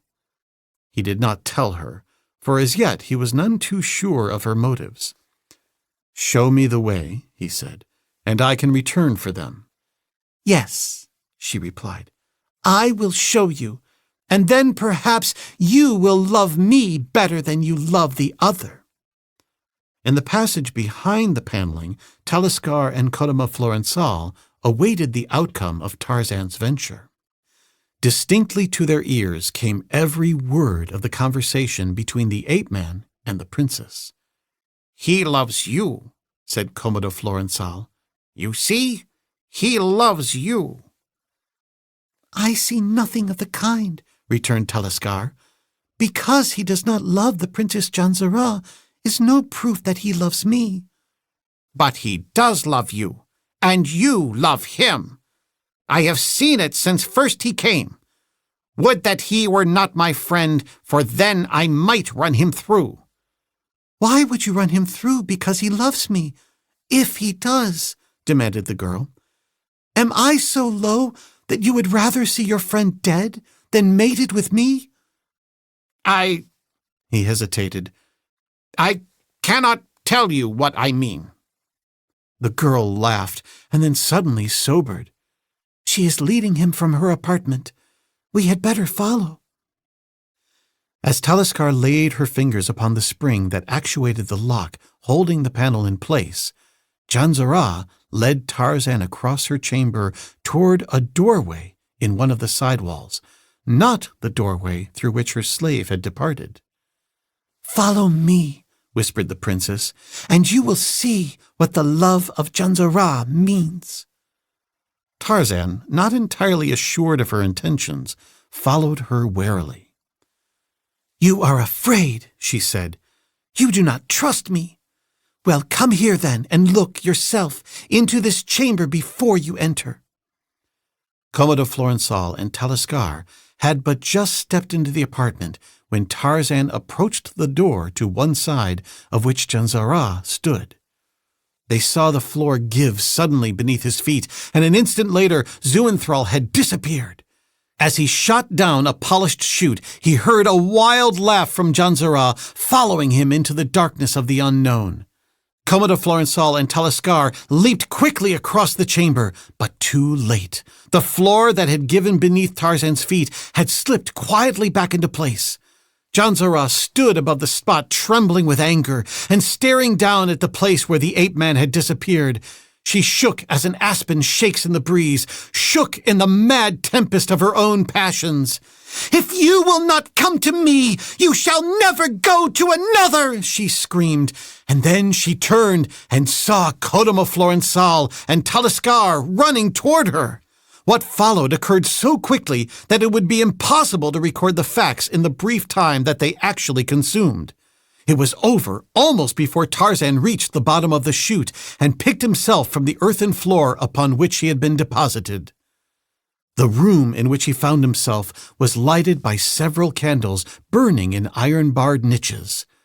Opposite him was a heavy gate of iron bars through which he could see another lighted apartment, in which a man, his chin sagging dejectedly upon his breast, was seated upon a low bench. At the sound of Tarzan's precipitate entrance into the adjoining chamber, the man looked up, and at sight of Zuenthral, leaped to his feet. "Quick! To your left!" he cried, and Tarzan, turning, saw two huge green-eyed beasts crouching to spring. His first impulse was to rub his eyes, as one might to erase the phantom figures of a disquieting dream, for what he saw were two ordinary African wildcats, ordinary in contour and markings, but in size gigantic. For an instant, the ape-man forgot that he was but 1/4 his normal size, and that the cats, that appeared to him as large as full-grown lions, were in reality but average specimens of their kind. As they came toward him, he whipped out his sword, prepared to battle for his life with these great felines as he had so often before with their mighty cousins of his own jungle. "If you can hold them off until you reach the gate," cried the man in the next chamber, "I can let you through. The bolt is upon this side." But even as he spoke, one of the cats charged. Codimo Florensal, brushing past Janzara, leaped for the spot upon the floor at which Tarzan had disappeared, and as it gave beneath him, he heard a savage cry break from the lips of the princess of Valtopus Macus. "So, it is you he loves," she screamed. "But he shall not have you, no, not even in death." And that was all that Codimo Florensal heard as the black chute swallowed him.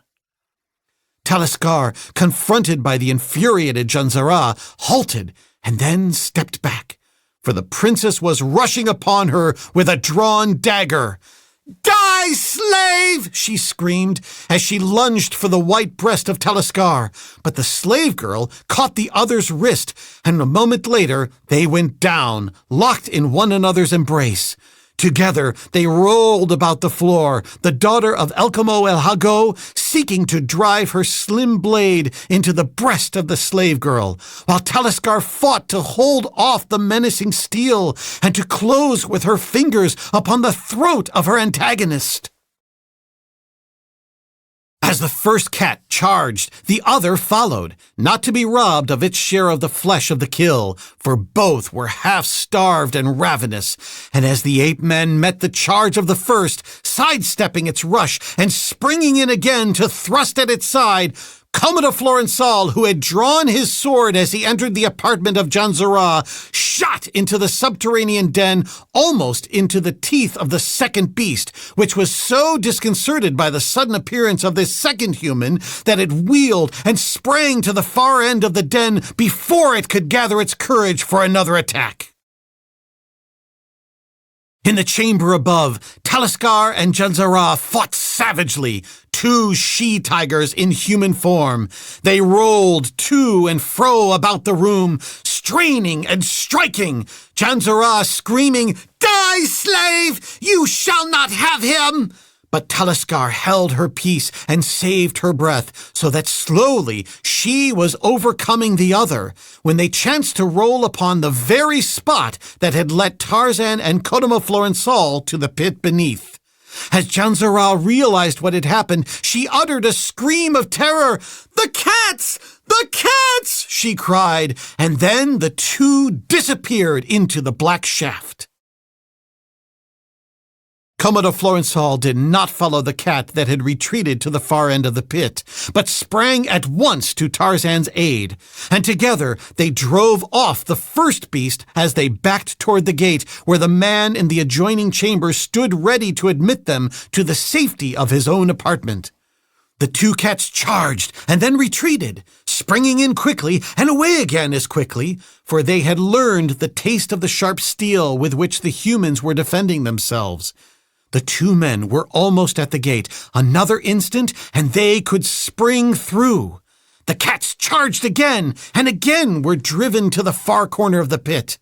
The man in the next chamber swung open the gate.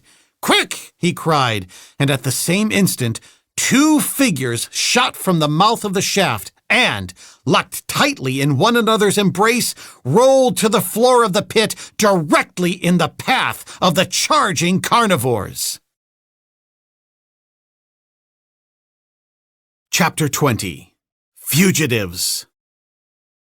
As Tarzan and Kodomo Florençal realized that Taliskar and Janzara lay exposed to the savage assault of the hungry beasts, they both sprang quickly toward the two girls.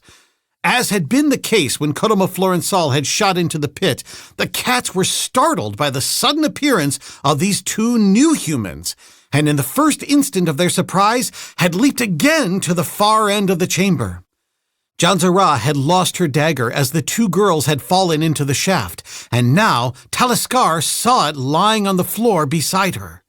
Releasing her hold upon the princess, she seized the weapon and leaped to her feet. Already Tarzan and Komoda Florençal were at her side, and the cats were returning to the attack. Janzara arose slowly and half bewildered. She looked about, terror disfiguring her marvelous beauty, and as she did so, the man in the adjoining chamber saw her. "Janzara!" he cried. "My princess! I come!" And seizing the bench upon which he had been sitting, and the only thing within the chamber that might be converted into a weapon, he swung wide the gate and leaped into the chamber where the four were now facing the thoroughly infuriated beasts. Both animals, bleeding from many wounds, were mad with pain, rage, and hunger.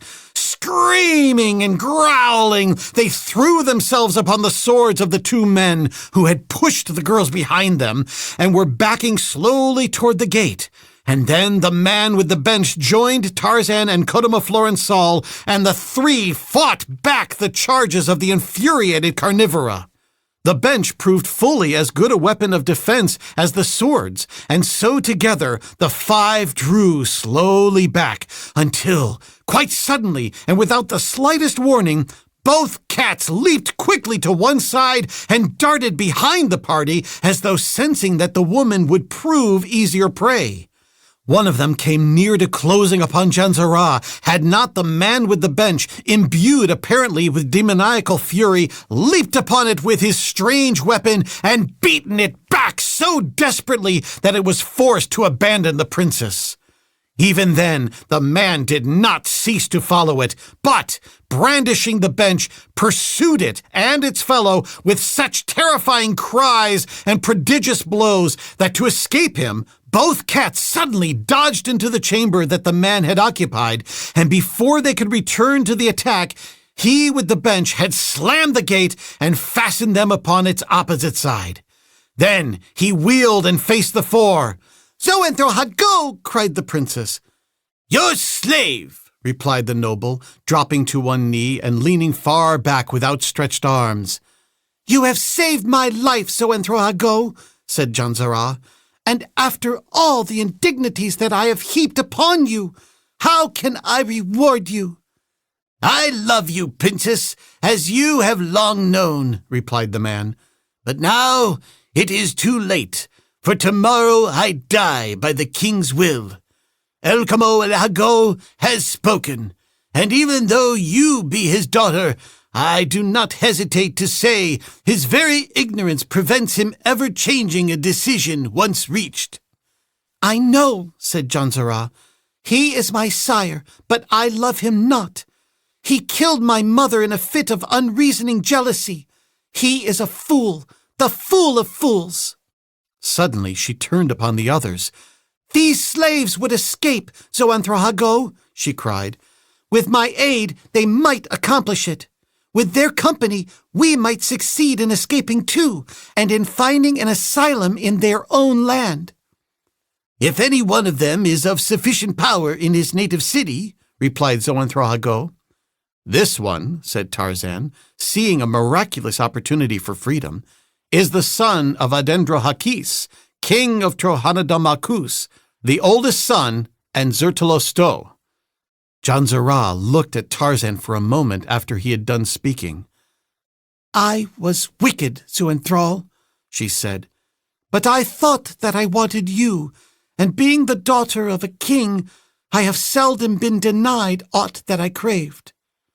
And then to Taliskar, Take your man, my girl, and may you be happy with him. And she pushed Taliskar gently toward the ape-man.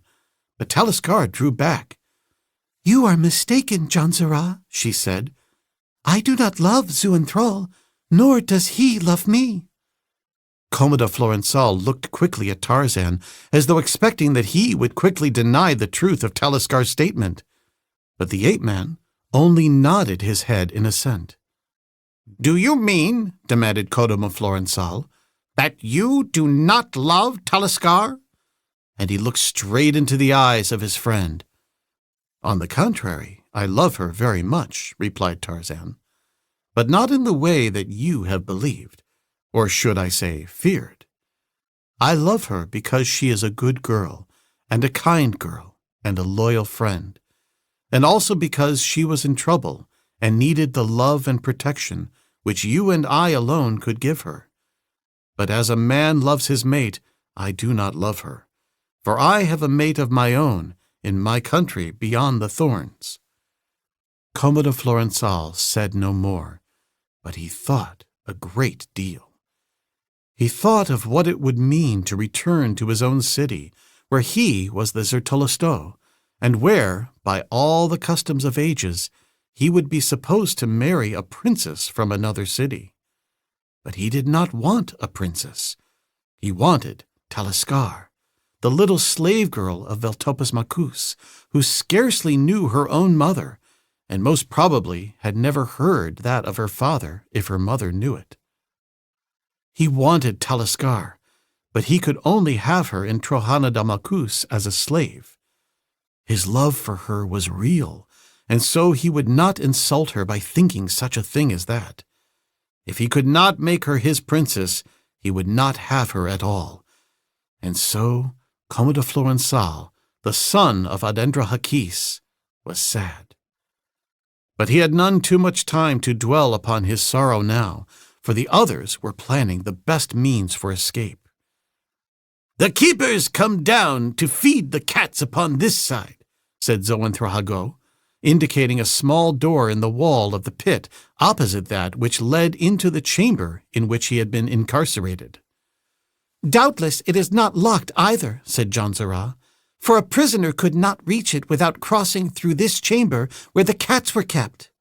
We will see, said Tarzan, and crossed to the door. A moment sufficed to force it open, revealing a narrow corridor beyond. One after another, the five crawled through the small aperture and, following the corridor, ascended an acclivity, lighting their way with candles taken from the den of the carnivora. At the top, a door opened into a wide corridor, a short distance down which stood a warrior, evidently on guard before a door. Janzara looked through the tiny crack that Tarzan had opened the door and saw the corridor and the man. Good, she exclaimed. It is my own corridor, and the warrior is on guard before my door. I know him well. Through me he has escaped payment of his taxes for the past 30 moons. He would die for me. Come, we have nothing to fear. And stepping boldly into the corridor, she approached the sentry, the others following behind her. Until he recognized her, there was danger that the fellow would raise an alarm, but the moment he saw who it was, he was as wax in her hands. You are blind, she told him. If the Princess Janzara wishes it, he replied. She told him what she wished: 5 diadettes and some heavy warrior's wraps. He eyed those who were with her, and evidently recognized Xoenthrohago and guessed who the 2 other men were. "Not only shall I be blind for my princess," he said, "but tomorrow I shall be dead for her." "Fetch 6 diadettes, then," said the princess. Then she turned toward Comodo Florensal. "You are Prince Royal of Trohanadal-Makus?" she asked. "I am," he replied. "And if we show you the way to liberty, you will not enslave us?" "I shall take you to the city as my own slaves and then liberate you," he replied. "It is something that has seldom, if ever, been done," she mused.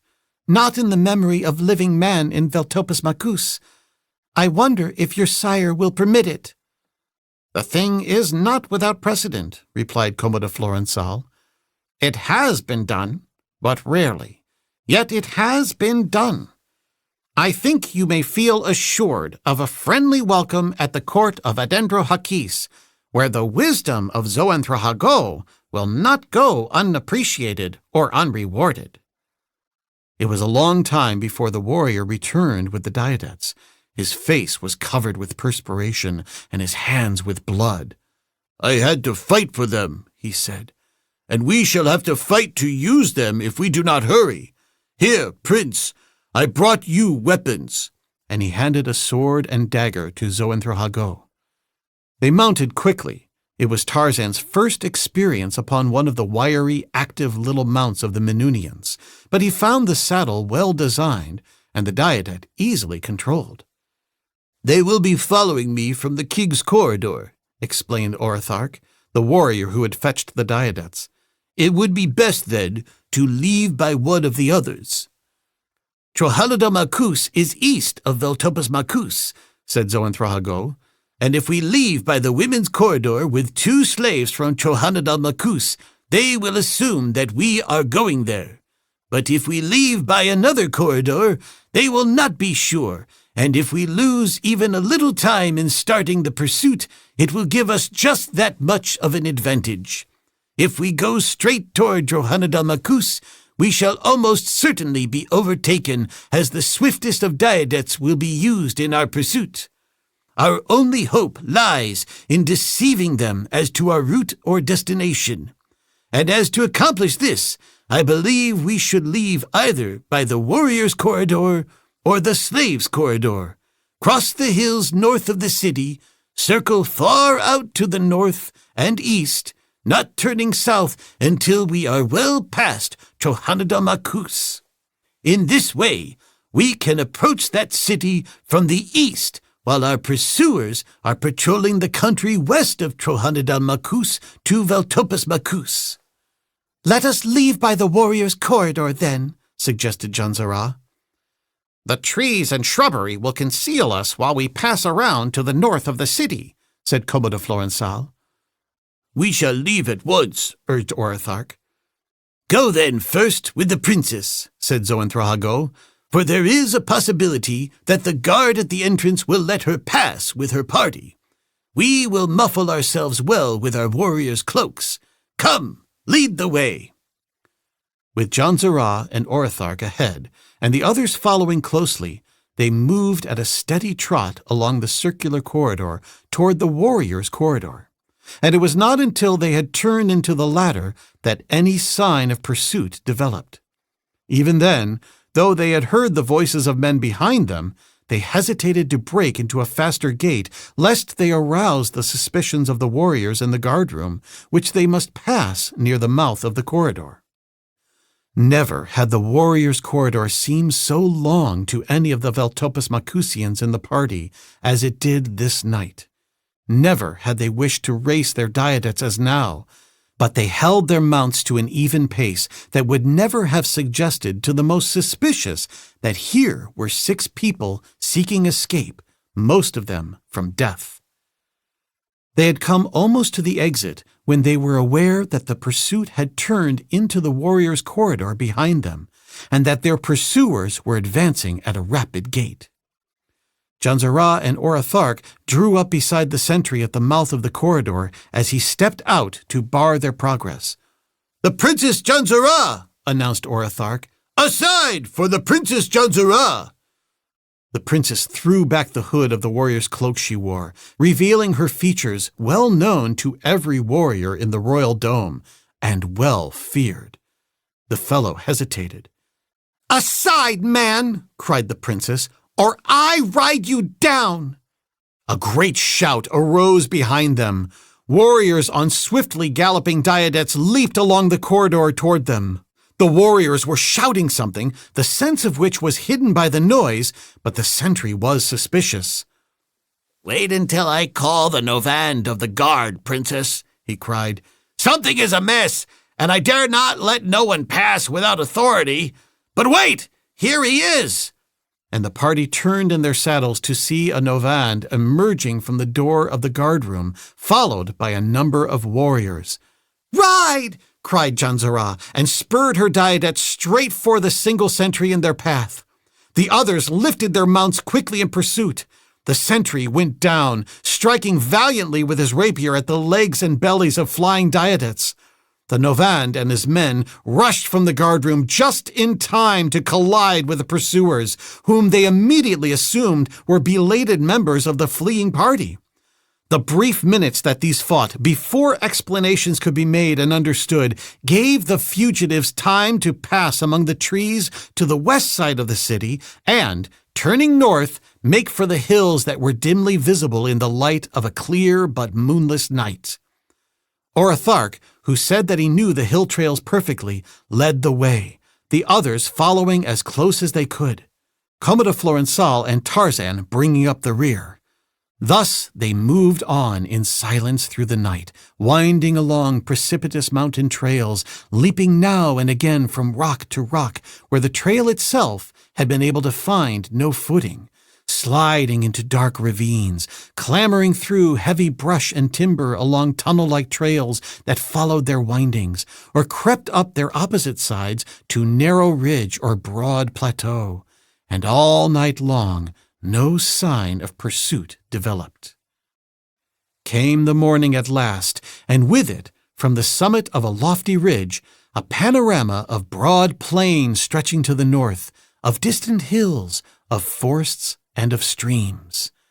They decided then to descend to one of the numerous park-like glades that they could see nestling in the hills below them, and there rest their mounts and permit them to feed, for the work of the night had been hard upon them. They knew that in the hills they might hide almost indefinitely, so wild and so little traveled were they, and so they went into camp an hour after sunrise in a tiny cup-like valley surrounded by great trees, and watered and fed their mounts with a sense of security greater than they had felt since they left Voltopus Macus.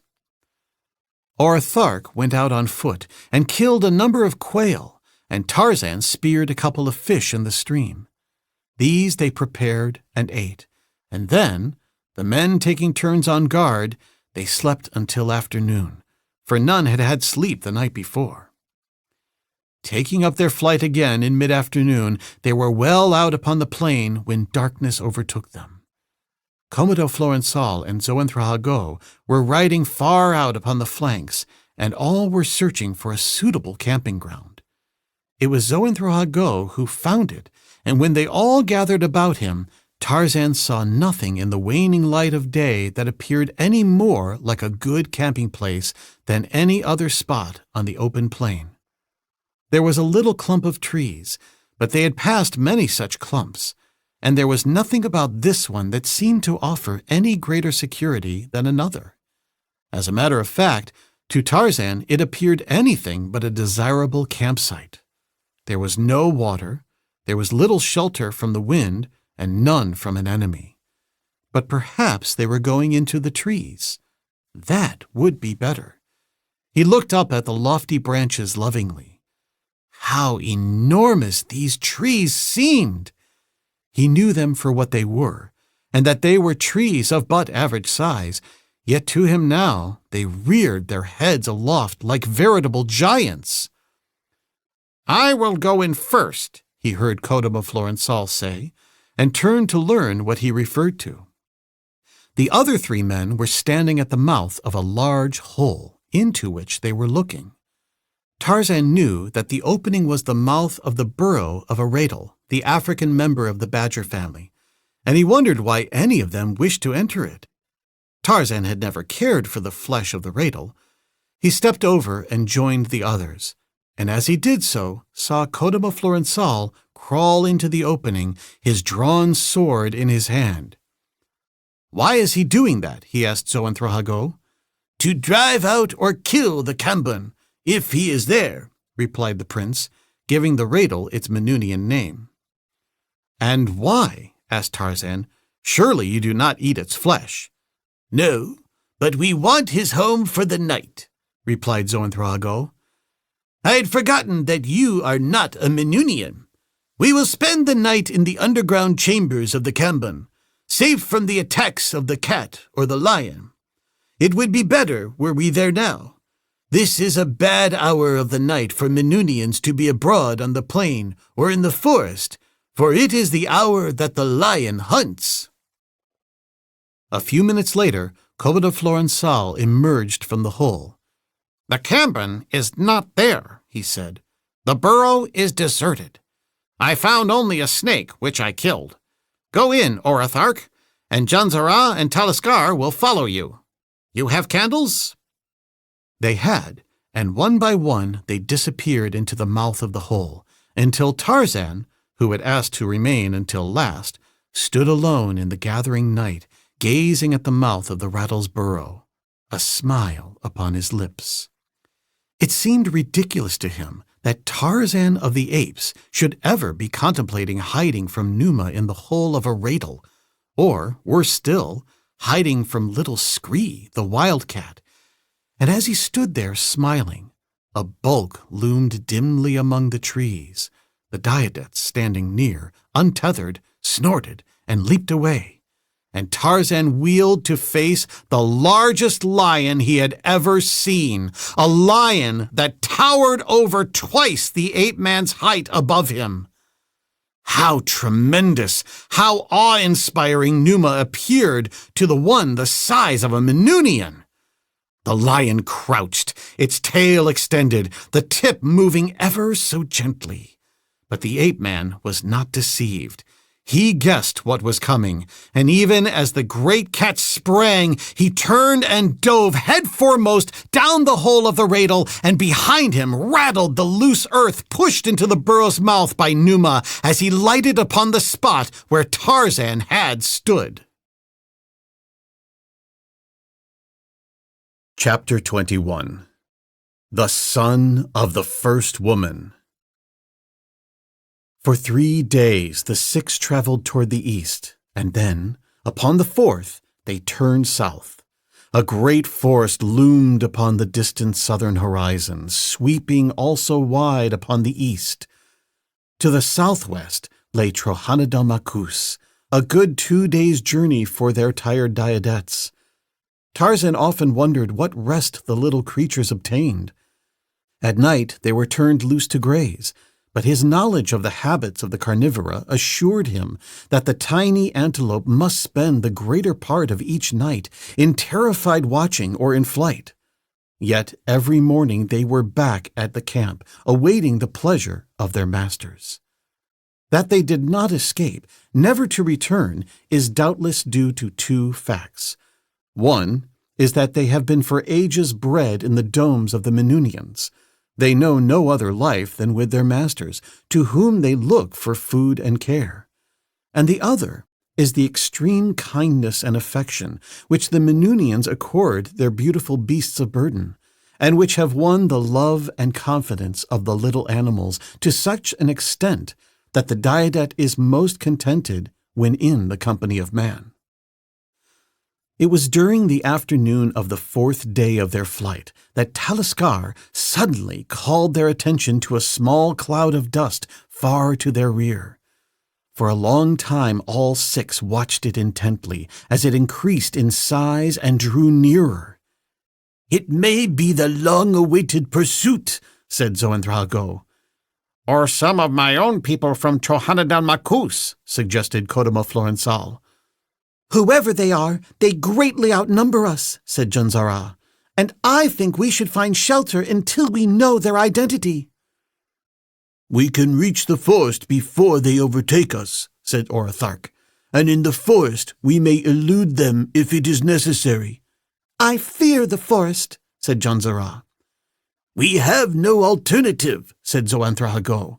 But even now, I doubt that we can reach it ahead of them. Come, we must be quick. Never before had Tarzan of the Apes covered ground so rapidly upon the back of an animal. The Diadets flew through the air in great bounds. Behind them, the nucleus of the dust cloud had resolved itself into a dozen mounted warriors, against whom their 4 blades would be helpless. Their one hope, therefore, lay in reaching the forest ahead of their pursuers, and now it seemed that they would be successful, and now it seemed that they would not. The recently distant woods seemed rushing toward him as Tarzan watched ahead between the tiny horns of his graceful mount, and, behind, the enemy was gaining. They were Veltopus Macusian. They were close enough now for the devices upon their helmets to be seen, and they had recognized their quarry, for they cried aloud upon them to stop, calling several of them by name. One of the pursuers forged farther ahead than the others. He came now close behind Zoanthrahago, who rode neck and neck with Tarzan in the rear of their party. A half-length ahead of Zoanthrahago was Janzara. The fellow called aloud to her. Princess, he cried, the king's pardon for you all if you return the slaves to us. Surrender, and all will be forgiven. Tarzan of the Apes heard, and he wondered what the Veltopus Macusians would do. It must have been a great temptation, and he knew it. Had it not been for Taliskar, he would have advised them to fall back among their friends. But he would not see the slave girls sacrificed. He drew his sword then and dropped back beside Zoanthrahago, though the other never guessed his purpose. Surrender, and all will be forgiven, shouted the pursuer again. Never, cried Zoanthrahago. Never, echoed Janzara. The consequences are yours, cried the messenger. And on they rushed, pursuers and pursued, toward the dark forest, while from just within its rim savage eyes watched the mad race, and red tongues licked hungry lips in anticipation. Tarzan had been glad to hear the reply given by both Zoanthrahago and Janzara, whom he had found likable companions and good comrades. Janzara's whole attitude had changed since the very instant she had joined them in their attempted escape. No longer was she the spoiled daughter of a despot, but a woman seeking happiness through the new love that she had found, or the old love that she had but just discovered. For she often told Zoanthrahago that she knew now that she always had loved him. And this new thing in her life made her more considerate and loving of others. She seemed now to be trying to make up to Taliskar for the cruelty of her attack upon her when she had first seen her. Her mad infatuation for Tarzan she now knew in its true light. Because she had been refused him, she wanted him, and she would have taken him as her prince to spite her father, whom she hated. Commodore Florensal and Taliskar always rode together, but no words of love did the Trohanada Macusian speak in the ear of the little slave girl. A great resolve was crystallizing in his mind, but it had as yet taken on no definite form. And Taliskar, seemingly happy just to be near him, rode blissfully through the first days of the only freedom she had ever known. But now all was forgotten, except the instant danger of capture and its alternative concomitants, death and slavery. The 6 urged their straining mounts ahead. The forest was so near now. Ah, if they could but reach it! There one warrior might be as good as 3, and the odds against them would be reduced, for in the forest the whole 12 could not engage them at once, and by careful maneuvering they doubtless could separate them. They were going to succeed. A great shout rose to the lips of Orathark as his diadem leaped into the shadows of the first trees, and the others took it up for a brief instant, and then it died upon their lips as they saw a giant hand reach down and snatch Orathark from his saddle. They tried to stop and wheel their mounts, but it was too late. Already they were in the forest, and all about them was a horde of the hideous Zertalikalals. One by one they were snatched from their diadetes, while their pursuers, who must have seen what was taking place just inside the forest, wheeled and galloped away. Taliskar, writhing in the grip of a she-alali, turned toward Kodamaflor. "Goodbye," she cried. "This at last is the end. But I can die near you, and so I am happier dying than I have been living until you came to Valtopas Makus." "Goodbye, Taliskar," he replied. "Living, I dared not tell you, but dying, I can proclaim my love. Tell me that you loved me." "With all my heart, Kodamaflor." They seemed to have forgotten that another existed but themselves. In death, they were alone with their love. Tarzan found himself in the hand of a male, and he also found himself wondering, even as he faced certain death, how it occurred that this great band of male and female Alali should be hunting together. And then he noticed the weapons of the males. They were not the crude bludgeon and the slinging stones that they had formerly carried, but long, trim spears and bows and arrows. And now the creature that held him had lifted him even with his face and was scrutinizing him. And Tarzan saw a look of recognition and amazement cross the bestial features. And he, in turn, recognized his captor. It was the son of the first woman. Tarzan did not wait to learn the temper of his old acquaintance. Possibly their relations were altered now. Possibly they were not. He recalled the dog-like devotion of the creature when last he had seen him, and he put him to the test at once. "Put me down," he signed peremptorily, "and tell your people to put down all of my people. Harm them not." Instantly, the great creature set Tarzan gently upon the ground, and immediately signaled his fellows to do the same with their captives. The men did immediately as they were bid, and all of the women but one. She hesitated. The son of the first woman leaped toward her, his spear raised like a whip, and the female cowered and set Taliskar down upon the ground. Very proud, the son of the first woman explained to Tarzan as best he could the great change that had come upon the Alali since the ape-man had given the men weapons, and the son of the first woman had discovered what a proper use of them would mean to the males of his kind. Now each male had a woman cooking for him, at least one, and some of them, the stronger, had more than one. To entertain Tarzan and to show him what great strides civilization had taken in the land of the Zertalikals, the son of the first woman seized a female by the hair and, dragging her to him, struck her heavily about the head and face with his clenched fist. And the woman fell upon her knees and fondled his legs, looking wistfully into his face, her own glowing with love and admiration.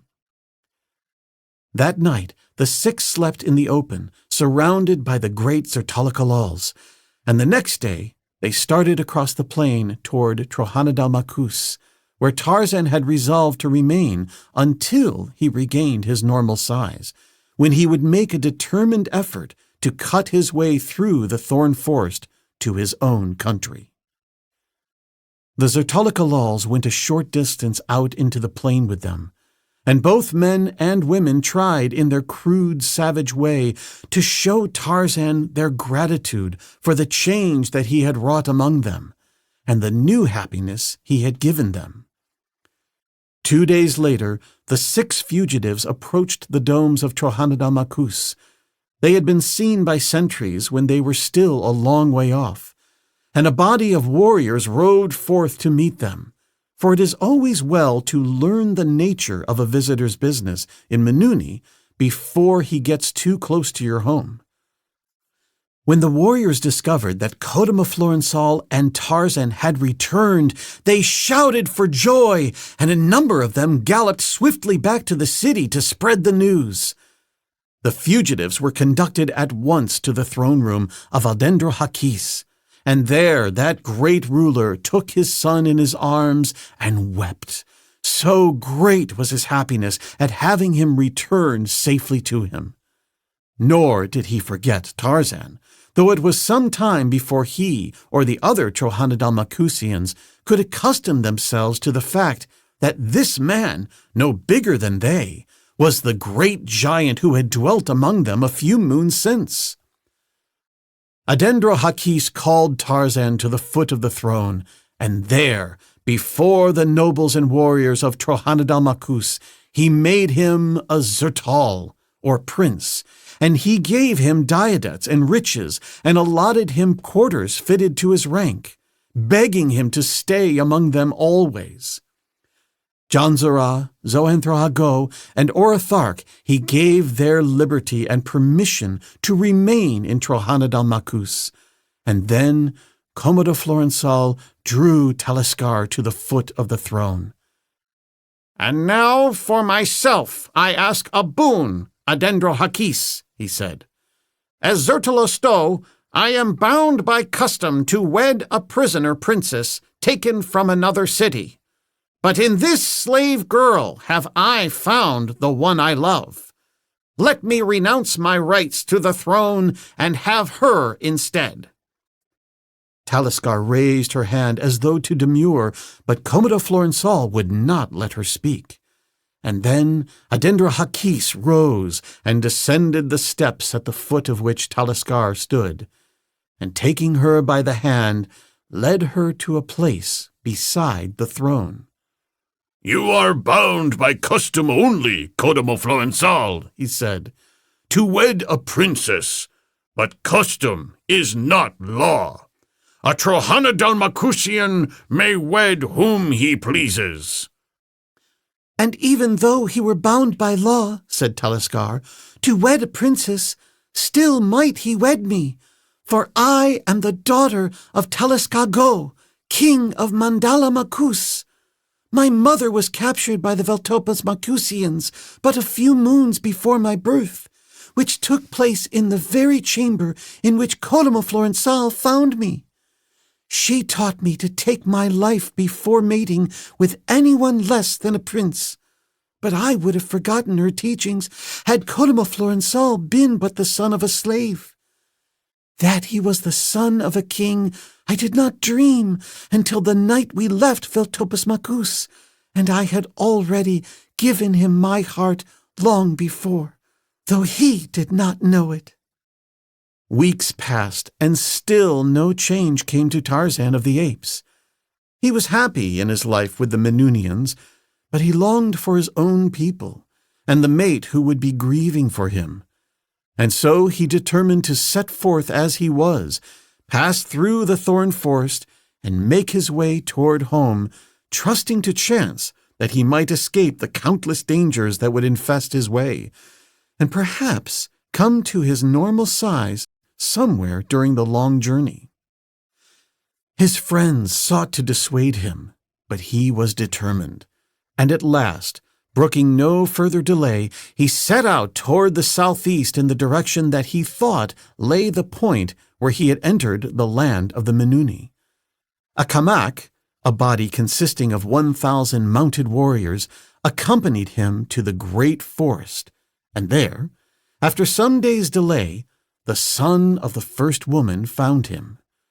The Menunians bid him goodbye, and as he watched them ride away upon their graceful mounts, something rose in his throat that only came upon those few occasions in his life that Tarzan of the Apes knew the meaning of homesickness.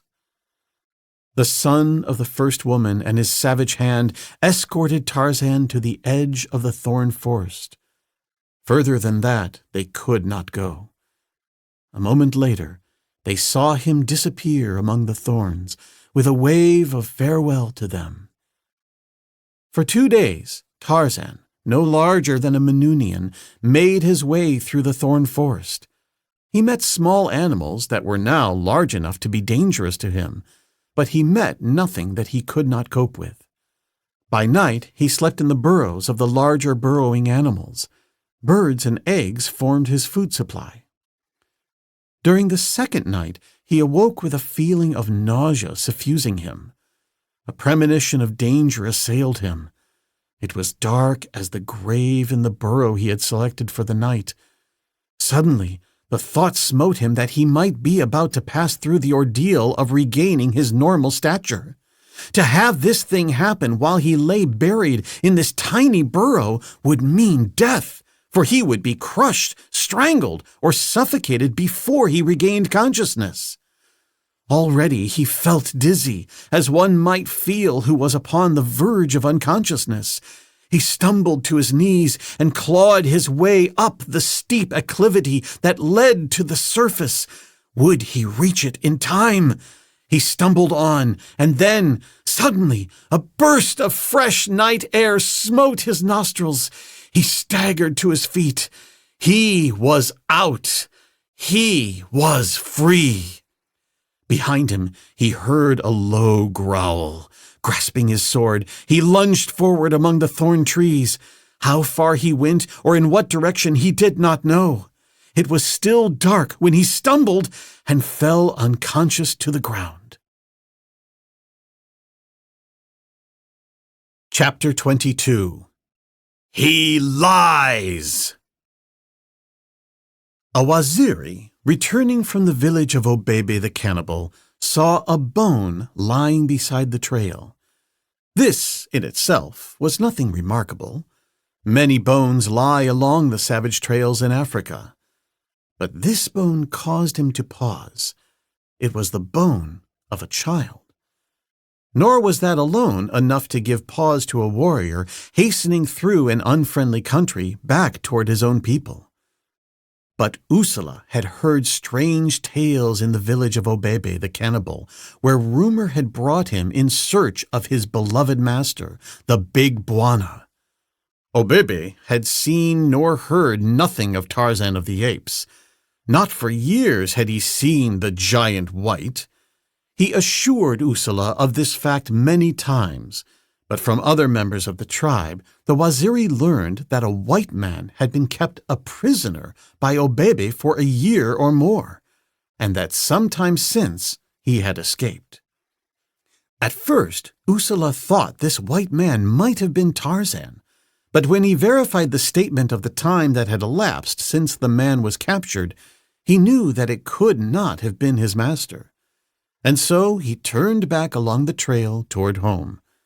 But when he saw the child's bone along the trail several days out, he recalled the story of the missing Uha, and he paused just for a moment to look at the bone.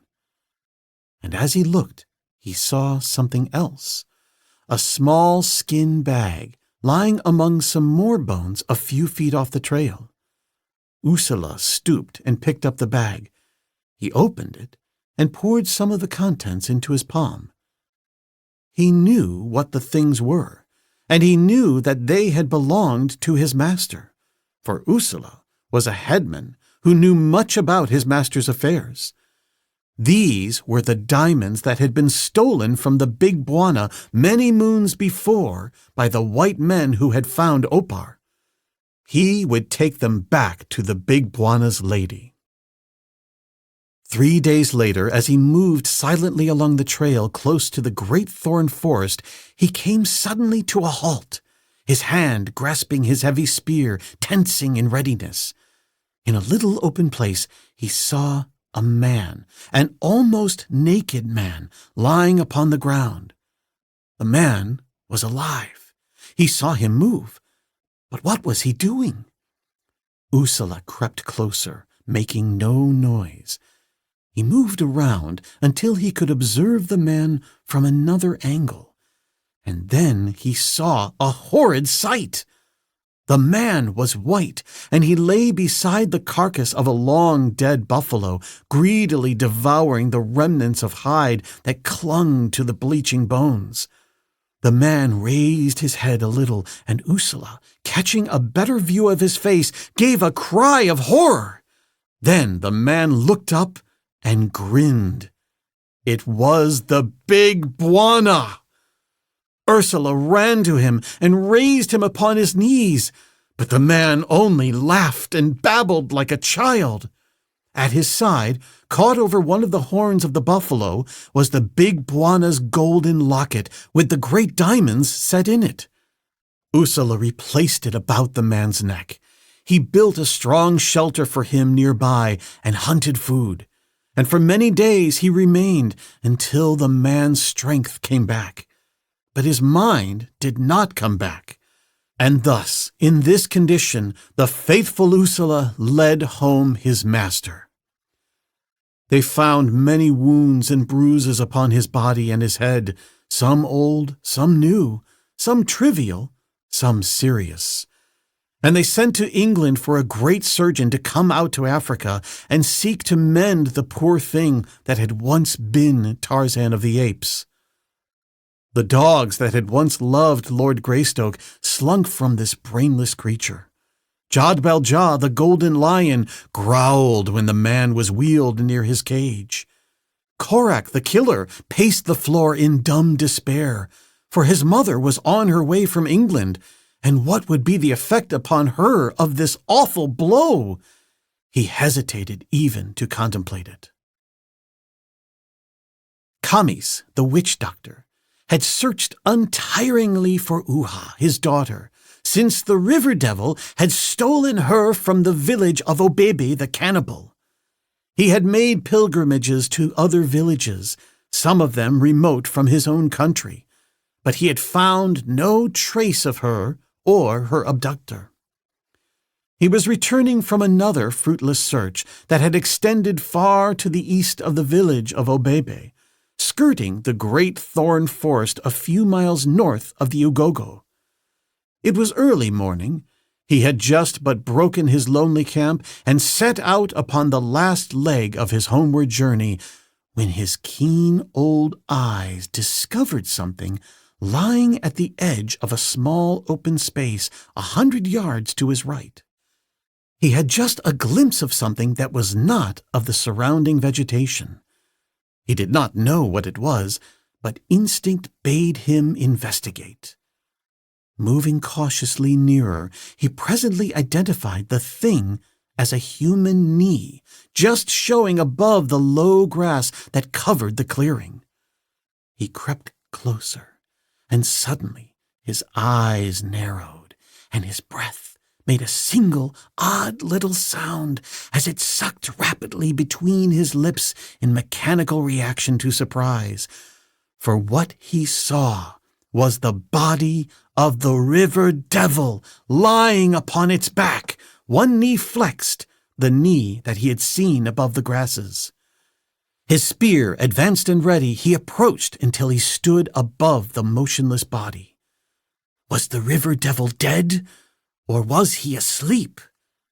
Placing the point of his spear against the brown breast, Kamis prodded. The devil did not awaken. He was not asleep then, nor did he appear to be dead. Kamis knelt and placed an ear above the other's heart. He was not dead. The witch doctor thought quickly.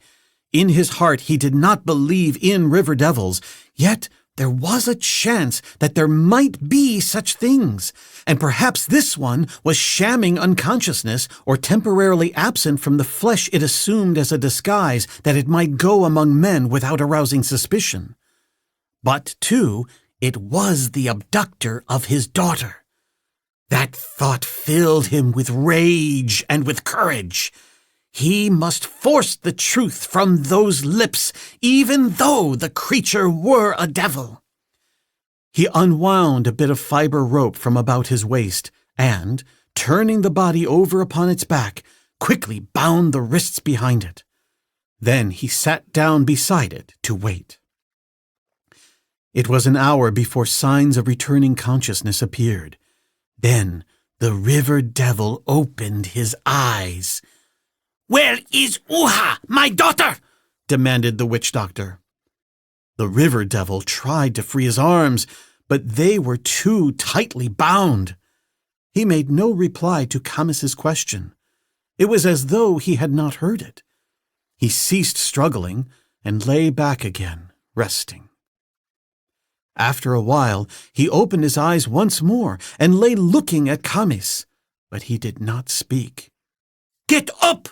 commanded the witch doctor and prodded him with a spear.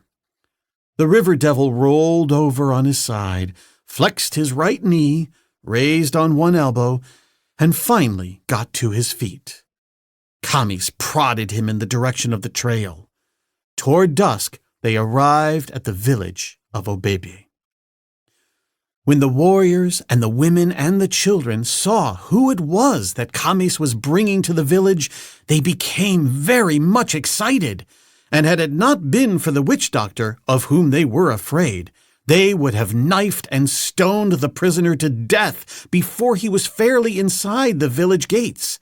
But Kamis did not want the river devil killed. Not yet. He wanted first to force from him the truth concerning Uha. So far he had been unable to get a word out of his prisoner. Incessant questioning, emphasized by many prods of the spear point, had elicited nothing. Kamis threw his prisoner into the same hut from which the river devil had escaped, but he bound him securely and placed 2 warriors on guard. He had no mind to lose him again. Obebe came to see him. He, too, questioned him, but the river devil only looked blankly in the face of the chief. "I will make him speak," said Obebe. "After we have finished eating, we will have him out and make him speak. I know many ways." "You must not kill him," said the witch doctor.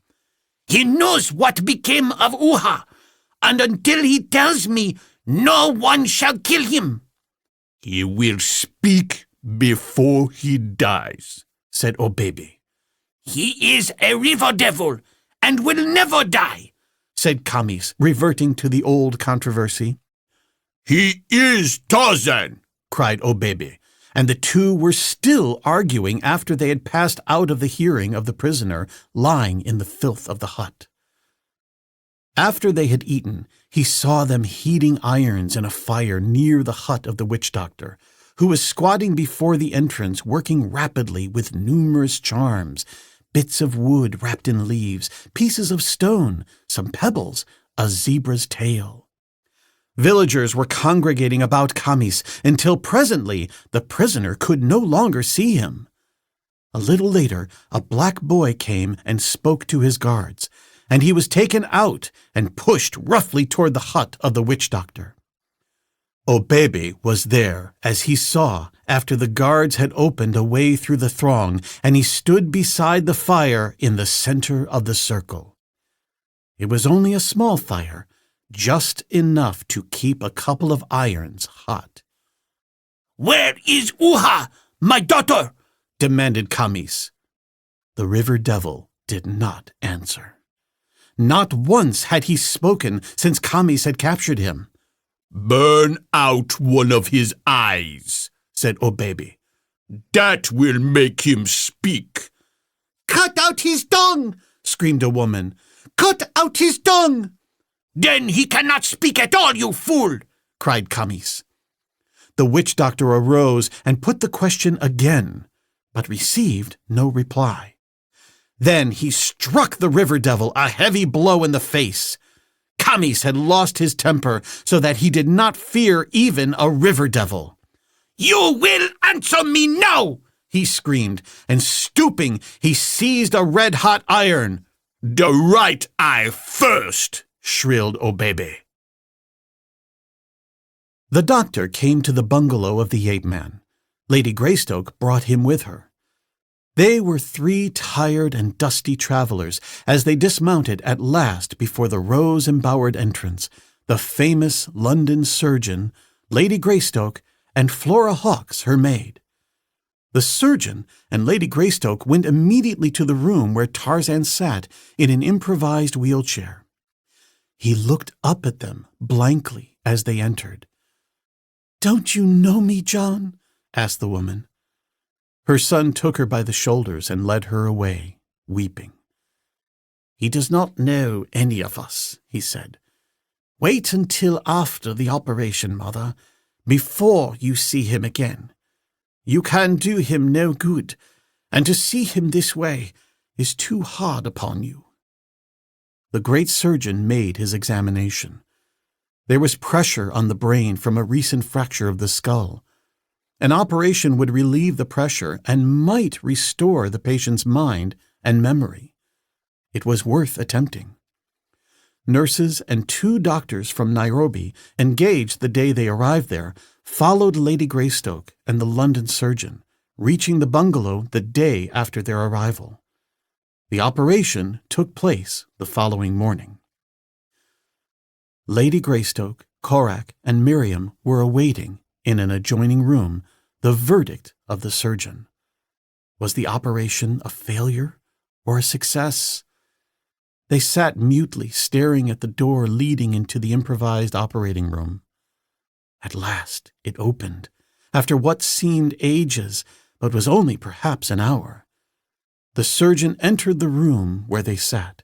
Their eyes, dumbly pleading, asked him the question that their lips dared not voice.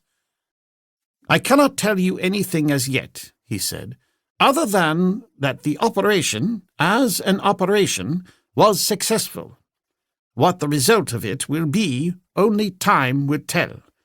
I have given orders that no one is to enter his room, other than the nurses, for 10 days. They are instructed not to speak to him or allow him to speak for the same length of time. But he will not wish to speak, for I shall keep him in a semi-conscious condition by means of drugs until the 10 days have elapsed.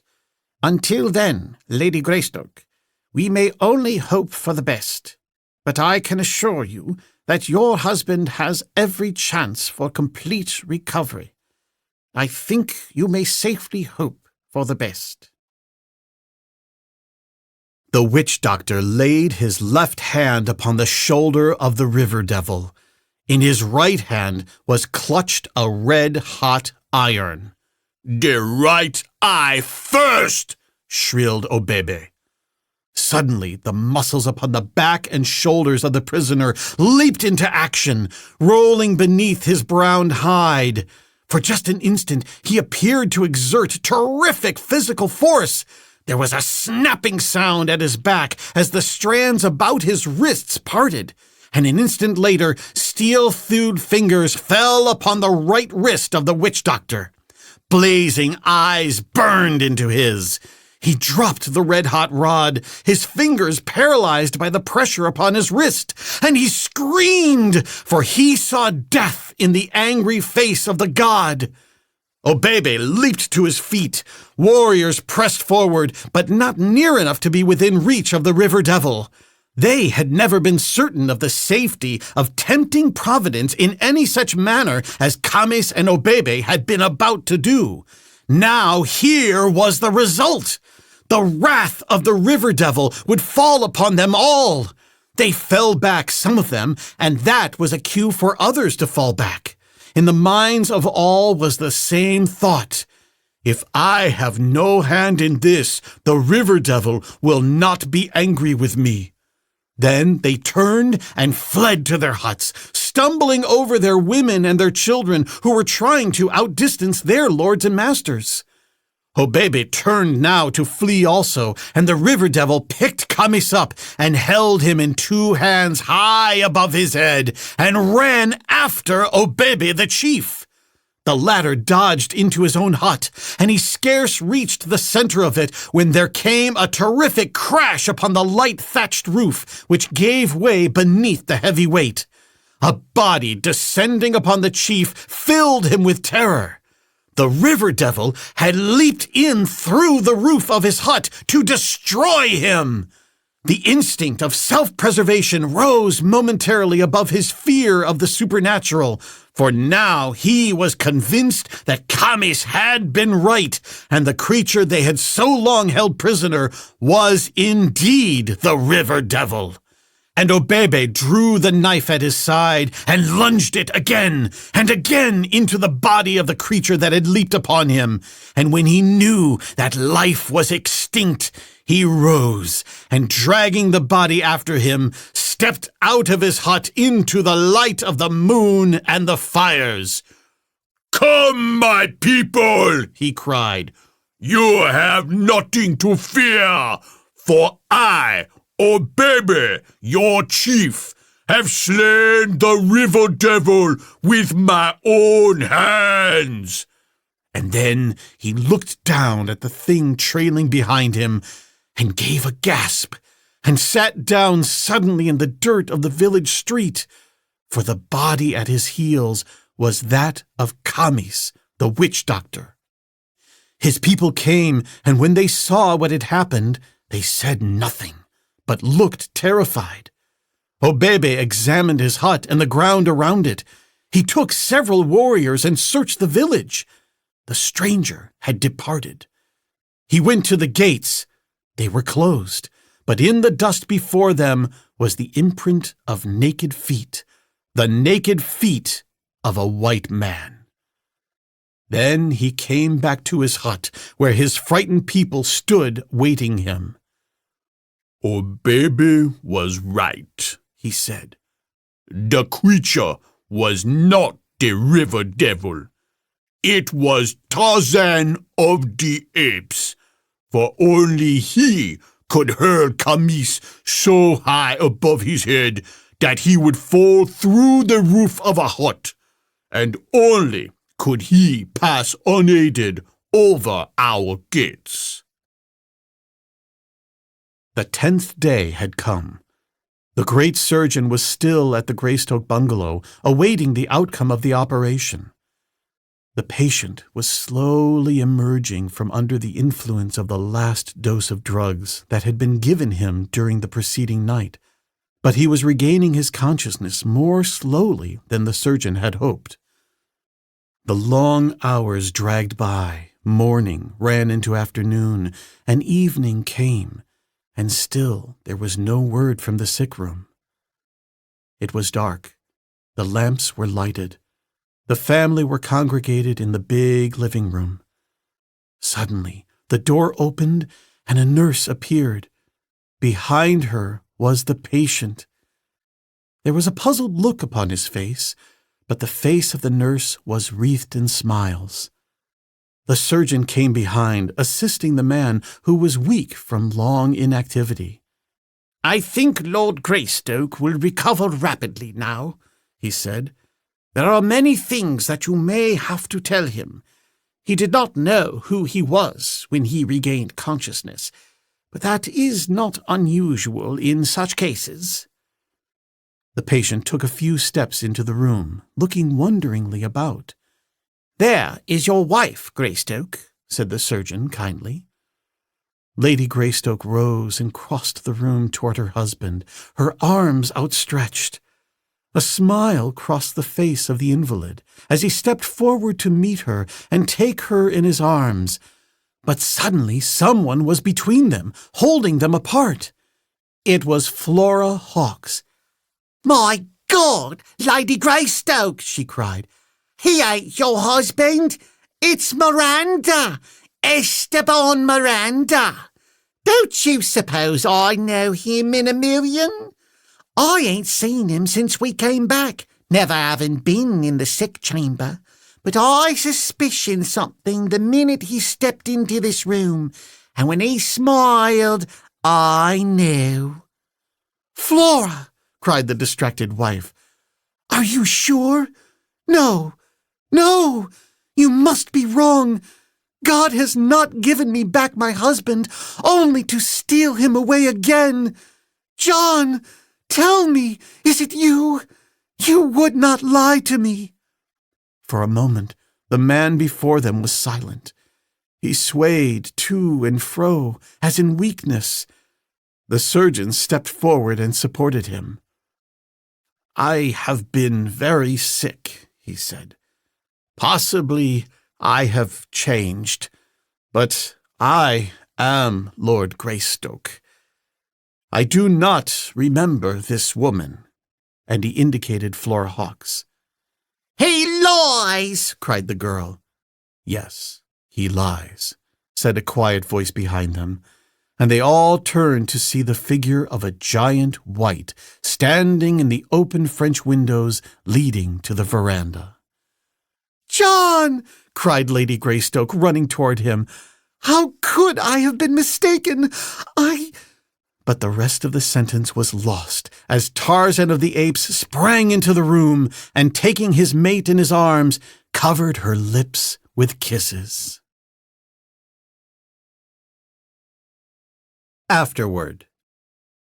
Authors can sometimes be hit and miss at composing book titles, but the title Tarzan and the Ant-Man would certainly grab the attention of any would-be reader. It also inspired many an artist to illustrate the nearly universal scene with the ape-man surrounded by these ant-men, a striking image for any magazine or book cover. Both the impetus and the basic idea for the 10th Tarzan novel came from one of Edgar Rice Burroughs' most valued magazine editors. Burroughs had signed an agreement with the Frank A. Munsey Company that guaranteed a first look at his entire output for the 2-year period, from May 1, 1922 to April 30, 1924. Robert H. Bob Davis, editor of Munsey's Argosy All-Story Weekly, had exercised these rights with the publication of Tarzan and the Golden Lion, serialized in the magazine with issues cover dated December 1922 to January 1923. Certainly, Davis would have been happy publishing a Tarzan novel at least once a year. Not wanting to waste any time on his company's exclusive contract, in February 1923, he encouraged Burroughs to settle on an idea for the next story. He suggested placing Tarzan among some type of tiny people, perhaps inspired by the Lilliputians in Jonathan Swift's 1726 social satire, Gulliver's Travels. On March 3, Burroughs wrote to Davis with the news that he was considering the idea and had secured a copy of Sir John Lubbock's research on ants. Lubbock was a polymath of his time, making significant contributions to archaeology, biology, and ethnography. This infers that Burroughs had truly small people in mind, but he soon decided that he could not draw out an entire novel based on this theme. He proposed to Davis the alternate idea of Tarzan traveling to Abyssinia, Ethiopia today, a nation bordering on Kenya, then called British East Africa, the location of the Greystoke estate, where there is a real emperor surrounded by real warriors, with a system of religious rites already well established. Burroughs was muddled with business dealings at the time and may have wanted a way to build a story requiring less time to develop, meaning less demand for originality. After researching Abyssinia, though, Burroughs found his interest flagging, and he was back to the notion of the pygmies. Davis had already recommended ways to make these pygmies more relatable, notably by increasing their stature to a reasonable fraction of Tarzan's height. Burroughs penned the novel between June 20 and November 22, taking longer than usual for him due to other demands on his time. The novel highlighted the author's penchant for continuity in his stories, as it ends a loose story arc spanning 4 books that started with Tarzan the Untamed. There is a great deal of Edgar Rice Burroughs in Tarzan and the Ant-Man, reflecting his social and political philosophies, applying his knowledge of military tactics and horse riding, and providing an outlet for his unique creativity. Political and social issues are more numerous and more obvious than usual in this novel, in part driving the book's narrative to 3 distinct, independent storylines and casts of characters. Esteban Miranda opens and closes the novel as Burroughs ends the arc begun in Tarzan the Untamed, which ran the gamut of villains, military enemies, and ne'er-do-wells. Esteban is the epitome of greed and all the worst it brings out in human beings, one of the many negative foibles of the human race that Burroughs highlighted in the Tarzan novels. Miranda's comeuppance and the return of the stolen diamonds make for a satisfying denouement to the travails of the ape-man and his loved ones, all together again, which began when the Great War changed the destinies of so many in Africa. Burroughs was often a social satirist in the tradition of Swift. Throughout his writing career, he used fictitious societies, often dystopian, as a mirror to the social mores and human behavior he considered wanting.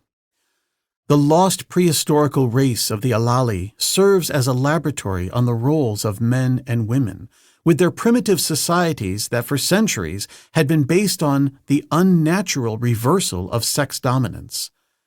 Burroughs had a decidedly early 20th century philosophy on the role of the sexes. It happened that the 19th Amendment to the U.S. Constitution granting women the right to vote came into effect on August 26, 1920, after many years of public debate over women's suffrage and the woman's place in the social order. The Alali's female-dominated society undergoes an upheaval with men's suffrage thanks to the superior weapons that Tarzan introduces to the males, and the Alali women are grateful for the change. The main plot line in the novel involves the Menunians, the ant-men who stand 18 inches tall and ride miniature royal antelope mounts. Rather than indigenous pygmies, Burroughs created a wholly new people with a relatively advanced civilization, far surpassing Davis's own vision that prompted the novel's theme.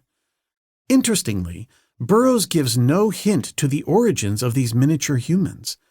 As a counter to their diminutive size, Burroughs concocts the longest names for places and individuals of any he devises in his writing career. Certainly a nightmare to typesetters at the time. These people do exhibit ant-like behavior in the construction of their cities, worker and warrior classes, underground catacombs and mines, and queuing to and from labor. And Menunians were numerous. The population of each city, composed of multiple domes, could number 500,000. The Menunian society, and in particular the nation of Veltopus Macus, offered the chance for more political commentary on taxes, prohibition, and stratified societies. Burroughs, libertarian in outlook, resented too much government interference in his life. As a landowner and businessman, taxes were a bane. The 16th Amendment to the U.S. Constitution, ratified on February 3, 1913, gave Congress the right to impose a federal income tax just when Burroughs started to earn a substantial income for the first time in his life. Tax schemes and theories abound in Tarzan and the Ant-Men. Burroughs had taxes on his mind at the time. The author had just established Edgar Rice Burroughs, Inc. on March 26, 1923, as a means to reduce his tax burden. But Burroughs begrudged the ongoing prohibition on alcoholic beverages nearly as much. The ban in the U.S. began on January 17, 1920, with the 18th Amendment to the Constitution, and was not overturned until December 5, 1933, with the 21st Amendment. The writer would later join, on May 18, 1927, the Association Against the Prohibition Amendment, Inc., headquartered in Washington, D.C. Burroughs, an advocate of the science of genetics and Darwin's theory of evolution, proposed in Ant-Men the regular mixing of genes through intermarriage of slave and warrior castes, especially including royal families, to strengthen the vitality of their race. Burroughs was familiar with the genetic abnormalities of European royalty due to inbreeding over many centuries. The author expanded the gene pools of all Menunian nations with the assimilation of prisoners of war from other nations in what amounted to de facto forced immigration. An enduring philosophy of Burroughs, espoused in Ant-Men, was his belief that the conduct of war on a regular basis fostered the vitality of nations, although conducted as more limited conflict than the horrendous warfare experienced in the recent Great War. Military showmanship, as practiced by the Veltopus Macusians, was meaningless. Actual combat was invigorating. As Gavasto, the Veltopus Macusian chief of warriors, harangued, "We must have war, as we have found that there is no enduring happiness in peace or virtue. Let us have a little war and a little sin. War and work, the two most distasteful things in the world, are, nevertheless, the most essential to the happiness and the existence of a people. Peace reduces the necessity for labor and induces slothfulness. War compels labor, that her ravages may be effaced. Peace turns us into fat worms. War makes men of us." In many of his novels, and especially in this one, Burroughs displayed a real talent for military tactics and the employment of mounted and dismounted formations. He even envisioned the use of air power before its first use in war. Burroughs's grasp of military maneuvers was not by chance.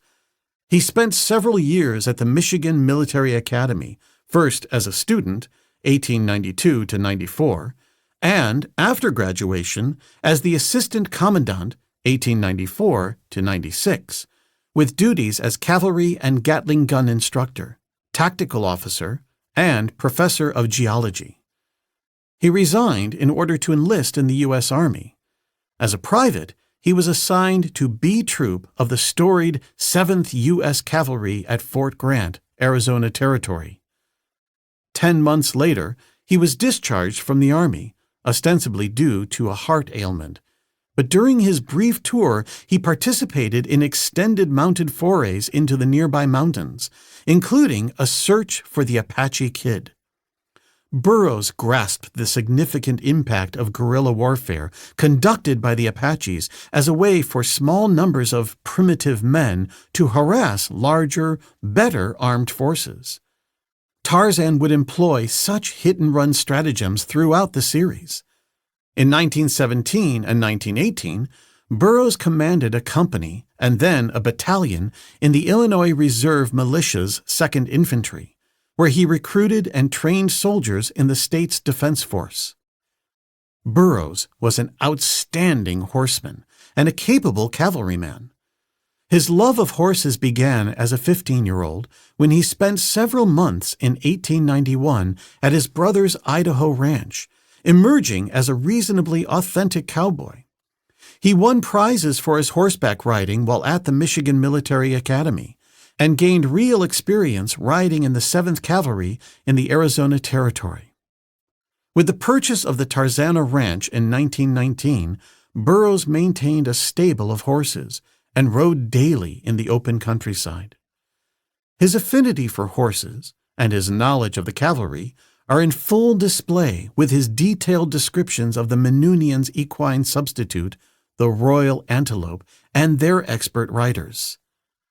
To make the chore of writing more enjoyable, the author craved the chance to be inventive. Burroughs was a restless soul. His growing boredom writing the ape-man's adventures was tempered by creating imaginative settings, new races, and novel societies. He also fashioned scientific principles as a means to frame his plots in many of his novels. Ant-Men depends on ersatz science that had enough grounding in reality that Burroughs' approach to miniaturizing Tarzan sounded reasonable. The hypophysis gland that controls human growth was a common name at the time for the pituitary gland. Burroughs' science-fictional approach was more like that of H.G. Wells than of Jules Verne. To Wells, science was merely an instrument to explore social behavior. Burroughs himself either relied upon contemporary theories, fell back on outdated scientific theories once in vogue, or simply made up his own to create his worlds of wonder, or just to ask, what if, concerning society. But in some cases, Burroughs was prescient in forecasting technologies like organ transplants and computers. And he was quite effective in applying major emerging technologies to drive his stories. In Ant-Man, it was the airplane that allowed Tarzan to discover Minuni, also serving as a reminder that Tarzan straddled both modern civilization and the primitive jungle. Burroughs had a particular fascination with the airplane. While years away, he would eventually earn his private pilot's license. He took his first flying lesson on January 5, 1934, at Clover Field in Santa Monica. He was 58 years old. His permit noted his weight at 189 pounds and his height as 5 feet 9.5 inches. His interest inspired sons Hulbert, Hully, and John Coleman, Jack, his wife Emma, and son-in-law Jim Pierce to sign up for lessons. Burroughs purchased a new security Airster plane for family use, a side-by-side, single-wing, open-cockpit aircraft believed ideal for novice pilots, which he received on February 10. Burroughs completed his first solo flight and earned his wings in the Airster on February 12, quickly followed by Hully. But Hully crashed the plane on February 16, trying to land in a strong crosswind, fortunately sustaining only minor injuries. The family's interest in flying ended, although Jim Pierce would go on to earn a commercial license and open a flying school to supplement his income. In this novel, Tarzan's son Jack, Korak the Killer, makes his last appearance in the Tarzan series. His wife Miriam also makes a rare showing, and we are introduced for the first and only time to Lord Greystoke's infant grandson, Jackie. Jane is offstage throughout. It is Korak who teaches Tarzan to fly in an airplane acquired for the family. Korak had already taught at least 2 Waziri warriors to fly, along with training 2 or more warriors as mechanicians to tend the airplane. We gain an insight on Burroughs' belief that education and training can raise a person up, building on his or her innate intelligence. Burroughs' inventiveness in Ant-Man is most obvious with his design of the domed cities of the Minunians, an imaginative application of the way that ants build their nests, recording the details in his writer's notebook, complete with diagrams. He also devised a vocabulary, hieroglyphics, and military dress for the diminutive race. Ant-Man continued another theme of Burroughs that is frequently an aspect of his romances, the idea that love wins out over social standing, caste and class, and even race. While Burroughs would usually reveal that the men and women falling in love turn out to be social equals, this was not known to them at the time that they repudiated societal demands for the sake of their love. While Tarzan is the center of the action in this tale, he is also the outsider observing an alternate culture on behalf of the reader. 2, if one includes his brief time with the savage Alali, providing a mirror to our own quirks and foibles. The ape-man's very presence also has a profound impact on that society, as an agent of change not mired in the local norms. He performed the same role in Tarzan the Terrible. As in that novel, Burroughs supplies the ape-man with a substitute identity imposed on him by the society who sees him as an alien. In Ant-Man, when he was made a slave in the city-state of Veltopus Macus, He was called Zuenthrall, the giant. Burroughs' later Tarzan novels tended to be criticized when they took the ape man out of the jungle and thrust him in the middle of one of those lost civilizations oppressed by political intrigue, religious deceit, and military strife. But Burroughs had little choice in doing this as the series progressed. He had mined all of the originality out of beasts battling each other and the ape man, of safaris stumbling around the great forests, of Tarzan's loved ones being captured. Burroughs needed extended conflict, sophisticated dialogue, and knotty dilemmas worthy of Tarzan's intelligence. Where else in the Africa of his day could he invent such complicated human affairs than in an unknown culture designed around some social premise? Finally, this novel uses a plot device that depends on Burroughs convincing the literary eye of the reader to accept what would be largely unreasonable in a visual medium, that there is a double of Tarzan so like him in every way that even his own family and close friends are fooled. Miranda even convinces Jane and Korak that he is John Clayton, which likely stretched the credulity of many readers. The author sent the manuscript to editor Bob Davis on November 23, with the note that he had planned to include a glossary and an appendix, taking advantage of his extensive notes, but in the end thought better of this. Davis telegraphed on December 3 that he would accept the story, but said, "Esteban Miranda seems totally unnecessary from every point of view. I request his absolute elimination from this story." Apparently to Davis, the character's presence diluted the story. Burroughs rejected this. He had no interest in any revisions, and certainly not such a major cut requiring both time and a lower income with the lost word count. Burroughs responded succinctly, "Think Miranda okay. If insist change, buy manuscript as is and make change there. I put in 5 months on story, and though I would do almost anything for you, I would not work on it again if I never sold it or another."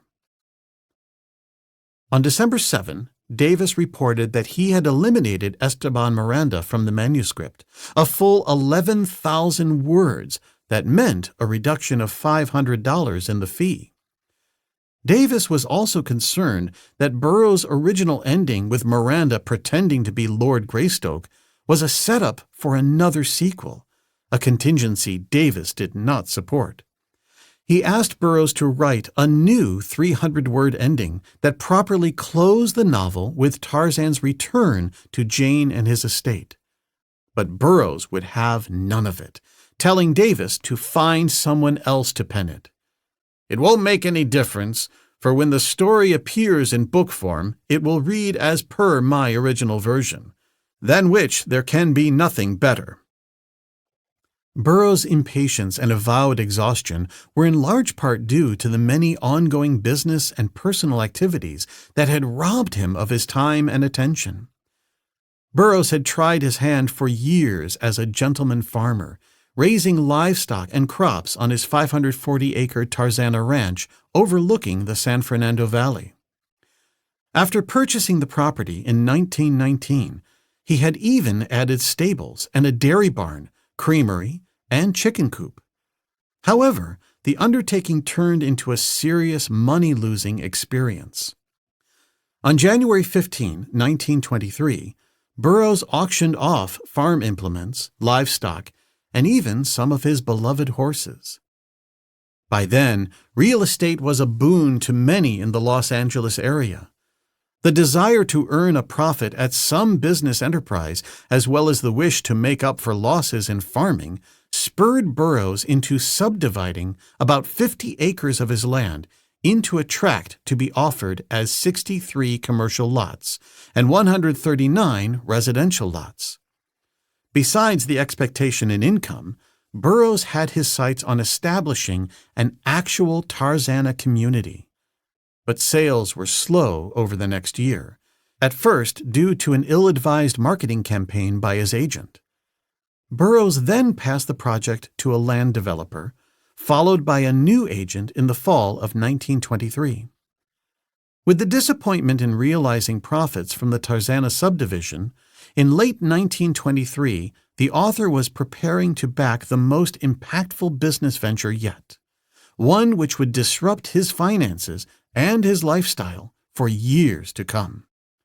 In January 1924, he reported in a letter to his brother Harry his plans to sell 120 acres of Tarzana Ranch to help establish the El Caballero Country Club. He would also loan the main house to El Caballero to serve as their clubhouse. Burroughs even assumed the duties of managing director of the endeavor in 1924 and 1925, occupying their office to oversee multiple business efforts in what amounted to a full-time position. Burroughs' desire for profit and prestige would backfire in the months and years to come. Tarzan and the Ant-Man was serialized in early 1924 in 7 issues of the Argosy All-Story Weekly, beginning with the issue cover dated February 2 and ending with that of March 15. The cover of this first issue was devoted to the novel, with artwork by Stockton Mulford, the first to feature the exemplar image of Tarzan with the diminutive Menunians, and one true to Burroughs' descriptions, except for Tarzan's graying temples and close-cropped hair.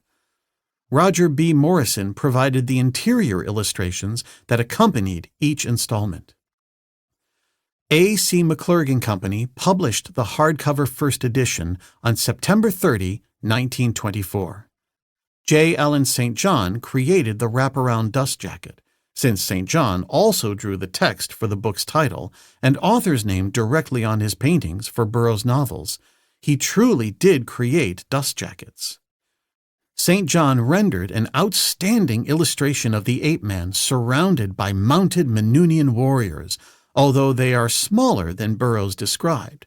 Whereas Davis had modified the chapter titles Burroughs had provided him for the story's serialization in Argosy All-Story Weekly, chapter titles were omitted altogether from the McClurg hardcover. The first time that Burroughs' unaltered chapter titles had been seen is with this Edgar Rice Burroughs authorized library edition. The McClurg first edition included the piece How Burroughs Wrote the Tarzan Tales, with the byline of Robert H. Davis. This was a revision of the article Burroughs had written at Davis's request for the Argosy All-Story Weekly premiere of Tarzan and the Golden Lion.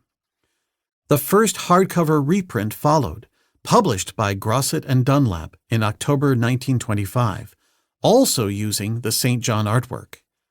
New cover art for a G&D reprint would not appear until the June 1950 reissue.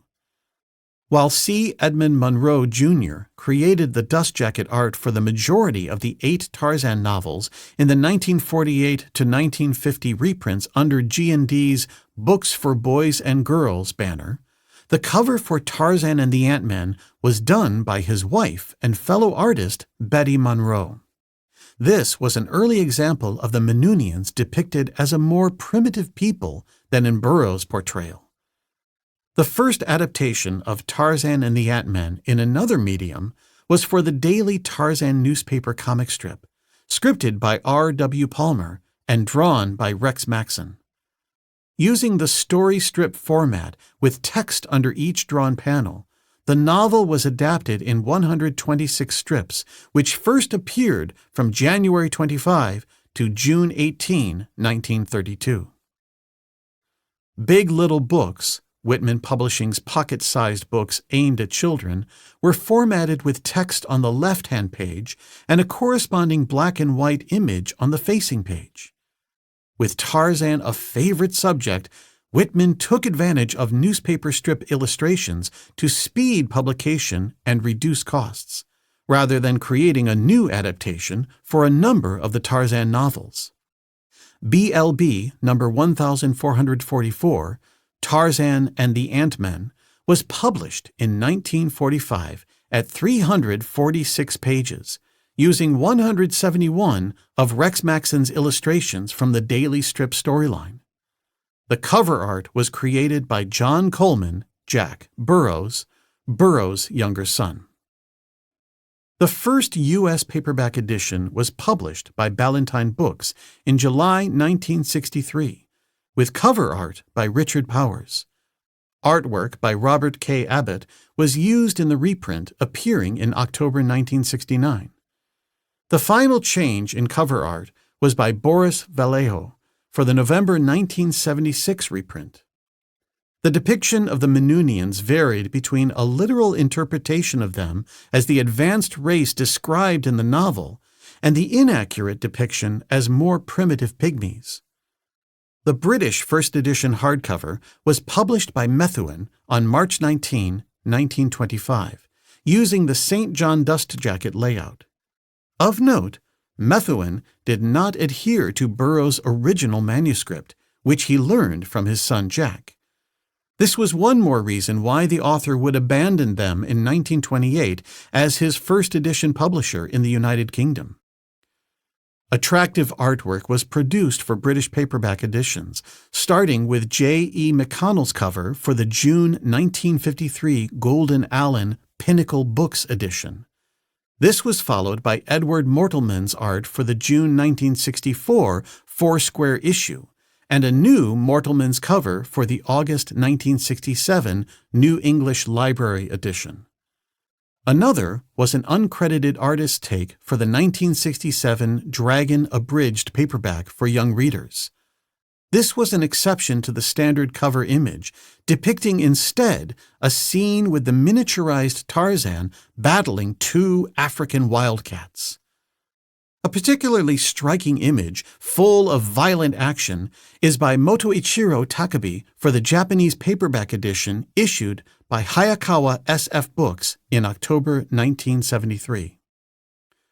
The comic book adaptation was by Gold Key Comics, with a script by Gaylord Dubois and art by Russ Manning, in the two-part rendering in Tarzan of the Apes, number 174, February 1968, and number 175, April 1968, with painted covers attributed to George Wilson. Some aspects of the novel were updated to a contemporary setting, such as Tarzan flying a more modern airplane than a biplane. Manning featured Manooni and the Ant-Men in a story he wrote and drew while he helmed the Tarzan newspaper comic strip. The story, Tarzan Returns to the Land of the Ant-Men, appeared in the Sunday Strip in 1968 and was faithful to the characters and settings in the original novel. One of Manning's favorite creations was the character of Joyper, the irascible but brave Manoonian warrior, who would appear in later storylines in the comic strip. Burroughs pointed out many times that the aim of his writing was strictly to entertain, and the reason he wrote was to make money.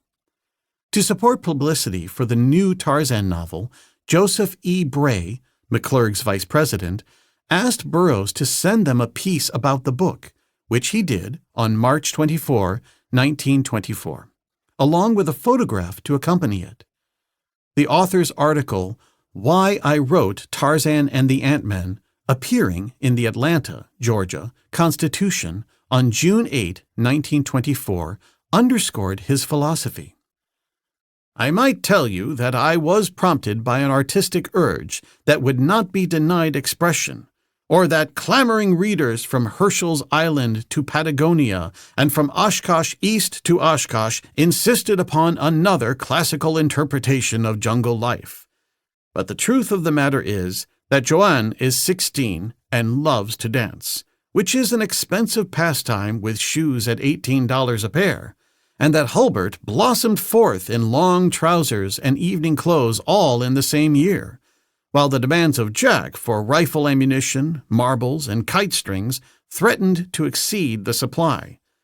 It must be wonderful to be able to devote oneself to art for art's sake, a luxury which I have never been able to afford. Yet it might have satisfied Burroughs if he could have known that Tarzan and the Ant-Men was mentioned in Harper Lee's 1960 novel To Kill a Mockingbird as a book read by Scout Finch, the young daughter of protagonist Atticus Finch. Not for the first time, and certainly not the last, Burroughs was concerned about how interested the public would be in yet another Tarzan tale. He complained about his own lack of interest and how hard writing one more story had been. "I think that this will be the last. They are not worth the effort I have put on them now. Instead of enjoying my work, I am coming pretty near to loathing it," he admitted to Bob Davis. "If I had not promised you this one, I would chuck it right where it is." Yet, despite such obstacles, Burroughs created a novel considered to be one of the best and most imaginative in the Tarzan saga. Henry G. Franke III. Henry G. Franke III is the editor of the Burroughs Bulletin, the journal of the Burroughs Bibliophiles, the nonprofit literary society devoted to the life and works of Edgar Rice Burroughs. He was the contributing editor and penned the introductions for IDW Publishing's Library of American Comics 4-volume archival series reprinting Russ Manning's Tarzan newspaper comic strips. Volume 1 won the 2014 Eisner Award for Best Archival Collection, Strips. He also wrote book introductions for IDW's Tarzan, 1929 daily strip reprints, and for Tarzan and the Adventurers, the 5th volume in Titan Books' complete Byrne Hogarth comic strip library. He has served 3 times as the official editor of the Edgar Rice Burroughs Amateur Press Association, ERB-APA. Franke specializes in collecting art inspired by Burroughs' stories. Franke was in the U.S. Army from 1977 to 2009 and later served as an Army government civilian from 2009 to 2020. From the Archives of Edgar Rice Burroughs, Inc. Working in the archives at Edgar Rice Burroughs, Inc. is like a treasure hunt. Each drawer, each cabinet holds secrets and unknown treasures. Sometimes it seems as if Edgar Rice Burroughs saved every scrap of paper and photograph that passed his desk, which can be a double-edged sword. While it gives us a priceless trove of history to pore over, it also presents the daunting task of cataloging such a massive collection. Fortunately, Mr. Burroughs' sons, Hulbert Burroughs and John Coleman Burroughs, did a fabulous job of organizing the warehouse and storage units in Tarzana many years ago.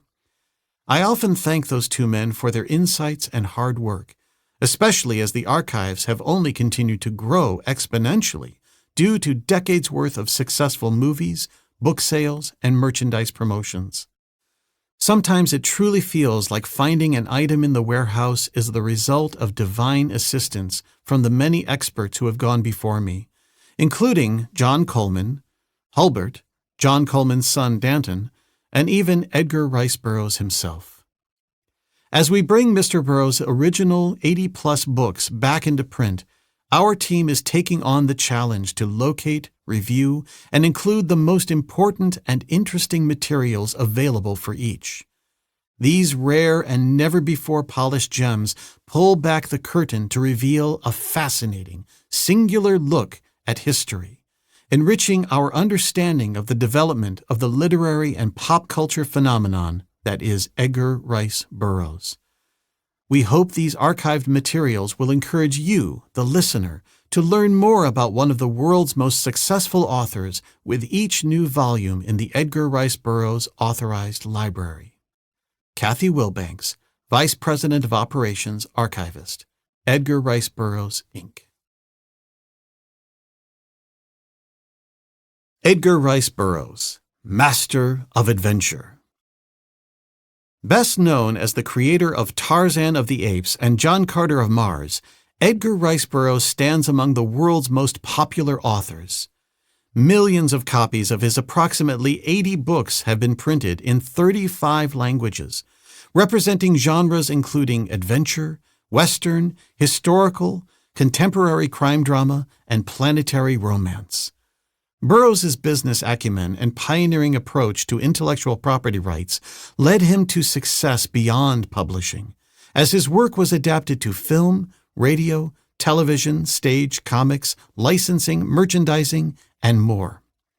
Dubbed the grandfather of American science fiction, Burroughs influenced many well-known and respected names, including authors Isaac Asimov, Leigh Brackett, Ray Bradbury, Arthur C. Clarke, Fritz Leiber, Larry Niven, Michael Moorcock, and Mike Resnick, and filmmakers such as George Lucas, Steven Spielberg, Jim Cameron, and Gene Roddenberry.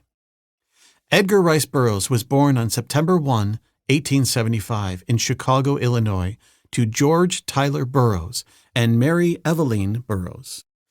George's executive positions at a distillery and later a battery company allowed Edgar and his three brothers to be raised in upper-middle-class comfort. A creative child who loved to write poetry and draw cartoons, Burroughs was educated at local elementary schools. A dangerous influenza outbreak prompted his parents to send him to Idaho to his brother's ranch, where he worked and developed a lifelong love for horsemanship. Burroughs would incorporate his Western experiences into stories like The Bandit from Hell's Bend. After a brief stint at Phillips Academy in Andover, Massachusetts, Burroughs enrolled at Michigan Military Academy and thrived in the structured environment. Following his 1895 graduation, he remained at the academy as an instructor for 1 year before joining the Army. In 1896, he was stationed at Fort Grant, Arizona Territory, with the 7th Cavalry. Health problems led to his discharge from service and subsequent return to Chicago, where, in early 1900, he married his childhood sweetheart, Emma Centenia Hulbert. Burroughs proceeded to embark on a series of unrewarding jobs that kept the young people in transit, from Idaho to Utah and back to Illinois, where daughter Joanne and son Hulbert were born. Frustrated by his employment options, he tried his hand at writing fiction, penning a fantastic tale about interplanetary adventures of Civil War veteran John Carter, which he submitted to the New York-based Muncie magazines. Thomas Newell Metcalf, editor of Muncie's The All-Story Pulp magazine, responded favorably, requesting the remainder of the story.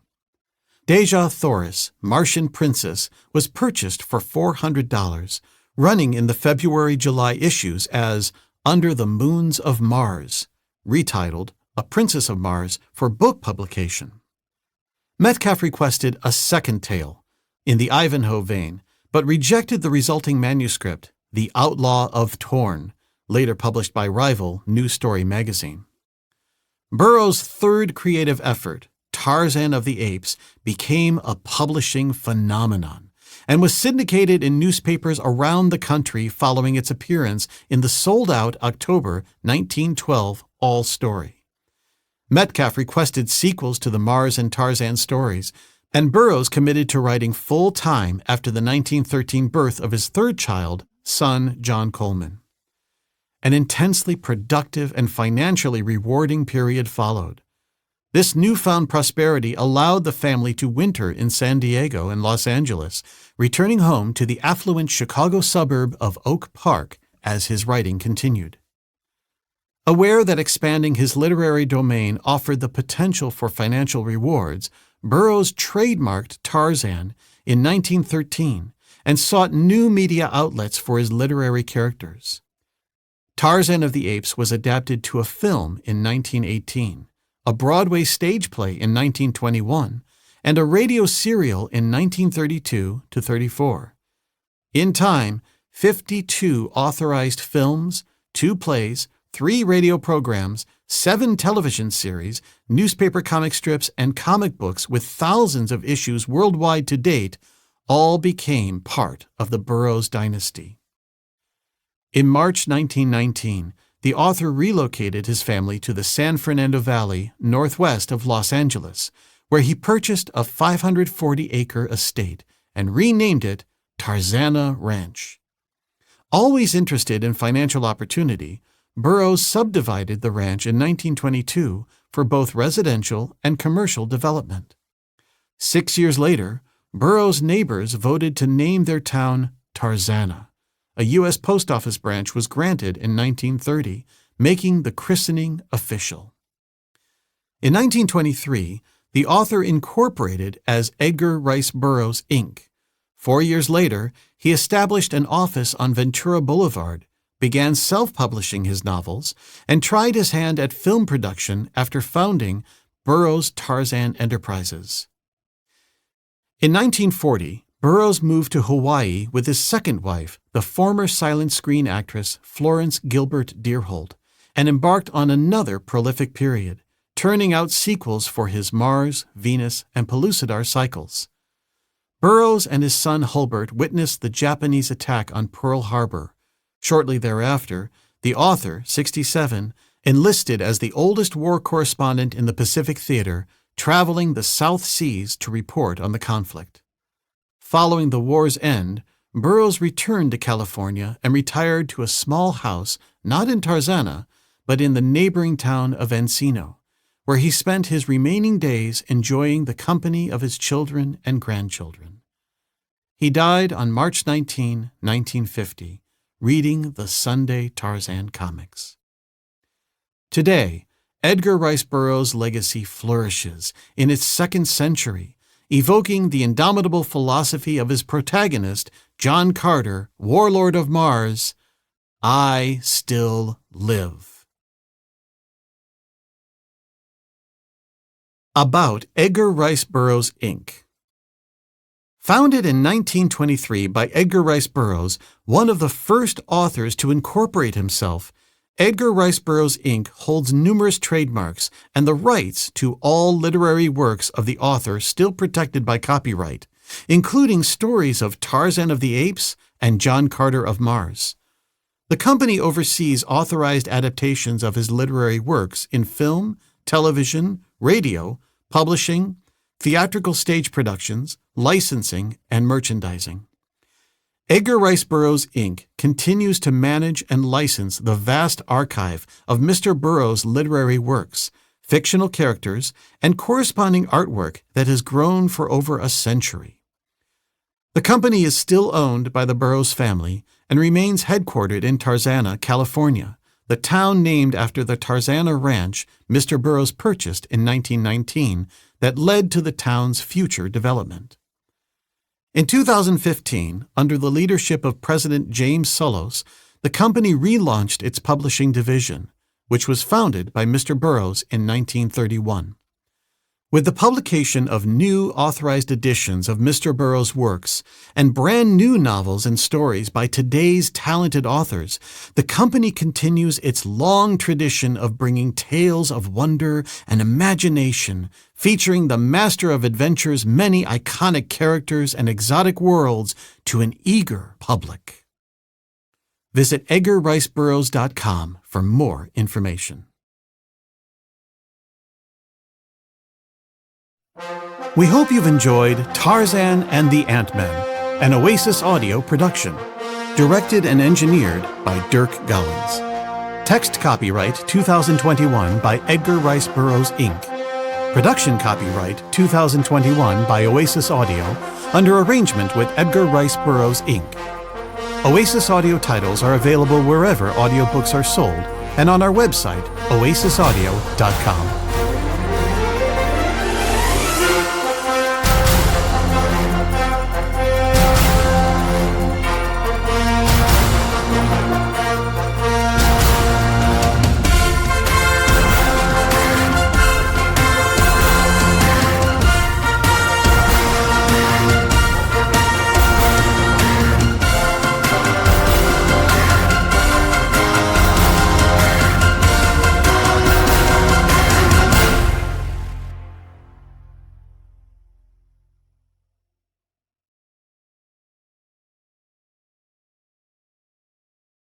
Audible hopes you have enjoyed this program.